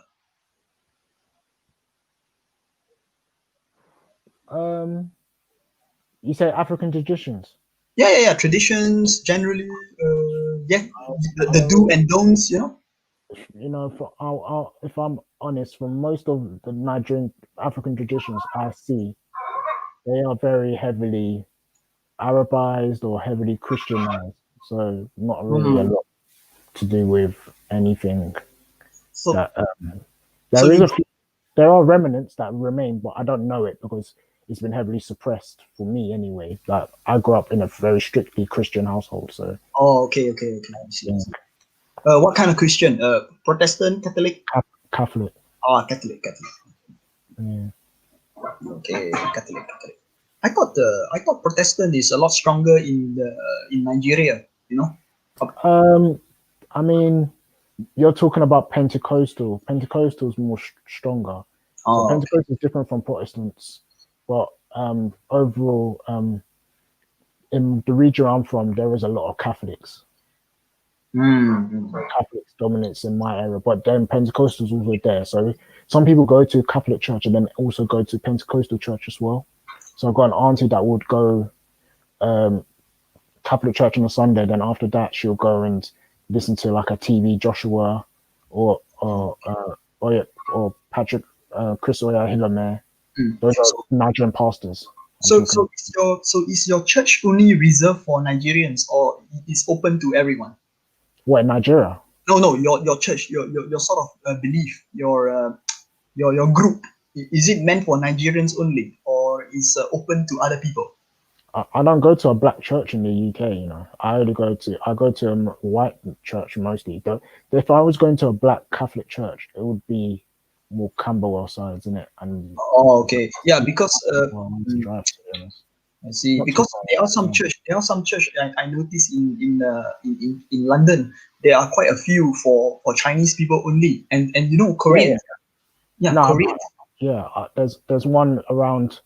I live not too far from New Malden. New Malden's known for a lot of Koreans, so yeah, they have a church there where a lot of Korean people come to. Yeah, I heard that from my friend was telling me that. And it's meant for Koreans only. I think that it's not open to other people. They do have German people in there now. He said there's a lot of German people that come through, but yeah, How is mostly that it's Korean. possible? Because when you do your Sunday service, it's all done in Korean. Oh, I don't know if it's all done in Korean. I don't think he told me it was that. I think it's done in English, but the people that attend are Korean. I see. Okay. Yeah. Yeah. Oh, okay. So you're Catholic. All right. Well, I'm not really Catholic, no. I'm more. I mean, you're born in the household. Okay. Yeah. I'm more of an atheist, but yeah. Yeah, man. Truth and rights. But even though as a Catholic, I mean, you're brought up as Catholic. Do you still preserve some African tradition? Apart from some of the clothing. Clothing. A bit of language is there. Veli, Tash is in the back chat. Oh, well, let me call Veli then. I didn't even know Tash was there. Yeah, I reserve the clothes, the food, a bit of language as well as there. My parents are two different tribes, so yeah, so we won't really speak. Yeah. And when you marry, and when you guys marry, you do have a certain tradition process, you know? Yeah. Native wedding. Culture. They call it a native wedding. Ah, okay, a native wedding. And if I'm not mistaken, the African women when they marry, they must cover their hair. Yeah? I don't think if you're talking about the clothing when they're doing the native wedding, yeah, they have a head wrap. No, I mean after they have to tie the hair like one bun and then they have to wrap it around it. Is that the standard culture? I don't know if it's a standard. I'll tell you this, yeah. If you're getting married in Nigeria, in Nigerian churches, a lot of Nigerian churches, you're not allowed to enter it without a hat. Women are not allowed to enter it without having something to cover their hair. Ah, okay. And then they also have to wear skirts as well. Okay. So if they don't have any of those two items, they get kicked out of the church. Oh no. Yeah. That's what I learned when I went to Nigeria, but when it's here, it's different. But for the head covering, yeah, traditionally, if you're getting married in Nigeria, a lot of Nigerian women wear head covering, but it's not the same for every culture. So I can't say that Yeah. because there's so many different cultures in Nigeria, you can't say this culture has this one and this is the defining culture of Nigeria. But I know that amongst my group, yeah, they wear headscarves when they're getting married.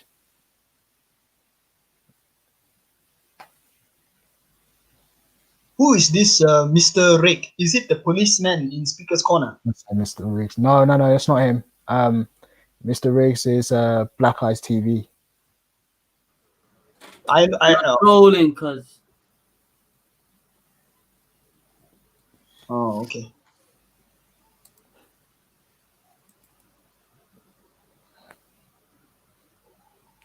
Wait, I've been calling Veli. I don't know why Veli's not answering.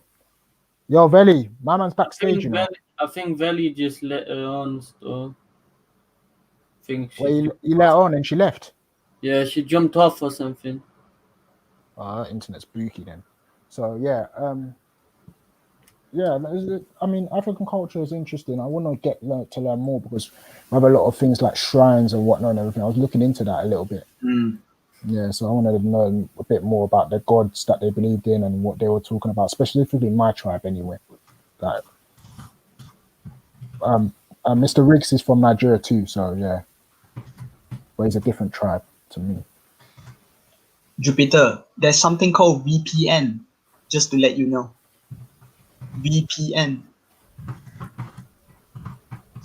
Don't listen to Jupiter, man. Jupiter assumes a lot of things and gets upset when you assume stuff No, about I'm just explaining to her. There are many ways to bypass the firewall. Jupiter's working class. She wouldn't understand it even if you said it to her. You have to spell VPN for her. Oh, okay. It begins with a V and ends with an N. Well, you look at this, Dave Smith. Look at this. Yan is fake as hell. His English is perfect. So are you saying Chinese people has to sound a certain way? That's not nice, man. Wow, Dave, really? Chinese people has to sound a certain way, yeah? Why are you defending Dave? I wasn't even talking to you, fam. Why are you getting upset, cuz? See how see, it's not me that's triggered, it's you. I even come at you before. I even told you before. I said to you, you're middle class. I don't know what you're talking about. David's funny, man. Yeah, he's a troll fan, but just don't let him get to you, man. Funny guy.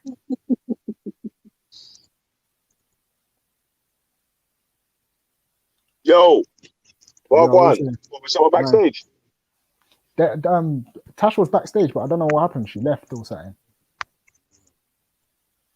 Yeah, Dave Smith, I was trained to speak your language. What language? Dave, English.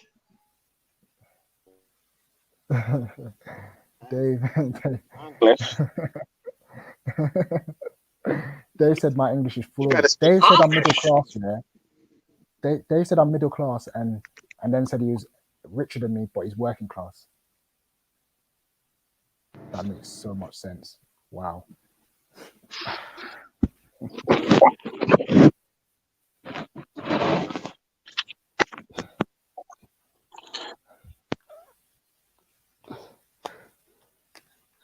Yo. Yeah. Oh mate, I'm trying to fucking connect my Bluetooth.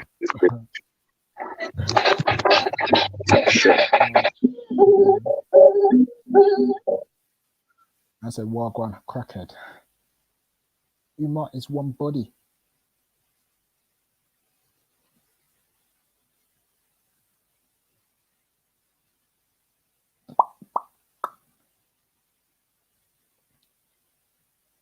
I said Jan's English is flawless. Oh, okay. No, my English is okay. It's okay. At least it's understandable. But yes, I still need to learn how to speak like a true British. Only then I can fit in. They said because you make more money than me, that I make more middle class. What the fuck is that? Retard. Hey. Idiot, man. Yeah, go on. Well, go on, man. No, man. Well, go on for M Snacks, man. No, I left when I'm alone for a month. If you want to smoke, let me know. What is M Stacks talking about? Come true, man. We want smoke, bro. We want all the smoke, man. Why does it talk about Let me help Islam? you out, man. Let me help you out. Let me help you out, man.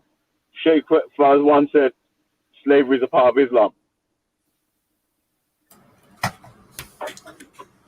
What? Oh, he was talking. I think he was talking to Jupiter. I thought he was talking to Jupiter. He's talking to Jupiter, I think. Yeah. Oh shit. Oh shit, man. Yeah, but man said everyone on the panel's broke, bro. I'm like, Oh, did he say that? Every man's on the panel's broke. Who said that? Yeah, and I'm poor as well. Who said Hey, that? stop selling your fucking drugs, you stupid dickhead. M snacking, you know. Did M stop saying that to us? Birmingham youth. Yeah, Birmingham youth, fam. I didn't see the comment. Oh, it's M Snake. Say just come back from country. Yeah? Jump on. Speak to Shahid. Let him come on, let him jump on. Jupiter ain't jumping on. The Yeah, fat the old link's in the chat, man. The link's in the same place it always is, man. Everyone knows where the link is, bro. I put it in the thing, Bobby, yeah? And it's fucking in the description. Ramen. David is working class with middle class money. M6. Man said M6 don't sell no drugs. He does. He does. His own people say that. Hey, Jupiter, come on the panel, you fucking fat dickhead, little fat chicken. Yeah? Hey, you fat bastard. Hey, you fat bastard. Let me tell you something, Jupiter. Yeah, because you got triggered 3 weeks ago when you said the N-word towards that black sister. Yeah, you don't say nothing, fam. Don't do that. Don't do that, Shahid, man. Don't do that, man. Man said my forefathers dealing with slavery, but wait. You're still dealing with slavery now. How you mean? You men are still buying and shutting slaves today, bruv. Shut your mouth, man. Get out of it.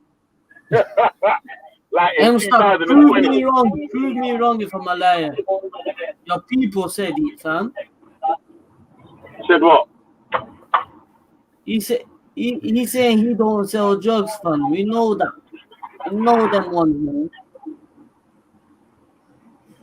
I'm not tricky, by the way, Jupiter. You are tricky when you call me the number one enemy.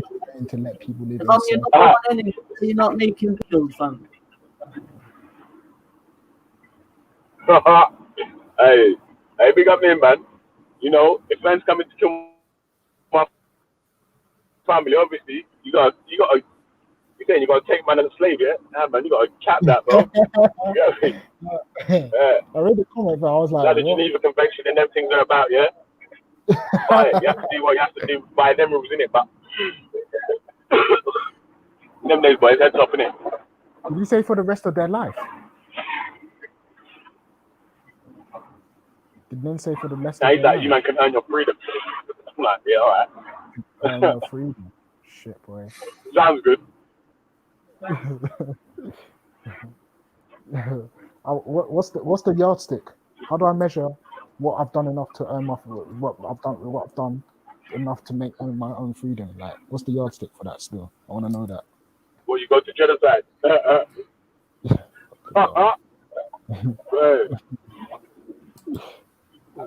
Like,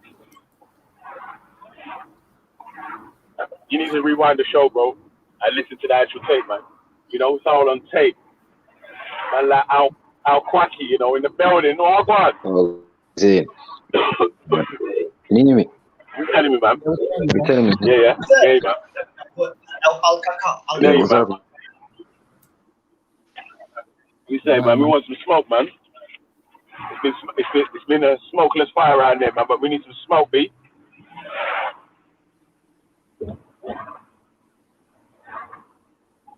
Also, man, I'm catching no smoking now. Al-Kaka's famous laugh. Ha ha ha.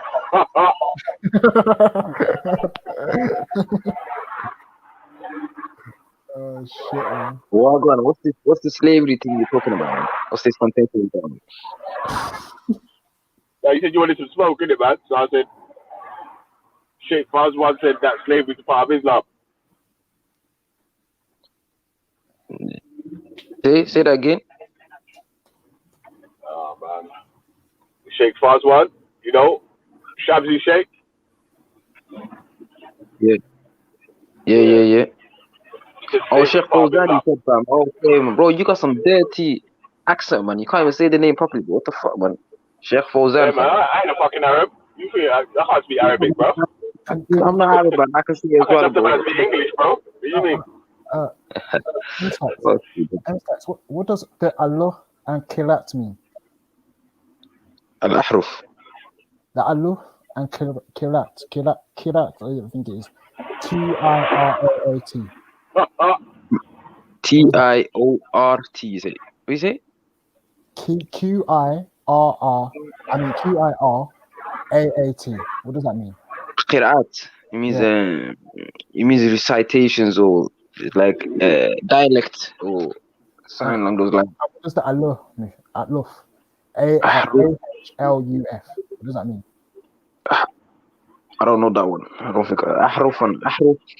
I think it's dialect, both dialect and the way you like Ahruf and Qira'at. So it's different recitations. Hey, listen, hey, Al Kaka, I can speak fucking Arabic better than fucking Norwegian.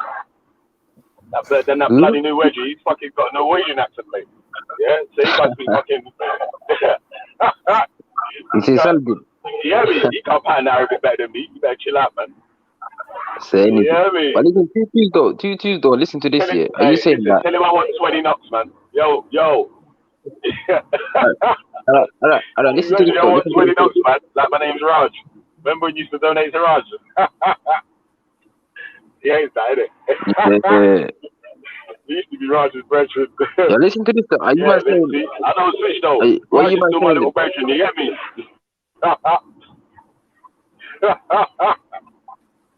What you say, Roger? What you say, Roger? The little brethren. Yeah, Raj is my little brethren, man. You get me? Comes in the block and puts the work in. You get me? You say that? Roger, the little brethren. I'm trying to fix him up though, still, man. Oh, man. Because he keeps coming up with bad fishy talk, man. I'm like, you have to drop out the fishy talk, man. You get me? Drop out the fishy talk, man.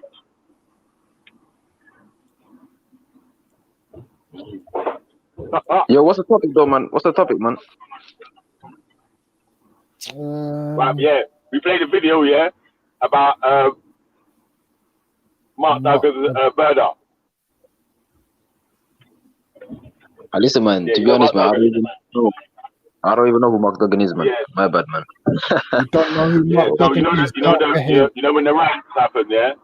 It was uprising after the Mark Duggan murder. I got pizza delivery, man. I'll be back. Yeah, boom. So, well, from that video there, yeah, I don't really see how there's any. You get me? How people ain't asking mad questions like Ross. That looks fuckery, cuz. Yeah, but obviously some people deny it. Anecdotal evidence was asking questions like, how can you be sure that the police lied intentionally? They lied intentionally. Yeah. Well, because he said things that happened that didn't happen. No, but it's an intentional lie. But how can you be sure? How do you know they didn't lie by accident? How do you lie by accident? Well, that's the point. The police lied by accident, so that's why the evidence wasn't.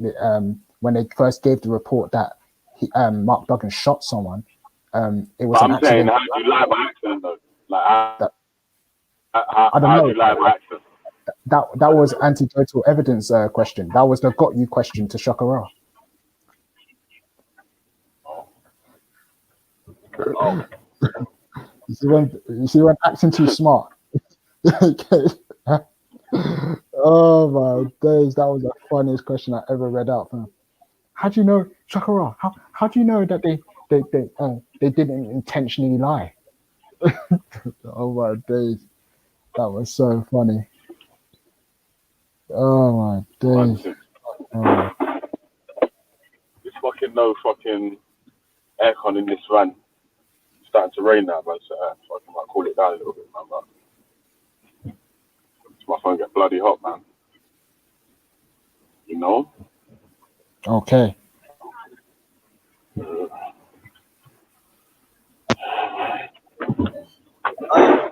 Chinese phone, man. Huawei or OnePlus. What? Buy a Chinese phone. Buy a Chinese phone. Exactly. Yeah, man. They're saying Japanese make high quality shit, man. The Chinese make fucking throwaway stuff, man. No, man. Huawei is not bad, man. Don't give it a try. Yeah, man. Pick up my Japanese gang, all my samurais to do that shit. Yeah, Not Japanese, man. Japanese has not invented any phone since Samsung.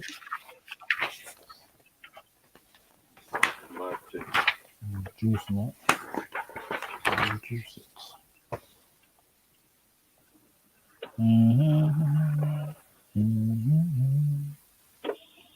mad thing, man. Fucking. See, Dave Smith say fuck China. Dave Smith, he say fuck China. Okay, wait for the other 3 million Hong Kong people coming to UK, man. They'll be your neighbors. Neighbors. You know what man's gonna say after that, bro? Oh, I can't get no work because all these bloody Hong Kongers are coming out and blah, blah, they're taking all our jobs and doing this and that. Dave's Hong got. Kong people. No, Belly, come on, man. Dave said he is working class with middle class money. Get it right, man. He's richer than me and Tash put together. He is working class with middle class money. You need to get it right, man. Put some respect on Dave's name. Shit. I speak out here, bro. Man. I got middle class money. Man. But I don't trade. I don't sell myself out as a working class individual. I want to keep my working class heritage. See, look, you just David, got the answer to what one of the questions was there. Yo, Raf. You asked what Kirat means. Kirat means reader.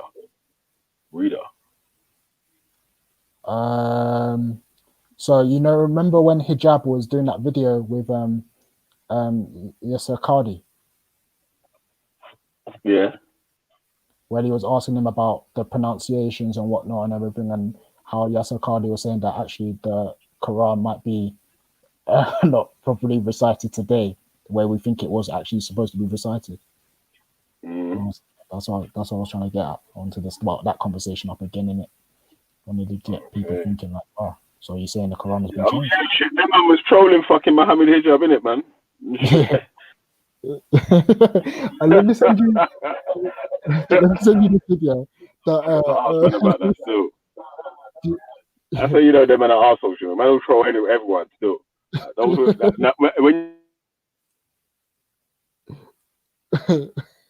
When their man troll, because their man will even troll their own guys as well, yeah? Who trolls? Are you talking about? Mahid, I think M Stacks and someone else jumps on the panel. Yo, watch this video later. Let's see though. Watch this video later. I'll send it to you. Watch this video later, fam. Yeah, man. Oh yeah. I forgot about Fingal, man. But pick up my Walk Nation massive. You get me? Come on. Jeez. That is mercy. You know what I mean? Do you see Nin's comment? Yasser Qadi is not an authority. He's moving nuts out here. Oh wow. Okay. Was that before the video or after the video? Listen, you got to remember, no player is bigger than the team, bruv. If you speak out against the team, you're out. You get me? You could be David Beckham, you'll get the football through your eyes. Shut up, man. No man's bigger than the team, bro.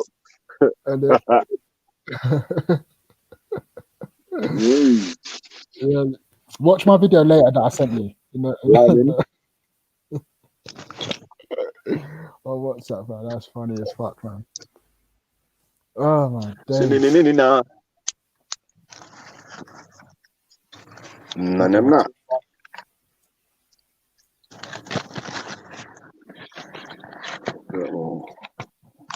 No players bigger than the team, bro.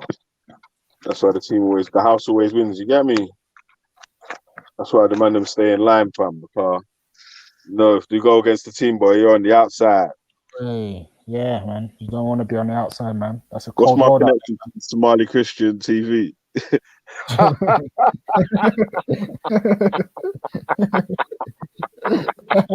Hallelujah.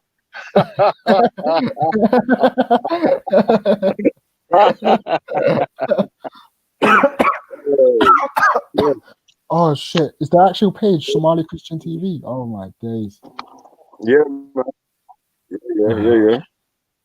Yeah, man. That's sick on straight away. Don't worry about me and Somali Christian TV, man.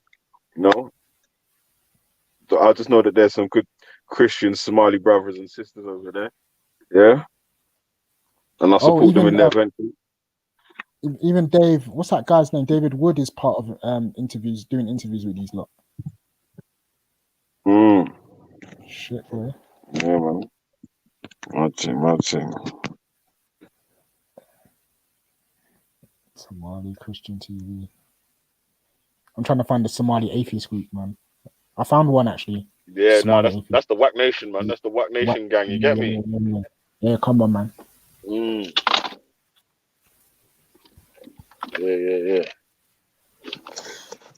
Raf and Veli, were you Christians originally, or have you always been atheists?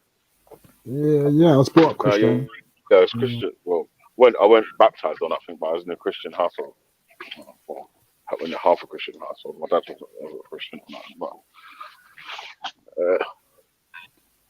and you both, that's it, you're atheists now. Yeah. I said, dash right up my lad, you get me? Yeah, man, we have to dash that book away, man. That white dash Jesus. Oh my things gosh. in my lad. We have to dash away So- that white Jesus. So when you guys die, you think that's it, you're just I think, dug up and... I think, yeah. I don't know what happens when you die. I honestly don't know what happens when you die. Innit? Right, like, you don't know though, innit? Because Yeah. that's the con is, yeah, that no one's ever been able to come back from dead and prove anyone right or wrong. So, and the logical thinking behind religion, when you question it properly, it's just like, oh, man, it's too hard to be a logical thinker and actually be religious, man. Oh, Yeah, it is though, man. It's fucking way too hard, man. Like you gotta believe in stuff that is just like unbelievable. You do. You have to believe in unbelievable stuff, like faith. Have you guys read the Quran much? Or have you guys read the Quran or? Actually, all right. Let me not go down it. Right, let's go to a different discussion. Sorry. I'll mute up. Have I read the Quran? No, not really. I haven't read the Quran. I'll answer. I had a Quran, but I gave it to my friend. I need to get it back though. But No, like obviously, it's a dangerous route if you want to go down different versions of the Quran or whatever. You know what I mean? Like we're gonna. I'll tell you what, yeah. I'm gonna give you a chance to just tap out, yeah, and forget about that, yeah. Or we can carry on. Yeah. But buttons are gonna come off shirts, and you know what I'm saying, like, and it's gonna be mad. Really relax, seriously. Relax. I wouldn't talk about it here anyway. So. come on! It's just me and Belly, man. It's not James. It's not other people. You understand? It's just me and you and Belly. We ain't gonna say anything mad. Ultra and Jim Jones ain't here, yeah. So exactly. You might get a chance to breathe, boy. But yeah, we won't have the foot on the neck like that, man. Obviously, if you start going down certain angles, then where we have to ask questions or start trying to gas us or what's the you can never be gassed by this, but I don't have enough to even have this discussion. See, but that's the issue with me as well. because it's like people could call themselves a follower of a religion without having no knowledge of the religion. It's like, how can you follow it then? How can it be everything to you if you actually don't know all the ins and outs of it? That's what even made me look into Christianity more, because the reason why I even came down the route of atheism was because I just got, I wanted to be a better Christian. So when I started trying to prove reading, it's real. Yeah, I was trying to prove it's real, and he couldn't find real. I couldn't find nothing, fam. I Listen was just like, nah, okay, like this. And I even went into the history, fam. I went deep. I was going into everything about the whole who wrote the books, who were the Jesuses, the different types of Jesuses, the books, which book came from which book. I went in deep with it, and I was just like, you know what? Even it says that that amongst that all this is well known in the Catholic Church that none of these books were written by anyone they know. So, you know, it's a point. It's like they tell people a lie that, oh, it comes from this person, but it actually doesn't. They know it doesn't come from this person either as well, but they lie to people to tell them that it does. It's crazy. Yeah, it's only the scholar class, the people that dig into further, that sort of get to that stage there. Get to that stage, exactly. And then the reason why you can't tell people that is they say that people are not capable of taking that information in. That people are too we're telling grown adults they're too incapable of learning that the Bible might not be true. That's crazy, man. So I was just it's the same thing like with that sounds like the same sort of thing with the Yasser Cardi thing. Yeah, that's saying that that's obviously yeah. If you tell the man the real, like there may be gaps or whatever, might not be preserved as perfectly as you think it is or whatever. Then it's just that's exactly. Yeah, there's bare wind still, but yeah, that's exactly what the Yasser Cardi thing is as well. Like he's basically exposed the fact that the Quran is not as perfect as we think it is. The Quran only, not even going to Hadith, just the Quran itself. So that's crazy. Like how people are here defending it, and even some people even dying over it. It's crazy. But yeah, that's just people, man. You get me? It's crazy, man. Yeah, why it is like that? Yeah, it's so you can just get the rockabye baby. You got me on a treetop and that, bro. So yeah, man. The more questions that you start to ask, yeah, the harder it is to show that what you're talking about is facts. The more you build on the questions, the foundation becomes even more weaker. You just, man. That's why when people ask me why you're an atheist, I just be looking at them. I'll be like, if you only knew half the information I knew, you would never be asking that question. And if you were sincere with yourself, we're trying to find truth, then you wouldn't even be asking those questions. But yeah, man, it's crazy, man.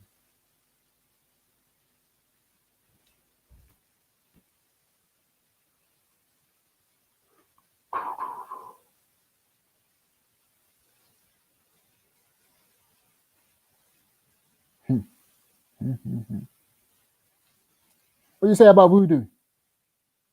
What do you say about voodoo? I want to know what this voodoo talk is about. For one, she came on talking about to Ralph. Okay. I don't know what they're talking about. Magic voodoo. What do you say about voodoo? Leave voodoo out of this, man. Voodoo ain't got nothing to no one. Let me just send a quick voice note.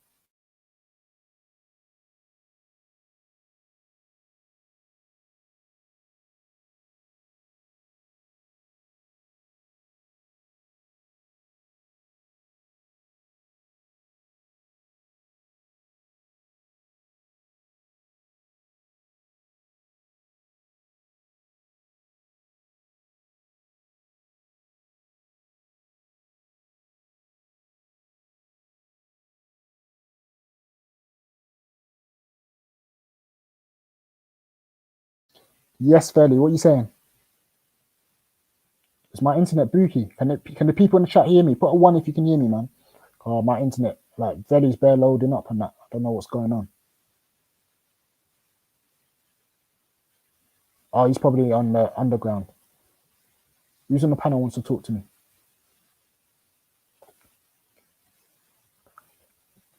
Put a gypsy spell on Raf. Haha. Gypsy spells. Irish and black people share a good relationship in the UK. Don't know about the Irish and black people in America still, but yeah, in the UK we share a very, very, very common. Oh, you put a T. Haha, funny. Very funny. Hee, ho, ho, haha. Funny.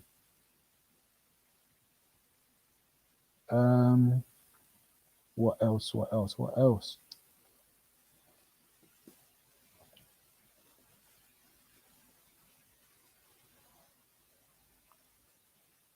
The more you dig into religion, the more you see it's a lie.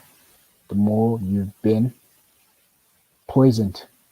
Religion is poison, B. No point trying to sugarcoat it.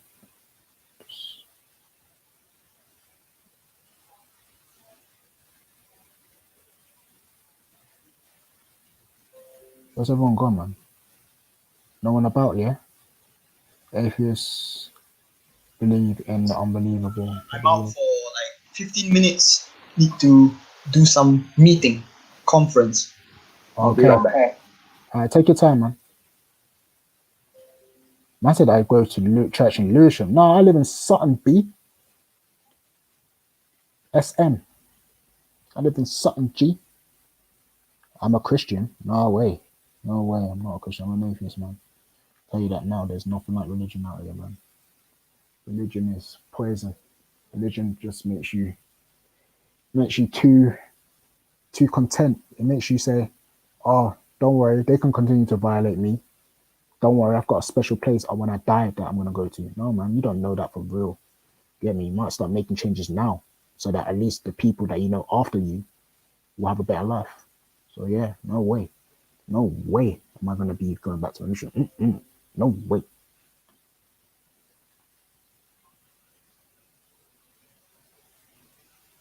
No, I said I used to go to church when I was younger. Oh, I still go. Wait, yeah, actually, I go to church. Yeah, obviously, my parents they are still very, very Christian, innit? So I go with them. But no, I don't believe in none of it. It's bullshit, man. Get out of here, man.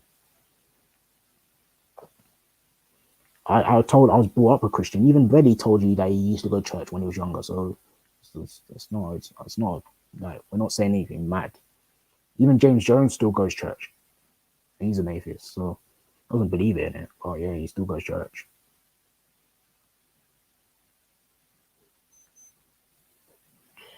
Culture, man.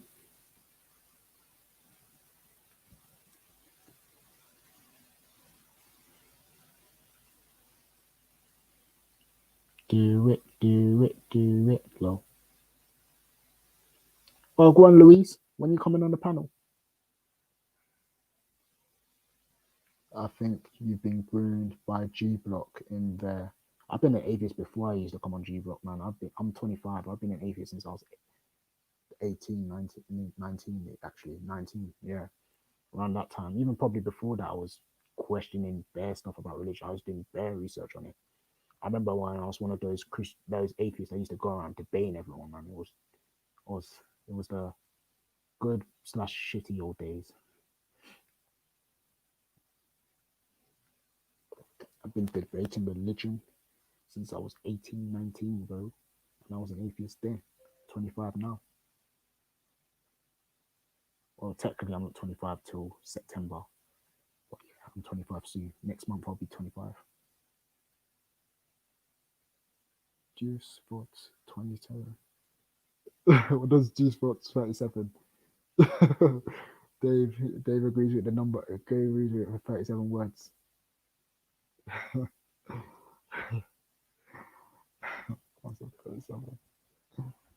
Funny guy. The Catholic Church is free Masonic political movement. Yeah, the Catholic Church has a thing called the Knights Templar, I think, or the Knights or whatever thing. I forgot what the name is. Knights of St. Columba, Columna, or whatever they call it. Yeah. Now, my dad was a part of it at one point, but he left it because similarly he thinks there are some evil stuff in it and whatnot. but at the same time, there was too much effort going to it as well. But he says it's different from Freemasonry. But then again, my dad says Freemasonry is a devil type of thing anyway. So yeah, I don't really. Yeah. How did the universe come about? Did it create itself? Was it always there? Did it have a creator, or it came out of nowhere? Don't say I don't know. Tell us your opinion. What's my opinion? I think the universe has always been there, to be honest. That's my opinion, but I don't know, honestly. But opinions are not facts. They down the 37 words, Raf. David, man, come on, man. You know I've been breaking down that thing for ages, B. You know I've been breaking down that thing, B. Can't ask me on them things there. I've been breaking them things down. Yeah. How did the universe come about? I don't know. But if I said it's always been there. They talk about multiverse, which is interesting, but yeah, I don't know much about that. I would need to ask a physicist to be able to explain that to me, what that means. They create itself. Was it always there? Did they have a creator? I don't know if they had a creator.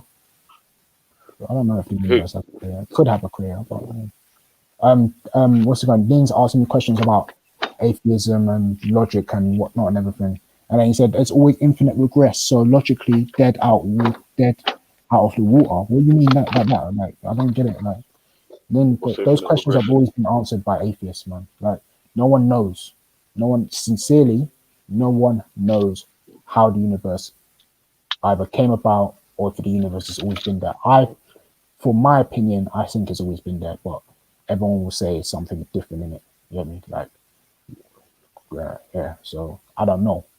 And then if you're talking about creation, but what do you mean like always been there? Like you mean like always been there in this state, or always been there but not in this state? Well, to me, the universe is just defined as space. So space has always been there. You know what I mean? So space is endless. But the things that occupy the space, though. But the things that occupy the space, it hasn't always been there. No, in one way, shape, or form, has always changed. Yeah. So when you're saying it's always been there, I think they're more talking about. If you know what I mean? Like in that sort of way, rather than just in the in the like there was things before the planet was formed and all them sort of things there, like you know what I mean? Like so. Yeah, there was always things before, but that's the thing. Like when people say that you're all stardust or whatnot, like literally they're saying you're the elements that you know as oxygen, carbon, nitrogen, all that shit in it. So like of course it's always existed in one form or another, but that, like I don't want to be saying that I'm a pantheon. Like no way, there is no that this is not some spiritual whatever bullshit that people make up in it. Like so I'm hearing that yeah, that Nins was telling me that the man them have have solved the issue in the Quran about the inheritance, you know, the maths inheritance thing. What maths inheritance? What are you talking about? What's that? Oh shit, yeah, probably don't even know, man. Talk about it was one subject that Rob brought up about mistakes in the Quran and all that, and then he was going through it with Maverick about the maths errors in the Quran and all that, and that's to me it seems like Robert found the error in the Quran. Yeah, but obviously I'm not gonna say I'm biased in it. Yeah. But,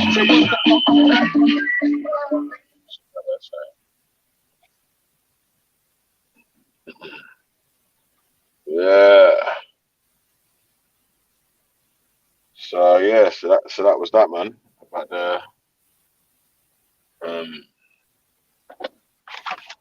About the inheritance thing.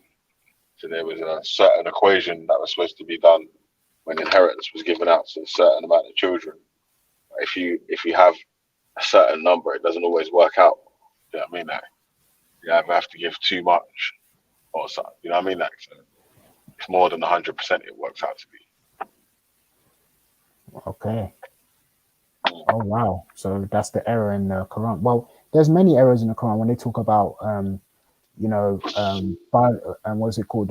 Giving birth or embryology. There's so many mistakes in the Quran. So Isa, when I spoke to him one time, he said, "Oh, that's evolution." I was like looking at Isa like, "Bro, come on, man." It specifically talks about creation of babies, and oh no. Hello, everybody. Did you miss me?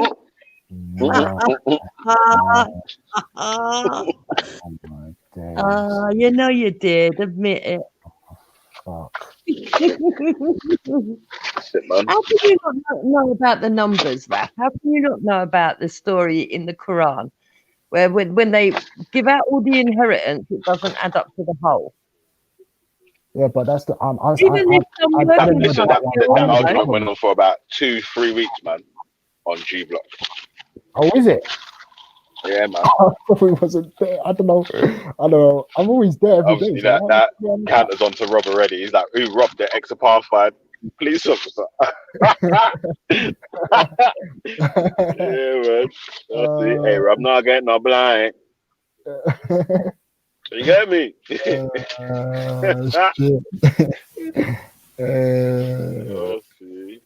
So come on then, Raf. What was it you gobbing off about all day? About Jupiter this and Jupiter that, yeah? What did I say? Remind me of what I said about you. I can't remember. You're always moaning about me. Come on. You know it's because I love you deeply. Come on, man. I know you miss me. I'm glad Yeah, you've admitted. I know. That's why you're here now, innit? Let's catch up, innit? What was I saying today about you? I think. What was I saying?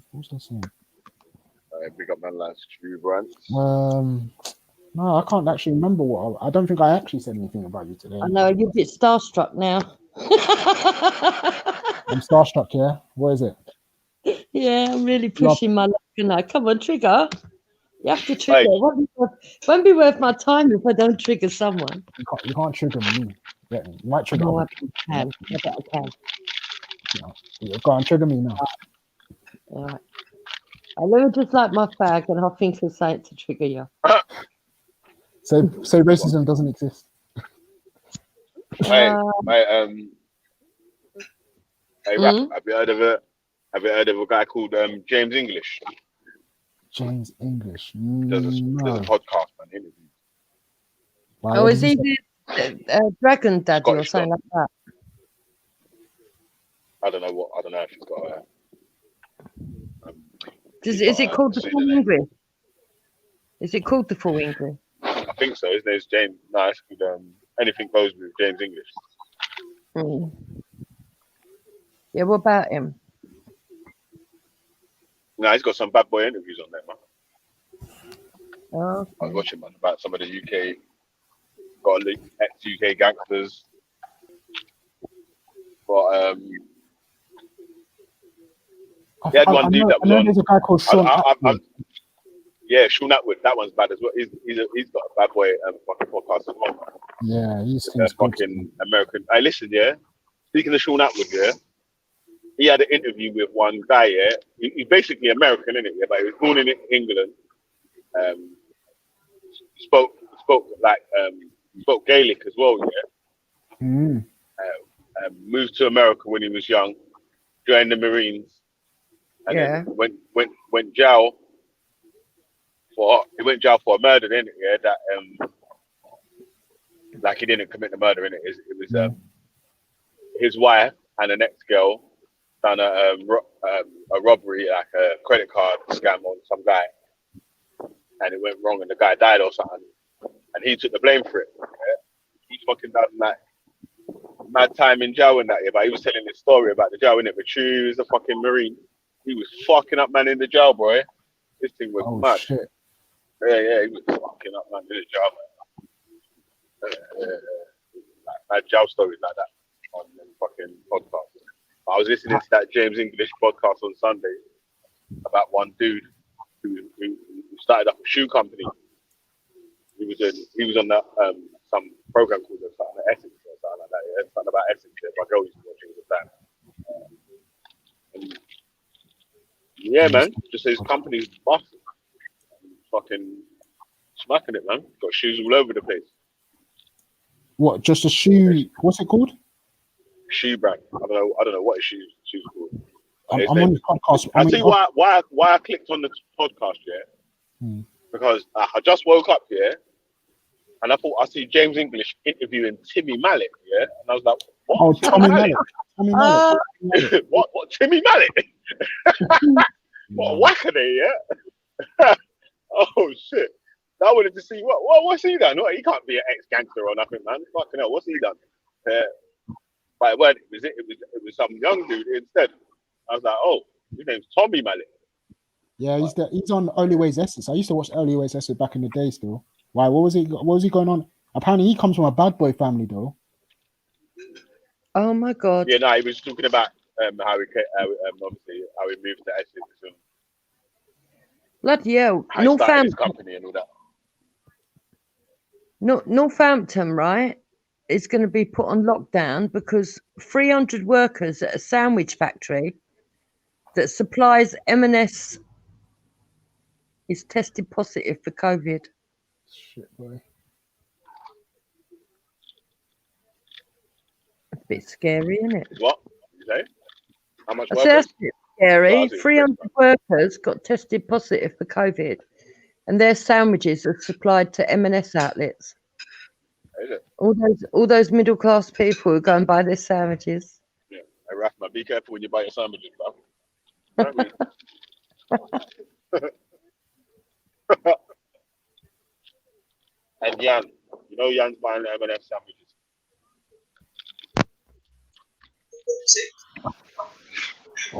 Poor people like me have packed lunch. Man. What?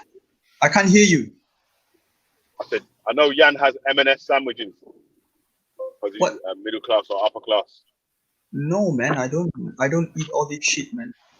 He doesn't know what M&S is. Do you know what M&S is? Mark and Spencer. Okay, you don't eat. Me, man, but you don't know what M&S is. Oh shit! I know what is Mark and Spencer. Yeah. Jan's been balling from early, man.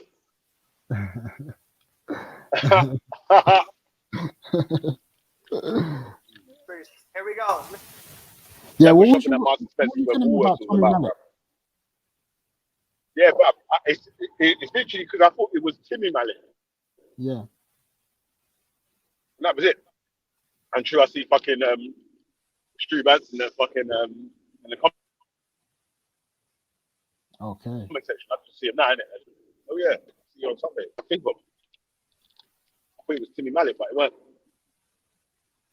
Struggles going on.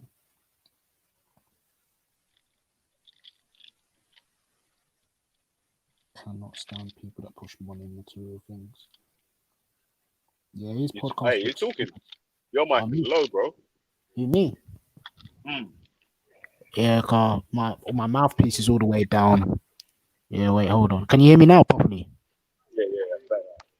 That's better. Okay, I need to be holding it up then. I told you it's a spell. It's working. In a minute, you're going to drop off. Who? I'll put a spell on. You're going to drop off in a minute. Your mic won't work. Haha, you're funny. I don't believe in spells. Spells and magic work on people that don't believe in that shit. No, it doesn't. Of course you can. It doesn't, man. Yeah, it does. You wait to see when your mic don't work. Just thank me. If my mic stops working, it's because I need a new earphone. Ah, Yeah, see, it's working already. How's it working? What do you mean? Yeah, you just wait. It's going to go completely. Yeah, I'm putting no spell on it. Stop it, man. Behave yourself. I'm seeing no one. Wait, hold on, Jupiter. Did you put a European spell on him yet? Or did you put You know what I did? I mixed it up. So I've put a mixed race spell on. They're more powerful. It's got the best of both worlds. It's got the best of both worlds, you know. Fuck it out, man. Fucking powerful, mate. Don't you worry about it. Oh shit, man. Oh man. So you thought the 37 words was real. You didn't understand that it wasn't. I never said it wasn't real. or it was real. Real. No, I don't think. But wait. Listen, yeah. Before you start getting into the, let's get fuck all the small talk. Yeah. I want to ask you about the question of the day. Yeah. What do you think of that video that we played earlier that showed that Mark Duggan blatantly didn't place the gun in the place where it was? He didn't step out of the car with the gun, and after the police shot him. I think it's all conjecture. I think what's highly likely is that he did throw the gun. That's what's highly likely. We showed now actually, yeah, why that can be, or we can say that is highly unlikely, because all the angles that was shown, like on the 3D reenactment taken from all the eyewitness testimonies of the officers and the reports that they had given themselves, and eyewitness testimonies of the witnesses, plus the bullet holes in the actual in Mark Duggan's body and his clothing, yeah, was all like he hadn't thrown his arm up, like so. And if he had thrown the gun, yeah, it would have been nigh on highly unlikely for all four of the officers not to see that the gun had been thrown. Yeah, it's highly unlikely, but it's not improbable, and that's the problem. You have for it to be conclusive, it would need to be conclusive, and it's not. Unfortunately, if there was a chance that they was gonna, or if they think that they would have more chance of winning the case, do you think that they would have done with an out-of-court settlement with the family? I think the reason that they've done an out-of-court settlement is probably because it is a grey area and it's not conclusive either way. So it could have gone either way, because the problem is it's not conclusive that he threw the gun because no one saw it, but the likelihood is that he did throw the gun because he had it on him and it landed on the grass.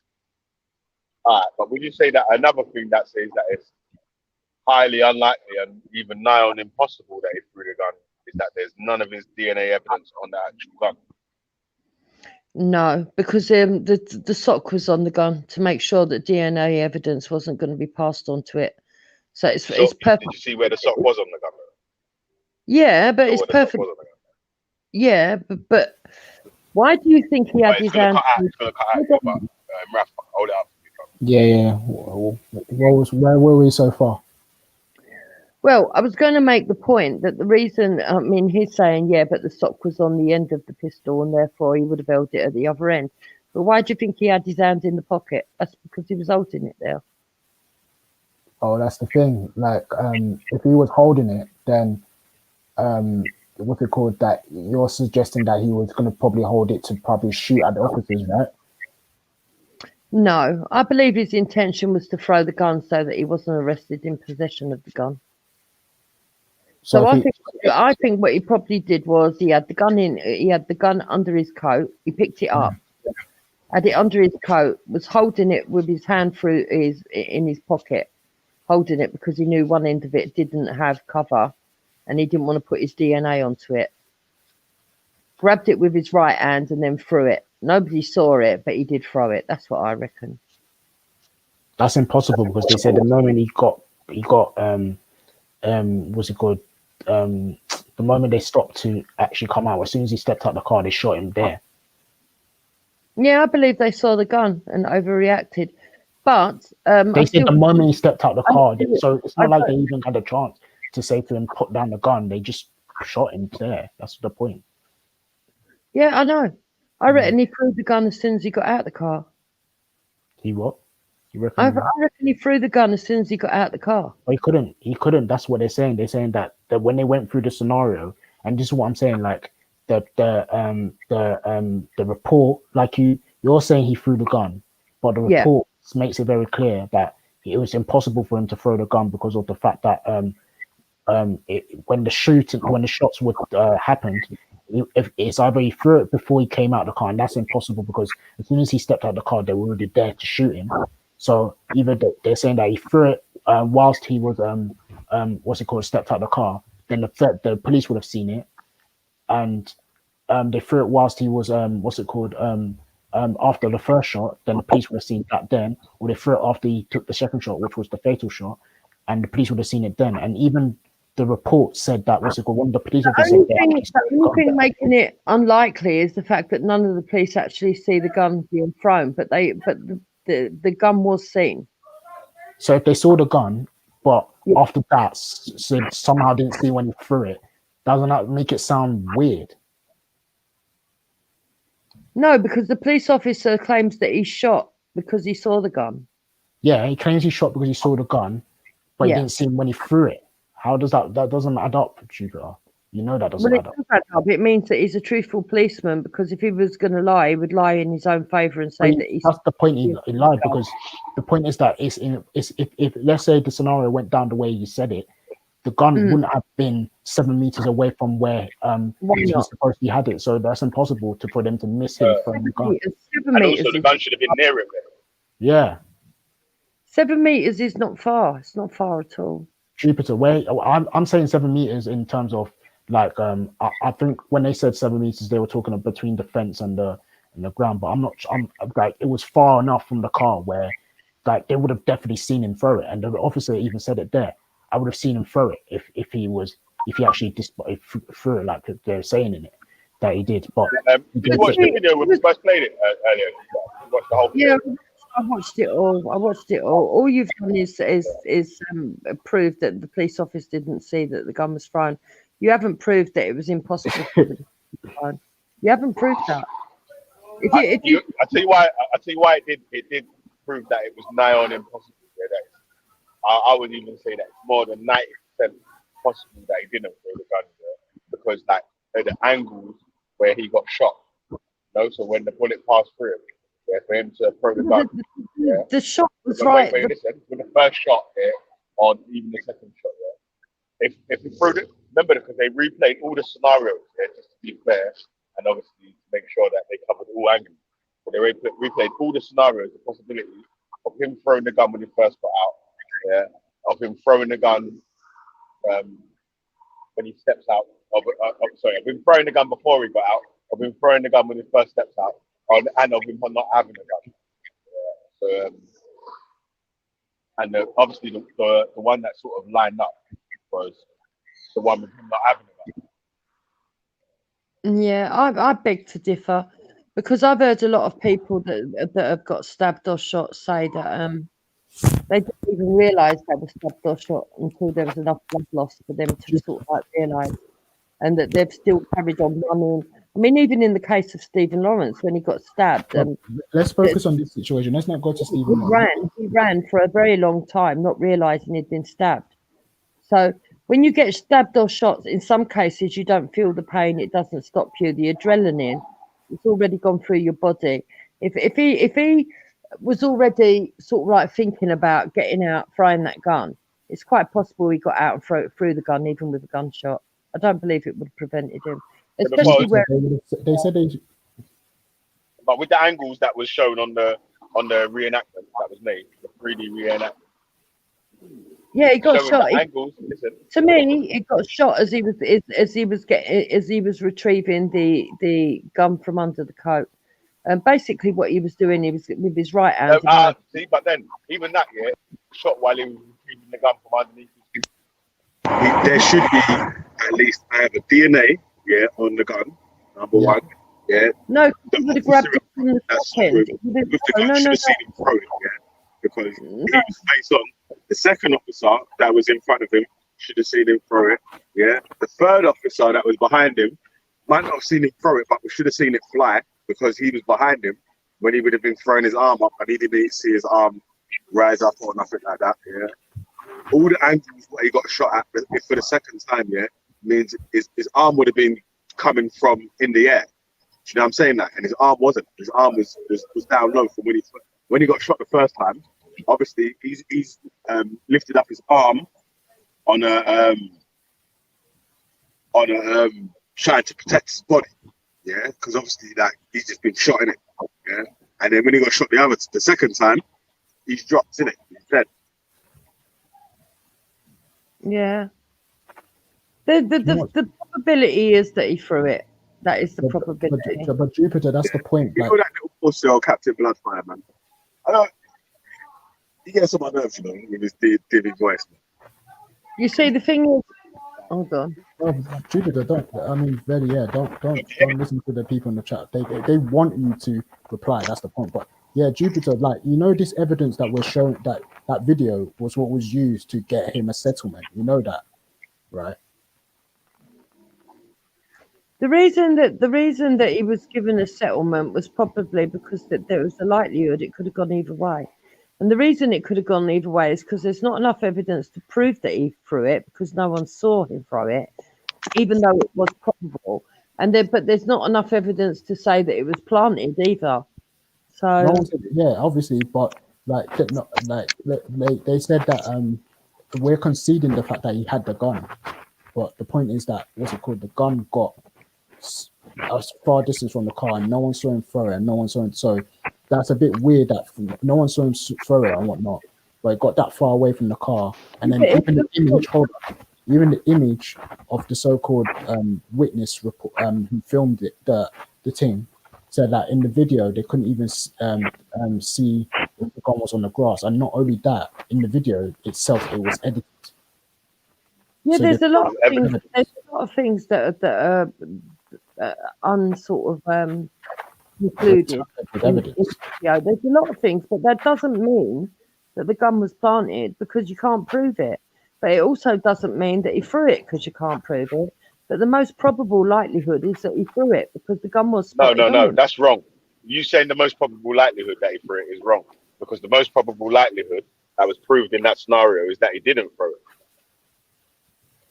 I don't think so. I think, but then that's no. But they showed. Yeah. Wait. They showed all. Like I keep talking about the different angles that they kept on showing. They showed all the different angles that the gun could have been thrown, or he could have thrown it at. And for all four officers not to see the gun flying through the air, as well as the officer to say that he saw the gun in his hand, but he didn't see it throw it. That don't even make sense. Well, it does if he's too busy shooting him. If at that point he was concentrated on just shooting, right, and then momentarily as he's shot, he's not watched whether the arms ricocheted up or whatever. It's quite possible. But it's not just him. There's 3 other people watching. If it was one person, you might even have a strong argument. But you're assuming that all of them were doing their jobs 100%, watching.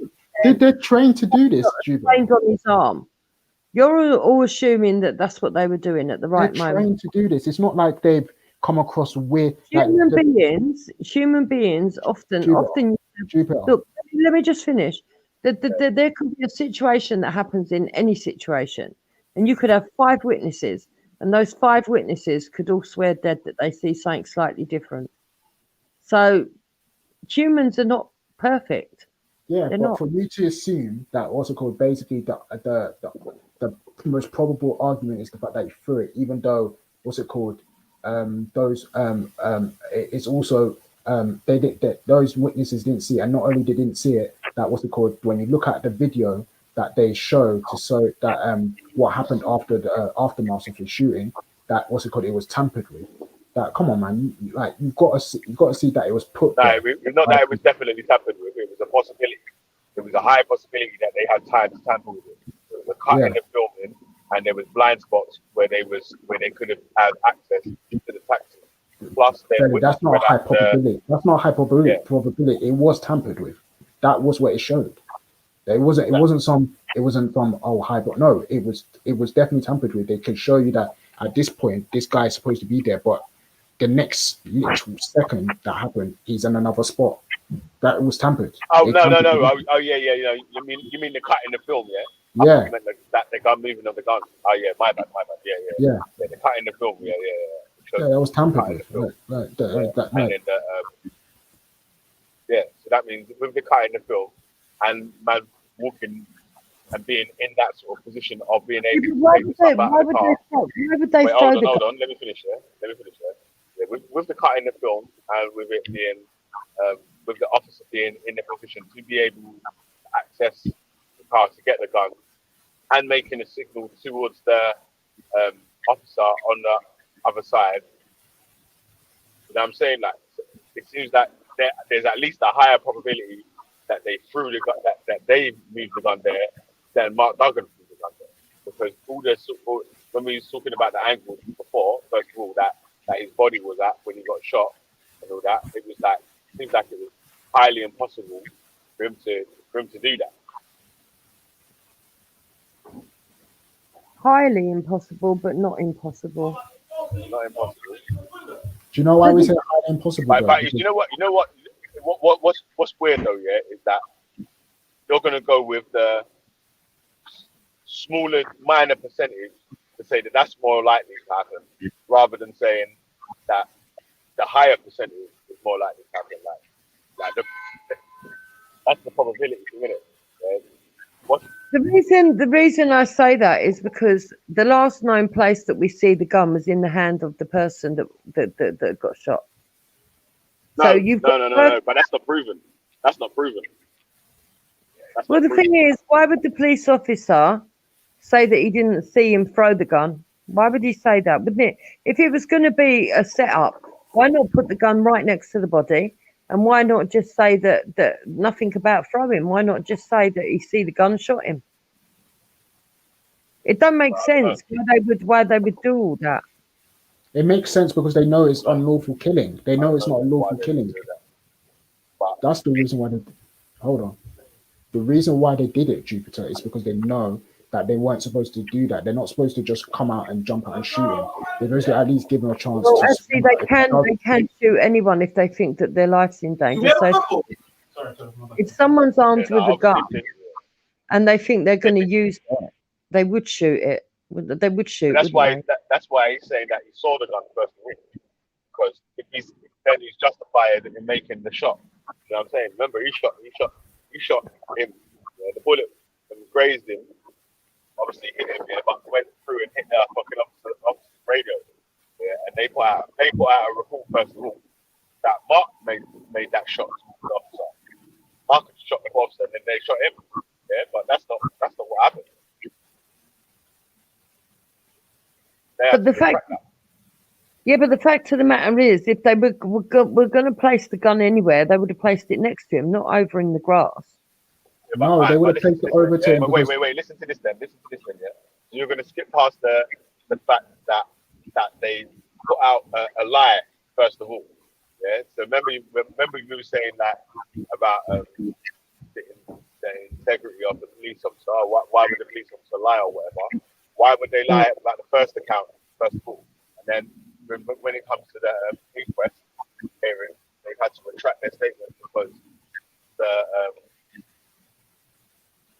obviously the bullet that's in the officer's radio has come from a police firearm. There's no gun residue on any of Mark Duggan's clothing or anything like that. Well, that would be because he shoot the gun. Wait. Because he didn't shoot the gun.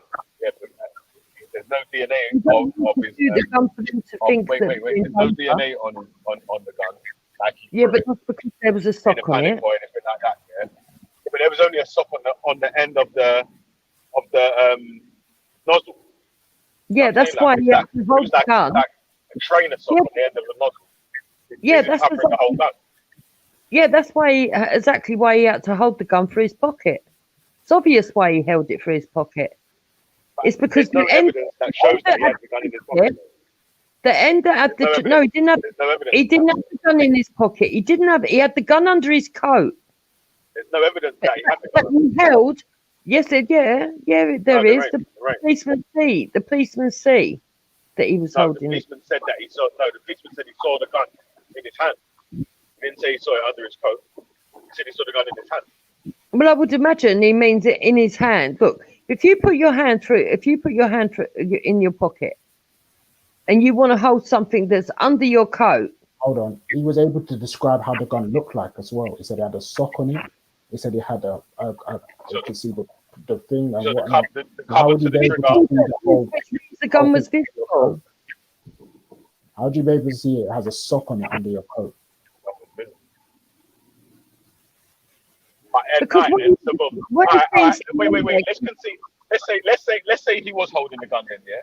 So if he was holding the gun, yeah, he was shot 2 times, yeah. There's no evidence of him being able to throw the gun from there to there, even by the IPCC own coroner. Yeah, even they said they don't know how Mark would have been able to throw the gun from where he was, where it was. Yeah, how did the gun get to the grass then? I don't know, but it doesn't make sense to me why they would put it on the grass. If they just wanted to cover up the fact they shot him, it would be far easier to just put the gun right next to his body. But that's depending on all the officers being able to say that we're gonna cover up and make it like that. How do you know? We don't know that. We don't know the intention. Yeah, but why would he need them to? All you would need in that case is for the one Why officer. would we need him to? He needs every officer to corroborate the story. If he's gonna be standing there with a gun next to him, yeah, and the other 3 officers have already said that they never saw. I swear there were 6 officers there or something. Yeah, and there was 4 when they was trying to get out. Yeah, there was like 2 still in, 2 drivers in it. Yeah, so all of the 4 officers all said that they never saw a gun. 3 officers, sorry, said they never saw a gun. Only one of the officers that shot him said he saw a gun. And all 4 of the officers said they never saw. Wait. All 4 of the officers said they never saw a gun being thrown. So how does a gun from a man that couldn't get the chance to throw the gun end up in a place far away enough for a man to throw the gun? Well, you know what, really, it's made me think that, you know what, even though Jupiter is saying that, what's it called, like, they could have put it anywhere, to be honest, but it makes you think, what were they planning to do when they were putting the gun on the grass? So what was the scenario going to be? Oh, he was trying to get rid of the gun. So if he was trying to get rid of the gun and he was throwing it, why would they then have to shoot him? There were no threat. That even makes the police argument worse for them. Even worse, yeah, because then if he did throw the gun, like they said in the thing, Bob, yeah, there's no reason to shoot him. Yeah. So what scenario were they coming up with? What justification did they have for shooting him dead? Are you saying, okay, let's do this step by step. Are you saying he didn't have the gun on him at all? Is that what you sort of saying? For me, personally, I'm not saying. I'm saying there's obviously a possibility, yeah, that he collected a firearm from the police informant guy that Dan was speaking about earlier, yeah. So there's a high possibility that he collected a gun from my man, yeah. We don't know whether he did or not, yeah. But obviously there's a gun at the scene of the crime, yeah. That's not an officer's gun, in it, yeah. So it's most likely that the gun was in the cab, yeah, at the time when Mark got shot in it, yeah. So right. I So sort of said that earlier. So are you saying when he got out the cab he had the gun on him? No, that's what I'm very saying. That's what we're saying. He never had the gun from. Once he got out of the cab, he was getting out to sprint, innit? Yeah. Yeah. And obviously, he saw the man in front try to lock off his car, yeah, and tried to sprint off in the back sort of direction. That's why he's gone in the way of the 2 officers in the back. Yeah. You don't think he would have been aware of the car behind the car as well? You don't think he would have been aware of that? You would have been aware of trying to what? get away from the police, isn't it? Yeah, you're trying to get away. That's what it's flight or fight response. That's what you're doing. Trying to run. Right. Well, no, So he's just going to try and escape whichever way he's just clearest route. So you think he was stupid enough, the hardened criminal that he was, not to know that there'd be another car behind? Yeah, well, stupid enough. How does it make him stupid for trying to escape? How does it make it, how does that? Well, you would be stupid if you're a criminal that's used to interacting with the police. You would know what their tactics are. No, you can still outrun. But that's not. I don't know. Maybe if you think, if someone's a criminal, yeah, they like got or someone's supposedly, because even that Mark Duggan was some hardened gangster or whatever, yeah, like that's not really been proven to be true or false either yet. You know what I mean? Like, but you're willing to go with that narrative.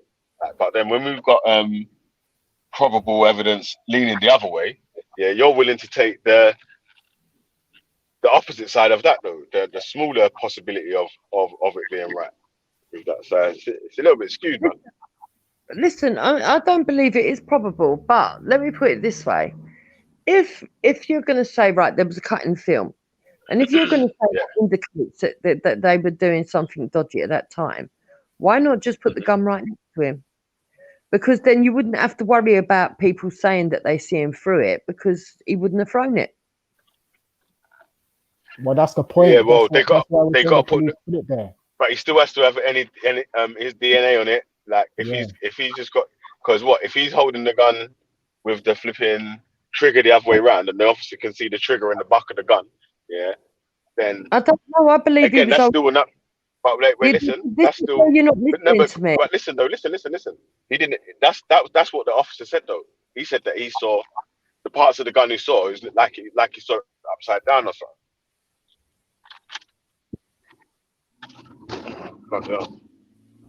Right. So I'm saying that he got out of the car. He had his hand in the pocket holding the gun normally, but through the jacket pocket. Okay. So he's used the pocket as a glove. The sock is on the end of the gun. The right hand has now moved to take the gun by the sock end to throw it like a boomerang. And that's when he got shot. Listen, Raf, you're going to have to bring out the video, yeah, because obviously, like, we're saying all these different... No, you can show it to Jupiter from now till tomorrow, yeah. Jupiter just wants to argue for the sake of arguing. No, but I'm saying that, obviously, if you show the angles of how we got shot and the time lapse or whatever, it sort of shows that how it was impossible for him to throw the gun in it. So, she knows that. She knows that, but she wants to argue for the sake of arguing. You can't really debate with that point there. She will argue and say that and still throw it. Arguing because you believe, and I'm not saying that you can't believe what you believe.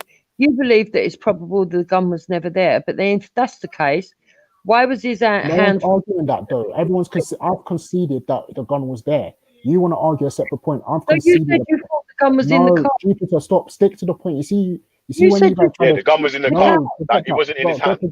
We're saying the gun was there, yeah, but it wasn't in his. Yeah, it was in the car. Yeah, it wasn't on his property when he jumped. Which is what I just said, and you just told me I'm stupid, Raf, for saying that. But that's exactly what I'm saying now. You did because he thought you meant that the gun wasn't there at all, wasn't it? Like there was no gun at all. Like the police had brought the gun to see the crime. He needs to listen a bit more. I didn't tell you stupid either. You need to listen. If you're saying the gun was in the car, why was his hand at the angle it was?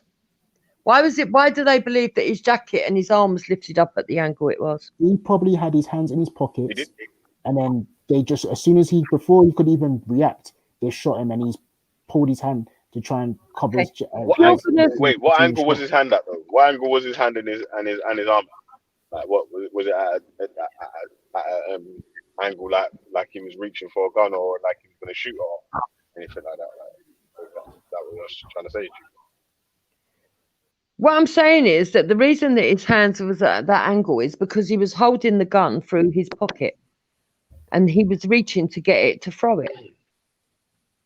If not going to use it to shoot it, but I don't believe he was going to shoot it. I reckon he was going to throw it. So what you're saying there, yeah, is that he jumped out the car. The gun was on the inside of his coat. The officer could sort of see the gun. He's thrown the gun. Then they've shot him. Or what? I reckon he's give us your scenario of how it happened. I reckon that as he's got out of the car, right, he's holding the gun through his pocket like a glove, if you understand what I mean. But as he's got out of the car, it's been made visible. Okay? The policemen see it, so as he's reached for it with his right hand to throw it, that's when he's shot. Because he thought he was reaching for it to use it. And that's when he's shot. That's what I think. However, we could all be wrong. I don't know. But the fact of the matter is that there's not enough proof to prove that they planted it there. There's not enough proof. So he was about to throw it, but he didn't throw it. But so how did it end up there then, Jupiter? I believe he threw it. I believe he threw it. I believe. So when did he throw it though? What point did he throw it though? Before he got shot?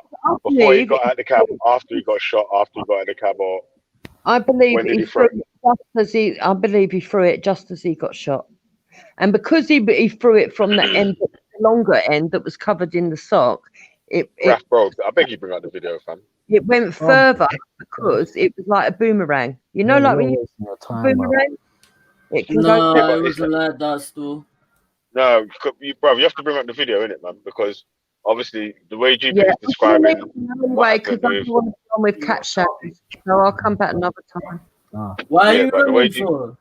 GP is describing what happened, yeah, obviously, Jupiter. the way that the video has been, or the way that they've gone through the evidence of Mark Duggan's movements, it don't sort of match up with what Jupiter is saying. Still, you get me? Like it don't match. Like Jupiter said she's already like watched the we video. was So talking what's the about point? the angles, yeah. No, because it was just to literally show the first how when he first got out of the cabin, when he first got shot in it, like was his arm movement or his body move posturing? Was there any way he could have looked like he was throwing the gun or thrown a gun?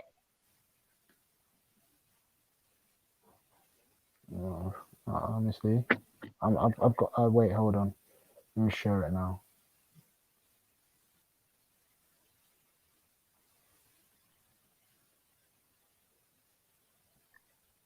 Conversion outside, man. Do you want me to play it now? No, you can. Yeah, play the video now. Put yourself on mute then. Well, you can. But you can try to break it down bit by bit in it, like from when the shot happens and all that. When you get to that piece. Say that again. Try break it down a bit when we get to the. Can't hear the sound though. Still. You can't hear the sound. Oh shit! Let me stop it then. Yeah, shit, the sound. But, yeah, you know when he gets to him jumping out the car to get shot or whatnot. It's a good just it's a good yeah, because obviously if we got people saying that he threw the gun before he got shot.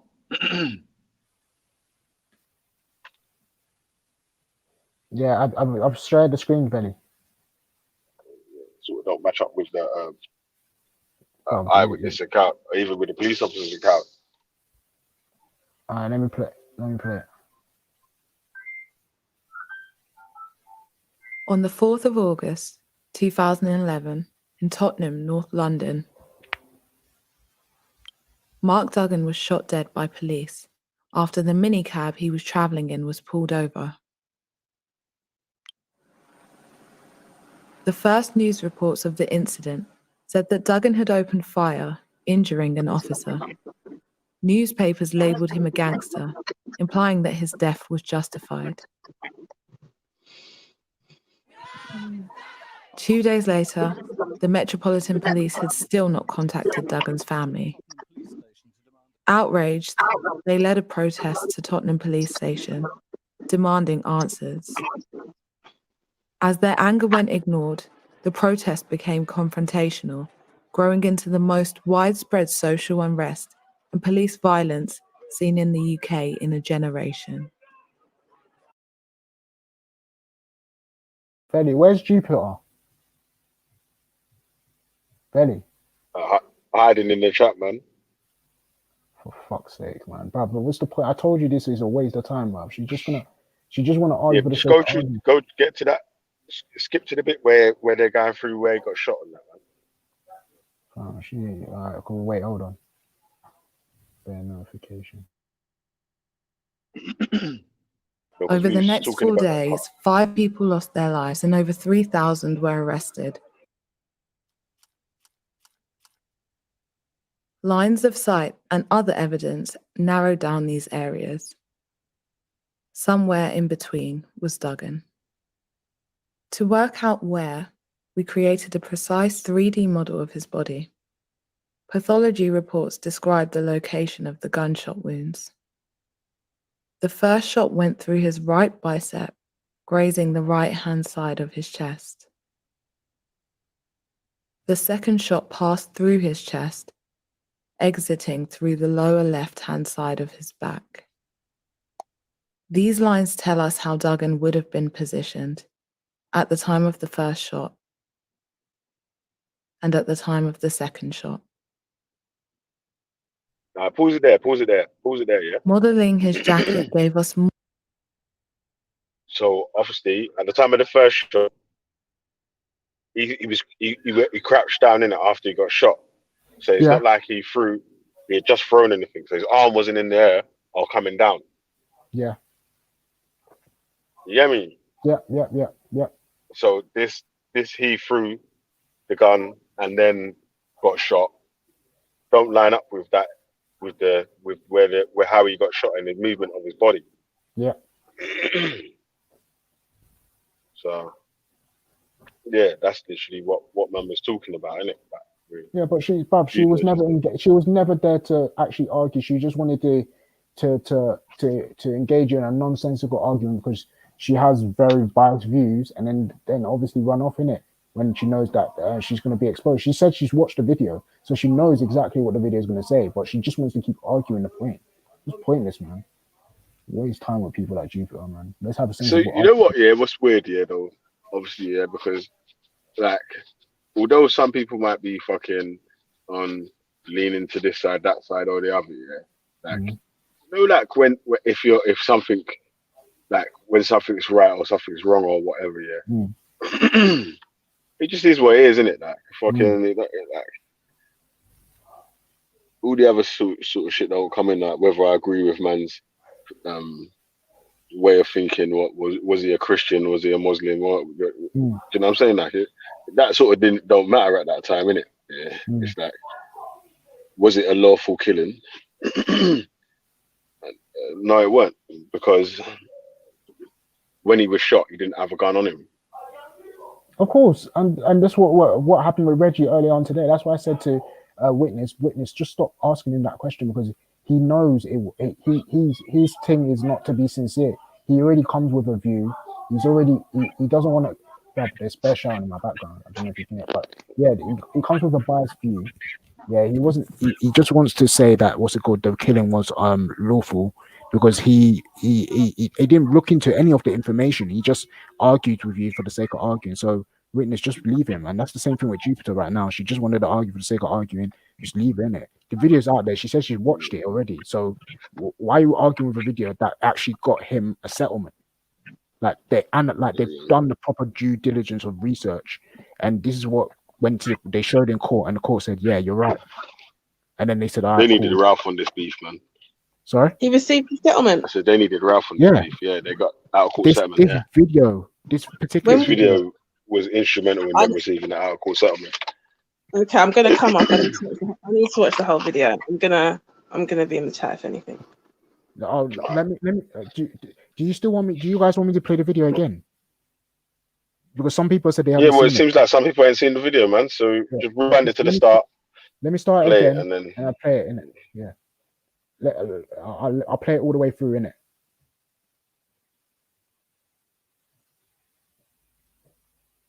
On the 4th of August, 2011, in Tottenham, North London, Mark Duggan was shot dead by police after the minicab he was travelling in was pulled over.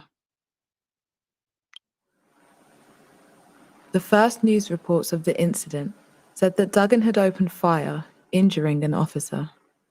Newspapers labelled him a gangster, implying that his death was justified. 2 days later, the Metropolitan Police had still not contacted Duggan's family. Outraged, they led a protest to Tottenham Police Station, demanding answers. As their anger went ignored, the protest became confrontational, growing into the most widespread social unrest and police violence seen in the UK in a generation. Over the next 4 days, 5 people lost their lives and over 3,000 were arrested, resulting in almost 2,000 years of prison sentences. Duggan was being monitored by Operation Trident, a controversial police unit focused on gun crime in London's black communities. On the 4th of August, he collected a gun from Leighton in North London. He was being followed by officers from a specialist firearms unit known as CO19. When the minicab in which Duggan was travelling arrived here in Ferry Lane, Tottenham, officers carried out a hard stop, forcing the minicab to pull over. Duggan stepped out of the cab, and an officer known only as V53 shot twice.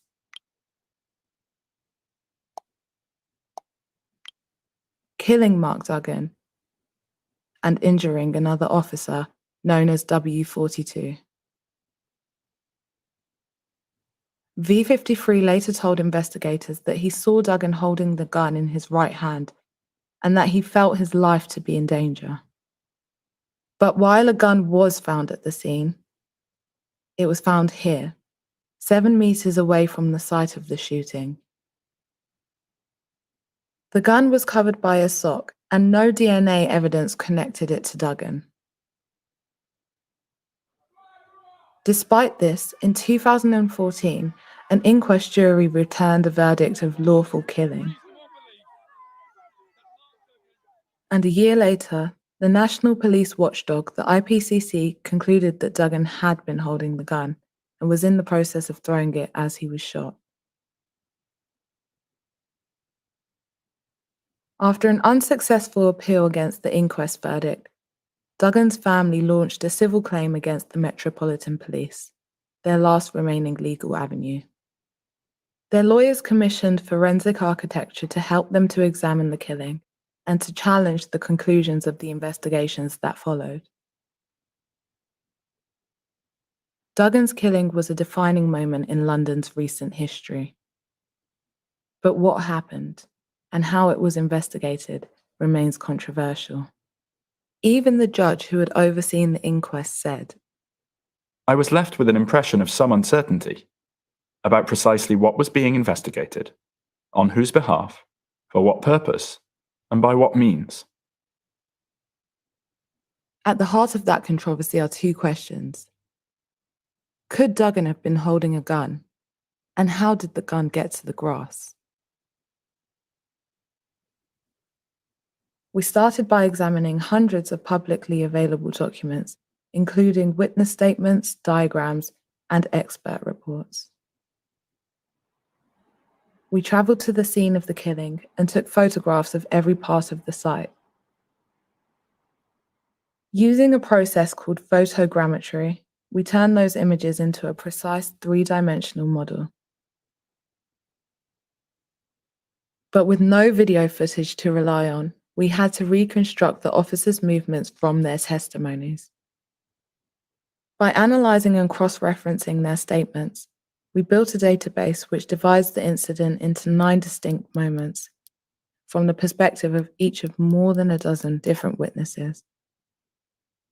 From this database, we created a series of models reconstructing every stage of the incident.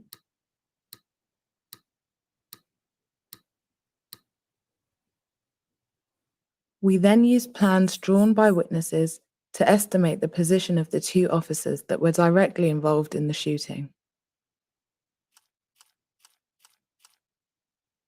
Lines of sight and other evidence narrowed down these areas. Somewhere in between was Duggan.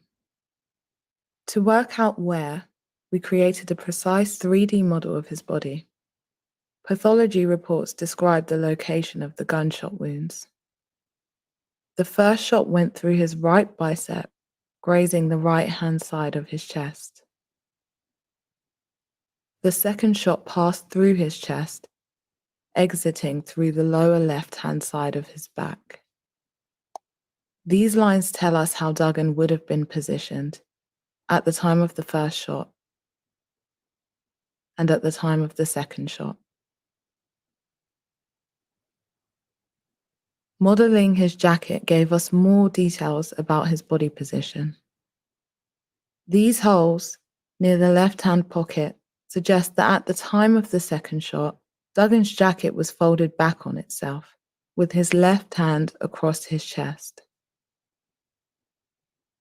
Before examining whether he could have been holding a gun in his hand, we used this information to recreate Duggan's movement during the period of the shots. After exiting the minicab, Duggan turned toward V53. His left hand was in or near his left pocket, and his right hand was reached across his waist. He began by moving his right foot away from the minicab at an angle of around 22 degrees. As his left foot followed, he was struck by the burst bullet, which passed through his right bicep and hit W42 in his underarm radio. Duggan's right foot came across his left as he stumbled. His left arm moved up across his chest. His torso bent forward as he was hit by the second bullet, which continued through the open door of the minicab.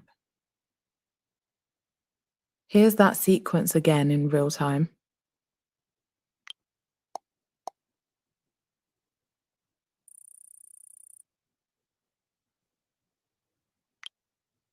According to our analysis, from Mark Duggan exiting the minicab to receiving the second fatal shot, no more than 1.5 seconds had elapsed. According to the IPCC, sometime during that period, Duggan threw the gun with enough force to land 7 meters away. A new study by biomechanics expert Dr. Jeremy Bauer told us that to travel that far, the gun would have to be thrown at an angle of between 31 and 40 degrees, at about 6.7 meters per second. At the inquest, V53 described the gun in Duggan's hand in detail. He said, "I can make out the trigger guard, I can make out the barrel, and it's side on to his body, and there's a black sock covering that weapon." But he also said that he didn't see Duggan throwing the gun.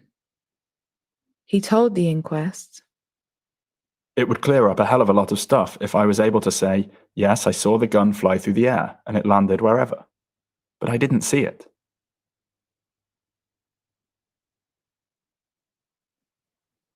V53 was standing around 3 meters away from Mark Duggan, looking directly at him.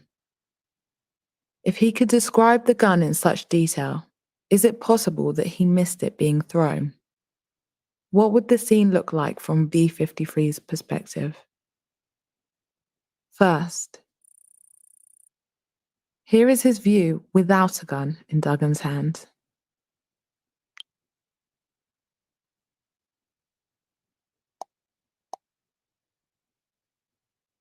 Then, with Duggan throwing the gun at different moments. Before the first shot,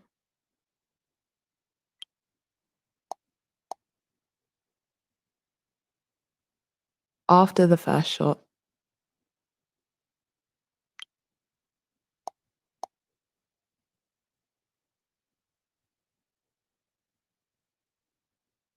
and after the second shot.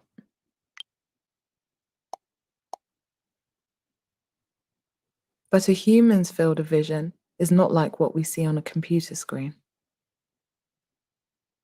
Our central vision is highly sensitive to details, while the periphery is more sensitive to movement. The result is impossible to perfectly represent on a flat screen. So in order to simulate the vision of witnesses, we recreated the entire scene in virtual reality. Experiencing the scene in this way confirmed for us that in each scenario, the required throwing motion would have been clearly visible to V53, given where the officer said he was looking. In fact, it is unlikely that Duggan could have physically made such a motion.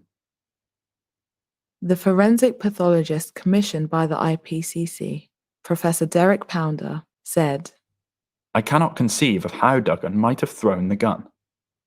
He made this conclusion despite having been asked by the IPCC to assume that Duggan had been holding the gun when he was shot. Dr. Bauer, the biomechanics expert, also concluded that it is unlikely Mr. Duggan could have thrown the gun after he was shot in the arm. If Duggan didn't throw the gun at that time, there are only two alternatives. Either Duggan threw the gun as he exited the minicab, or the gun was moved by police officers.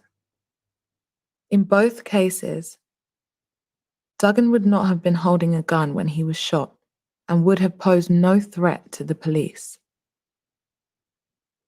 In 2014, the inquest jury concluded that, more likely than not, Mark Duggan threw the firearm as soon as the minicab came to a stop. To test this theory, we needed to understand how the hard stop could have played out. The inquest was shown a video in which CO19 officers practiced a hard stop. Multiple officers described the Ferry Lane incident as a textbook hard stop. So we applied those timings to our animated model.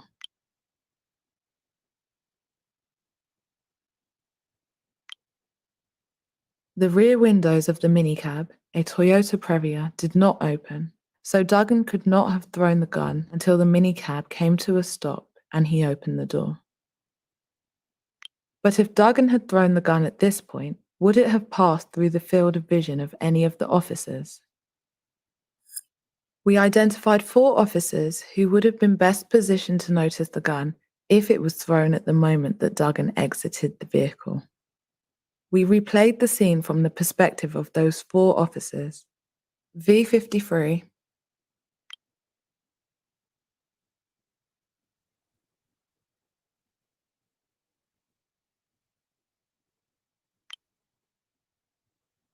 W70,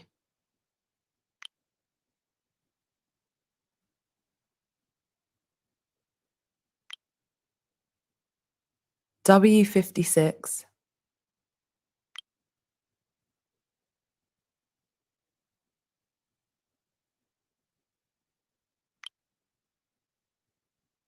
and W42.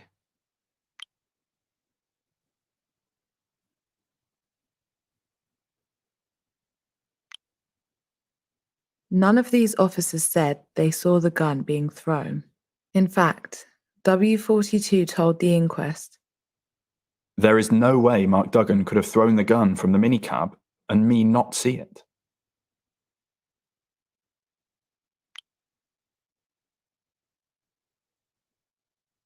While V53 said that he watched the door of the minicab slide open and kept his eyes on the open door. The verdict of the inquest jury, which was also rejected by the IPCC, requires that not just 1, but at least 4 officers failed to notice the gun being thrown. With every additional officer who missed it, this scenario becomes less likely. This makes it even more important to consider the final possibility, that officers moved the gun after Duggan was shot.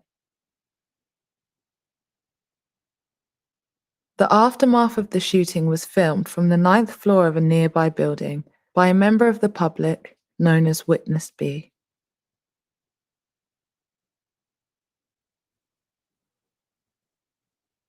Their footage is 15 minutes long and begins around 40 seconds after the shooting.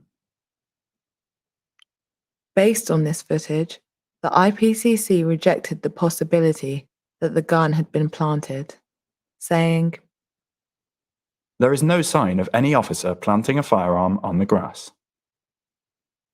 And also, there is no evidence any person entered the rear of the minicab. But these statements are misleading. Let's take a look at the first claim. Witness B's footage is very low resolution. Would it even be possible to see a gun in the footage at this distance? We introduced a model of a gun into the scene. Then we applied filters to recreate the resolution of the footage. demonstrating that the gun wouldn't be visible in the video at this distance. However, the footage does show us how the officers moved around the scene. So we can examine the IPCC's claim that there is no evidence that any officer entered the rear of the minicab. Witness B's footage is shaky, so first we stabilize the video so that stationary objects like the cars stay in the same place in the frame. This made it easier to identify individual officers and to track their movements around the scene. We assigned a code name to each officer until we could work out who they are. For example, the officer known as Q63 is identifiable because of his white t-shirt.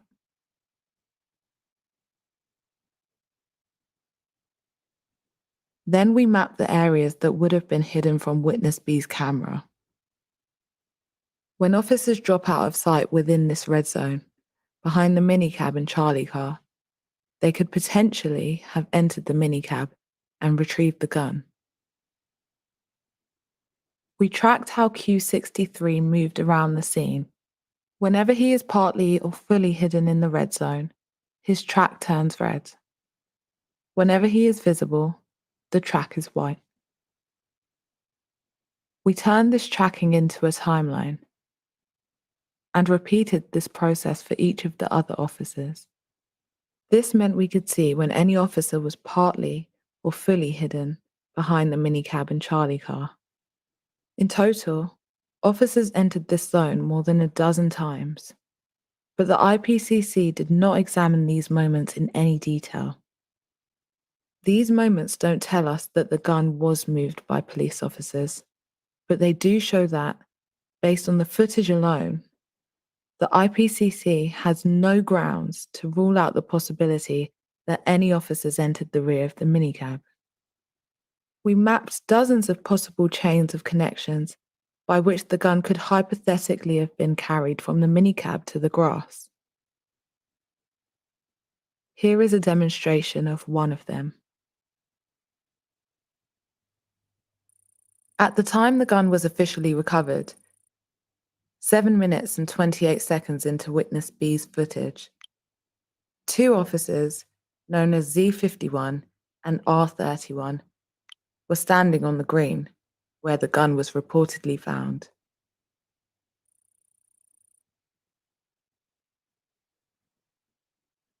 They can be seen in this photo, taken by a member of the public from the other side of the park.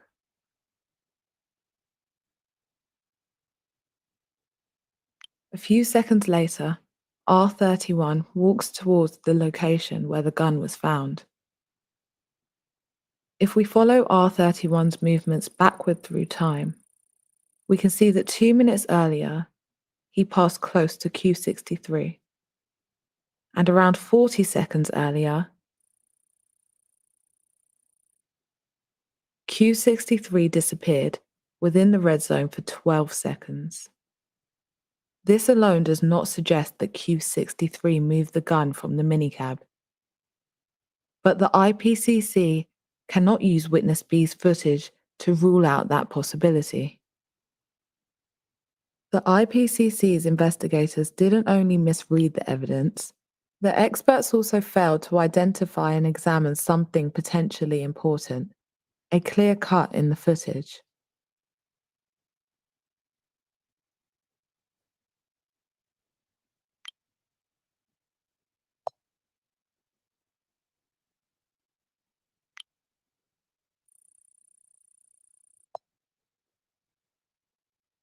Before the cut, we see Q63 on the right of the minicab. After the cut, Q63 is on the left.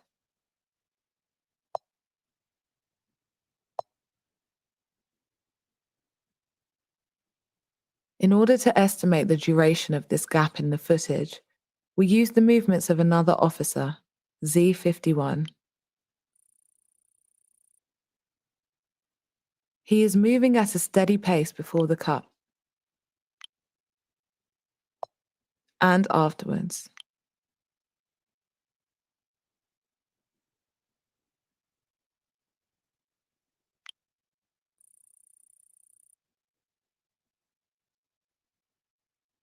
Studying his walking speed along a likely path between the 2 points, we estimate that the duration of the missing footage is at least 4 seconds. This is potentially long enough for Q63 to access the minicab. This is important because 2 seconds later, Q63 gestures towards the green and seems to communicate with Z51. But neither the inquest nor the IPCC noticed this cut or examined its importance. As we have seen, the gun could have arrived at the grass by 3 possible routes. The route preferred by the IPCC is not consistent with the available spatial or biomechanical evidence. The route preferred by the inquest jury requires at least 4 officers to have missed the gun being thrown. And the final route was not fully investigated by either.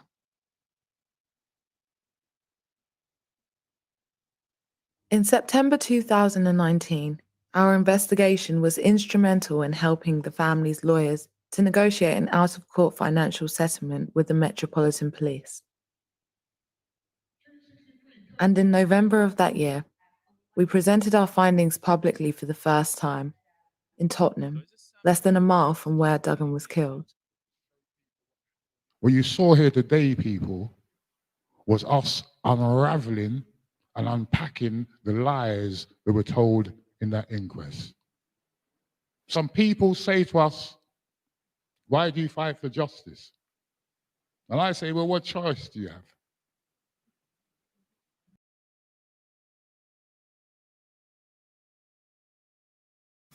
Yeah, man. So like I said, we've shown this video like 3 times a day. There's no point showing it to people like Jupiter because they don't care for the truth. They're going to pretend they've seen it or they have seen it, and then they're just going to keep arguing the points over and over again. This is why it's just pointless arguing with people like that. You know what I mean? They're not sincere. They're not logical. But yeah, man. It's easy. Forget it, man.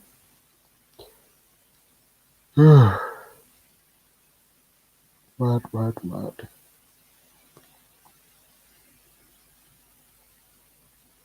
Yo, walk.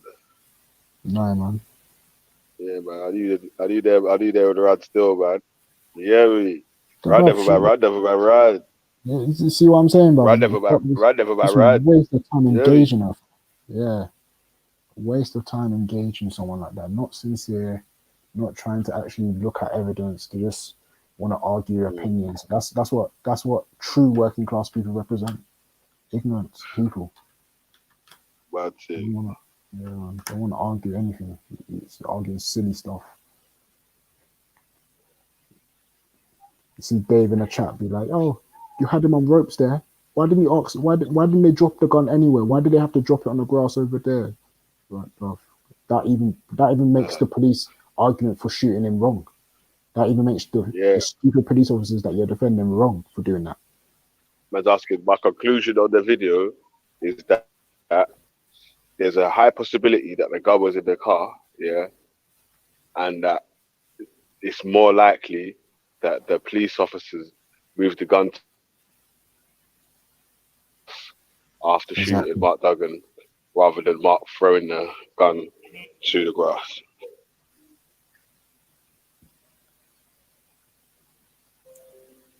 And that's the unlawful killing, isn't it? That because he did it, because he may have had a gun, and he should have been arrested for the gun or whatever, innit, because the police was onto him, innit, so he should have been arrested, innit. They didn't need to kill him. Exactly.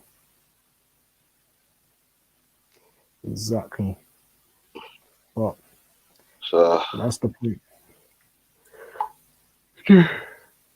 Obviously, I went into the conspiracy of saying that it was probably planted there by the police, but obviously, I can't prove that outright.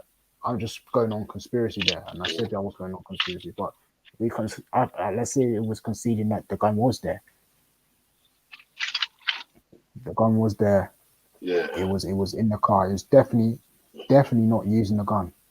He was definitely not using a gun. He's definitely not waving it at the police officer. Nothing. The idea that the police officers even saw the gun. Come on, man. If they saw the gun and they were that quick to shoot him dead there on the spot, come on, man, stop it.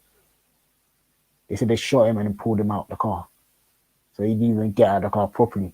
They started shooting at him.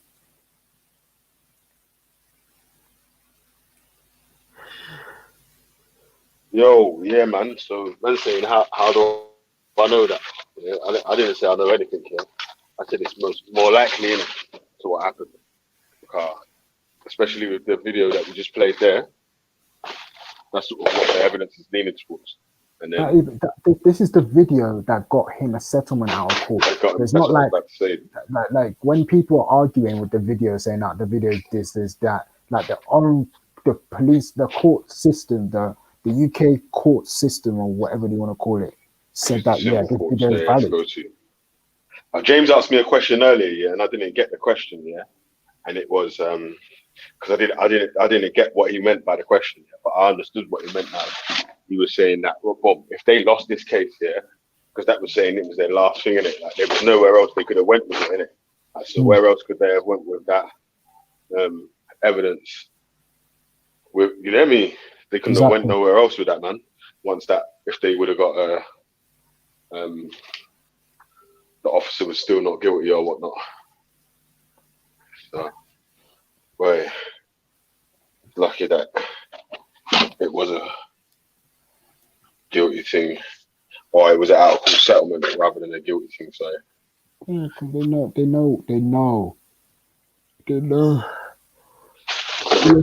Yeah, that's what I was trying to say. It just seemed like it was more likely that they was going to get that out of court settlement and all that, rather than that they was going to get. It seemed like they were going to get a thing leaning into their favour.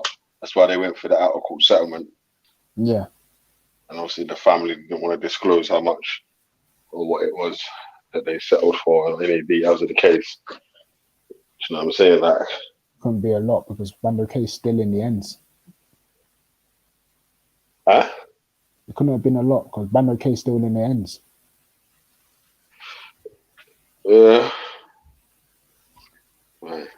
Might be like a trust fund or something, can it? Where man's got to fucking man's got to see it mature, to get to a certain level, and then can reap the benefits from it. Yeah. Yeah, man, you don't know, man. You never know. Hey, cuz I'm baking, man. Shit, there's no air conditioning in the van. It's killing me, man. It's cold outside, I swear. No, but I'm saying it weren't cold. Today was cold, yeah? You mad? It's raining. It was raining. It was raining. Yeah, it's just got raining now, but fucking not all day though. It was raining at 3 o'clock.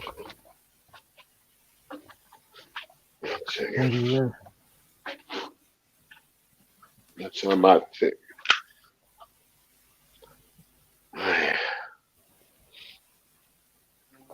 Oh man.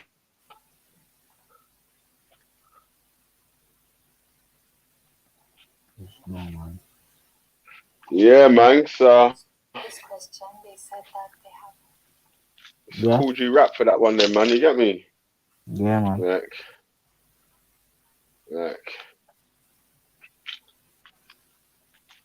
We've had a couple of opposers, but I don't feel that we've had a strong challenge to this one, man.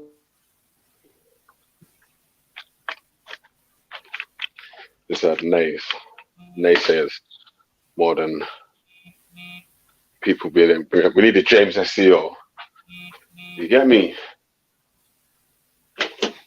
James SC. We needed a technical G to come and try and go back and forth with the video. That was opposing it, though. You get me? Yeah. Yeah, man. So you can make it. That's what I'm trying to say, bro. Man, we're a challenge in the flipping argument rather than just the easy whitewash win, blackwash win, whatever. You get me? Okay. Yeah, 100%, man. Yeah. More times when man's listening, man gets to learn something as well. You get me? 100%. You know, I can't pay guests a mad fee to hold it down or whatever, bro. Like, I just say like, yo, it's an open panel. If you want the caliber of the guest to rise, then like, if you're I think a highly logical thinking person, you should jump on the panel, man. Start spitting some bars. You get me? Bars, son. We're not talking about you or Dave. You're not the high caliber. Sorry, you're not there. You're working class, mate. You're working class, mate. Get me? Yeah. You're not high caliber. Leave it to Nigel. People like Nigel.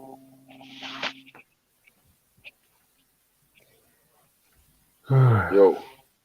Yeah. Still there, yeah? And 1 second, I just gotta leave you there, man. I'm still here though, yeah? But I've got the earpiece, man, but I need to just drop it for 1 second.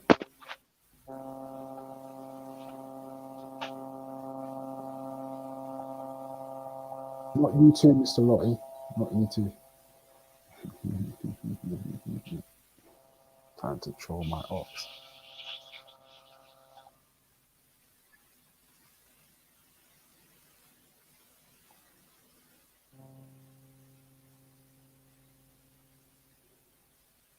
Did everything jump on the panel last time? Jump on the panel, G.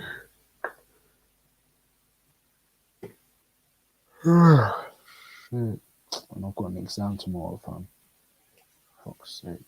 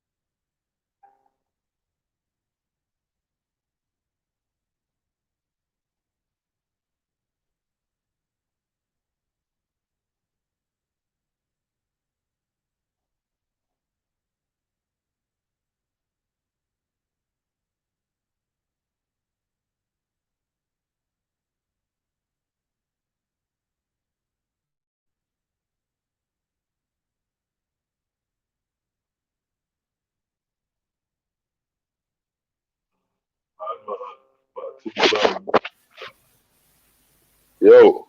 Yeah. Still there? Yeah. I was watching a video quick. Video. Yeah. Okay. What, is anyone in the back chat? No. No one's in the back chat still. What's the hours, man? How long we done in this bitch? How long we been going? How long are we going? Yeah, how long we been going? How long? How many 10 hours? 10 hours. 10 hours. I don't know why, yeah, but man, them jump on and start peppering it up after 12 hours. Yeah. It's not going to be safe. Like, yo, man needs to jump on and pepper it up in the early hours. Like before, bro. To be fair, they might be doing something during the day, so they come at night time. So you might need to start a bit later on. Yeah. peppery from the start of the show to the end. You know what I mean? Hot pepper sauce. You know what I mean? Like tomorrow's show might be peppery though. Still.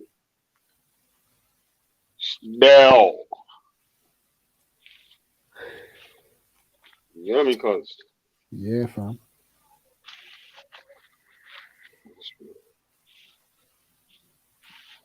Trust me. Yeah, today's show was good as well though, man. Like, obviously, like, you gotta be an op if you're watching that video and you're saying that, well, whether man was a criminal or not, he was still unlawfully killed, innit? I love the way they word their arguments. How can a criminal run? Why would a criminal be stupid enough to run away when the police are onto them? Yeah, because everyone gets armed police stopping them. Yeah, that's what happens when police are onto criminals. They try to get away. Yeah, that's maybe. And then he said, how do you expect armed? Why do they run away when they have a gun? Yeah, because all police officers stop you have guns on them. That's our argument. And obviously, the way he was stopped, yeah, and the people saying they didn't announce police or nothing, yeah, unless they had the police hats on or whatnot, yeah. How was he putting in his police? He was thinking this man coming to rob him or something. Exactly. He probably, for worse comes worse, he probably thought he was just undercovers, man. You know what I mean? Just normal undercovers, not like gun police or nothing. And then boom, try to get away. Fucking pop, man. Yeah.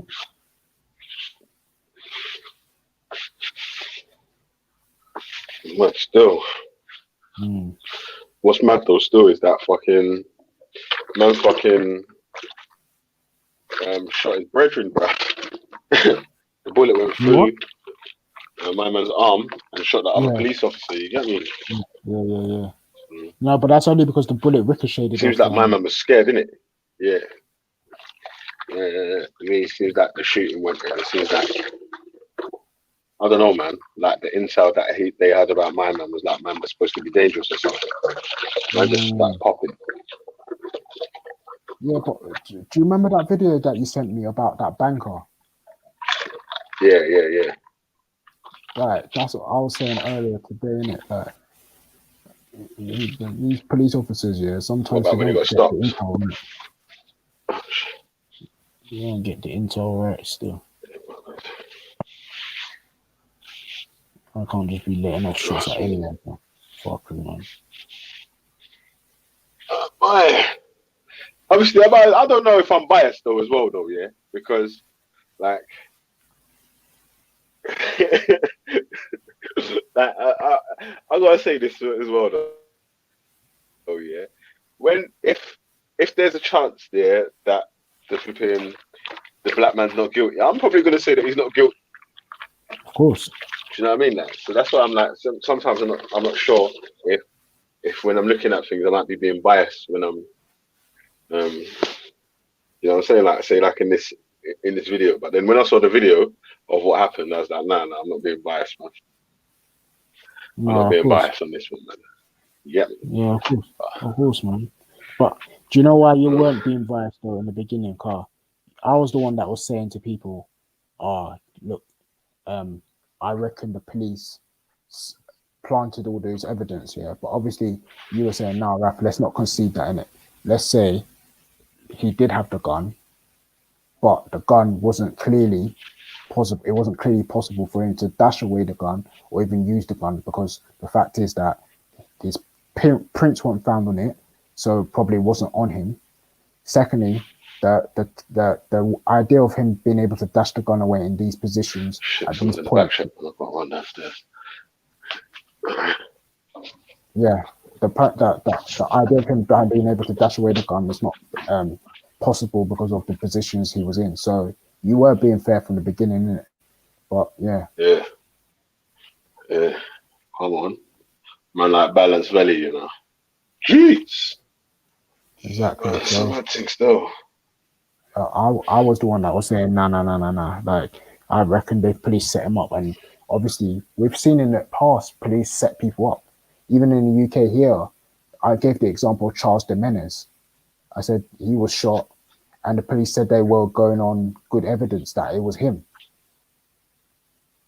Even the whole when you see the what I heard about that Charles Domena shooting the other day. I heard when you see the video, Veli, it shows him running away in it. Yeah. Apparently, it wasn't him that was running. Is it? No. I don't know that. It was the police officer that was chasing him, wasn't it? So he was already in the train, and the police officer jumped over the barriers like that and shot, and that was a police officer that ran to him and shot him in the train. But everyone thinks it was him that was running. Yo, yeah, you there?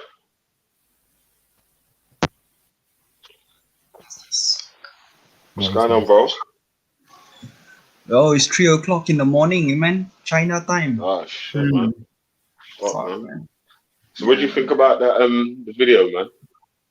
What the CGI CGI video?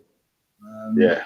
Do you think that the man was unlawfully killed by the police, or do you think that the police done the right thing when they killed him or when they shot him? I think it's unlawful because the guy did not point the gun at the police. If you do not point the gun at the police lives are not threatened. The guy threw the gun from his possession, so by right the police should just disarm him. Disarm him, shoot the legs or anything that doesn't kill him.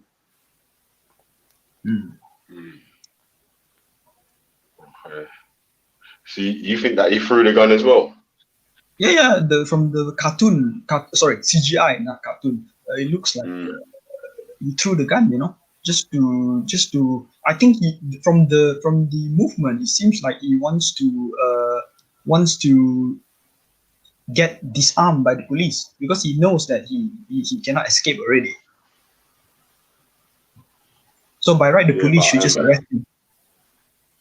I swear on the video, it says that after they do the reenactments of the 3 different scenarios, it says that it's highly unlikely that he threw the gun because of the the angle of his arm when he put the first shot or something like that.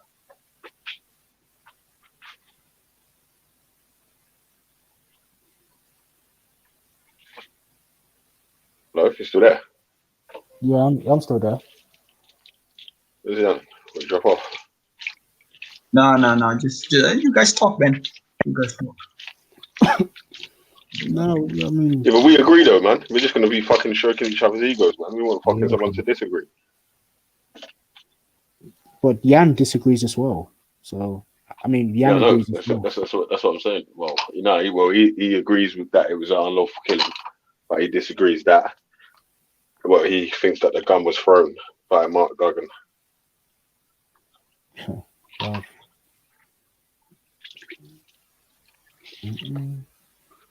don't think anyone's going to come on to challenge it. Jupiter's run.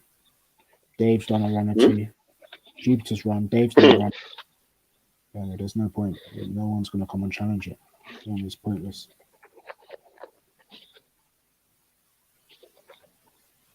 They already know what.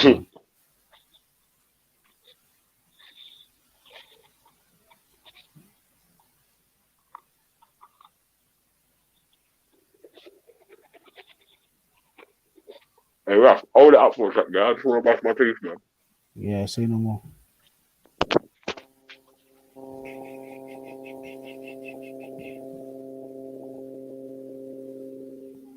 Yes, what's everyone saying, fam?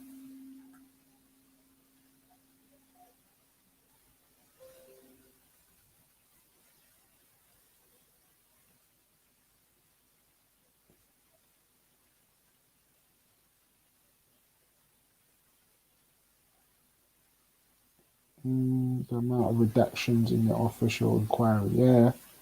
Like, come on, man. The police were just doing the most to cover this up, man. Police are bogus as hell.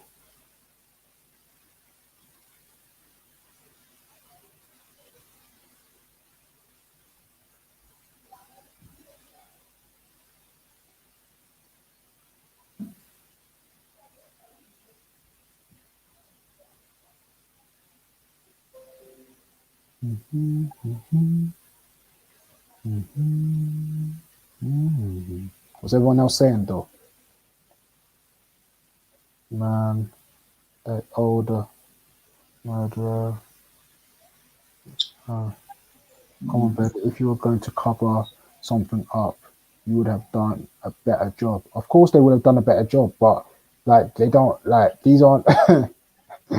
So what you think? You think he threw it? You think he threw the gun, Reanimator? Why don't you guys ever jump on? Why doesn't Reanimator, Mr. Popular TJ, Antidote, why don't you ever jump on? I mean, you don't have to turn on your camera. You just need to talk. You don't even need to be seen. You need to be, you know, your opinions to be heard. Why do you need to be? If you're gonna have an opposing view, probably on the panel. You know what I mean? Like it's easier, man. You will never get your picture shown or anything. So. Because he's mate, fam. If he jumps on and reveals his voice, my man will know who he is, innit? Because he's in the corner guy. Yeah, Don't tell me he goes he's a corner visitor. I bet man's been speaker's corner 3 times or something like that. You get me? So. Also, so people actually know who he is. That's my theory. That's my theory. Might not be true. It's a hypothesis still. It's a hypothesis at the moment. Working hypothesis at the moment. Yeah. Hypothesis at the moment. So we'll see if that pans out to be truth. And lads, don't ya? Anecdotal evidence. You what, mate? I can't remember any of the other names that you had. He had truth shall be revealed. What was it before it was analysed, didn't it? Got his channel shut down, innit? You what, mate? There was I can't remember, there was something else, man. Analyze evidence or something like that. Who? Reanimator. Man, you always used to have that. Oh, it's the guy that make cartoon, yeah? Cartoon. Yeah, the Reanimator. Yeah. Yeah, man, the Reanimator's getting good at his editing now, man. Shit. His editing is bad now.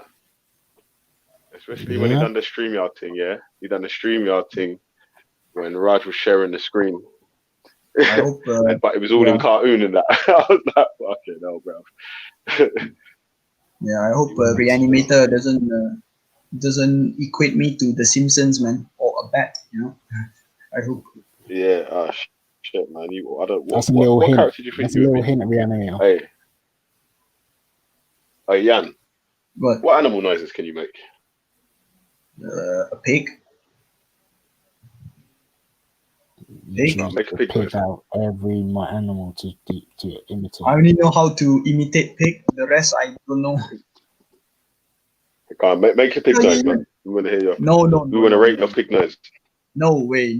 Anyway, people always call us pig eaters, man. In China. We are called pig. We're waiting. No way. All the small talk and filibustering, mate. You know what I mean? Like we're waiting for your pig noise. No. I refuse to do it. Yeah. Right, Reanimator is going to make you into a pig anyway, man. Oh no. Yeah. Well, at least you're not like a flipping potbelly pig like what's his name? Mr. Amares.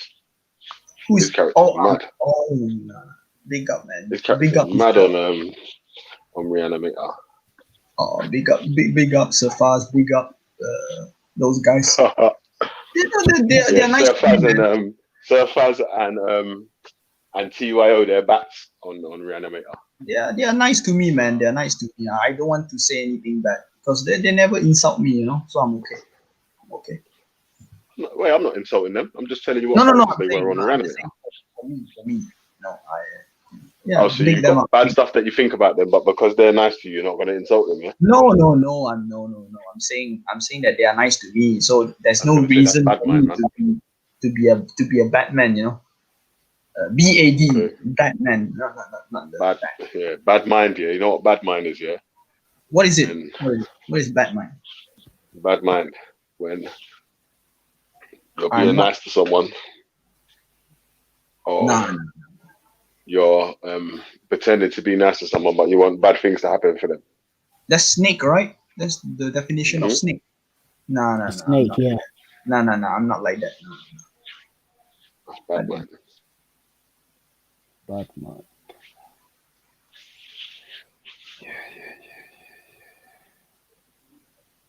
So what do you guys think? So what do you guys think about Sarah Gavi? Think about who? Sarah Gavi. Sarah, yeah, Don't Sarah, think about the it guy. much, but big him up though, man. You get me? I mean, The I love debater. man. So you guys have something in common. You know what? Yeah, you need to go back to the Speaker's Corner or back on Google Hangouts or having regular one-on-ones with randoms that come out with random questions, innit, man? Because when he done his Tommy Robinson interview thing, it seemed a little bit rusty, man. Like he lost the quick responses, and you know, like I don't know, man. That Speaker's Corner thing just makes you think of He's an atheist, mad answers real quick, innit? He's an atheist, yeah. Atheist like you guys. Sorry, not Ralph, but Mr. Valley, yeah. Atheist. Yeah, man. Okay. Yeah, Ralph's an atheist, man. Yeah, atheist all the way, man. Come on. I'm just trying to get him to sign his G Block contract, you know what I mean? Oh, so he has never offered him the number 8 shirt, yeah. And all that, you got me? He hasn't jumped here before. Who, me? Yeah, he's working on a fucking rolling contract at the moment, man. You know what I mean? Like, so Hey, are you talking about we're trying to get him to sign up the full-time contract, you know what I mean? Oh, Sarah. You talk about Sarah. Sarah. No, I don't know about Sarah, man. No, Sarah doesn't work for G Block yet, man. He does his own thing, innit? Sarah's a He's got the black opinion. So, yeah, he's doing his thing there, man. Yeah, man. He's doing his thing there, you get me? You get me, Yanni? Yeah, man. There used to be a flipping brother from Brixton called Yami B. He was a fucking lunatic, man. He's a Christian now. From Brixton, yeah? On Whitedon. Oh. Yami. Who's that old great guy that Yami. used to walk up and down Brixton begging for money? Is he still there? I'm not sure, man. Do you know who I'm talking about? Who's that old guy? No, I don't know who you're talking about. You're like, No, who's that old guy that used to walk up and down Brixton? No, there was a guy who used to have like shit, man. Wait, hold on. There was a guy that in Brixton a few years back here. He used to beg people for change on like around Brixton Hill. Near the police station. Huh? Near the police station. Around maybe the police station, but like Brixton Hill out near the jail. That's near the jail, isn't it? Yeah, so. Okay. Sometimes he'll go back down far into, you know, like near KFC in Brixton. No, well, do you know what? Yeah, obviously you can sort of describe it in that, yeah. But unless we're in Brixton together and you say like that's the guy you're talking about, I sort of won't know, innit? Like I'm not from Brixton still, but okay. No, it's always when I pass through Brixton. SW. Yeah, I used to see him. Yeah. I thought everyone would know him. Just there. He was there just asking people for money. He had dreads or whatnot. Like obviously he was homeless or something like that. Yeah, but it's hard out here, B. Trust me. That's what I'm telling the youth then, to just make sure you get your grades up, man. This road thing and this other fucking just bummy business. Dead cuts. The animator's responding. If I was going to cover up this, I would have played the gun next to him and made sure it had his DNA on it. What is the point? Corrupt police officers are so blatant. But that's that him doing that, yeah, would have relied on all 5 other officers plus the cab driver corroborating that the gun was next to him while he's putting the gun in his hand. you know what I mean? Like, so it's like every single officer has to be in on it for that one. Yeah. Like, and it's gonna, you know, like it's probably unlikely that every single with you know, like when there's corruption in the thing, it's not like the whole every single person's on the thing, innit? Like, there's people that have got links to this one and that one that are able to be bought off or whatnot. Like they remember yesterday, was it yesterday? We was talking about the Stephen Lawrence thing, and then they was talking about the case with the guys, one of the killers, his father, his brother killed someone, shot someone outside a pub or something like that, and they made the evidence go away through their police links in Scotland Yard. Yeah. You know what I'm saying? And they just sort of was trying to do the same thing with the Stephen Lawrence thing. Exactly. Although, like you're saying, yeah, it's a fuck the police thing or whatnot. Yeah, it wasn't the whole of Scotland Yard that had to be corrupt for Scotland Yard to be corrupt, innit? Yeah. It just takes people that are in high up positions or whatever to be corrupt. You'll never. The truth is, you'll never. The Buddha guy is in the back chat. Buddha. Yeah, I'm just gonna add him now. Sorry, I was upstairs. You'll never have unbiased people. Yeah, of course not, man. People, yeah, it's very. But how can you minimize it? So that's the issue. Yo, that's why I always. Yeah, big up yourself, brother. Big up yourself, brother, man. Big up. That's big why up, I always question myself, man. Big up, yeah. With the am I really unbiased in certain situations or whatnot? You know what I'm saying? Like, because like I was saying earlier, there's been bare cases here where say like someone's said, so do you think that so and so was guilty because of blah blah blah? And like, there's one little smidgen chance that they're not guilty. Nah, man, they're not guilty, fam. Right. What? Man said OJ's guilty, yeah? I'm like, nah, man, OJ's not guilty, cuz. You get me? I don't know about Michael Jackson and R. Kelly though, but you get me, cuz? Right. Yeah, I was leaning to sides without really seeing the evidence with some people. Do you know what's interesting though about those people that say that if it was Tommy Robinson and whether he'd done anything, the media's trying to get at him, the thing is trying to take him out, it's this, that, and that, and you have to analyze it properly. When it comes to this situation now, they're not analyzing it properly. They're just making assumptions and then they run off. What?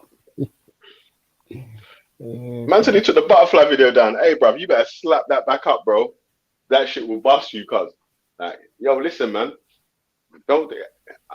I noticed that man's worrying about people's feelings quite a lot with the thing about it. Like, man can't worry about the man's feelings after a recording of a man saying something on a live stream that's coming out of his mouth or her mouth or my own mouth. If I say something on the live stream and man makes a small clip of it or whatnot, and it's something done, but it's something I said myself though, isn't it? Like, so all day I might be, fucking hell, this bread is uploaded, so and so. I said it though. Exactly. No. Exactly. And that's why. Yeah, let me try and jump in there. Sorry. Yeah, sorry, brother. Pick up yourself, Buddha. Go shoot, fam. Couple of things. I wanted to comment on the Stephen Lawrence thing yesterday. Okay. What was the best answer you heard? Because I didn't catch all of it. So during the day, what was your best answer to the question?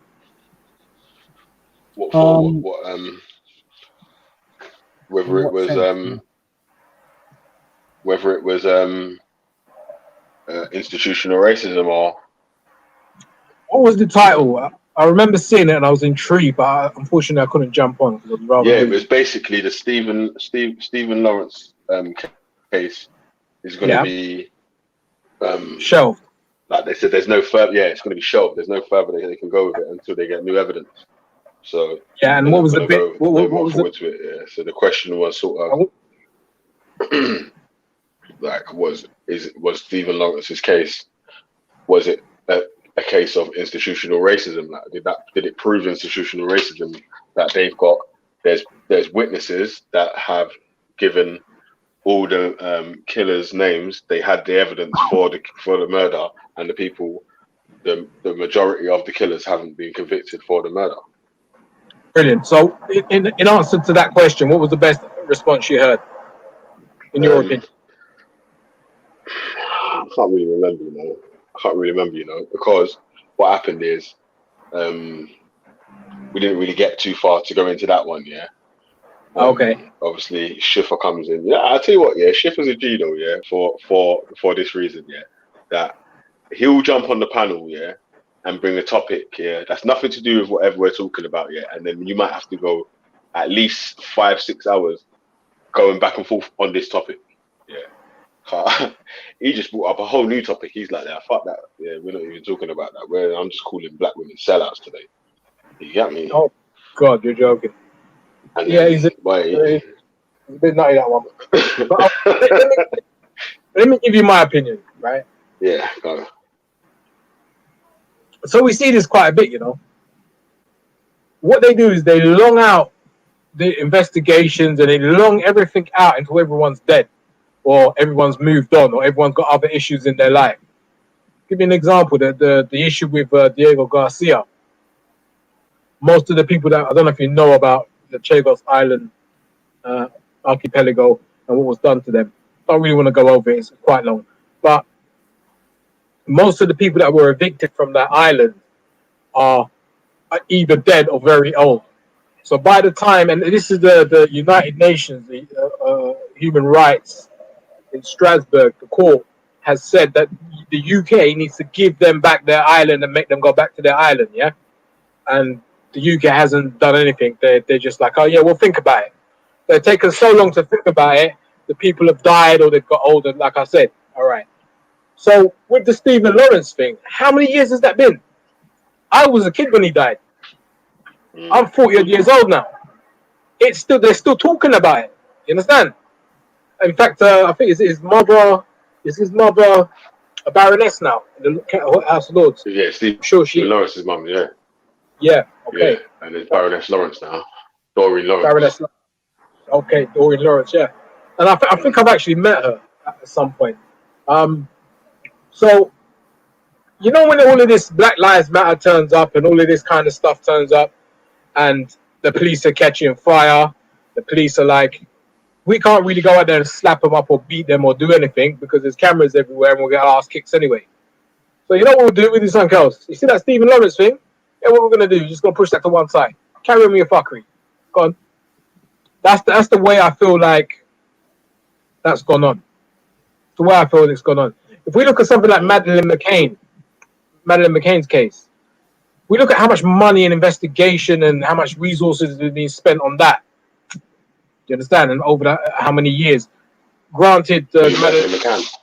Yeah, Madeleine McCann. Granted, the Madeleine McCann case is newer than Stephen Lawrence, but nevertheless, we can see how much effort's been put into it. Whereas there's clear connections between the police and the accused and all the rest of it, but none of these things were ever followed up. You know what I'm saying? Yeah. I think the Madeleine McCann one was more of a who you know sort of thing, because I think like their family had links to people like Gordon Brown and sort of other stuff. So. Oh really? I didn't know that. Okay. Or they might have had some TV links or something like that. So. But regardless to the links or who they don't know, the point being is that valuable manpower and resources have been spent on Madeleine McCann. And you know what? If they can find a killer and all the rest of it, I applaud that. Go for it. Do it. Just spend as much time as you need and as much money as you need to find the perpetrator or perpetrators, whichever.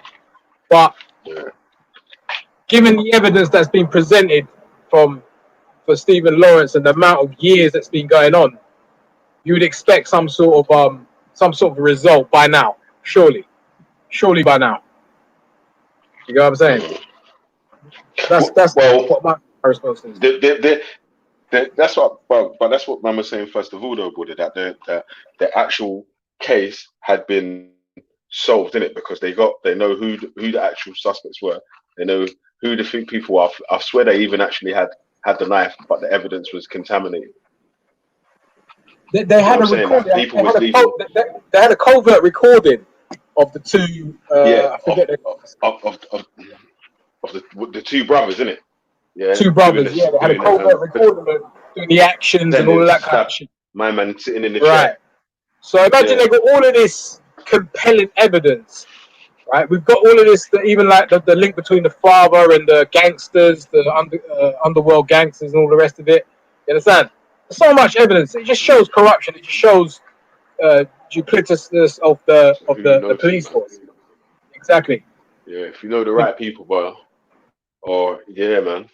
I just find that the shelving of that case at this moment in time, it's a little bit suspect. I mean. Yeah, it's crazy still. But like, if they've got enough compelling evidence, like what more evidence do you think that could come forward? Now, like when I read the Wikipedia page out here, it was saying that, because I remember this as well, yeah, that there was people leaving notes on outside the police station, on the police car, with like the list of the 5 people, the 5 boys' names. You know what I'm saying? Like of who were the murder suspects. The 2 brothers, and then the 3 others. There's 2 of them are brothers, innit? And then there's three others, and there could have been an extra one, but that's never been known, innit? So if there was an extra one with them, he's sort of just been able to fade in the background because he probably was with them, but didn't sort of be at the front shouting. I think for me, the most damning evidence was one of the ex-girlfriends of one of the murderers. Can't remember which one it was. I think she was the girlfriend of one of the brothers, and her evidence was completely damning.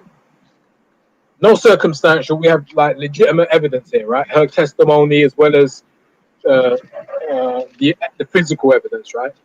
Well, let me ask you this: if those guys were black and they killed a white guy, do you think we'd be having this conversation?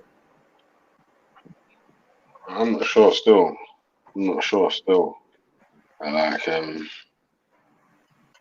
Well, I would surmise that if the perpetrators were black, they'd be in jail right now.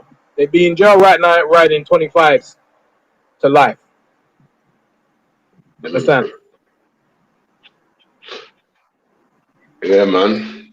I hear what you're saying still. I want to agree with what you're saying, yeah, but it's like you sort of want to have some sort of something to, you know what I mean, like some more to lean on to go with it. I said, so yeah, this happened so and so this time. So don't get me wrong. I'm not saying that they'd be convicted just because of their color. I'm putting it all together. If they had all of that evidence, if they had the evidence from the girlfriend, the physical evidence, all of that put together, and they were black, they'd be in jail right now. We wouldn't be waiting on no inquiry. No inquiries and that, yeah. All right, yeah.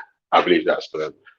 Like, I thought he was more talking about the situation of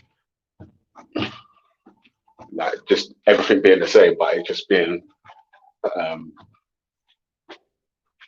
white boy that got killed rather than a black boy that got killed. No. Not only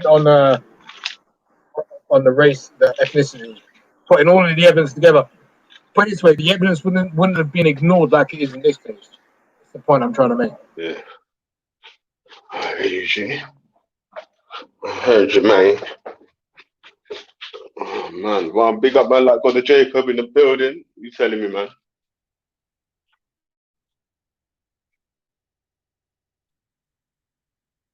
Yo, he was guilty, legal, justified. Yeah? Yeah, it was justified, bro. You know what I mean? Yeah, you know what? Why I disagree? Yeah, why I disagree? Yeah, that like he should obviously if he had the gun or whatever and all that, yeah, he should have been arrested. But why I'd say that I disagree because like Jan said, there was no it seemed like there was no time when he was pointing the gun in the way of the police. So you know what I'll tell you? Talking about. I'm gonna tell you what I about disagree. Mark Duggan, yeah. So just gun. Let Joseph first. Let Jacob go. Go, Jacob.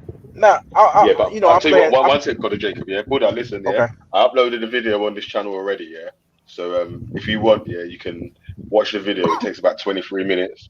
We've played it about 4 or 5 times in the channel already today. Yeah, so like watch the video. What's it cover? It's like it's got a picture of Mark Duggan's face on it. Yeah, but what's it about? What's It's just literally just a reenactment of what happened. Is it the when he was killed. panorama? Is it the panorama one when they use the mobile phone footage from the neighbors and stuff like that? It's forensic or something. Okay, gotcha. All right, cool. I'll go after Jacob. All right, cool. Nah, of Go to course Jacob. now I'm playing. Of course I'm playing devil's advocate because it's cool, too whatever. But I disagree because you're centering this thing around a gun, right? A weapon is a weapon, and it's how that individual or that law enforcement officer perceive what is a threat to him. He could have had a can, a brick, or anything, a cat he could have been throwing. So we centering this thing around should he had a weapon. Another guy, somebody was like, he could shot him in the leg. Oh, they're trained to shoot center mass, right? They don't negotiate where they shoot. They shoot to stop, shoot to kill, whatever. So I hear a lot of the argument is focused around did he have a gun, did he have this, he had a sock. No, it's if he got it and you perceive it to be a threat, he could have had a grenade in there. We don't know. Did he listen to the command? Stop or I will shoot. You know, it's some of those factors we have to take into account. Now we could play Monday morning quarterback or after the fact and read all the redacts and what was staged to come out for media purposes and congregations like this where we debate and talk about the thing. But it's all going to be up to those people who were there and what they perceive to be a threat. Now, you could ask the question, would I myself would have shot him? No. But you could have had some pussy ass motherfucker like Dan who would have freaked out and shot him. So personality is gonna be different in those situations. You get what I'm saying? So whereas I wouldn't have shot him, Dan's scared ass would have shot him. You get what I'm saying? Because he perceived that sock to be something. You know, until I hear something go off, I wouldn't have shot him. But as soon as I'd heard something go bam, okay, now we into this situation where one of us want to go home, or both of us, I want to go home. So it's on you. So I don't care if he had a ball in his hand. If I tell you to stop, and that ball is you tossing in something, I mean, people gonna make a decision, and that's why I look at. That's why I play what about this part? You know, the Jacob. I hear you trying to play devil's advocate, yeah. But when witness read out the cab driver's witness testimony, he said he didn't hear the police shout stop or even announce themselves as police officers at the scene. Does that make a difference in the unlawful killing or not, and the lawful killing or not? Nope, because I'm going to center myself on that threat, that weapon. That's where it starts for me. He didn't even blame the weapon. What if we add? Yeah, what if we added? Let's try and add it layer by layer, Raf. Yeah. So if we add another layer to it as well, then yeah, saying that the police never announced that they was police, yeah. But when Mark Duggan jumped out the car, like one of the police officers said they saw a gun here, but there's no actual evidence for him actually having the firearm in his possession at that time. Although the gun may have been in the car, yeah. Would you still say that that's like a unlawful killing or a lawful killing?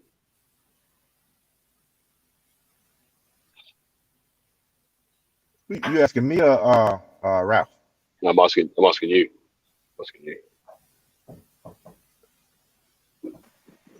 So run that by me quickly again. One more time, so I can get where you coming from. All right, so they didn't announce themselves as police officers when they stopped him. They done the hard stop or whatever. Yeah, and then although one of the officers perceived him to have a gun, he didn't actually have the gun in his hand at the time when he was shot, or it didn't seem like he made the gesture of throwing the gun. If that's the case, yeah, would you say that was a lawful or unlawful killing? Yeah. See, well, I don't want to do this thing we call if that's the case. What is the case? Did the officer give testimony stating that he said freeze or identify himself? If you can show me where he didn't do that, then I'll look at it from that angle. But to say if that's the case, I don't want to do if that's the case. If I look at the reports and all the transcripts that came out of there of court testimony, and that officer or that man identify himself to be an officer, then we can eliminate if that's the case. If that's the case, we'll take us down all these paths. What happened? All right. Let's evaluate what happened. We could say for sure that on the video that we played earlier, the lady doesn't say that the police officer announced herself as police officer. We could say that for sure. And we could say on the video. I can maybe shed some light on that. I have unfortunately had 2 hard stops in my life in the same car. So doing a friend a favor. Imagine this: the guy's banged up. He goes, "Buy my car off of me and give the money to my baby mother." So we buy the car off of him, give the money to the baby mother. We're driving the car. We get hard stopped in one borough. A few months later, get hard stopped in another borough. They don't tell you they're police. They just pull out in front of you, draw their guns and whatnot, and then say, "Get out of the car, put your hands up, get out of the car slowly," or some bullshit like that. You understand? So in one case, they smashed the fucking window. The second stop, they smashed the window. They didn't even bother. You know what I'm saying? You're getting guns pointed at you. So they don't always turn around and say they're police. You know what I mean? That's that. In fact, we thought we was getting hit. We didn't know what was going on. I mean, it's only until we see the stab vest, the bulletproof vest, and the cap, the police on top of it, that we realize it's police. But any other day, yeah. Knowing that, then you've received a hard stop by yourself personally, yeah, and you know what the procedures are going to be like, yeah. So if you was Mark Duggan and you was in the back of the cab, sort of on your way running out, yeah, do you think that that situation was a lawful sort of killing? No, I don't, because there's certain discrepancies within the story. So, for instance, if I can, a long time ago, I can't remember the details specifically, but one of the things that stood out to me was a gun was found inside a sock that was over a fence, or something along them lines. So it's alleged that he put the gun in a sock, and threw it. First of all, who carries a fucking sock around with him? You understand? If you're telling me when they arrested him, he had one sock on and one sock off, then I'd half believe that. But apparently he had both his socks on, and this was some random sock. They didn't find his with the gun as well, not over the went over the trigger. Okay, so they didn't find any of his DNA on the sock. Do you understand? So to me, that doesn't make any sense whatsoever. You understand? If you're carrying a gun, clearly you're gonna be fair though, yeah. If you're a known, or if you're a gun carrier, like, are you gonna take precautions that your prints are not gonna be on the gun, and you know what I'm saying? That the prints fair enough, but DNA no. All right, because if you think about where you put the gun when you're carrying it, it's in a place that's going to be laden with DNA, because you sweat. Your sweat is going to be the DNA. Yeah, so wherever you're not going to plug it, obviously, but you're going to carry it. If you're going to carry one, you're going to carry it in a place that you can access it quickly. You understand? Otherwise, don't carry it. unless you're selling it. If you're selling it, vacuum said sealed. that he was supposed to be receiving the gun in a shoebox. Who sells a gun in a shoebox, bro? I don't know. It was in a trainer box or in a shoebox, whatever. Yeah. So. Well, I don't know about all of it. I think there was another thing where a bullet. I think one bullet was found. It didn't even match the same caliber as the handgun. So all of these discrepancies to me, just something's not right. If you're in, I think they've done a reenactment of. Yeah. That's what I'm telling you to watch, man. I uploaded a video on my channel, man, on this channel here. Yeah? So literally, if you rewatch the video, you sort of have an understanding on the different points that me and Brother Jacob and Raf stand back and forth on just now. Okay, so I'm just going off of. It gives it actual reenactment out of all the witness testimonies, the police officers' testimonies, and so and so, and it goes for all the different. And the one that got me there was a woman that was in the block of flats across the road from where the incident happened, and she phone. All right, cool. So the policeman walked straight over the wall, and picked up the gun. How did he know the gun was there? Do you understand? And the other thing was this: for him to throw that gun. What time of day was it? Daytime. It's daytime. Yeah. Daytime. So for him to throw that gun. What's this woman's vision? Yo, Jacob, give me a second, my brother, or whoever that was. Yeah, no, she was just filming from. She was literally a witness from the flats in it and saw the hard stop and started filming. So imagine this: what they said. They said for him to throw that gun that distance, he would have to physically get out of the car and throw it. Even a shot putter from that sitting position wouldn't be able to throw a gun that far or anything that far. So it don't really make a lot of sense to me. Unless you're telling me he stopped the car, got out, threw it. No, they said it was 7 meters. Have you ever heard of adrenaline? 7 meters. Have you ever heard of adrenaline? When you're in situations, you can do stuff you ain't never thought you can do. Trust me. No, but still, 7 meters ain't that far. I mean, just because they say it could. That's what I'm saying. So, I mean, all this, it can't be, when your blood going, adrenaline going, you can do a lot of stuff. You can lift a car off somebody. You get what I'm saying? So I don't want to hear about it's impossible. Well, like I'm saying, like from a sitting position, from a standing position, it's not a problem. But from a sitting position, like to turn out of a window and throw a gun that far, 7 meters, it's like, it's highly improbable. It was a sliding door on the back of the van, on the back of the cab as well. So it was a slide, so the doors, the windows don't open. Okay. So I thought it was just open. No, so it's like a. On the reactment, on the reactment, they got 3 scenarios that they've reacted, that the door slid open, threw the gun, and then it started running.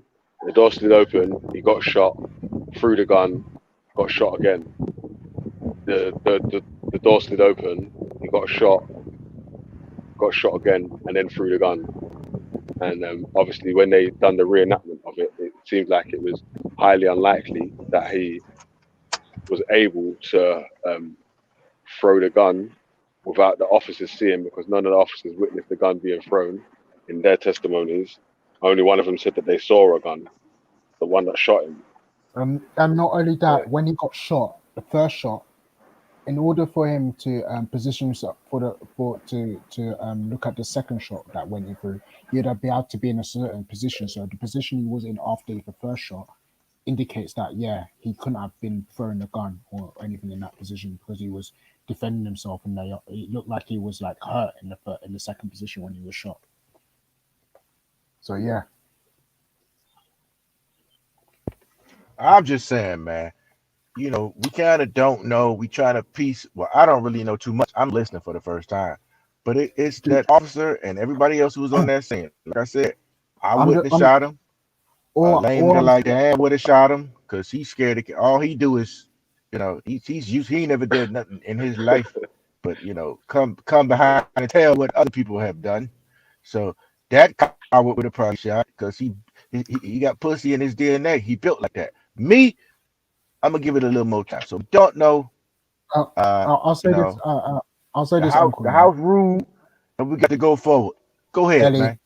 Ouch backstage, but yeah, I'll say this. Yeah, that particular 23-minute long video. Obviously, you're playing devil's advocate, but that was the video that when the court watched it and went through all that evidence, they said that, yeah, you know what, it looks like you guys did tamper with the situation and there's some things weren't right and this looks like a more accurate representation. So as soon as that video was shown, they said, all right, we'll settle this outside of court.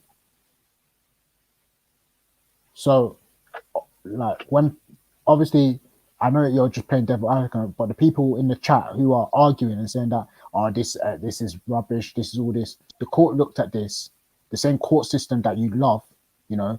I saw analyzing you say big up the system. The same system looks at this. Yeah, this system, this video is accurate. You know, this is something that we have to take into consideration. So it's dumb if you love the system, though. Yeah, man can love the system, you know. Yeah, yeah, okay, yeah. Yeah, I can hear.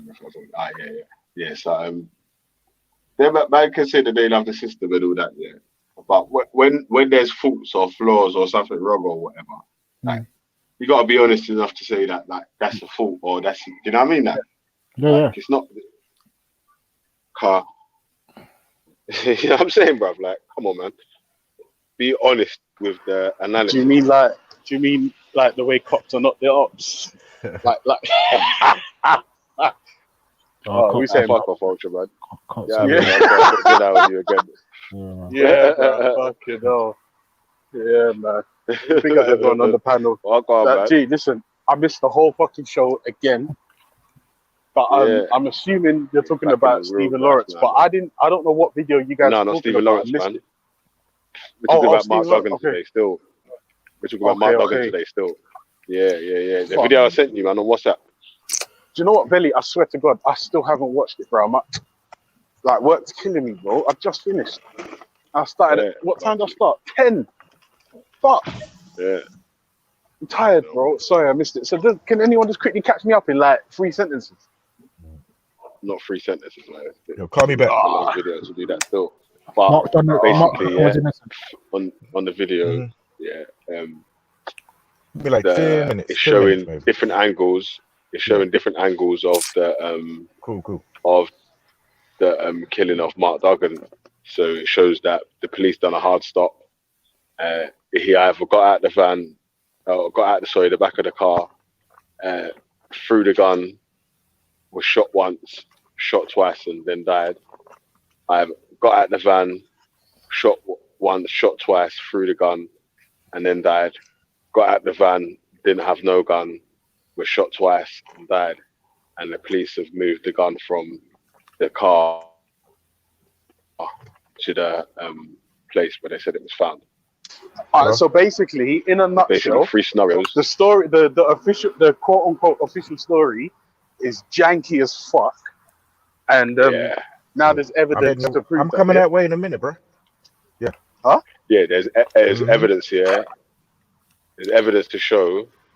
Well, there was enough evidence here to show that the initial police story could have enough fault for the family to get an out of court settlement with the new video evidence that they had been. And do you know what the funniest thing is? If I'm honest with you, like, do you remember I mentioned this the other day? There was I think he was a South American guy or a Cuban guy or a Spanish guy, and they reckon he jumped the barriers at Stockwell and that he was a terrorist and he murdered him. Charles That's the one. Yeah, him. And I think to myself, like, like you said he had a puffer jacket on. They want 40 grand for that piece of shit. And he was running and 2-2s. The evidence shows that nothing that you reported happened the way it like you said it. Yeah, bro. Like, I'm thinking this whole he threw a gun. Okay, no problem. Did they recover the gun? Right. Yeah, they found the gun on the grass, and they had none of his DNA or fingerprints on the gun. He want 40. I give him Okay, hold on a second. Wait a minute. Hold on a second. Wait. Hold on. Let me just get this straight, because obviously someone's in the I'm back. low IQ. I'm low IQ, so I need a minute to figure this out. Are you talking? To me? No, God or JP. I think he's still on the phone, isn't it? So. Oh, okay. Right. So Mark Duggan got out of the van with no gloves on, used his hands to reach for wherever the gun was concealed, threw said gun with his hands into grass, but had none of his DNA on said gun. Yes. Just get the fuck away from me with your nonsense, okay? Get the fuck away from. This is why people say cops are the ops. This is why they say it. Yeah, but like I'm saying, yeah, they're the ops, obviously, but nah, man, there's something else going on out here, bro. There's something else going on out here, and they get away with it. Ultra. Imagine you jumped on starting off with, cops ain't the ops, man. And like within under 10 minutes, bruv, of I changed it up without even fucking seeing the video, like, bro. Just, but you know what I'm saying? This is the thing. So no, Belly, hear what I'm saying, yeah? Yeah, but wait. What the point I was making though, Ultra. The point I was trying to make though, is that we've played the actual video, that shows that there could be a different scenario that the police actually put out, So there could be a case for unlawful killing.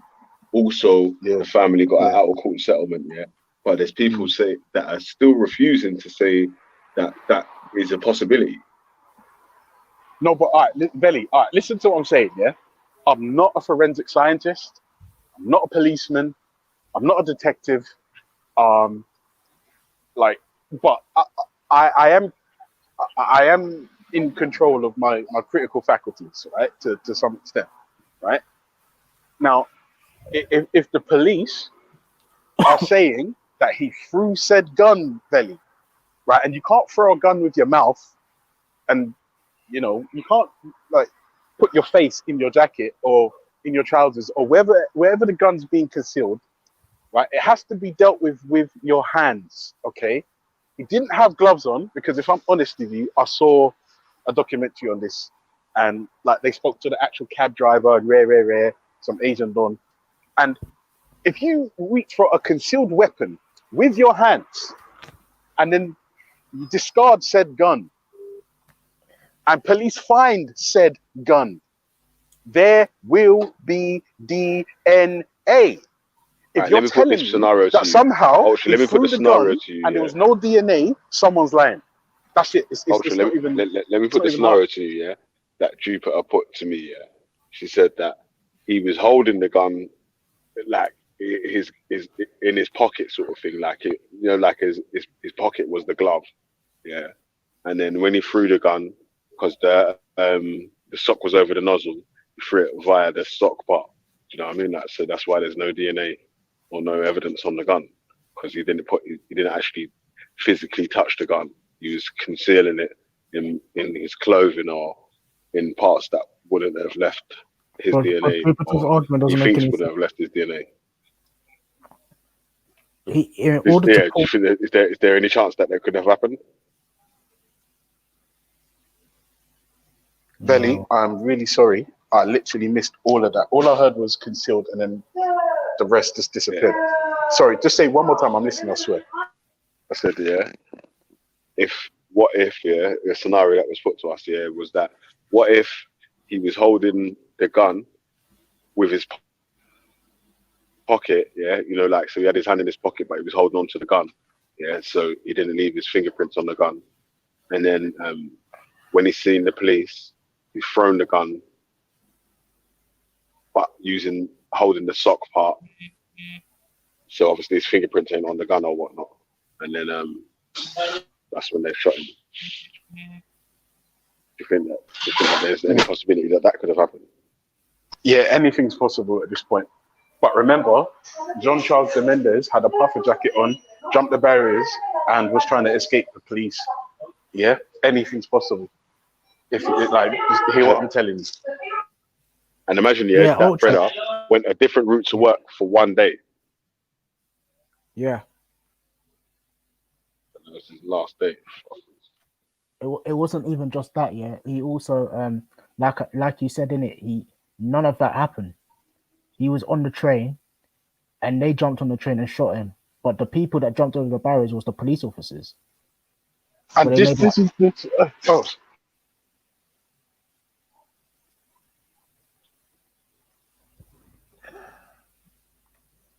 You cut up. Hello? Yeah, you put it on mute. Yeah. No, he must have got a phone call. Sorry, Raph and Vils. Yeah, fucking, I heard you, and this is what I'm saying, yeah?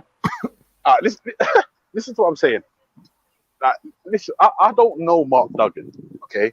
I can't pretend that I do. I don't know any of his family. I don't know his friends, his cousins. I don't know his life, right? All I could tell you is certain things in this particular instance don't add up, right? I would urge anyone that thinks that there could be smoke without fire to guess again. Now, hear me good. Listen me good. This guy, if he had a gun, boy, listen, don't get into all that religious stuff because you're gonna piss off the theists, okay? Don't go there. Don't go there. All right. So basically, yeah, if Mark Duggan had a gun, right? I can't like let's just keep it all the way real. If he had a gun, chances are he was about that life. Okay? Now, if he was being chased by the police, would it have been a scenario where he realized he was being chased, panicked, and threw the gun? Which to me is that in and itself is absolutely ridiculous and would suggest he doesn't have a fucking brain, right?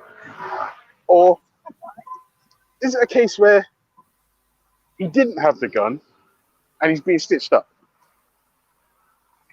I don't know. Like, could it be Mark Duggan was such a gangster, he had a gun, and anytime he left wherever he left with said gun, he made sure it was clean and bleached and free of DNA prior to leaving his abode, right? That's well, he apparently had just collected the gun en route to getting shot. So they followed him to collect the gun, and then so that means they had intelligence then. That they had intelligence, bro. Someone's snitching. Someone's snitching. Yeah. A well-known informant then brought up some information. I see. Obviously, some other stuff that we never knew about the case or whatever. Oh shit! About a supposed well-known informant in the ends, in their ends, not in my ends. Still, and that was a gun runner in it. So then he was setting people up with guns or whatever, and so my man went to visit him first of all, collect the shoes, and then from there got in the cab and got back in the cab, and then they stopped him on Ferry Lane, and that's where he died. All right, hear this then. Remember yesterday when I was using quite incendiary, quite inflammatory language by saying cops ain't the ops, right? Yeah. Like I'm saying, the reason why I sort of said it the way I did was because I was trying to like spark debate. Yeah. Let's just say Mark Duggan was a gun runner, right? I'm saying, right, okay, so the police have got intelligence on the middleman. Listen to me carefully now. Listen, police have got intelligence on the middleman. Because if you're saying Mark Duggan's a gun runner, wait, Ultra, their intelligence is apparently coming from the person that's supplying the guns. Oh, so for fuck's sake. The gun. So the fucking he went arms to gun dealer buy. is the snitch. Jesus Yeah. Christ. Apparently. Oh, for fuck's sake. Just the plot thickens. The plot fucking thickens. I can't stand all this shit. Like, it's just, all right. Apparently. Okay. All right, so listen to what I'm saying. All right, look, you know, if you have to lie, right, to make a point, in my subjective opinion, your point is void right off the off. If you have to lie to make your point, I'm saying right. If a scenario happened, why lie about it? Like, all you're doing is casting doubt over the whole fucking thing, and you're opening yourself up to all manner of criticism and conspiracy theories. Like, you had intelligence. Don't lie. Just say, look, we've got intelligence that this motherfucker was dealing guns or was about to collect a gun. Just talk the thing. Don't tell him, oh, he threw it, no DNA and all that. Man, go fuck yourself. Driver, take me home, please. Yeah, come on. Well, I think Ultra, that's the point that obviously the intelligence that they had on him was coming from a person who was working with the police already and was trying to get him done for it. But it was just interesting, like, you know, yeah, it was interesting, man. Apparently it gets deeper. I don't know if you heard Dan when he came on, he was giving out some information on basically one of the people involved in it apparently had previouses and was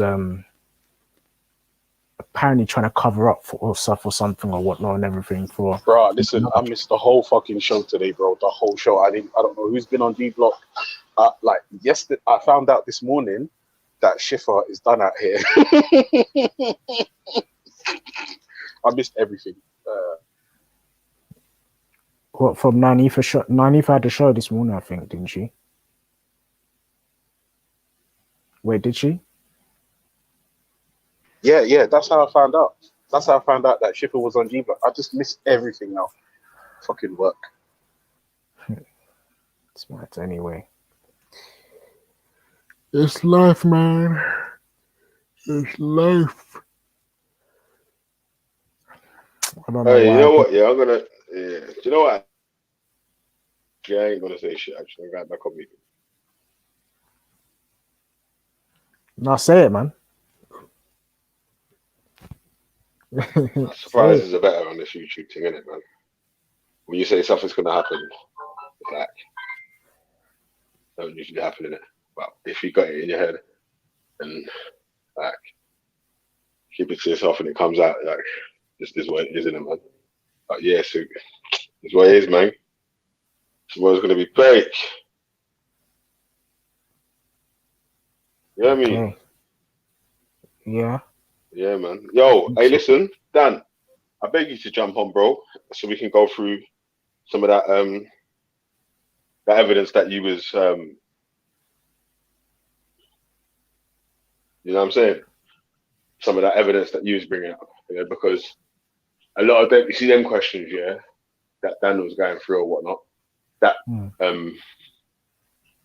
goes with a lot of the side points that other people was making why he should have got shot or what, all this other stuff.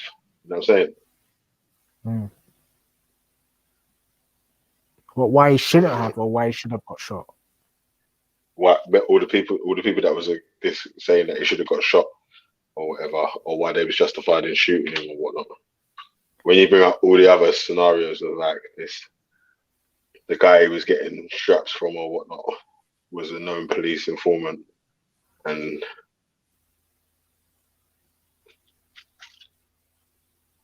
yeah,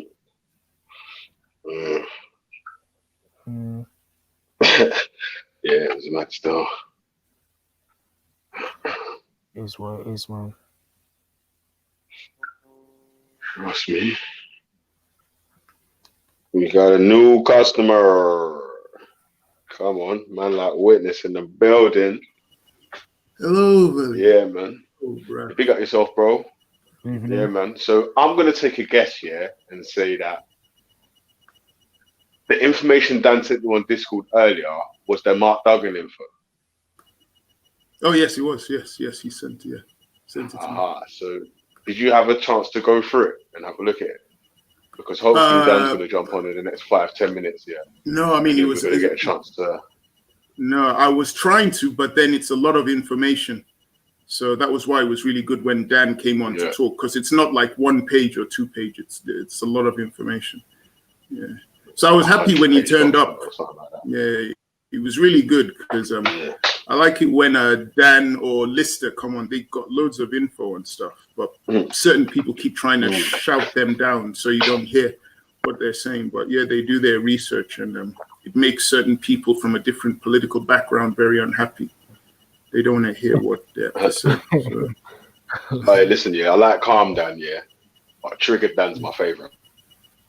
I can't lie still. When I'm listening to the chat, Dan's triggered. Trust me. Well, the Dan that I first knew, my eyes bulb up. The Dan that I first knew was on your brother's channel when Leon was holding a few. No, but he was passionate then. He was very political, and he was bringing lots of information. So that was my introduction to Dan. But then he did his own channel, and he was like really calm. And it was like lots of Muslims talking about Islam. And I thought, where's the politics? It was like, but I don't know. It depends. But hopefully he'll come on and he'll share some more info. But what we do know from the video that you showed is that that was, oh yeah, I was going to read something. So people, originally I just got this from a newspaper article. It says, originally commissioned by the lawyers representing Duggan's family, Forensic Architecture has spent the past year producing a video investigation and virtual reality environment using witness testimonies, videos and images, hand-drawn plans, and expert reports to examine the moments surrounding Duggan's killing, which is what was mentioned in the video you played.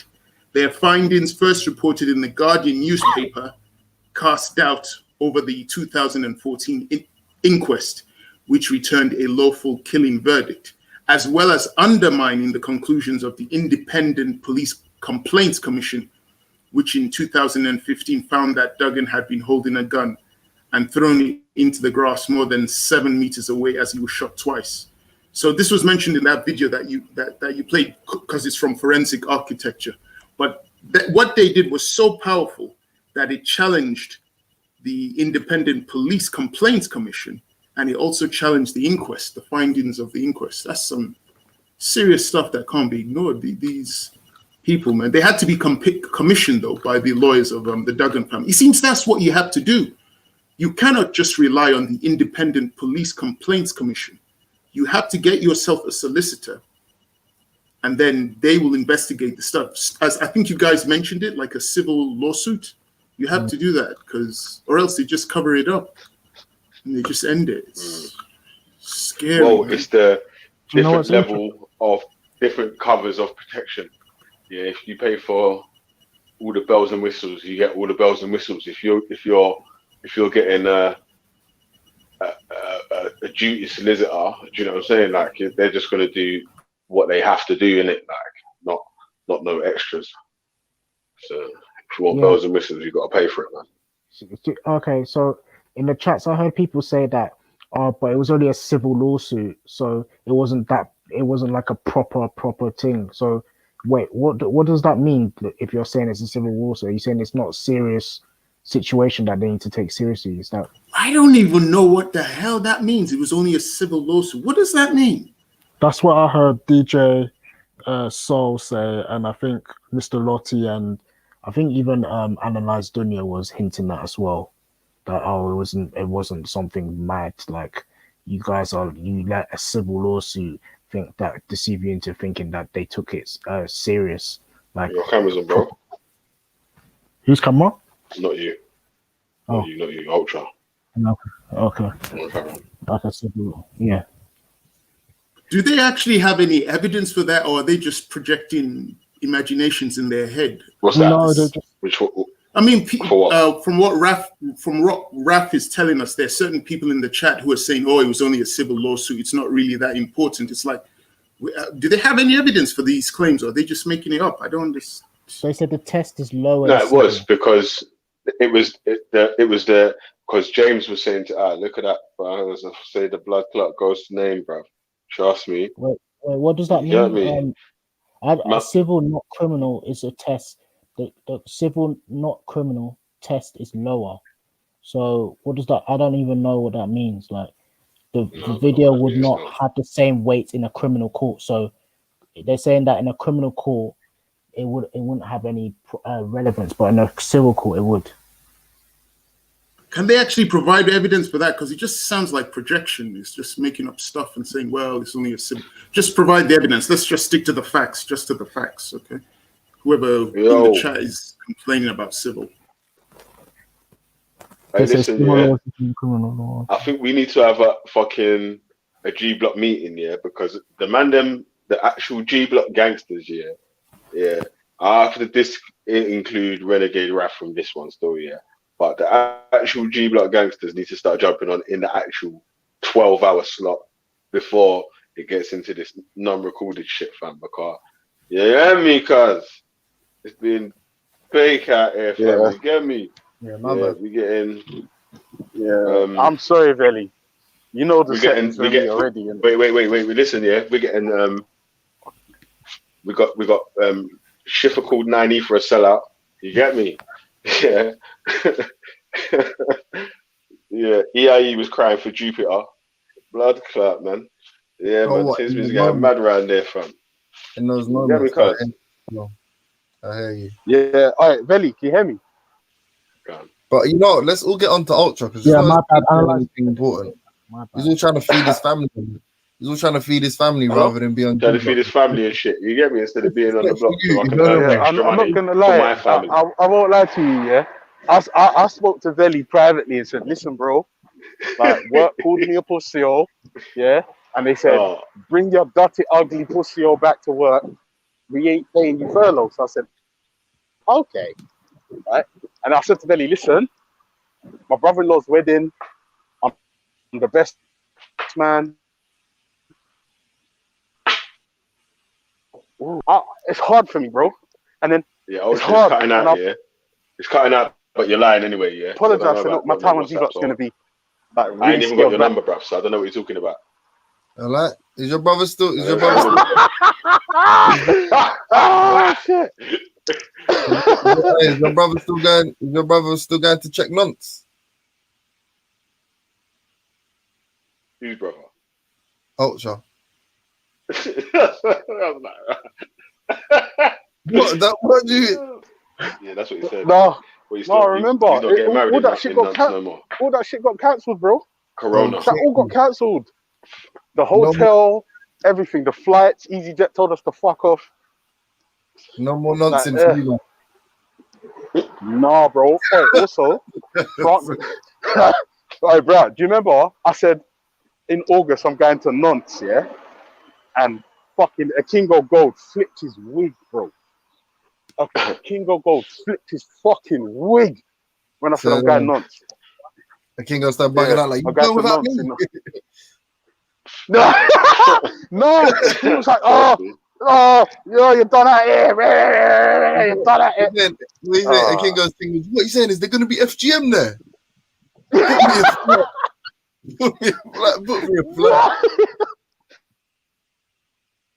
Red card. No, but sorry, anyway, yeah, I feel like we've digressed, yeah. I don't, all the arguments here that I'm seeing in the chat and that, I would love one of those people to jump on and explain, like, what is the need for all of the confusion they have? Like, what I don't understand, I understand why it's such a complicated matter. Like, if there was any discrepancy in a police story, then it's unlawful. Because if it was lawful, they would just tell the truth. Isn't it? It's pretty simple. Like, you could stab someone to death in front of a police officer and they could still be unjustified in killing you. It's literally as simple like that. Like, they do not have the final say on who lives and dies. That is unfortunately a right that has not been imbued. Did you hear the best question I heard asked today? Someone asked Shakara, how do you know that the police deliberately lied? How can you prove that the police deliberately lied? Yeah, deliberately lied. That's what they asked. Who said that? Analyze Dunya. Our videographer's been fucking today, fam. I can't lie, fam. Yeah, no, I think the only way that I would, because Analyze Dunya has made me look like a G, so I'm gonna have to show some respect back to him. Yeah. they've got a cachet with me. The only way you could is if what they had meant was a mistake. How do you know the lie was not a mistake? What you interpret as a lie wasn't a mistake. But lying on purpose, yeah, I mean that kind of implication is if you've lied, you know exactly what you're doing because you chose to not tell the truth. Because you've lied. Because you didn't tell the truth. Maybe that implicates that you intended to lie. That's kind of it's kind of more on an accidental lie. If anyone thinks I'm lying, go back to the pull it back. Actually, no. When this video is done, go back to analyze Dunya's comment. When Shakara was on, he was talking to Reggie. Reggie was asking questions. Analyze Dunya was in the comment section. I was reading the comments, and he read that, and he said that in the comment section. You fucked up. Just own up to it. You know what? Yeah. The shit question. Hey, Reggie's a waste man, but James is a bigger waste man, because like when Reggie was doing this thing, and James was bending up here, all off mute, you're a pagan, because I heard you barling that. Hey, Billy. Yeah. Hey, Billy. You're a pagan. Yo, you know why? Reagan, fam. No, listen. Hey, Billy. No. You sound like fucking. No. I'm your guy. In the heat. Listen to I'm your guy. Because when he's disrespecting Forever Family, that's nothing to do with you, So I'm just, or maybe it is, I don't know. But from my understanding, it's too new for you to like be on whatever. But when he's disrespecting the gang thing, come on, fam, you've obviously ridden out there. You get me? So I'm saying, Benny, don't let him talk like that about you, man. Shut up, man. You're a dickhead, bro. What? Oh, okay, cool. You're just the fucking Ronald, brother. You can't bring me in with the fucking giggling and all that. You get me? No. I'm like, bro. This trying to splash me every week now. No, I expected you, for that one to stick it on him. Like, you get me? I was gonna laugh regardless. Obviously, I'm not helping anybody. But that one, I thought you were obviously. Like, do you know what he said as well?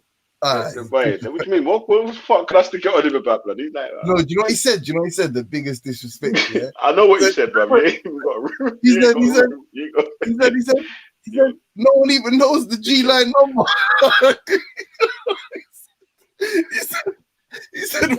he said, why doesn't anyone know the number? Oh my god.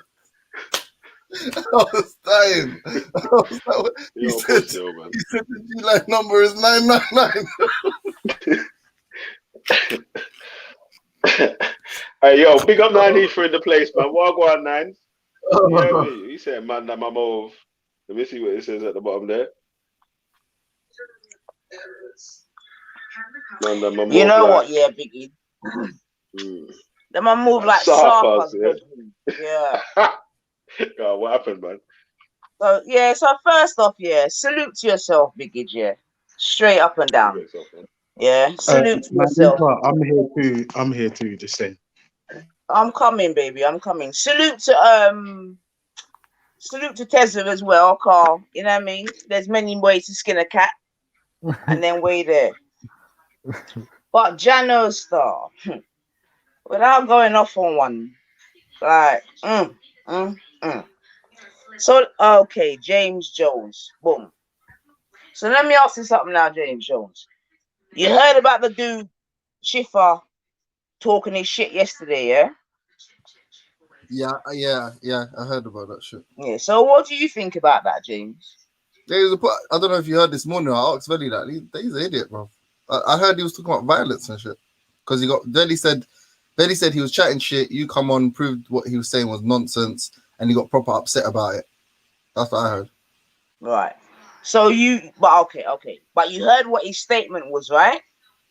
I heard from Raheem when I was off the panel that he said he was going to bring down his sister to fight you or something like that. Yeah, forget that, man. That's just him bleeding out, man. That's just a man on his period. But yeah, so what are you talking about? What did he say? In terms of his original statement, in terms of black women, etc. Oh, yeah. That was retarded. Yeah? That was retarded. Yeah? And that wear coons and all them things there, yeah? Yeah. All right, cool. Now the other night, yeah, I bun out a proper turcoon, yeah, Zin. And obviously you found it very offensive, and I know that we was on some long chattings of why, you know, about it, and you were telling me why I shouldn't call a man them thing there, right? All right, cool. So now, and I said, all right then, cool, and you told me about Shakara and all these things. I was like, all right, cool. I said, tell Shakara to come talk to me in it, car. I'm gonna say the same thing. All right, no problem. So what do you think about this particular person that we're speaking about now? When he comes on big YouTube and say them things, what do you call that person? And remember, he's calling everyone else a coon. Yeah, so I feel very comfortable to use that word, Carl. Those are the words he was using. So now I want to know what you say now, JJ. You get me, Carl? You was on my case about calling a man that went pole.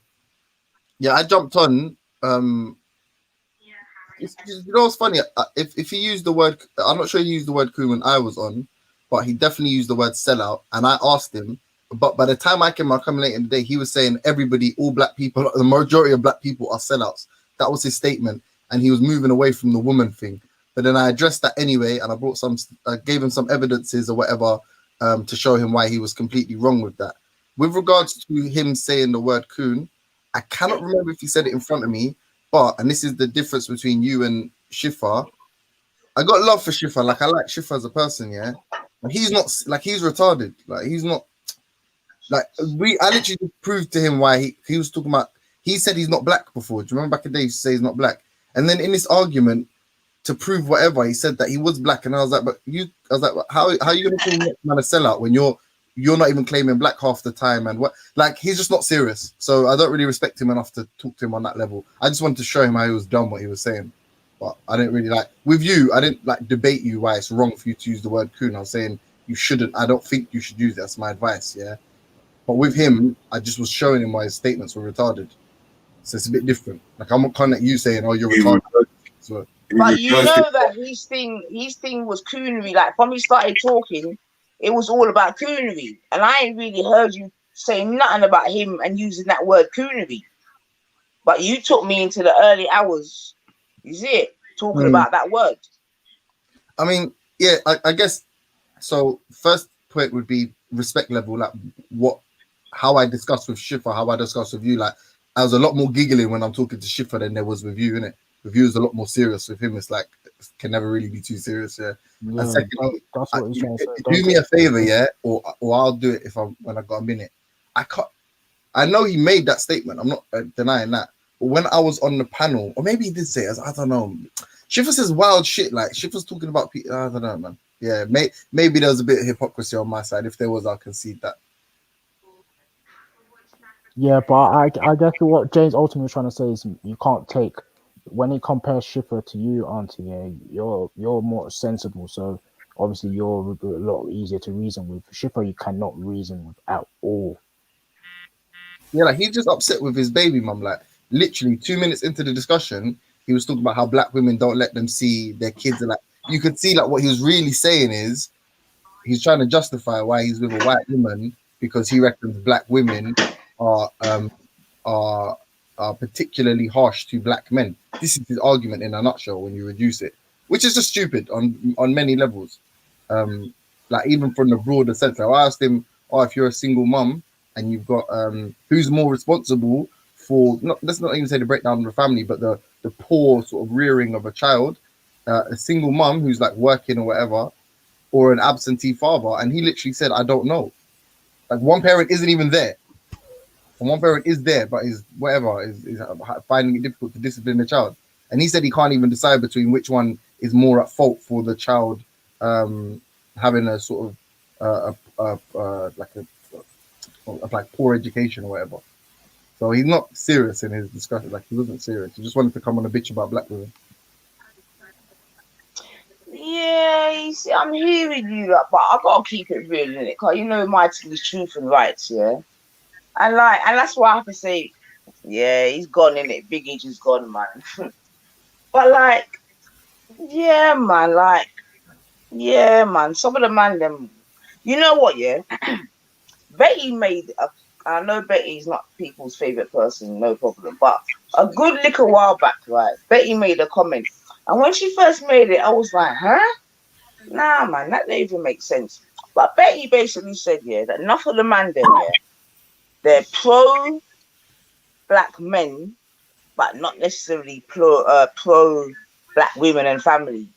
And as more time and time's going on, I'm like, yo, you know what I'm saying to you? Because, like, you now, JJ, you go hard on me. You're saying, well, boom, it's because you rate me more, you know, or in lesser words or whatever. But cool with it. But I'm saying, as man them, you're supposed to, if man them ain't going to correct, and this is why, yeah, the all man them look away, innit?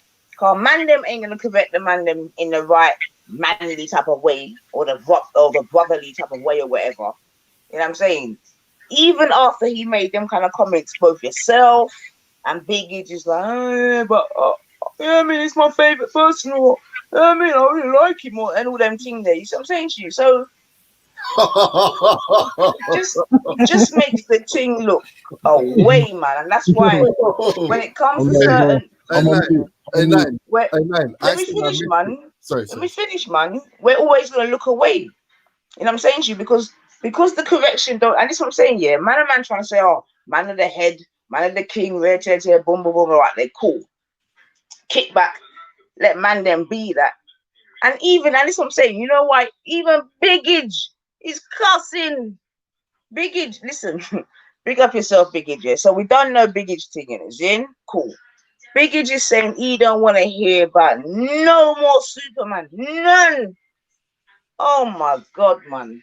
Oh, and it's like, even tonight he's saying something similar again. It's like, it's going over the man them's head star. No, you know it is 9, yeah? Yeah.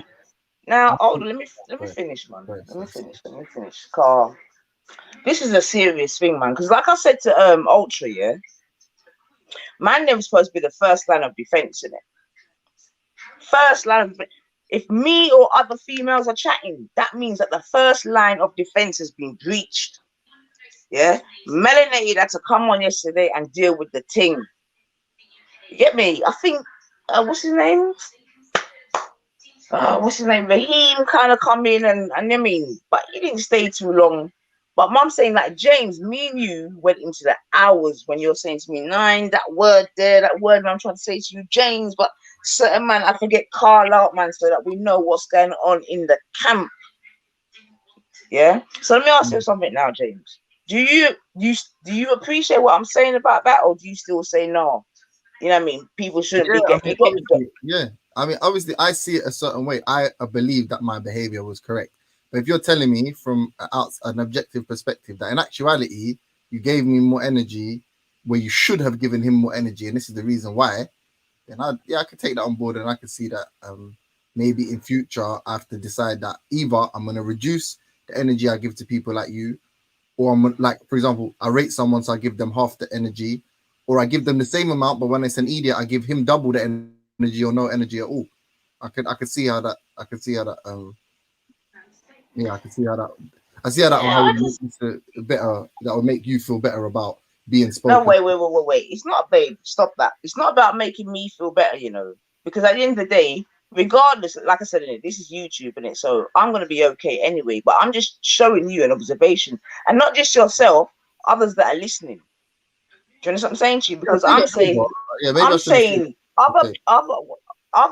If that was and I hate to make reference to other communities, but if that's an other community, it would get nyam. Just nyam. But I think he did, though. I just think the difference. I don't think he did, man. I don't think he came. Can I say this one thing? Yeah, this is what I think you don't appreciate about yourself. Yeah, is you're making little concessions. You didn't agree with me. You didn't say I'm not going to use the word anymore. But you're saying I hear you. This man is saying he doesn't hear anything. He's just belligerent. That's why when he said something to me and I didn't even bother arguing with him anymore. And I was like, all right, I'll go find the evidence. Don't worry. Then when I posted the evidence, it's just an article. It's just an article. I was like, no, there's some research. Read the research. And then he just went stum and went, all right, I respect James for even bringing evidence. He doesn't respect me for bringing evidence. What he means is I'm not going to read any of that bullshit. I still believe what I believe and nothing in the world is going to change my mind. That's who Shifa is, isn't it? So if we say, imagine if I spent the night saying to him, oh, you can't use the word coon. Like, Shifa's, Shiva don't even think he's black. I'm saying to you, like, as a black person, that word's been used to insult black people. It's probably best to not internalize it. Shifa's on some shit like he's not even black. Like these black people are different. Like it's all types of crazy. But I get what you mean. What I should have. Yeah, but you see, it's not even. This is what I hear what you're saying, babe. But what I'm saying is this, innit? Like, until the male energy meets the male energy, then the female energy is always going to get exposed, isn't it? Yeah, Shifa. I told you he's just upset with his baby mom, man. Like, we should all have some sympathy and pity for him, because what he's basically saying is, I want to see my kids and I'm not allowed. That's what it sounded like to me, which is sad, man. I feel bad for him still. Maybe he should. Maybe Bigger Bell should find out who that is. And that's why I'm saying, real life, I feel some of the man them are harder than the gal them, man. Yeah, like I don't know if you find it hard to critique each other or hard to, I don't know what it is, man. I don't know. Yeah, but really and truly, in a real life, man, you understand me? Because East First have left the building on fire, knowing but he can't. You can't do that to Shifa. He's not. Why not? Because he's not serious enough to do that. Like if you say anything sensible, Shifa, like one of the only reasons I hate on Shifa, I said this. You see the convo you were talking about with your yeah, but you don't. That's the thing, though, James. You don't really hate on him, innit? You think he's entertaining. You don't. I heard you not just say it. No, but what did I say? What did I say then in that conversation? I ain't gonna lie. Velly was on some shit like he's my favorite person. I love him. He can't do no wrong. That's what Velly said, yeah. I didn't say anything like that. You're both. It's similar to listen, I'm being real, innit? It's the same like a King of Gold, innit? You get me?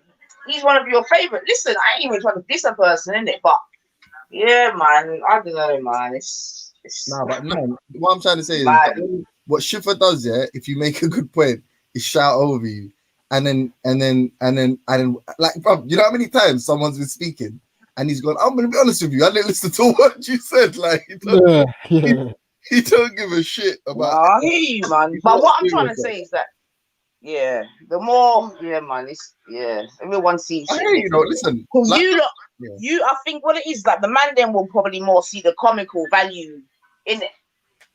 You get me, more than looking at the real assertion that man is making and the actual reflection of that assertion. You understand what I'm saying to you? So it is absurd. Like what he said is absurd. So like on some level, again, I didn't hear the initial claim here, but when I jumped on, he had moved away from that because it was so fucking stupid. Like, what do you mean black women? Well then you lot should have took him back to it then, innit? Why though? Sorry? But then, so when you say on fire, what do you mean? Like he should have left on fire. Like what do you mean? He should have left knowing, that he chatted a bag of shit, that he's basically insulted most of. I mean, if you concede to being a black person, then he's basically dissed your people then, because he said most black women. You understand what I'm saying to you? Most. Yeah. Although he tried to slim him out of most means the majority. He doesn't believe that to be the case because obviously he's the educated one, and everyone out here, you understand me, don't know how to fucking read and write and all the rest of it. Yeah, but we know what we know what most is. But what should we have done? Insult him? Like when you say left on fire, like you don't have to insult him, but you see, even that, James, even just that statement pisses me off. But what, I don't understand what you're saying. The way, all right, you know what it is if the way in which you have to deal with your brother is by insulting him, then it is what it is. Insulting him. But hold on. You did something I don't agree is like good, yeah? You didn't leave on fire. And this isn't just that James, but it's only because I heard you like kick, you know what I mean? Like before, like he's a funny geezer and all that. And that's what I'm saying to you. That's why the thing make the thing look mad, man. He's not funny. He's not funny at all. He's a coon. But listen to what I'm saying though, Nine, yeah? Like I'm being genuine. He got refuted. I feel like the best thing I heard, I didn't see it all, but Raheem was when Raheem said if basically showed him that he was a coon with his own criteria, yeah. What more would you have wanted? Like, give me an example of the way he would have left that would have made you feel satisfied with everybody. Okay, I'll tell you what, yeah. Ask Biggage that question, yeah. Cause Biggie just saying he don't want to hear nothing from some of the man them. So ask him. Go on. Ask him what? What would have been a good? What's that? I don't know. All right, let me. So, in my opinion, Biggie, you wasn't necessarily happy with some of the replies neither. Would that be correct? Some of the responses from the man them. No, what was there? Was it? I'll just say, yeah. And let me just finish. I've got some food in my mouth.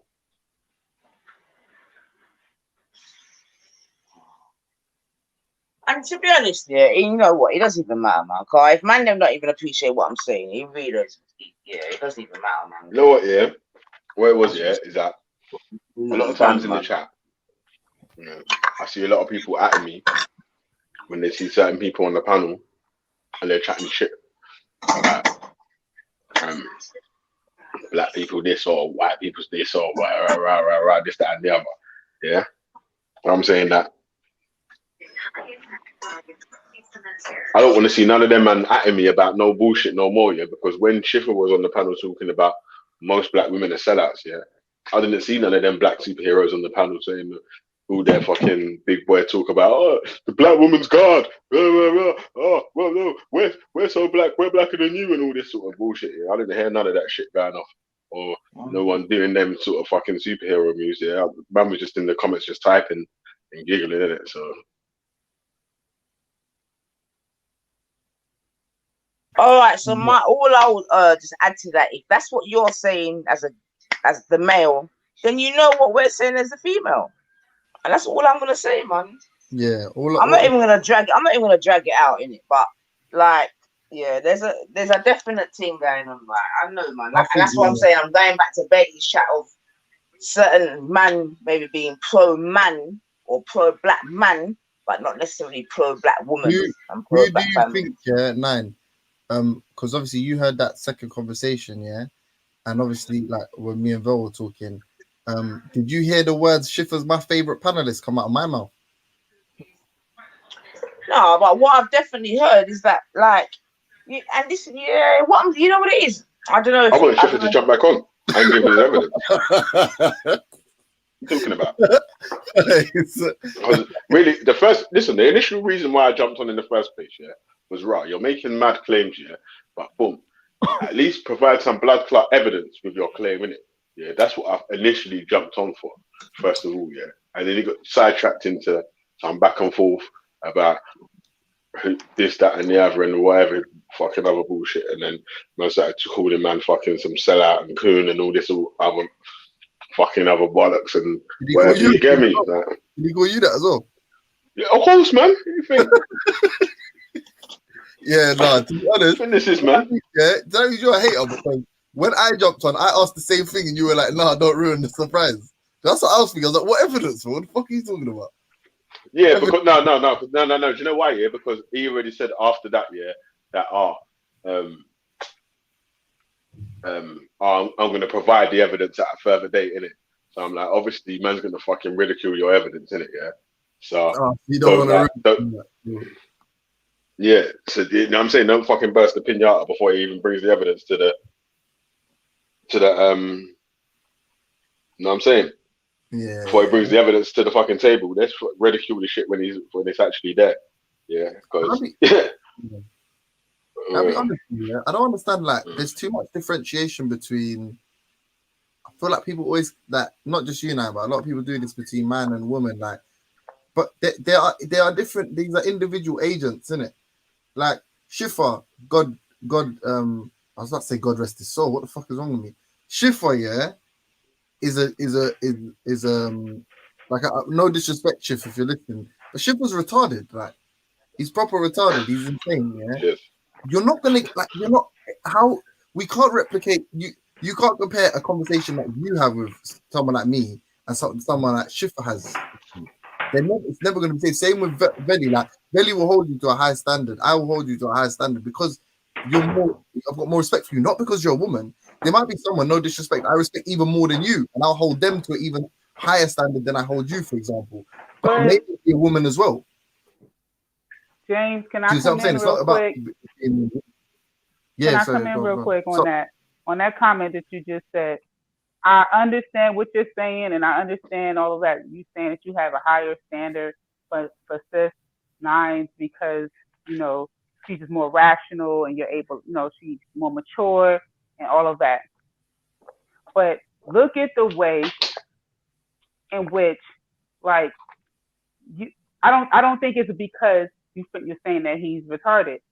I think it has to do with, I just have to agree that when it comes to, like, when people are coming against the brothers, the women are like, wow, they chopping heads. We just don't care.